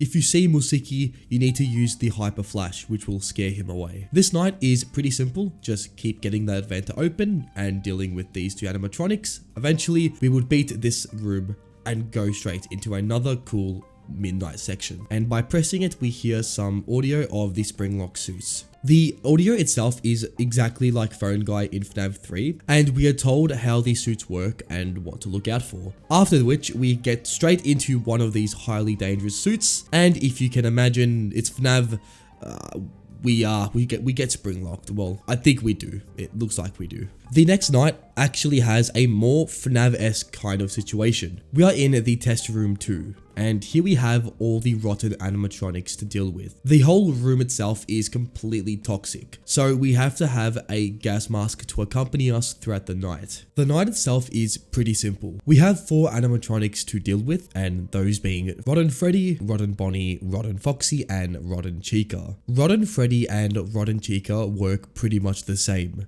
Both animatronics will eventually make their way toward the vent. Once they get into the vent, we're going to need to disable the ventilation. This will cause the animatronic to leave. However, for us, the player, we need to make sure that we immediately restore ventilation, as during this brief period of time, the toxicity will spike tremendously, meaning that if we're not careful, we could pretty much die. For Rotten Bonnie, to get rid of him, when he occasionally sneaks up behind you, you can see him through this piece of glass. If Rotten Bonnie does get to this position, you need to wait until he gets his hand and starts reaching for you. When he does this, you need to use the fan to our left, and this will get rid of Rotten Bonnie. And for Rotten Foxy, if you see him in the hallway, you're going to need to press this button, which will disable power throughout the building, which means Foxy cannot see us and we can get rid of all threats. This night did take me a couple of attempts, but eventually I would get the hang of things and start to build kind of a routine throughout the night. And this would allow me to get gradually closer and closer to finishing the night off. For the last 2 minutes of the night, the animatronics difficulty, or their AIs, became a lot more aggressive, which meant I really had to pay attention to all the animatronics movesets, especially Bonnie, who seemed to kill me most if I wasn't really paying attention. Eventually, I would beat the night and we would move into the final room of the game. Before this, we are put in a room with a golden Freddy suit right in front of us. We grab a can of spray and start highlighting the suit with the spray. And this leads to the final room of the game. It seems to be on the top floor, and here we have 4 more animatronics to take care of. The animatronics in question are Suit, Security Freddy, Security Bonnie, and Security Fredbear. We'll start with the most important animatronic, which is Suit. How Suit works is he will spawn in the backstage of the pizzeria. When we see Suit, he will have his eyes mostly on. However, when his eyes deactivate, this is the perfect time to take him into the return state. This will allow him to move from one area of the pizzeria to another, which is what we need because we need Suit to get toward the office, and this will conclude the night. Moving on, we have Security Freddy, who is pretty much just Michael Myers. He will occasionally pop up in front of your office, and if he does do this, he will have a knife in his hand. If this does happen, there's a piece of paper on the glass, and you need to move this on his eyes to block his view. If you do this correctly, he should leave without jump scaring you. And next is Security Bonnie, who is pretty simple and is by far the easiest to deal with. Security Bonnie will occasionally pop up on your right, and if this does happen, you have to use the cables you have provided to you, and holding these cables, you can shock Security Bonnie, which will make him go away. And lastly, Security Fredbear. How he works is occasionally on your cameras, you can see him pop up. If you don't go off the camera fast enough, he will disable all the cameras for a certain period of time. Now that we have all the animatronics out of the way, it's time to actually beat the night. When I first started this night, I was pretty confused on what to actually do. But the night is really simple, like stupidly simple. In the control panel, you have the return button and the locate button. All you need to do is press the locate button to find Suit, and then press the return button when Suit's eyes aren't activated. This will move him to one of many rooms, but we need to get Suit to the office, so we need to move him toward that direction. We can't really decide which area he'll move to, but if we just keep moving him, eventually he will wind up somewhere in the left or right hallway. And if we get him toward this hallway, if we do the return again, he will get toward our office, completing the night. There were some instances where animatronics were bombarding my office, but there were only 2 of them, and to be honest, they're very easy to get rid of. Eventually, I would get Suit closer and closer toward my office, and eventually we would get him inside the office, completing the events of Fredbear and Friends left to rot. You know me, I would of course grab myself the tragic ending. I don't really know what that means, but I'm assuming it's not good. And with that, we would now be able to access the extras menu, giving us access to all 13 animatronics in the game. We would get some really cool insight into the development of the game, getting some cool look at the cut content or stuff that wasn't in the game when it was finished. And with that, let's move into our next game. This next game is called Five Nights at Freddy's Fears of the Mind. This game is terrifying, so let's just get straight into it. So we start this game off with a really terrifying cutscene of all the animatronics in our bedroom. Yes, they look absolutely disgustingly terrifying, so that's gonna be fun. And if you can't tell, yes, this is a FNAF 4 remake. Moving into the game, we have a little sketchbook which kind of gives us a little hint on what to expect. Us, the main character Andrew Brown, has been kind of noticing some animatronics as of late. We've been writing these encounters down in our notebook. This kind of acts as the main tutorial, giving us a clue on how to deal with the oncoming animatronics. Also a pretty cool reference to Bonnie with what's the Wi-Fi password. I don't know, I just thought that was pretty cool. So we hop into the game and we see what seems to be a really secluded room. The red sky mixed with the very tall forest makes for a really terrifying but immersive environment. We also have a storage system, and how this works is throughout the bedroom there's going to be batteries. The placement of the batteries can vary. Some can be on your bed, some can be next to your TV, but anyways, there's batteries, and if we collect them we can put them into the chest. Wouldn't you know it, but Chica actually likes batteries and will actually go ahead and steal your batteries if you let her do so. How Chica works is that in the window in front of you, occasionally Chica may swing on by. Chica is very much like Foxy from FNAF 1, you just have to keep an eye on her. She has a set move pattern and will eventually get closer and closer to the window. So to deal with her, make sure you are constantly checking the window for her arrival. Also, I found that this animation is absolutely terrifying. When I first got this in game, I screamed a bit. And of course, if you let Chica go too close toward your bedroom, she will actually enter the bedroom and take your batteries. Pretty terrifying. Next is Bonnie. With Bonnie, on the right side of your bedroom, there's a door. This door leads to the hallway, and we get a really cool picture of, I guess, a bald dude. But nonetheless, Bonnie will eventually make his way toward this hallway. If you see Bonnie, you need to close the door and lock it. When I first encountered Bonnie, I kept dying to him because I didn't know you actually have to lock the door. I thought that you just had to close it, but you need to actually press the lock. And I'm not even gonna call these animatronics, they're just nightmare fuel, to be honest. So this thing is terrifying. If Bonnie does wander too close toward the door, you can actually hear his breathing. So it's pretty much like his FNAF 4 counterpart, just a little bit more terrifying in the overall design. And if you use your flashlight and Bonnie's there, obviously you get jump scared. Next is Freddy. How Freddy works is behind you on your bed, you will see a plushie. Eventually, if you let this plushie just move by itself, and this can happen if you are going around the bedroom doing other activities, the plushie will eventually move. If you see the plushie's eyes begin to glow red, and if you see it right next to you, you need to use your flashlight on it. So pretty much like the Freddles from FNAF 4, but this time it's only one of them. And the other way Freddy can kill you is in your room there's a TV. Sometimes the TV can turn on randomly and display a picture of Fredbear, and if you don't turn this off fast enough, you will get jump scared. With all the mechanics out of the way, the first night went pretty rough. This took me a while to beat. The game is pretty weird because first of all, the animatronics don't actually become active until 3 AM. So you can pretty much just go AFK for the first 3 hours of the whole night and not even see an animatronic. But once 3 AM hits, the animatronics go into like search mode and they do not stop. Like, this felt more like a night 5 compared to a night 1, but nonetheless, this night went by pretty smoothly, in that it took me over 40 minutes, but eventually we did beat the night. Moving on to night 2, we actually get a option if we want to do the plush trap mode, and this is exactly like FNAF 4.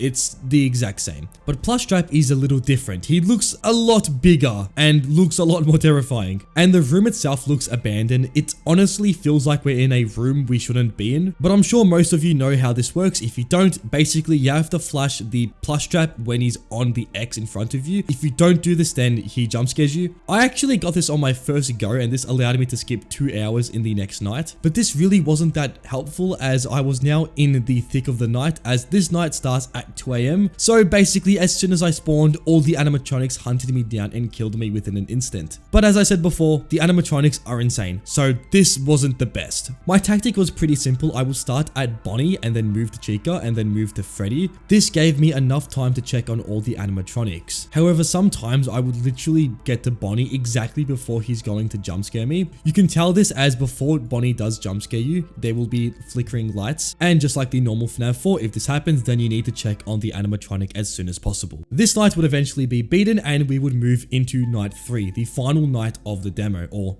I think it is. I haven't actually beaten it because, spoiler alert, It's impossible. This night begins at 1 AM and it is insanely hard. Like the animatronics feel like they're in night 7 mode, like max difficulty mode. Every second you get is pretty much met with an animatronic. And also Foxy is now awake and he is pretty annoying. In your closet next to your bed, Foxy will occasionally spawn, and if you see his hook or if you see the whole animatronic, you need to close the cupboard. But pretty much, if you don't know already, the animatronics spawn really fast. So by the time you check all the animatronics, one would have already snuck up and killed you. I tried attempting this night multiple times, and each time I would be killed by Bonnie because I would just not make it toward the door. I was playing the night for around 30 minutes to an hour and I just couldn't beat it, so I'm sorry to say, but I'm going to have to leave it at that. This game is honestly looking to be one of the most unique and exciting FNAF fan games we've had in a while. The design of the animatronics mixed with the gameplay is really promising, and I can't wait to see what else is in store for this game. But anyways, let's move on to the next one. Our next game is Welcome to Fredbears. We begin this game inside of William Afton's home. It seems that some time has taken place between the missing children incidents, and we seem to be still alive, so something already is off. We have a phone call that tells us we need to go to our rental place and get rid of all the animatronics or else we'll be fine. So we comply with this and we go to the rental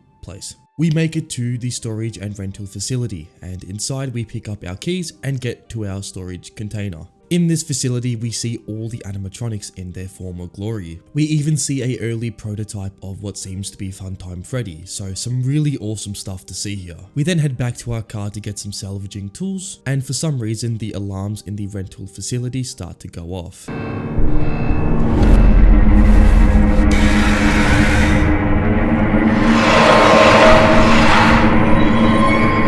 Circus Baby made it out of her containment facility and seems to be well and truly still alive. Circus Baby chases us straight to our office. We then lock the doors and we barely escape this encounter. Now we begin the actual night sections. We need to survive to 6 AM. In front of us we have the main area. This houses Spring Bonnie, and Bonnie will often make his way toward this window and start to move his hand. When Bonnie does this, we need to make sure we turn off the power in the building. If we fail to do this, Bonnie will break the glass and eventually jump scare us with this really sick animation. With that, let's move on to our next animatronic, who is Costume. Costume is located to our right and he just sits there throughout the events of the game. However, he will slowly begin to move. The way to get rid of Costume is to simply flash your light at him. This will remove all his progress and set him back to his first stage. If you don't do this, eventually Costume will move closer towards you and eventually jump scare you. The next animatronic is Fredbear. Fredbear is by far the simplest animatronic to get rid of. If you hear laughter or Freddy's iconic laugh, this means that Fredbear is moving. You are going to need to simply look to your left and flash your flashlight down the dark hallway. If you do this correctly, you should see Fredbear move away from your flashlight with this really creepy animation. I actually have no idea if Fredbear even has a jump scare because throughout the course of this game, I never actually got jump scared by him, but I assume if you don't flash your light at him, he eventually jump scares you. So for this first hour, we pretty much have all the mechanics down pat. But how do we actually complete the night? Well, there's a computer in front of us, and on this computer is a progress meter. There's two power sources on this computer. One is the ventilation and the other is the power itself. We need to wait until both of these progress meters are fully completed, and this takes upwards of like 5 minutes, so our main task is to just survive. This first night went by pretty smoothly. Eventually, once I got all the mechanics down pat, I was able to beat the night. However, I did get jump scared by Bonnie, and I didn't know he actually breaks the glass before jump scaring you, so this definitely got me off guard. I also had a mate on Discord watch me play this game, and he actually like jumped off his seat when this happened, so pretty insane jump scare. Anyways, once the hour completes, the power just suddenly goes off. William does a full 360 and then sees that the power fuses have gone off. Our goal now is completely different. We need to actually repair these power fuses. The way to do this is we're going to need to unwound these bolts. There's 6 bolts to unwound, and throughout this time, the animatronics will stalk you down. I was pretty confused when I first began this section. Not really at the main task, but how the animatronics worked. I got jump scared many times not knowing what to do. The only thing we're given is a lighter, which honestly barely works half the time. But by using the mechanics that were laid out to us on the first hour, we can actually determine what these animatronics do. If you remember, Fredbear and Costume work with the light. So if they do spawn to our left or to our right, we need to use the lighter to scare them away. However, with Bonnie, it's a little bit different. We need to turn the power off when Bonnie arrives in the first hour. So what this means is during this section, we need to turn off all our power or the lighter and look directly at Bonnie. This will eventually make him go away. With that, I knew how all the animatronics worked, but now it was simply just trying to get through this section. After unwounding all the bolts, we're going to need to replace the fuses. So to our right, there's a full fuse box, which is pretty handy to have. Using this, we can repair the fuses and simply rewound the bolts that we unwounded. And as soon as you knew it, I completed this section and this restored power to the building. It was now 1 AM and it's now pretty obvious what we have to do. We need to repeat this for 6 hours straight. This next hour stays pretty much the same. However, a new animatronic joins us throughout the night, this being Foxy. Foxy is pretty random. Foxy can pretty much spawn at random times, so you can't actually pinpoint when he's going to attack. The only thing that can warn you is the audio cue that plays when he's going to run at the door. If Foxy is seen down the hallway, you're going to need to slam the door shut. With that, that's pretty much all the new things this night adds. The rest is the exact same from the first hour. So by just going through the night just like the first night, I eventually got through this hour and made it back to the fuse section. Again, pretty much the exact same thing. However, the animatronics are a little bit more aggressive, so this means you're going to need to be a little bit more alert on when they spawn in. Also, I forgot to mention, they actually make a little audio cue when they spawn, and this is different for every animatronic. Freddy laughs, Bonnie just slams his foot on the ground, and Costume just breathes in your ear. And with that, those are pretty much all the mechanics for this section. By keeping an eye out for the animatronics and by slowly winding all the bolts, I eventually got through this section and made it to 2 AM. 2 AM and 3 AM have the exact same mechanic from 1 AM, so nothing new really happens. The only thing that does happen is the animatronics AI get more aggressive as we get further into the night. With no new mechanics, I got through 2 AM and 3 AM on my first attempt, and this includes the repair night sections. So things were going pretty great until we reached 4 AM. And we now have to say hi to a new animatronic, being Circus Baby. If you remember before, she kind of just appeared and just disappeared for the first few hours of the night, but this all changes at 4 AM because finally she reappears in all her glory. By far, Circus Baby has to have had the biggest design change from the original FNAF games. Like, she actually looks terrifying in this game. I can't explain what it is. It might just be how realistic she looks, but this is just nightmare fuel. Circus Baby has some new mechanics that we need to get used to. First of all, when she appears, she moves exactly like Bonnie. However, her glowing green eyes can be seen when she's walking down the hallway, making her a lot easier to spot. However, she's a bit different to Bonnie, as what she will do is she will stay in like the exact same spot Bonnie does. This means you have to turn off the power and wait till she moves. Unlike Bonnie, what Circus Baby will do straight after this is she will move to your left. She will then be visible at the door, making an absolutely terrifying face as she peers through the doorway. And at this point, you're going to need to as well close the door. So Circus Baby requires two different mechanics to deal with. First of all, by shutting off the power, and secondly, closing the door. So making her a little bit of a threat. And we also have another animatronic to deal with, and this is Prototype. Prototype, like Circus Baby, is absolute nightmare fuel. This one took me a while to figure out, as I only got Prototype once on night 4, and this resulted in a quick game over. How Prototype works is, like Circus Baby, he will go straight toward your window. However, he won't actually walk toward it, he will just suddenly spawn at the window, staring at you. What you are going to need to do is you're going to need to shine your light at Prototype, and this will scare him away. Unlike Bonnie and Circus Baby, you do not want to close the power when the Prototype spawns. If you do this, well, Oh my god. So safe to say, do not shut the power when Prototype spawns in. Another notable thing is he will actually make a really loud noise when he spawns, so figuring out where he is really easy. So with all the new mechanics down pat, this night was actually not that bad. The main threat was Circus Baby, but like Bonnie, the mechanics weren't that hard to do, and by also spamming the absolute shit out of my light, this night went by pretty quickly. Again, we need to repair the fuses like every other hour, and this hour went by no different to the other ones. And in no time we made it to 5 AM, the final hour of the game. Also the hardest hour of the game. At 5 AM, all the animatronics are now free to find us, and this is pretty hard because they are really aggressive. Like each animatronic will appear 3 to 4 times this whole hour, which means that I have to be on my absolute A game if I want to get out of this place alive. Prototype was becoming a little bit of an issue. As I mentioned before, I didn't actually know how to deal with him until later in this playthrough.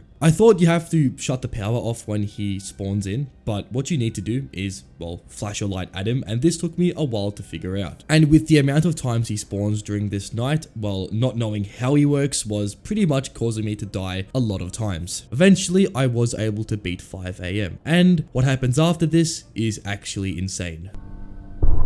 Holy shit. That looks like a spring lock. The spring Bonnie suit that was left here for 17 years appears out of nowhere and walks toward our window. This seems to be someone who fell victim to the spring lock, a very devastating thing that can happen to people who were wearing the spring Bonnie suit, as William Afton had designed them in a really stupid way. What happened here is this person seemed to have been spring locked. However, hasn't died due to some unknown reason, or, well, if we're going with canon FNAF, has been kept alive by Remnant. The creature knows us, referring to us as William, so we seem to have some sort of history with this springlock victim. It seems to have been a partner with us, and only one character in FNAF seems to have been that close to William, Henry Emily. We seem to have thought that Henry had died when he was springlocked. However, he has been kept alive by some unknown reason, and seems to still remember and have his own conscience even after all this time. Henry tells us that we left him here for 17 years, and that the blame was pinned on him, not William. However, after this incident, it seems that the truth has finally revealed itself, and then the game cuts. Welcome to Fredbears is honestly a fantastic FNAF experience. It takes a really sharp twist to the original story that I absolutely love, having Henry being the springlock victim, and has some really awesome and unsettling designs that honestly rival, if not surpass, Scott's original designs, which honestly is a true testament to the skills of these developers. There's also some scrapped content that this game has, and I want to quickly give you a quick look at this thing. I have no idea what this is, but I'm honestly thankful that this didn't actually end up being in the game. Anyways, with that, let's move into our next game. This next game is called the Fredbear Archives. It is a free roam FNAF experience with multiple endings, so without further ado, let's get into it. We begin this game in our car, driving toward an unknown destination. A radio is heard giving us a little bit of information on Fredbear and Friends and what's going on there. It appears that the new animatronics seem more robotic than the original, more animated ones, and this has caused a lot of people to stop going to Fredbear and Friends. So we, an investigator, I assume, go toward this place and investigate what's going on. We arrive at the warehouse and the place seems dead and abandoned. Going into the facility, it seems that the hallways seem to have some sort of power still running the place, which gives the place a little bit of hope and optimism. But as we travel through the facility, we see a little bit of, let's just say, unusual activity. The first sign of this is as we are walking, a empty can rolls across the hallway. Could this have been a rat or perhaps something a little bit more dangerous? Well, at this point of time, we can't really decide. So we go toward the main office and we travel through this area and wrap around the back to the storage room. We see a window. You know, the first thing we do when we see a power box is turn it on. So we go ahead and do that. It appears that not only are we alone, but we are being stalked by the animatronics as Lefty delivers a very sharp jump scare. This isn't the end, however. We wake up at the main office area. we are given a quick little message saying that we are not alone and we need to escape as quick as possible. So without wasting any time, we go ahead and begin our night. To beat this game, we need to go ahead and escape. To escape, we are going to need multiple items. These items can be found throughout the facility, and well, the items are random for each game, so pretty much we need to go ahead and start looking for stuff as soon as possible. However, as we go ahead and find these items, we come to learn that the animatronics are now active. The following animatronics are the Rockstar animatronics. We have Rockstar Chica, Rockstar Freddy, Lefty, and Rockstar Bonnie. So overall, 4 animatronics are hunting us down. The first animatronic is Rockstar Bonnie, by far the most prominent animatronic. As we walk across the facility, Rockstar Bonnie will track us down. However, if we stare at the animatronic, it won't move. So essentially, kind of like a weeping angel, if we move, it follows us. If we stare at it, it stays still. The next animatronic is Lefty. Lefty will patrol the facility at a very slow pace. However, if Lefty does see us, then we are pretty much screwed. The animatronic itself is extremely fast, so making an escape is pretty much impossible. The only way to counter Lefty is to find a locker, and to be honest, most times you won't even be able to get to the locker before Lefty gets toward you. Moving on to Rockstar Freddy. Rockstar Freddy will move across the facility at extremely fast pace. However, it actually can't jump scare you. All Rockstar Freddy will do is, if it does detect you, it will alert Lefty, and then, well, that will bring a quick end to your night if you're nowhere near a locker. Rockstar Chica is a little bit later on, so let's just get straight into the game itself. Immediately, it strikes me that this game is going to be quite hard. There's not really anything giving you any direction, you kind of just have to find things out on your own, and this leads to a lot of encounters with the animatronics. I find myself immediately trapped in a corner with Lefty, so already off to a great start. I find some boxes and hide behind them, and this makes me narrowly avoid this encounter. In this storage room, I also find a button on the wall. By pressing this button, I hear a noise, and immediately I realize that something has opened in this facility. So in search of this little opening, I find another door, which then leads to a storage room. Another one, I know, there's a lot of them. This control room, more so than a storage room, is controlled by Rockstar Chica. Finally, we're going to get into how she works. Rockstar Chica roams this area, and she goes in one direction from the beginning of this area all the way to the doorway which we just entered. If she sees us at any point, she will track us down and jump scare us in mere moments. The only way to really avoid her is by going right behind her and slowly going through this area, or by just hiding in areas around this place and hoping that she doesn't detect you. This area is by far one of the trickiest areas in the game, because if Chica detects you at all, well, then your game will end very quickly. My first experience in this area, well, it didn't really last long. I was just running headlessly in this area, just looking for anything I could find. I did find some buttons, but the button that I found, well, let's just say Chica also found me. And then in around 2 seconds, I was jump scared. However, I did find a ladder, and this door is actually the door which opened when I pressed that button before. It was now time to find a way through this labyrinth. So I go ahead and go back to this area and try and tackle this maze. I did find a path to get around her. By going to the room with the ladder, I was able to hide in there and wait for Chica to go all the way around. By doing this, I can sneak up behind her, go across the maze, and make my way toward the other side. There's 3 overall buttons in this area. One was the button we found before, the other one is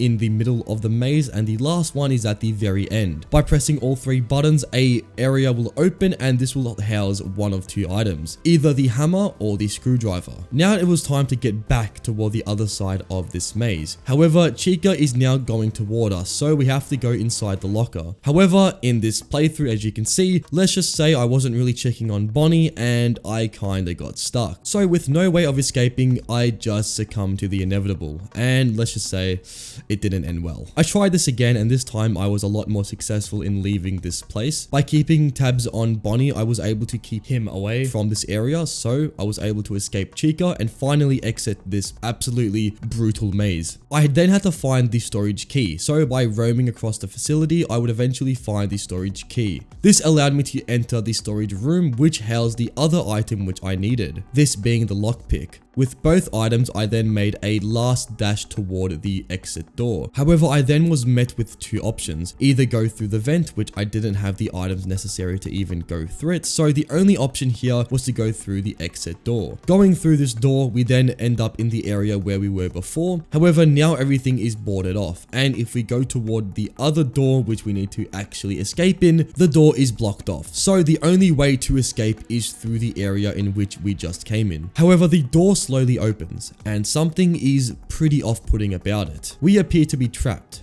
and then this happens. Oh my gosh.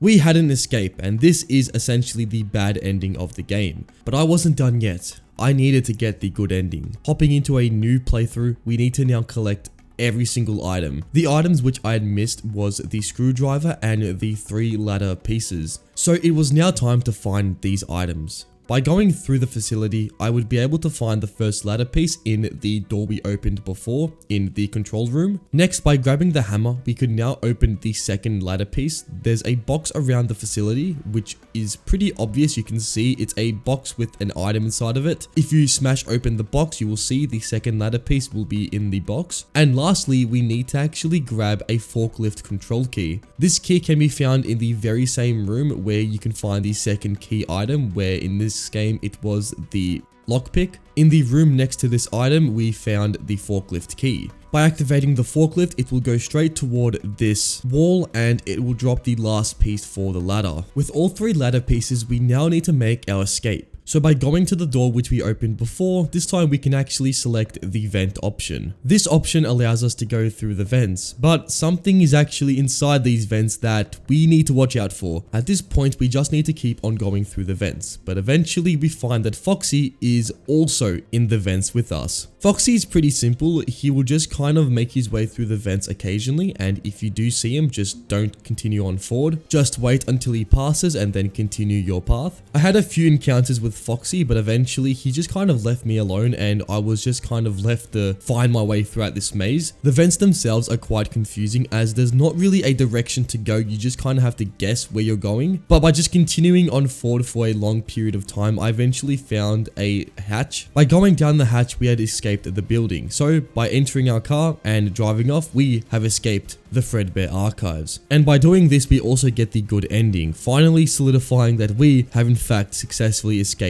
the building. However, this was not the end, as it appears that in our apartment, someone is knocking at our door. We were writing down a rough analysis of the events which had happened to us. However, after hearing the knock, we stop what we're doing and go toward the door. I know it's going to be Freddy Fazbear. And Freddy Fazbear. By opening the door, it appears that someone is there wanting us, and with that the game ends. The Fredbear Archives is one of those games which honestly doesn't have enough recognition. It is actually a fantastic FNAF experience, one that I honestly never heard of up to this point. But with that, that's about it for this game. Let's move on to the next one. Revenant. It's a remake of FNAF 3, and it significantly improves the third game, and actually makes it a pretty hard one at that. So let's get into it. So immediately we start this game off with shift 1, and we have a short cutscene. This cutscene doesn't show much. All it really shows is a room that seems to be like a classroom. I'm not too sure what it's even meant to be, but then again, FNAF lore itself makes no sense, so yeah. And we get into the actual game, and immediately the atmosphere just has this eerie and haunting vibe to it. Fazbear Frights really is a location that is not really utilized in the FNAF series as well as it could have. Here we get to see a totally just raw and just eerie atmosphere that is unlike anything I've seen in the FNAF franchise. The game itself is a lot like FNAF 3. The camera locations are a little bit tweaked and the vents themselves work a little bit differently, not much, but a little bit different. They're just located in different areas. Also, another thing that I noticed is going to the control panel. The actual way to utilize this is you need to combine a input. Like, for example, for ventilation, you have to input RRES, and that was just something I found bizarre, but eventually I kind of got used to it. Everything was going fine, and we had Phone Guy talk about how, well, this is a horror attraction, blah blah blah, FNAF 3 lore stuff. But I found the most important thing about this night was getting used to the mechanics. They were definitely different, to say the least. The sound design as well was something that I really thought this game nailed. Like, the ambience itself already just had me scared. So yeah, we finished night 1 and well, there wasn't really any threat. Springtrap, you know, spoiler, didn't attack us on night 1, just like the original FNAF game, but night 2 is where things would change, and it would introduce us to the Revenant, also known as Springtrap. And my days when I first saw Springtrap in this game, it just took me back to when I first played FNAF 3. The same horror, the same awe I had in that game was replicated here, and that is something that I think, I can't even understand how I still have that same reaction to it, but it was awesome to see Springtrap in this whole new take. And then I heard the vents, and when I heard the vents, I knew something was wrong. And like the original FNAF game, I checked my vents, and I was a bit confused because the new mechanics were a little bit rusty to me, and I failed to close it.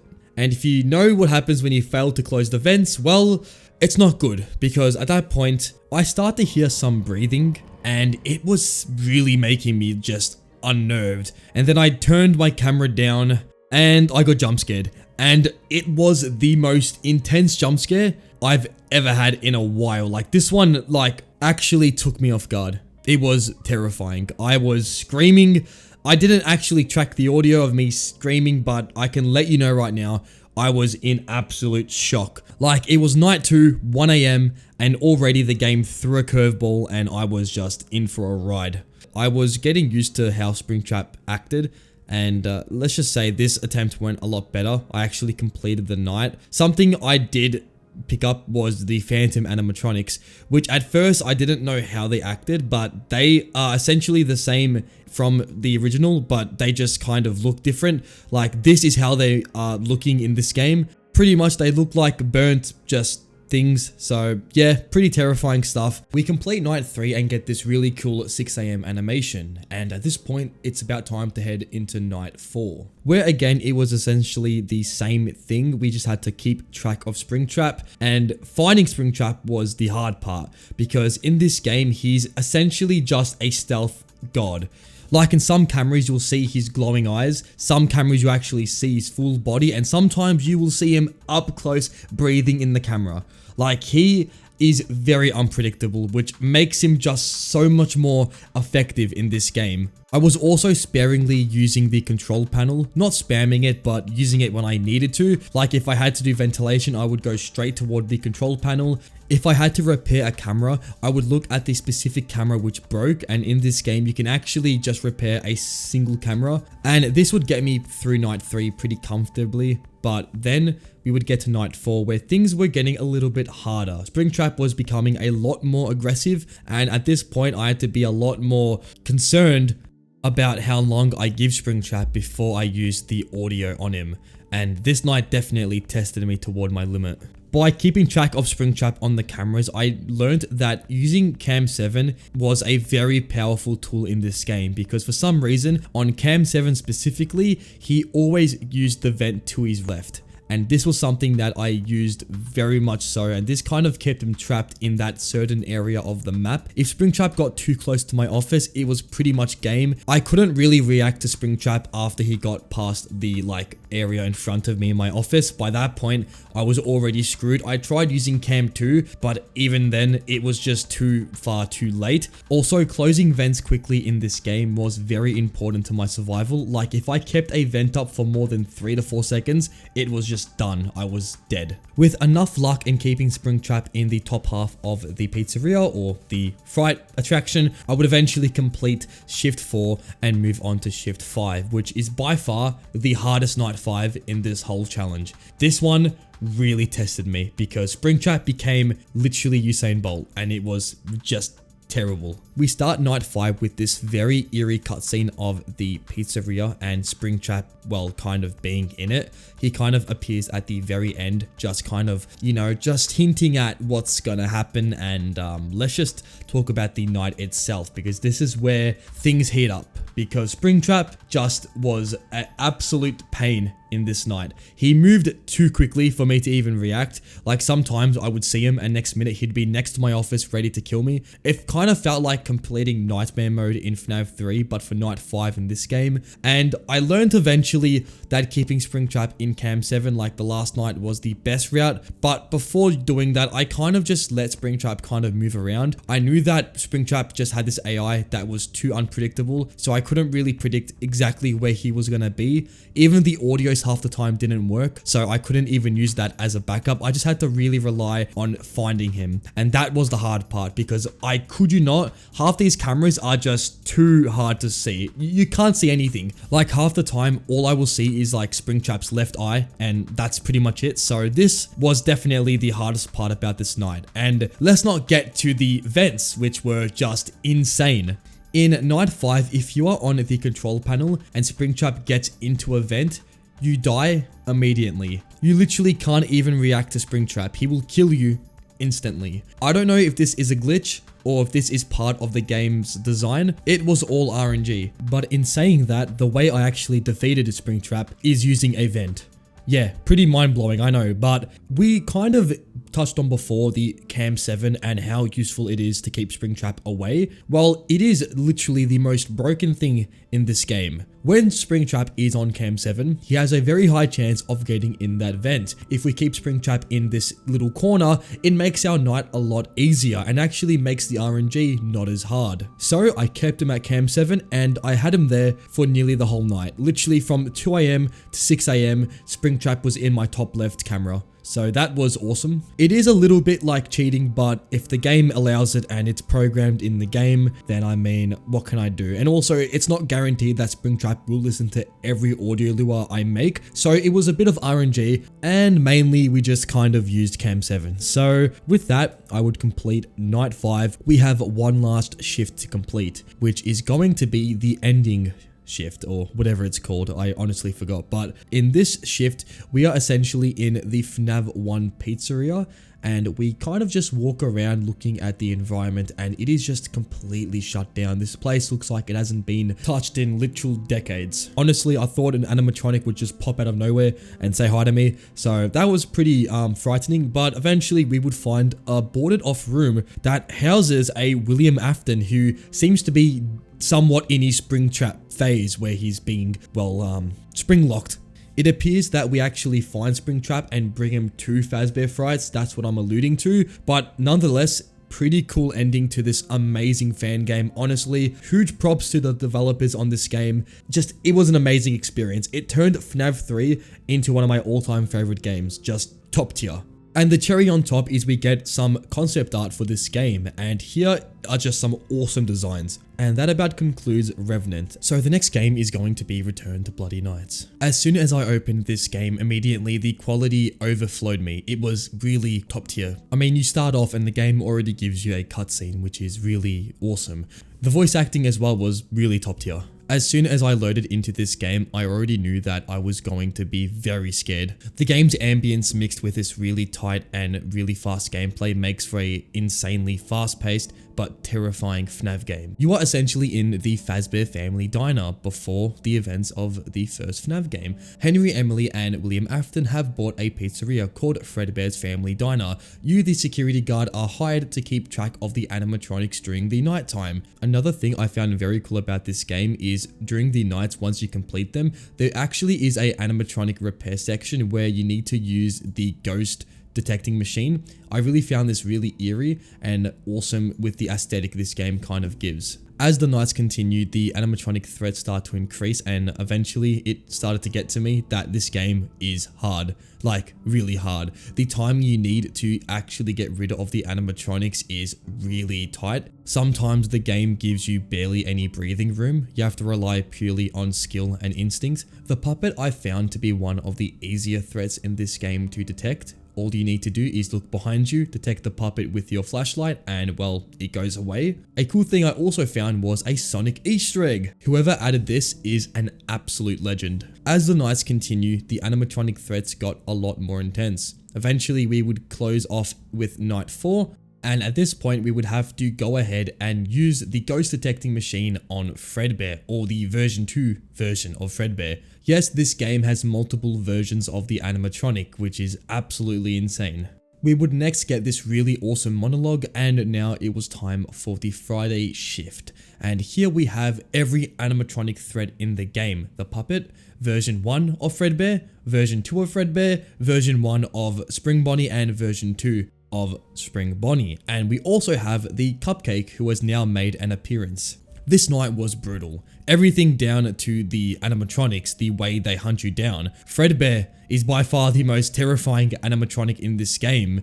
The sounds it makes combined with the movements of Fredbear makes him absolute nightmare fuel. Also, Spring Bonnie, or the version 1 version of it, is really hard to keep at bay. He will for some reason go toward the camera, start making a weird face, and then actually go to your door, and if you don't close it, you will die. The timing is really short, and I found this to be really stressful. Each time I would be on the end of my seat just preparing for a jump scare, and it is not a healthy thing to do, but well, it's just a really good FNAF game, that's all I can say. Blood, sweat and tears, we would eventually make it through the 5th night, with the 6 AM finally reaching us. At this point, the game was over, the credits played, and I was very satisfied with the FNAF game I had just played. An absolutely amazing experience, but that wasn't it. There was also another shift to complete, the Saturday shift, and this one, well, this one took me a while. So, yeah, this night was brutal, and the events I went through this night are some things I want to keep in the past. It was a very mentally taxing night, but honestly, the gameplay was very rewarding eventually after I got through majority of the obstacles. Like, making sure that Fredbear wasn't getting too close to my left was a terrifying thing, because any mistake that I made would be deadly in this night, because they were not stopping. The animatronics kept coming to my office, and it was just a very stressful situation. But eventually, after around an hour of gameplay, I would complete the payday shift or the Saturday shift in Return to Bloody Nights, and we were met with a pretty awesome cutscene. And at this point, after seeing a bunch of ghostly faces, we would complete the game. And unexpectedly, there was a lot of FNAF lore in this game. Obviously, everything is made up, it's a fan game, but still, the lore ties in really well with the actual events of the games. And another quick thing, the check you get at the end, if you look toward the left, this picture is actually the fake rumored Freddy Fazbear pizza, which went around years ago, back in like early FNAF days. So, and that's about it for Return to Bloody Nights. There's also an extras menu where you can see a bunch of the early game development stuff. It's pretty awesome. Something that was really cool that I found is they show you the old office, and there's a meter at the bottom where you can actually scroll, and it progressively becomes more like the old version, which was originally meant to be in the game, but obviously it's cut content. I really found that interesting. So this next game is Juniors, and this is one of the most polished FNAF games I've ever played. So without further ado, let's go straight into it. We start this game off, and immediately we are met with a cutscene, and here we are transported into a alternate reality. It appears that us, the security guard, have been killed, and we have been sent to this random place in this random pocket of space, and we see some cool stuff like this floating brain. Just looks something out of the back rooms, just some very creepy stuff. Someone is living here, and the person's name is Fredbear. This is a lost spirit who has been basically sent to this place by some random spirit who haunts the Juniors attraction, and our job is to, well, capture this ghost or this spirit. So Fredbear sends us into the night shift, and I don't know how the laws of physics work in this dimension, but we essentially can go into and back from the real world, which is pretty awesome. Nonetheless, the animatronics here are very creepy. You are basically playing Among Us in that you have to find the animatronic who is responsible for being the ghost, or which animatronic is possessed. We have a camera feed which, well, allows us to monitor the animatronics and to see if they move or make any suspicious activities. Some suspicious things can be like flickering lights, handprints on the camera itself, or any movements that are like sudden or suspicious. And here is where we need to kind of find and track that animatronic. We can also have the animatronics repaired, because each night the animatronics have a set amount of repair status. If this reaches 0, then you get jump scared. So you have to keep all the animatronics as high as possible, as if they get too low, then they will kill you. So this night I was kind of getting used to the sounds and the kind of visual cues the animatronics make. My first run went pretty badly as I was killed by the marionette, because something the game doesn't tell you is the marionette actually has a music box, and if you hear this and you see suspicious activity, then the marionette was possessed. So this killed me, and the jump scares themselves are horrific. And I also have to say huge props to these designs. They are just the most creepy animatronic designs I've seen in ages. These things are terrifying. But eventually I would guess the correct animatronic twice, and this would allow me to complete night 1, and now we had to go into night 2. And here we find a little bit more about what happened to Paul Bear, and he gives us info on who he is, how he got here, and what our main objective is. And again, we need to find the ghost that is possessing the pizzeria, and we also are hinted at the basement,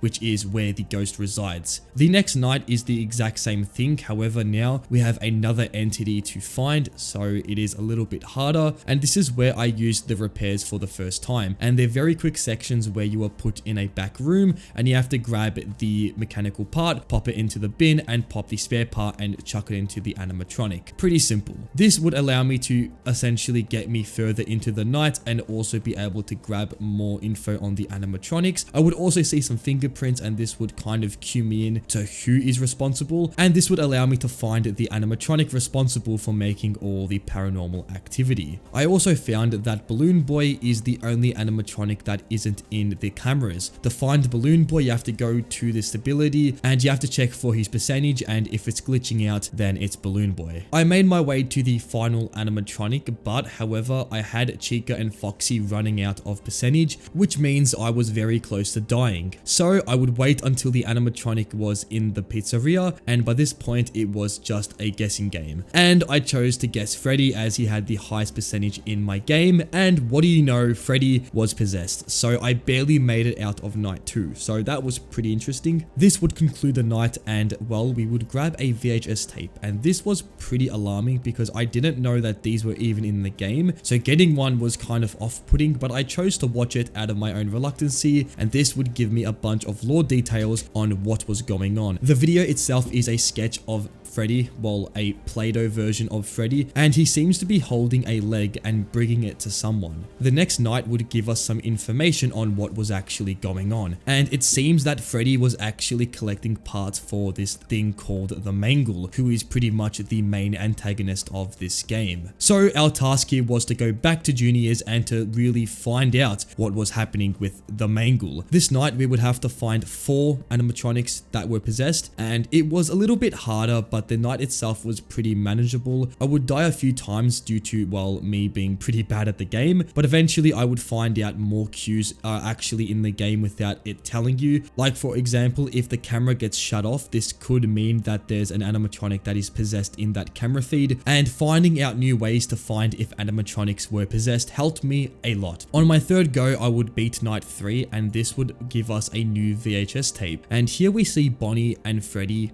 just in this little room talking to each other about something. During the night, Bonnie grabs another part and brings it toward the basement, again fueling into that mystery. This night, I couldn't find Paul Bear, so I had a little search for Paul Bear to see where he was, so this had me go outside the boundaries of the Barrens, which is what this location is called. I ran around and suddenly I kind of lost track where I was going, and I was kind of lost down here. Suddenly some noise started to sound and I was very alarmed. And by looking behind me, I would see a spirit chase me down, and this was so scary because I was not expecting this to happen. So with that terrifying start to the night, I would actually begin the night by looking for animatronics. This night was a lot like night 3, but just with the addition of another animatronic to find. I would eventually complete the night, and this would lead us into night 5, but we have another VHS tape to watch. In this tape we have Chica, and Chica seems to awake in the middle middle of the night. She grabs a part and is seen walking toward the basement, and again, it is alluded that the mangle is some sort of amalgamation of all the animatronics. The last night is labeled the last night of sanity, kind of alluding to what would happen in night 6. But this night we have 2 more animatronics to spot, and this would leave us with 7 animatronics to find in one night. So I would get straight onto the cameras and begin to search for the animatronics. And this night was very hard. The good thing is that when you begin the night, the spirit spawns in straight away, so it gives you more time to actually search for the spirit. But then again, it is a way harder night, and mixed with all the animatronics percentage going down faster, it makes night 5 pretty difficult. So I had a bunch of deaths, but this would make me better at finding the animatronics. So with my successful run, I had a bunch of close calls, but this last night was very close. All of my animatronics were low on percentage, so this was just a matter of guessing, and I had Chica on like 10%, and when the animatronic spawned, I just went, you know what, let's go Foxy, and somehow it was the right animatronic, and this would conclude night 5, and this was where we finished the main game with a final cutscene of the, well, all the animatronics being brought to this one place and this entity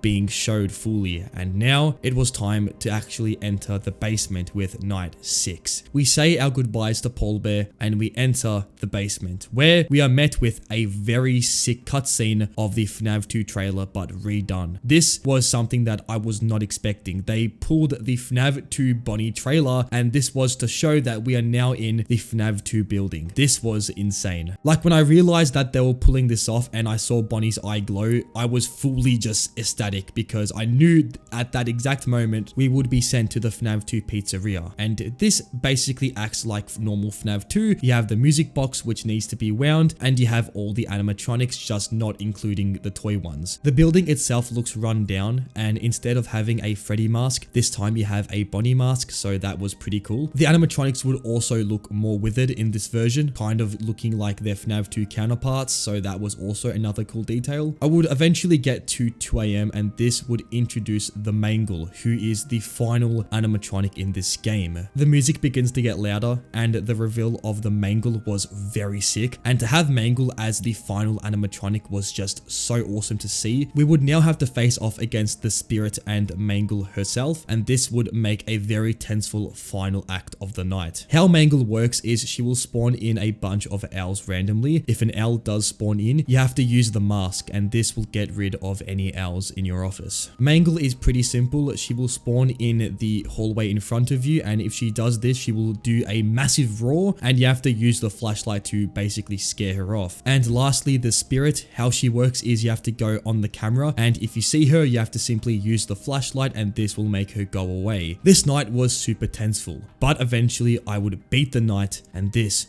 will conclude this game. You get this very horrifying cutscene of the spirit herself, and she tells you to let her in, but we refuse to let this happen, and we wake up in the void, where the spirit is now in the area that we reside in, and she immediately attacks Paul Bear. Us being the absolute legends that we are, we, well, get rid of the spirit, and now we would conclude the main events of the game. To end off, we see a little text saying that the place would open up 5 years later, and this will kind of hint at FNAV 2, so this was actually a prequel to that game, which I found really awesome. And then we would get this super chill ending of us and Paul Bear chilling in the void. That about wraps up Juniors, and we get to see the cut content in the extras menu. We get to see all the characters behind the scenes, stuff like that. The game itself was originally gonna be a lot different. The game we got was kind of just a second interpretation of what was originally planned. We also get this super funny picture of the scrapped BB mask, which I find absolutely hilarious. So yeah, and that concludes Juniors.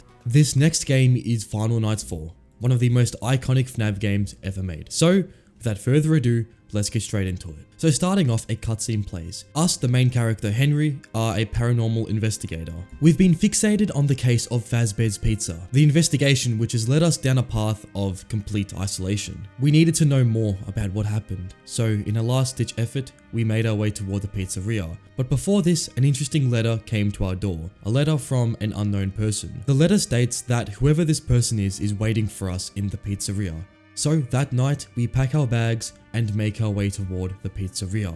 We get to the pizzeria and the game starts. This game has two sections. The first sections are the post-night sections. What you're seeing here is a post-night section. How this works is pretty much we need to complete a task. Our first task is to investigate the pizzeria. So by going to our trunk and grabbing our items, we go ahead and make our way inside the pizzeria. The place seems abandoned. And not only this, it seems that something has been left here. So we investigate. We find a lock and we also find a hatchet. On the office chair, we find a date 1973. By inputting this code onto the key lock, the door opens. And by using the axe we found before, we can hack down the wood planks and make our way inside this little room. We find a button, and by pressing this button, it seems that the gas that was leaking before has stopped. This allows us to progress further into the building, and we find ourselves inside our first minigame. We need to play a game with the Puppet Master. How this works is we have a flashlight. The flashlight has a battery, but to recharge, we need to look down and wind on the battery, which gives us more power. The main task ahead of us is we need to find the puppet. The puppet has two faces. One is the normal puppet,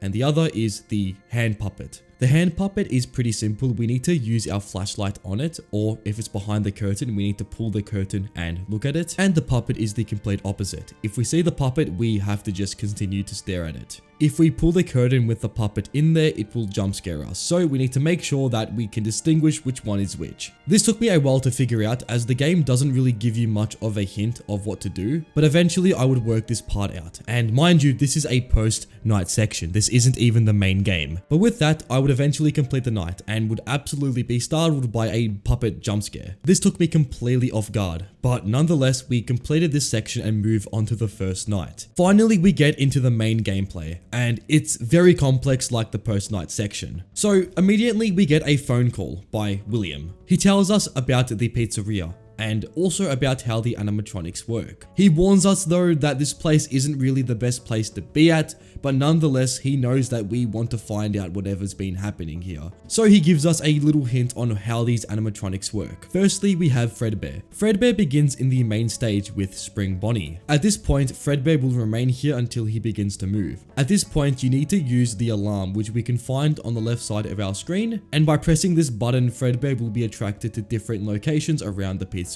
You have to make sure first of all that the location is near to Fredbear. If the location is too far to where Fredbear is, he won't actually move. We need to get Fredbear toward the party room 1. Pretty simple on the surface. We need to just continue to just lure him toward it. And once Fredbear gets here, we need to use the alarm next to our office. So let's move on to Spring Bonnie, who's a lot more simple than Fredbear. Spring Bonnie will begin in the main stage like Fredbear. However, all he will do is make his way naturally toward your office. And if he gets toward your office, you will actually see him walk up to you, and in a terrifying way, you need to stop whatever you're doing and stare at it. If you move at all during this section, you will die. So make sure you don't move, and it's pretty terrifying. With the mechanics out of the way, let's get into the night itself. This night was hard. I didn't know what I was doing, because no matter what I did, Fredbear would jump scare me. He would turn off the power and jump scare me. I was even waiting for Fredbear to get to party room 1, but no matter what, Fredbear just kept turning off the power. So what was I doing wrong? Well, in actual reality, Fredbear works a lot more different than what we thought. Fredbear, if you get him toward too many rooms, he just doesn't listen to you. The key to Fredbear is you have to get him toward the party room 1, but you need to make sure you're not going to too many rooms. So if I just keep spamming the alarm to like 4 different rooms, he will just turn off the power. However, if I use only 2 of the locations on the map, then he will be more likely to go toward my office. So by going on YouTube and searching up how to beat the night 1 of Final Nights 4,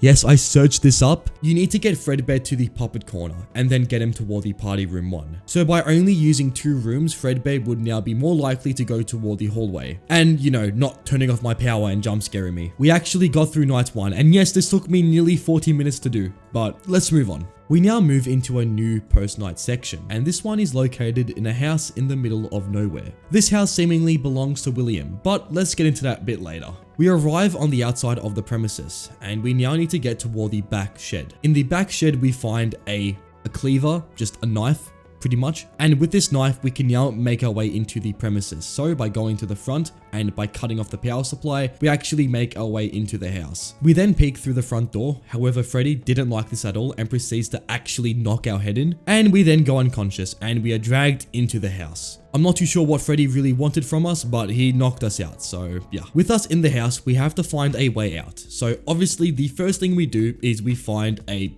valve. We also find that the animatronics actually house some like gas, laughing gas, some like Joker shit, and this is what William supposedly used in the pizzeria, so pretty insane stuff. But moving on, we grab a crank and we crank this Fredbear head, which then decides to explode. However, Chica is now chasing us, so I guess that wasn't a good idea. With Chica on our backs, we have to go straight toward the staircase and hide behind this debris. Chica then completely loses sight of us, although we were literally being chased on the side of the debris. So I'm not sure how Chica really stuffed this up, but I guess she did. And moving on to our next post-night game. This one is pretty confusing like the last one. Essentially, we need to keep our light on Chica. If we don't do this, she will eventually make a way toward us. And on the other side of this room is Freddy. So we're pretty much cornered. Thankfully, Freddy isn't really the most aggressive. Freddy will move slowly toward us, and when he gets right behind us, we need to grab the crank and crank his head in.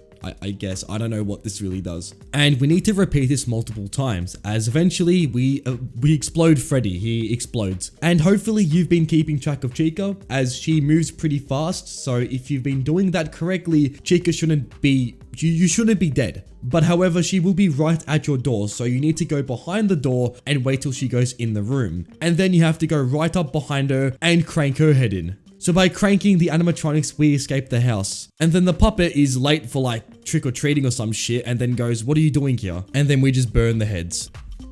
I don't know. So let's move into night 2. And now we have the new animatronic, the Puppet Master. The Puppet Master likes attention, just like Jake Paul. And we need to keep our eye on her. So if she moves, we need to make sure we're tracking her camera. She will start in the puppet corner, no surprise, and she'll eventually make her way around the pizzeria. And each time she moves, we have to keep track of her. If we leave her for too long without checking her, she will kill us. There's also a pretty cool camera. If you look at the backstage camera and if the puppet's in that room, she actually stops and stares at the lifeless animatronic. I don't know, I found it quite cool and it might be lore related. You know what? No, it is lore related. Anyways, this night was exactly like night 1, however a little bit more difficult. But we eventually got through the night and made it through to the next night. This post-night section was pretty easy. We pretty much just go inside the pizzeria like the first one, and we then get knocked out by Freddy again. And what's with Freddy knocking us out? He just doesn't like us. Anyways, this Freddy looks like he's been through some stuff. We have a little conversation with him, which leads to nothing because eventually he just disappears and we move into the next night. This night we have a new animatronic, this being Proto Spring Bonnie. Proto Spring Bonnie is actually quite simple. If we see Proto Spring Bonnie, we need to see if he stops. If he doesn't move and stays still for a reasonable amount of time, we need to use the anti-air thing. I'm just going to call it fart juice. So by using the fart juice, Spring or anti-Spring Bonnie, I don't know what the his name is, he moves and eventually he makes his way toward our office. However, if we've done everything correctly, he should just go inside the vent. If you haven't been giving Proto Spring Bonnie his fart juice, then he might kill you. But if you do this correctly, he should go inside the vent and continue to repeat this cycle. And the rest is pretty much the same. So I got through the night pretty fast actually. So far, night 1 was the most difficult. So let's just move on. We then move into a hospital and here we need to find a way inside it. So by sneaking inside the sewers and by going and finding a really cool puzzle that definitely didn't take me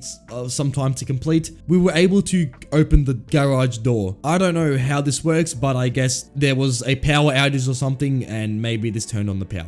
Enough yapping, we go to the garage door and make our way inside the main area of the hospital. This place seems abandoned, no surprise there. And our next task is to just find a way to the top of the hospital. However, during this section, a entity will track us down. I don't know what this entity is called, but let's just call it Puppet 2. How Puppet 2 works is if you see a icon in your top right, you need to move. Yeah, pretty simple. We eventually find a keypad, and by entering the correct code, we then find a screwdriver. With this screwdriver, we go back toward the elevator and we find a circuit box, and by just yanking the thing open, we have to input a code. This is quite simple. If you see changing symbol, you press on changing symbol. Not going to go into too much detail there, but eventually we go toward the first floor and we make our way toward a projector. We turn off the projector, go back outside this room, go around this place, and we go inside another room. A lot of rooms, I know, but this room houses a Chica. This Chica just wants to play a game of peekaboo, so we go ahead and play it. If you see a chica move, you have to use your flashlight, and eventually multiple chicas will spawn in. So you have to always keep an eye on which one is the correct one. After this, we then go inside a hospital room. This room is another post-night section. How this one works is we have to keep flashing these animatronics. The following animatronics are Mangle, Balloon Boy, the Freddy plushies, and something else. I don't know what this is. With Mangle, just don't let her move too much, and with Balloon Boy, you have to wait until his hands start to open up. If his hands are closed and you use your flashlight, he will jump scare you. And the last animatronic or thing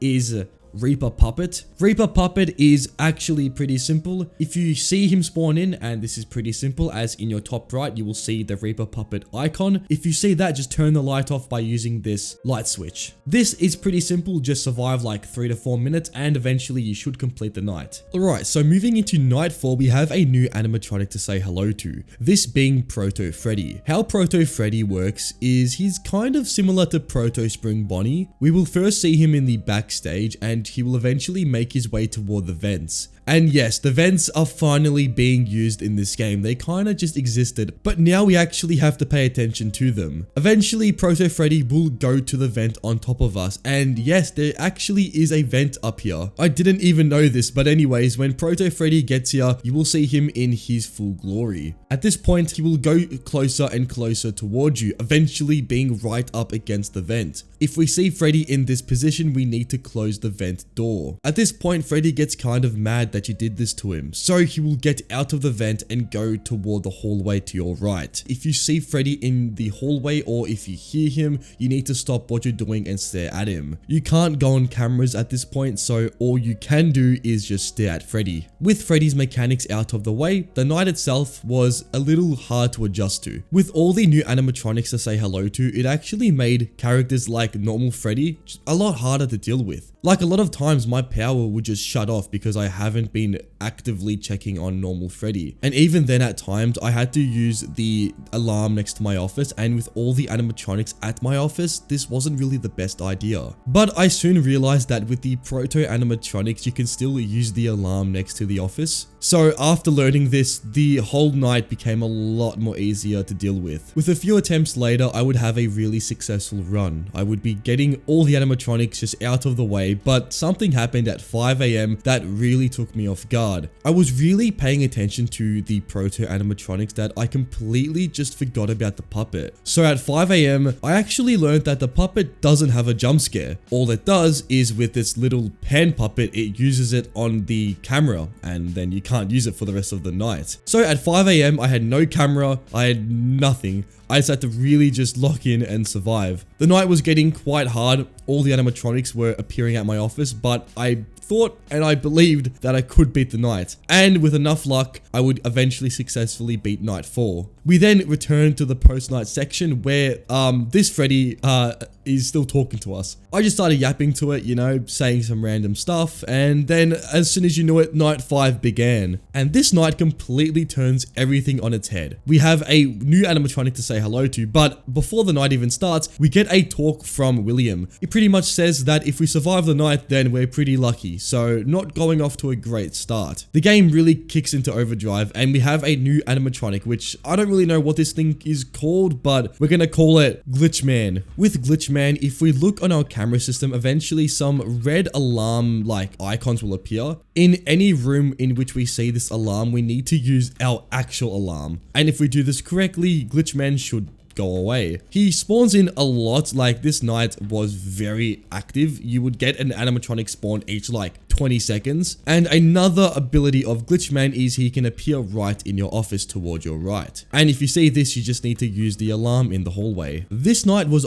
honestly not as bad as night 4. The beginning of the night was a little hard to get used to, and sometimes I noticed that I wouldn't be seeing the alarm because the alarm can happen in the same room in which you checked your last camera. And if you don't know, in this game, if you're on a room selected, it just has a white really blinding icon and you can't see the alarm. So sometimes I just had to use the alarm twice just to get rid of the threat. Also a bit random, but literally on night 4, I realized I was recording at 30 FPS, so I'm sorry if the gameplay up to night 4 looked like doo-doo. Don't worry, I've been using 60 FPS ever since night 4, so sorry about that. With enough attempts later, I would eventually beat the night, completing the events of Final Night 4. However, we weren't done yet. We had to now get out of the building. So by going through the hallways which we were defending for 5 nights, we would eventually find ourselves in a random room. And we would get knocked out again for the 5th time, is it? This game? Eventually we got knocked out and turned into one of the animatronics. This was the bad ending. Of course, I got the bad ending. I just can't seem to get a good one in any game I play, to be honest. This was because I hadn't answered the questions from that Freddy thing before correctly. So we ended up just getting sent here for eternity, pretty much. This game is one of the most iconic fan games ever made, and it's honestly a scary and amazing experience at the same time. If you haven't played this game, I'd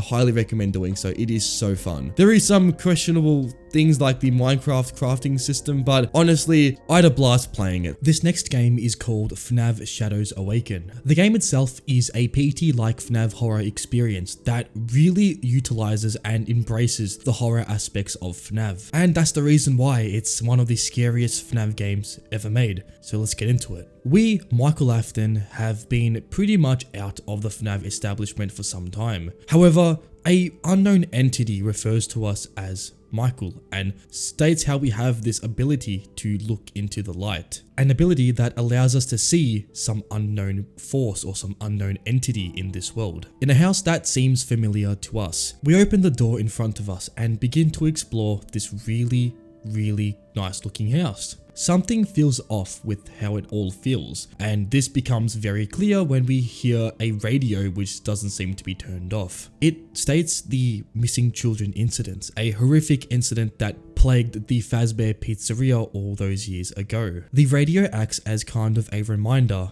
of the very much bad history of Fazbear's pizzeria and what it means to us, Michael Afton. Exploring the house for the first time felt very eerie. There's some unknown force that you can feel in every single room. It feels as if something is watching you, although nothing is actually there. We then go upstairs, and here we have access to 2 very familiar rooms. The first room being the plush trap room from FNAF 4. And we also see the FNAF 4 bedroom, so it's pretty clear that this game, or the house, is very much the same house from FNAF 4. To begin this game, we need to go toward this bedroom and press on this Freddy plushie. This will begin the game, and immediately our task is very clear. We need to find a flashlight, and the flashlight can spawn in multiple locations. I found my flashlight in the bathroom, however, I've seen multiple people find it in other locations. Once we pick up this flashlight, the room itself or the light bulb seems to just crack. This then leaves us in pitch darkness. However, a new light bulb can be found in this bathtub.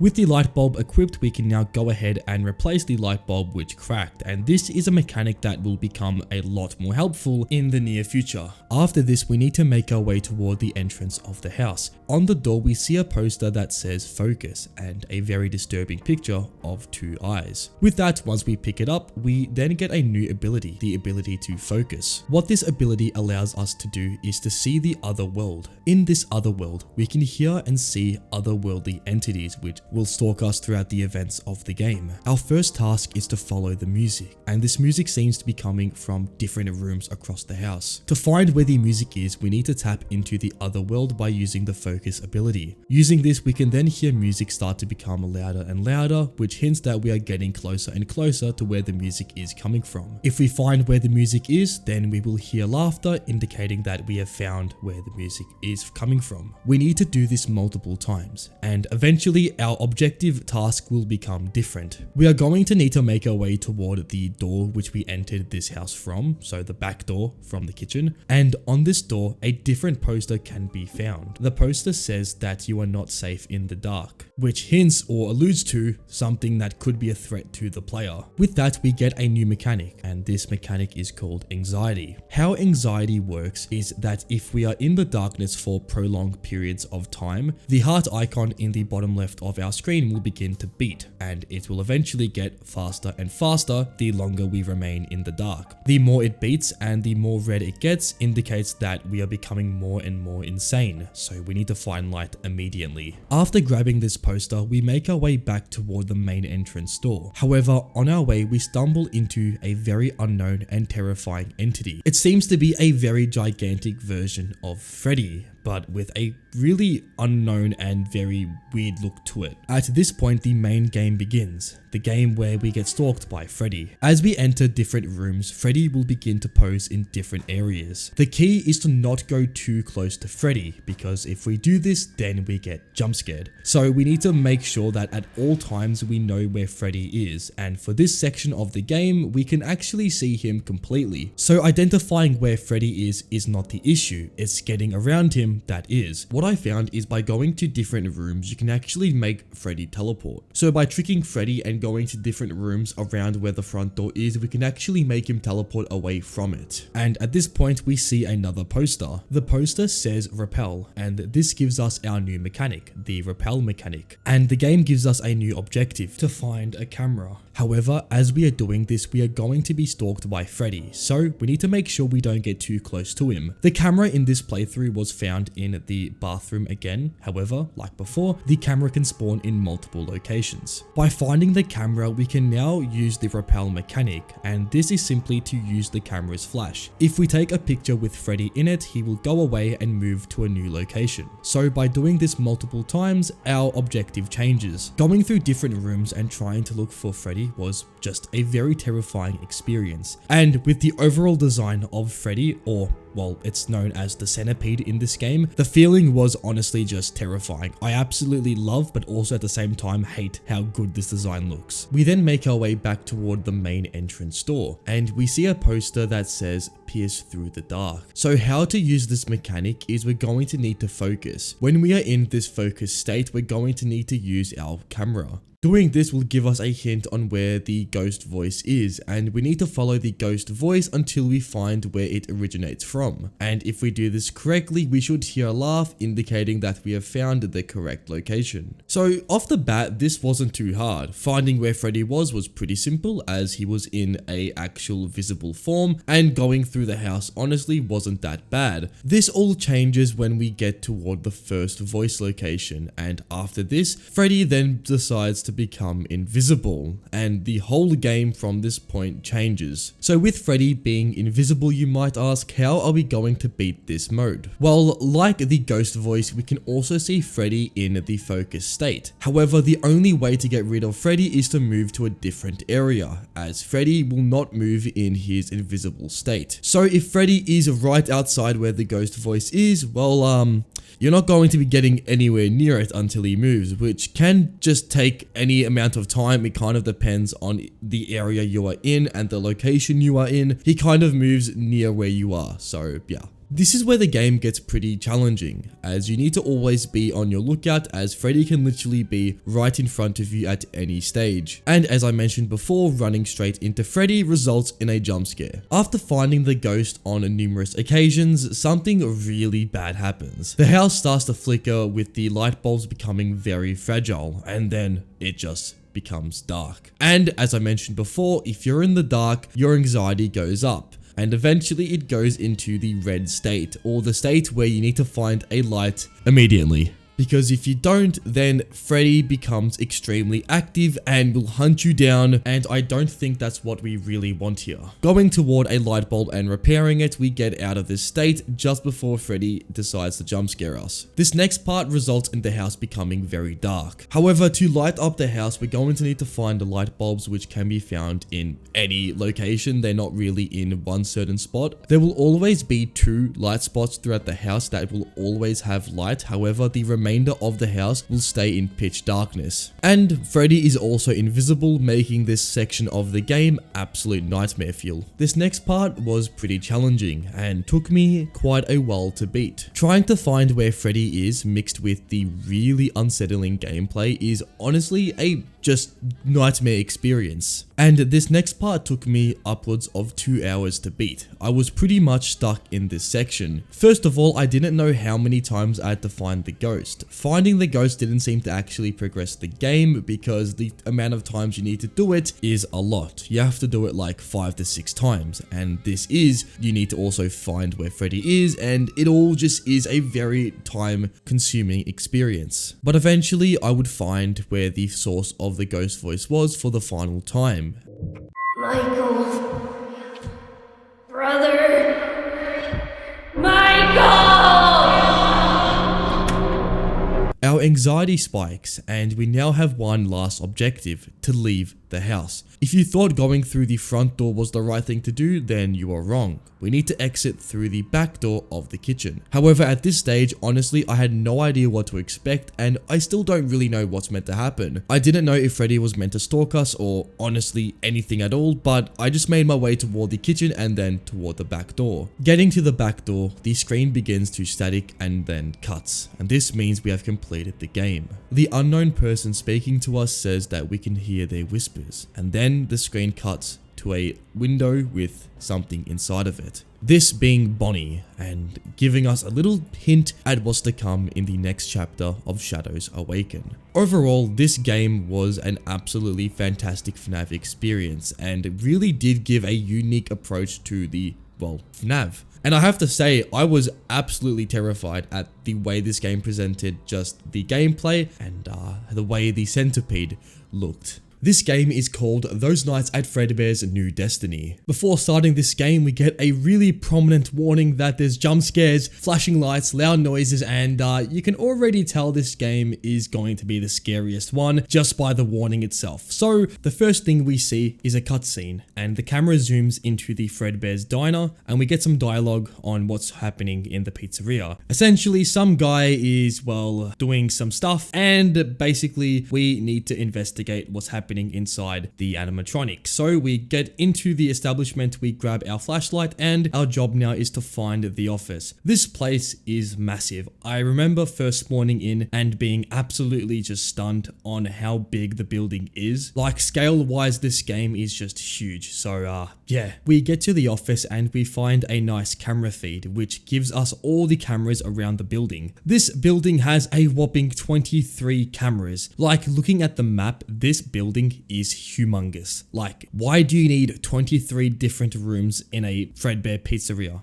It makes no sense, but nonetheless, to conclude the shift, I would get familiar with the layout of the building, and by this point, it was time to leave and begin our night 1 shift. So we enter our first night, and Phone Guy gives us a little quick demo on what we need to look out for. He's not really too helpful. In fact, he's the complete opposite. He pretty much just tells us good luck, and that's about it. I found some sticky notes around the office, and these sticky notes pretty much outlined what I was doing, kind of what to look out for, you know, glowing eyes, not good, stuff like that. Everything was all nice until around 3 AM hit, and I noticed that my generator usage was becoming a lot higher as I was closing doors because I was panicking, and this led to my actual power running low. So I had to make a very quick dart toward the generator room. I got to the room and my power had already drained. I was being very cautious, and this actually led to my downfall because now I had to face whatever happened at the power outage sequence. So I ran frantically to a corner and yeah, I screamed a bit. So I reattempt night 1, and this time I actually went to the generator a lot earlier to refill it, and this worked. So I went back to my office, and as I was going back, someone was actually already in the office, and this was Spring Bonnie. So I started screaming and running the other way, and I was just hoping that this would be not the end of my night. So I looped Bonnie around the building and went back to my office and shut both doors, and this got rid of the animatronic threat. I then remained in the office for the rest of the night, checking both hallways ever so often, and this would get me the night completion. The next night, we are basically told that we have no jurisdiction and that us seeing the animatronics means nothing, and that's great because we pretty much have to continue our shift like nothing happened. So as I said before, Phone Guy, pretty useless, but nonetheless, new night, and now we have to say hello to Spring Freddy. This animatronic is essentially the same as Spring Bonnie, but now we have 2 animatronics to take care of, so it's a little bit harder. So for this night, what I actually did is I went to the generator room, I just refilled the generator, and I noticed that with these 2 animatronics, they only go toward the office. So me using my massive brain, I stayed in the generator room and camped there because I literally had nothing to worry about. So this worked and I got the night completion pretty easily. And you can say this is cheating, but as the nights continue, this won't be usable, trust me. I would make my way toward the generator room as my power was getting pretty low. As I was making my way toward the room, Spring Bonnie saw me, and this initiated a chase where I was running around the pizzeria just headlessly, and this eventually led me to Spring Freddy, and I got pretty much crushed by the 2 animatronics, so good start to night 3. I also forgot to mention that there's a new animatronic in this night, which is Plushtrap. The way Plushtrap works is he will go from shelf to shelf until he reaches the generator room. By this point, he will completely deactivate the generator, and if you haven't already gotten rid of Plushtrap, he will essentially give you a game over, so don't do that. The way I dealt with Plushtrap is I literally grabbed him and I chucked him to a shelf across the pizzeria, so that was pretty nice. And each time Plushtrap did end up going back to the generator, I kept just going back and forth, putting him down on the shelf, and this ended up getting me the night completion, and we would get to night 4, where we now had to say hello to the man himself, Fredbear. How Fredbear works is he will eventually go off his stage, and by this point he will track you down. Like, he will literally go from one side of the pizzeria to your exact location, and you either have to hide or run. But running is not that wise because he's literally faster than you. So yeah, you're screwed. So how I went through this night is I would have a strategy where I would go to the generator room. I would then wait for Plushtrap inside the room. And at this point, I would refill the generator, take Plushtrap back toward the shelf, and do this to around 4 AM. Then I would go back toward my office and stay here. And this was probably the worst part of the night because going to the office meant either Spring Bonnie or Spring Freddy would see me, and it would instantly initiate a chase. So that was terrifying. I would then close both doors, and by this point it was time to check for Fredbear. And now it was time to make a last ditch run to the exit door, because in this game, if you get to 6 AM, you don't actually win. You have to exit the building, and the exit door is located on the other side of the building. So this means I have to run away from all the animatronics at the end of the night. So here are some compilations of me running from the animatronics at the last hour of the night. Enjoy.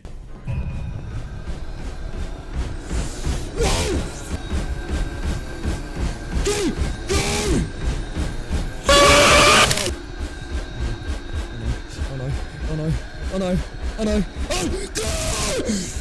It was time for night 5, and this is where things got extremely hard. All the animatronics were extremely aggressive, and I had to adapt to this new level of aggression. So what I found out is that by having Plushtrap in the generator room, I could actually stall him. With Plushtrap, if you pick him up and take him to a shelf, every 3 times you do this, there's a chance that he will bite you. So by letting Plushtrap go from shelf to shelf in the generator room, I could prevent him from going into the generator and at the same time keep him at bay. And by doing this, all the other animatronics will pretty much not even be in the night. The only animatronic being Fredbear, but when Fredbear enters the room and checks for me, I hide in the generator until he leaves, and then I continue the method. This at first was a little bit hard, and I kind of had to change my whole playstyle, but eventually I would get later and later into the night. And I beat night 5, but I actually didn't record it. I somehow forgot to record night 5 being completed. So because of that, I will complete the 2020-2020 mode for you guys, which is the hardest mode in this game, and actually hasn't been tested to be completed. So I hope that kind of makes things a lot less, bad. So it was clear this mode from the get-go was gonna be brutally tough, but I had devised a plan that could potentially see us completing this night and therefore making it somewhat possible. So this is how it would go. Essentially, on the beginning of the night, I would make my way to the generator room. I would ignore every single animatronic except Plushtrap and Fredbear, and that would pretty much eliminate half the animatronics in the game. When I got to the generator room, it was a matter of just keeping Plushtrap at bay. I learned pretty early on that Plushtrap works as so. There's certain areas where Plushtrap is more likely to go back to the old shelf than he is from going to the new shelf. I kept Plushtrap in a certain area where he would always go to his old shelf, which was around this point of the map. The red dots on the map signify his movesets and where he would go from one area to the other. By using my flashlight as Plushtrap gets toward this area, he is always more likely to go back to the old shelf than he is going to the new shelf. And this eliminates the threat of me being bit because I actually don't need to grab Plushtrap, only if he gets too close to the generator room and I feel that it is too unsafe. This strat was just me experimenting with the game because I knew that me running around with the animatronics would simply not work. So here we are, and honestly it works pretty well. If you get really good Plushtrap RNG, you can even keep him before the shelf, which is pretty good because as long as he doesn't get toward the generator, you're pretty much good to go. I would attempt this night for multiple hours. The main issue was Fredbear, and when he entered my room, if I was, dealing with Plushtrap and this happened, it was essentially a game over. Another issue was when Plushtrap bites me. This happens once every 3 times you grab him, and if you're not careful, it can really be dangerous, especially if you're already in the generator room itself. So to be safe, I would often just put Plushtrap on the shelf every 2 goes as to not risk going through a power outage. So eventually I would get a really good run.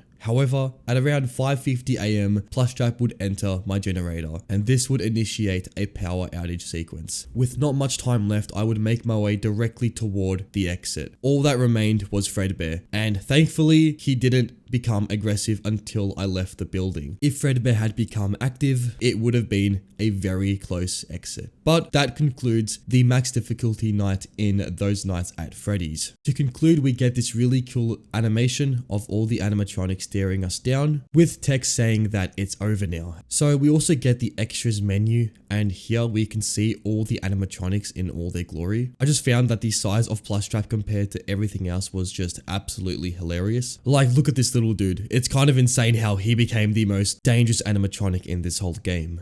We also get some cool behind the scenes of the game's development and just some really awesome pictures of the animatronics.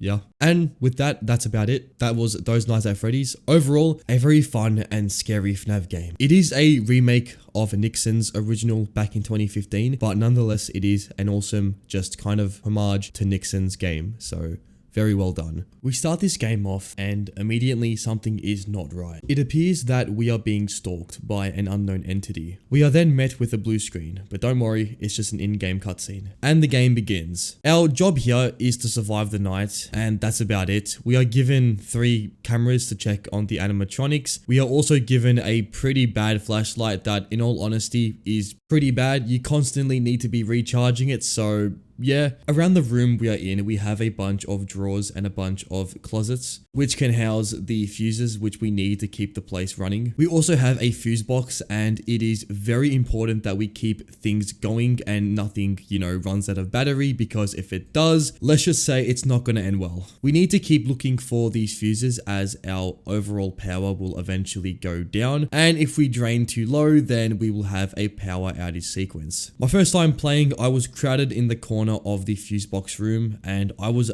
absolutely terrified. The sounds mixed with the very eerie Theodore march creates a very intense scene. Thankfully, nothing happened. I was in the dark for a while, but eventually my computer would start to make some noise. So, intrigued, I would go back to my computer and boot it up. Here we see some messages on the computer screen, and it appears to be coming from someone called the Curator. It appears that they have constructed this game that we are currently playing, and it establishes the rules which we must adhere to. To win, we have to find the bear and blind it. We need to do this until the clock completes a full rotation. And if you don't know, that means we have to stay alive for 12 hours, so double the original game's length. And like that, we are sent back to the game, and at this point I was very confused on what I should be doing. My original thought was just stay alive for as long as I could, and eventually my power would fully cut out. And by this point, I was checking my monitors still for some reason. I don't know why, there's nothing working, but eventually I would really start hearing these noises, and they would grow in its loudness, and I was starting to freak out. This was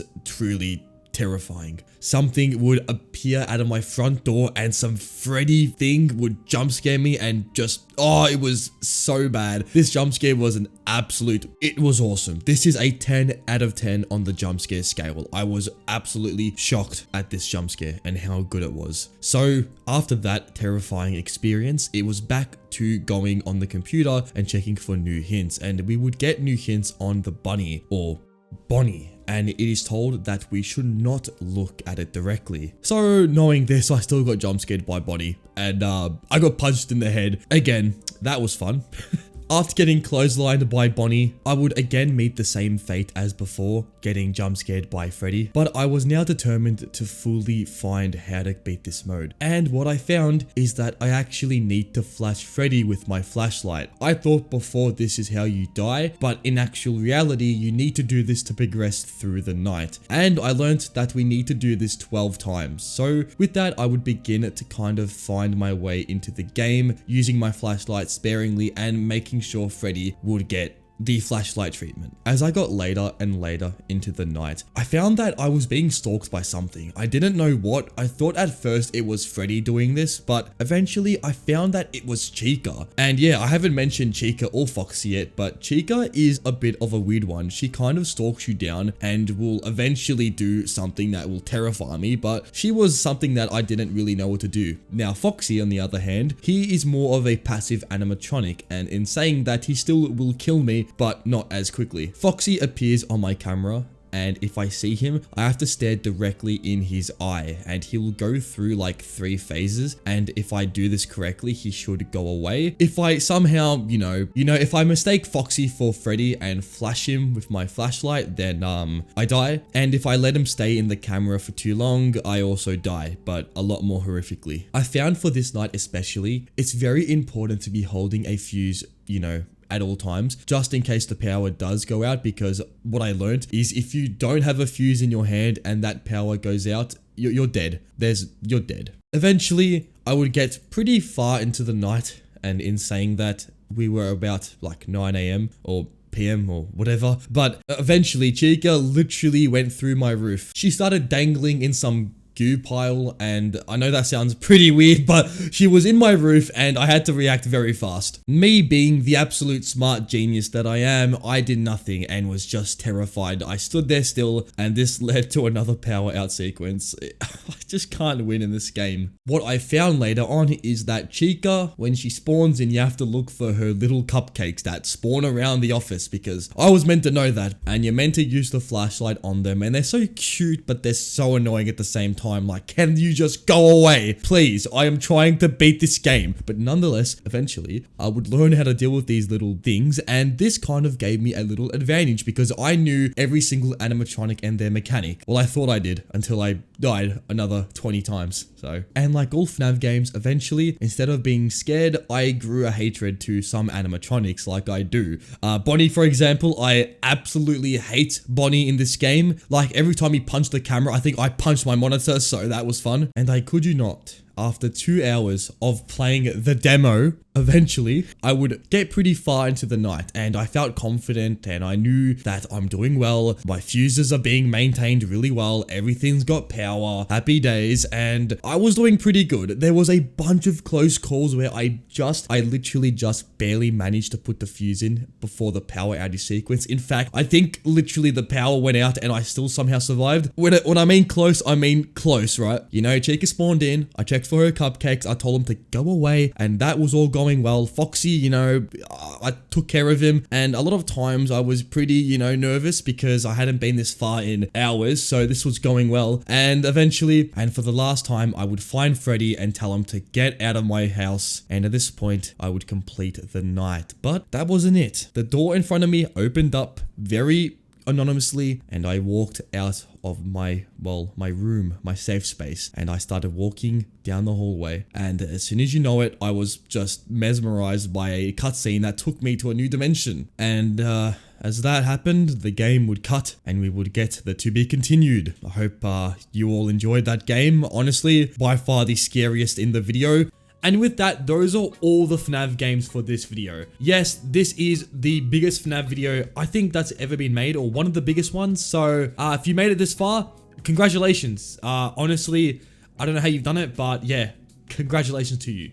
On screen here is a video where we go through all of the scariest FNAF animatronics, so check that out if you haven't already. And if you are brand new here and do enjoy the content, then please consider subscribing as well. But anyways, thank you so much for watching, and until next time, take it easy and goodbye.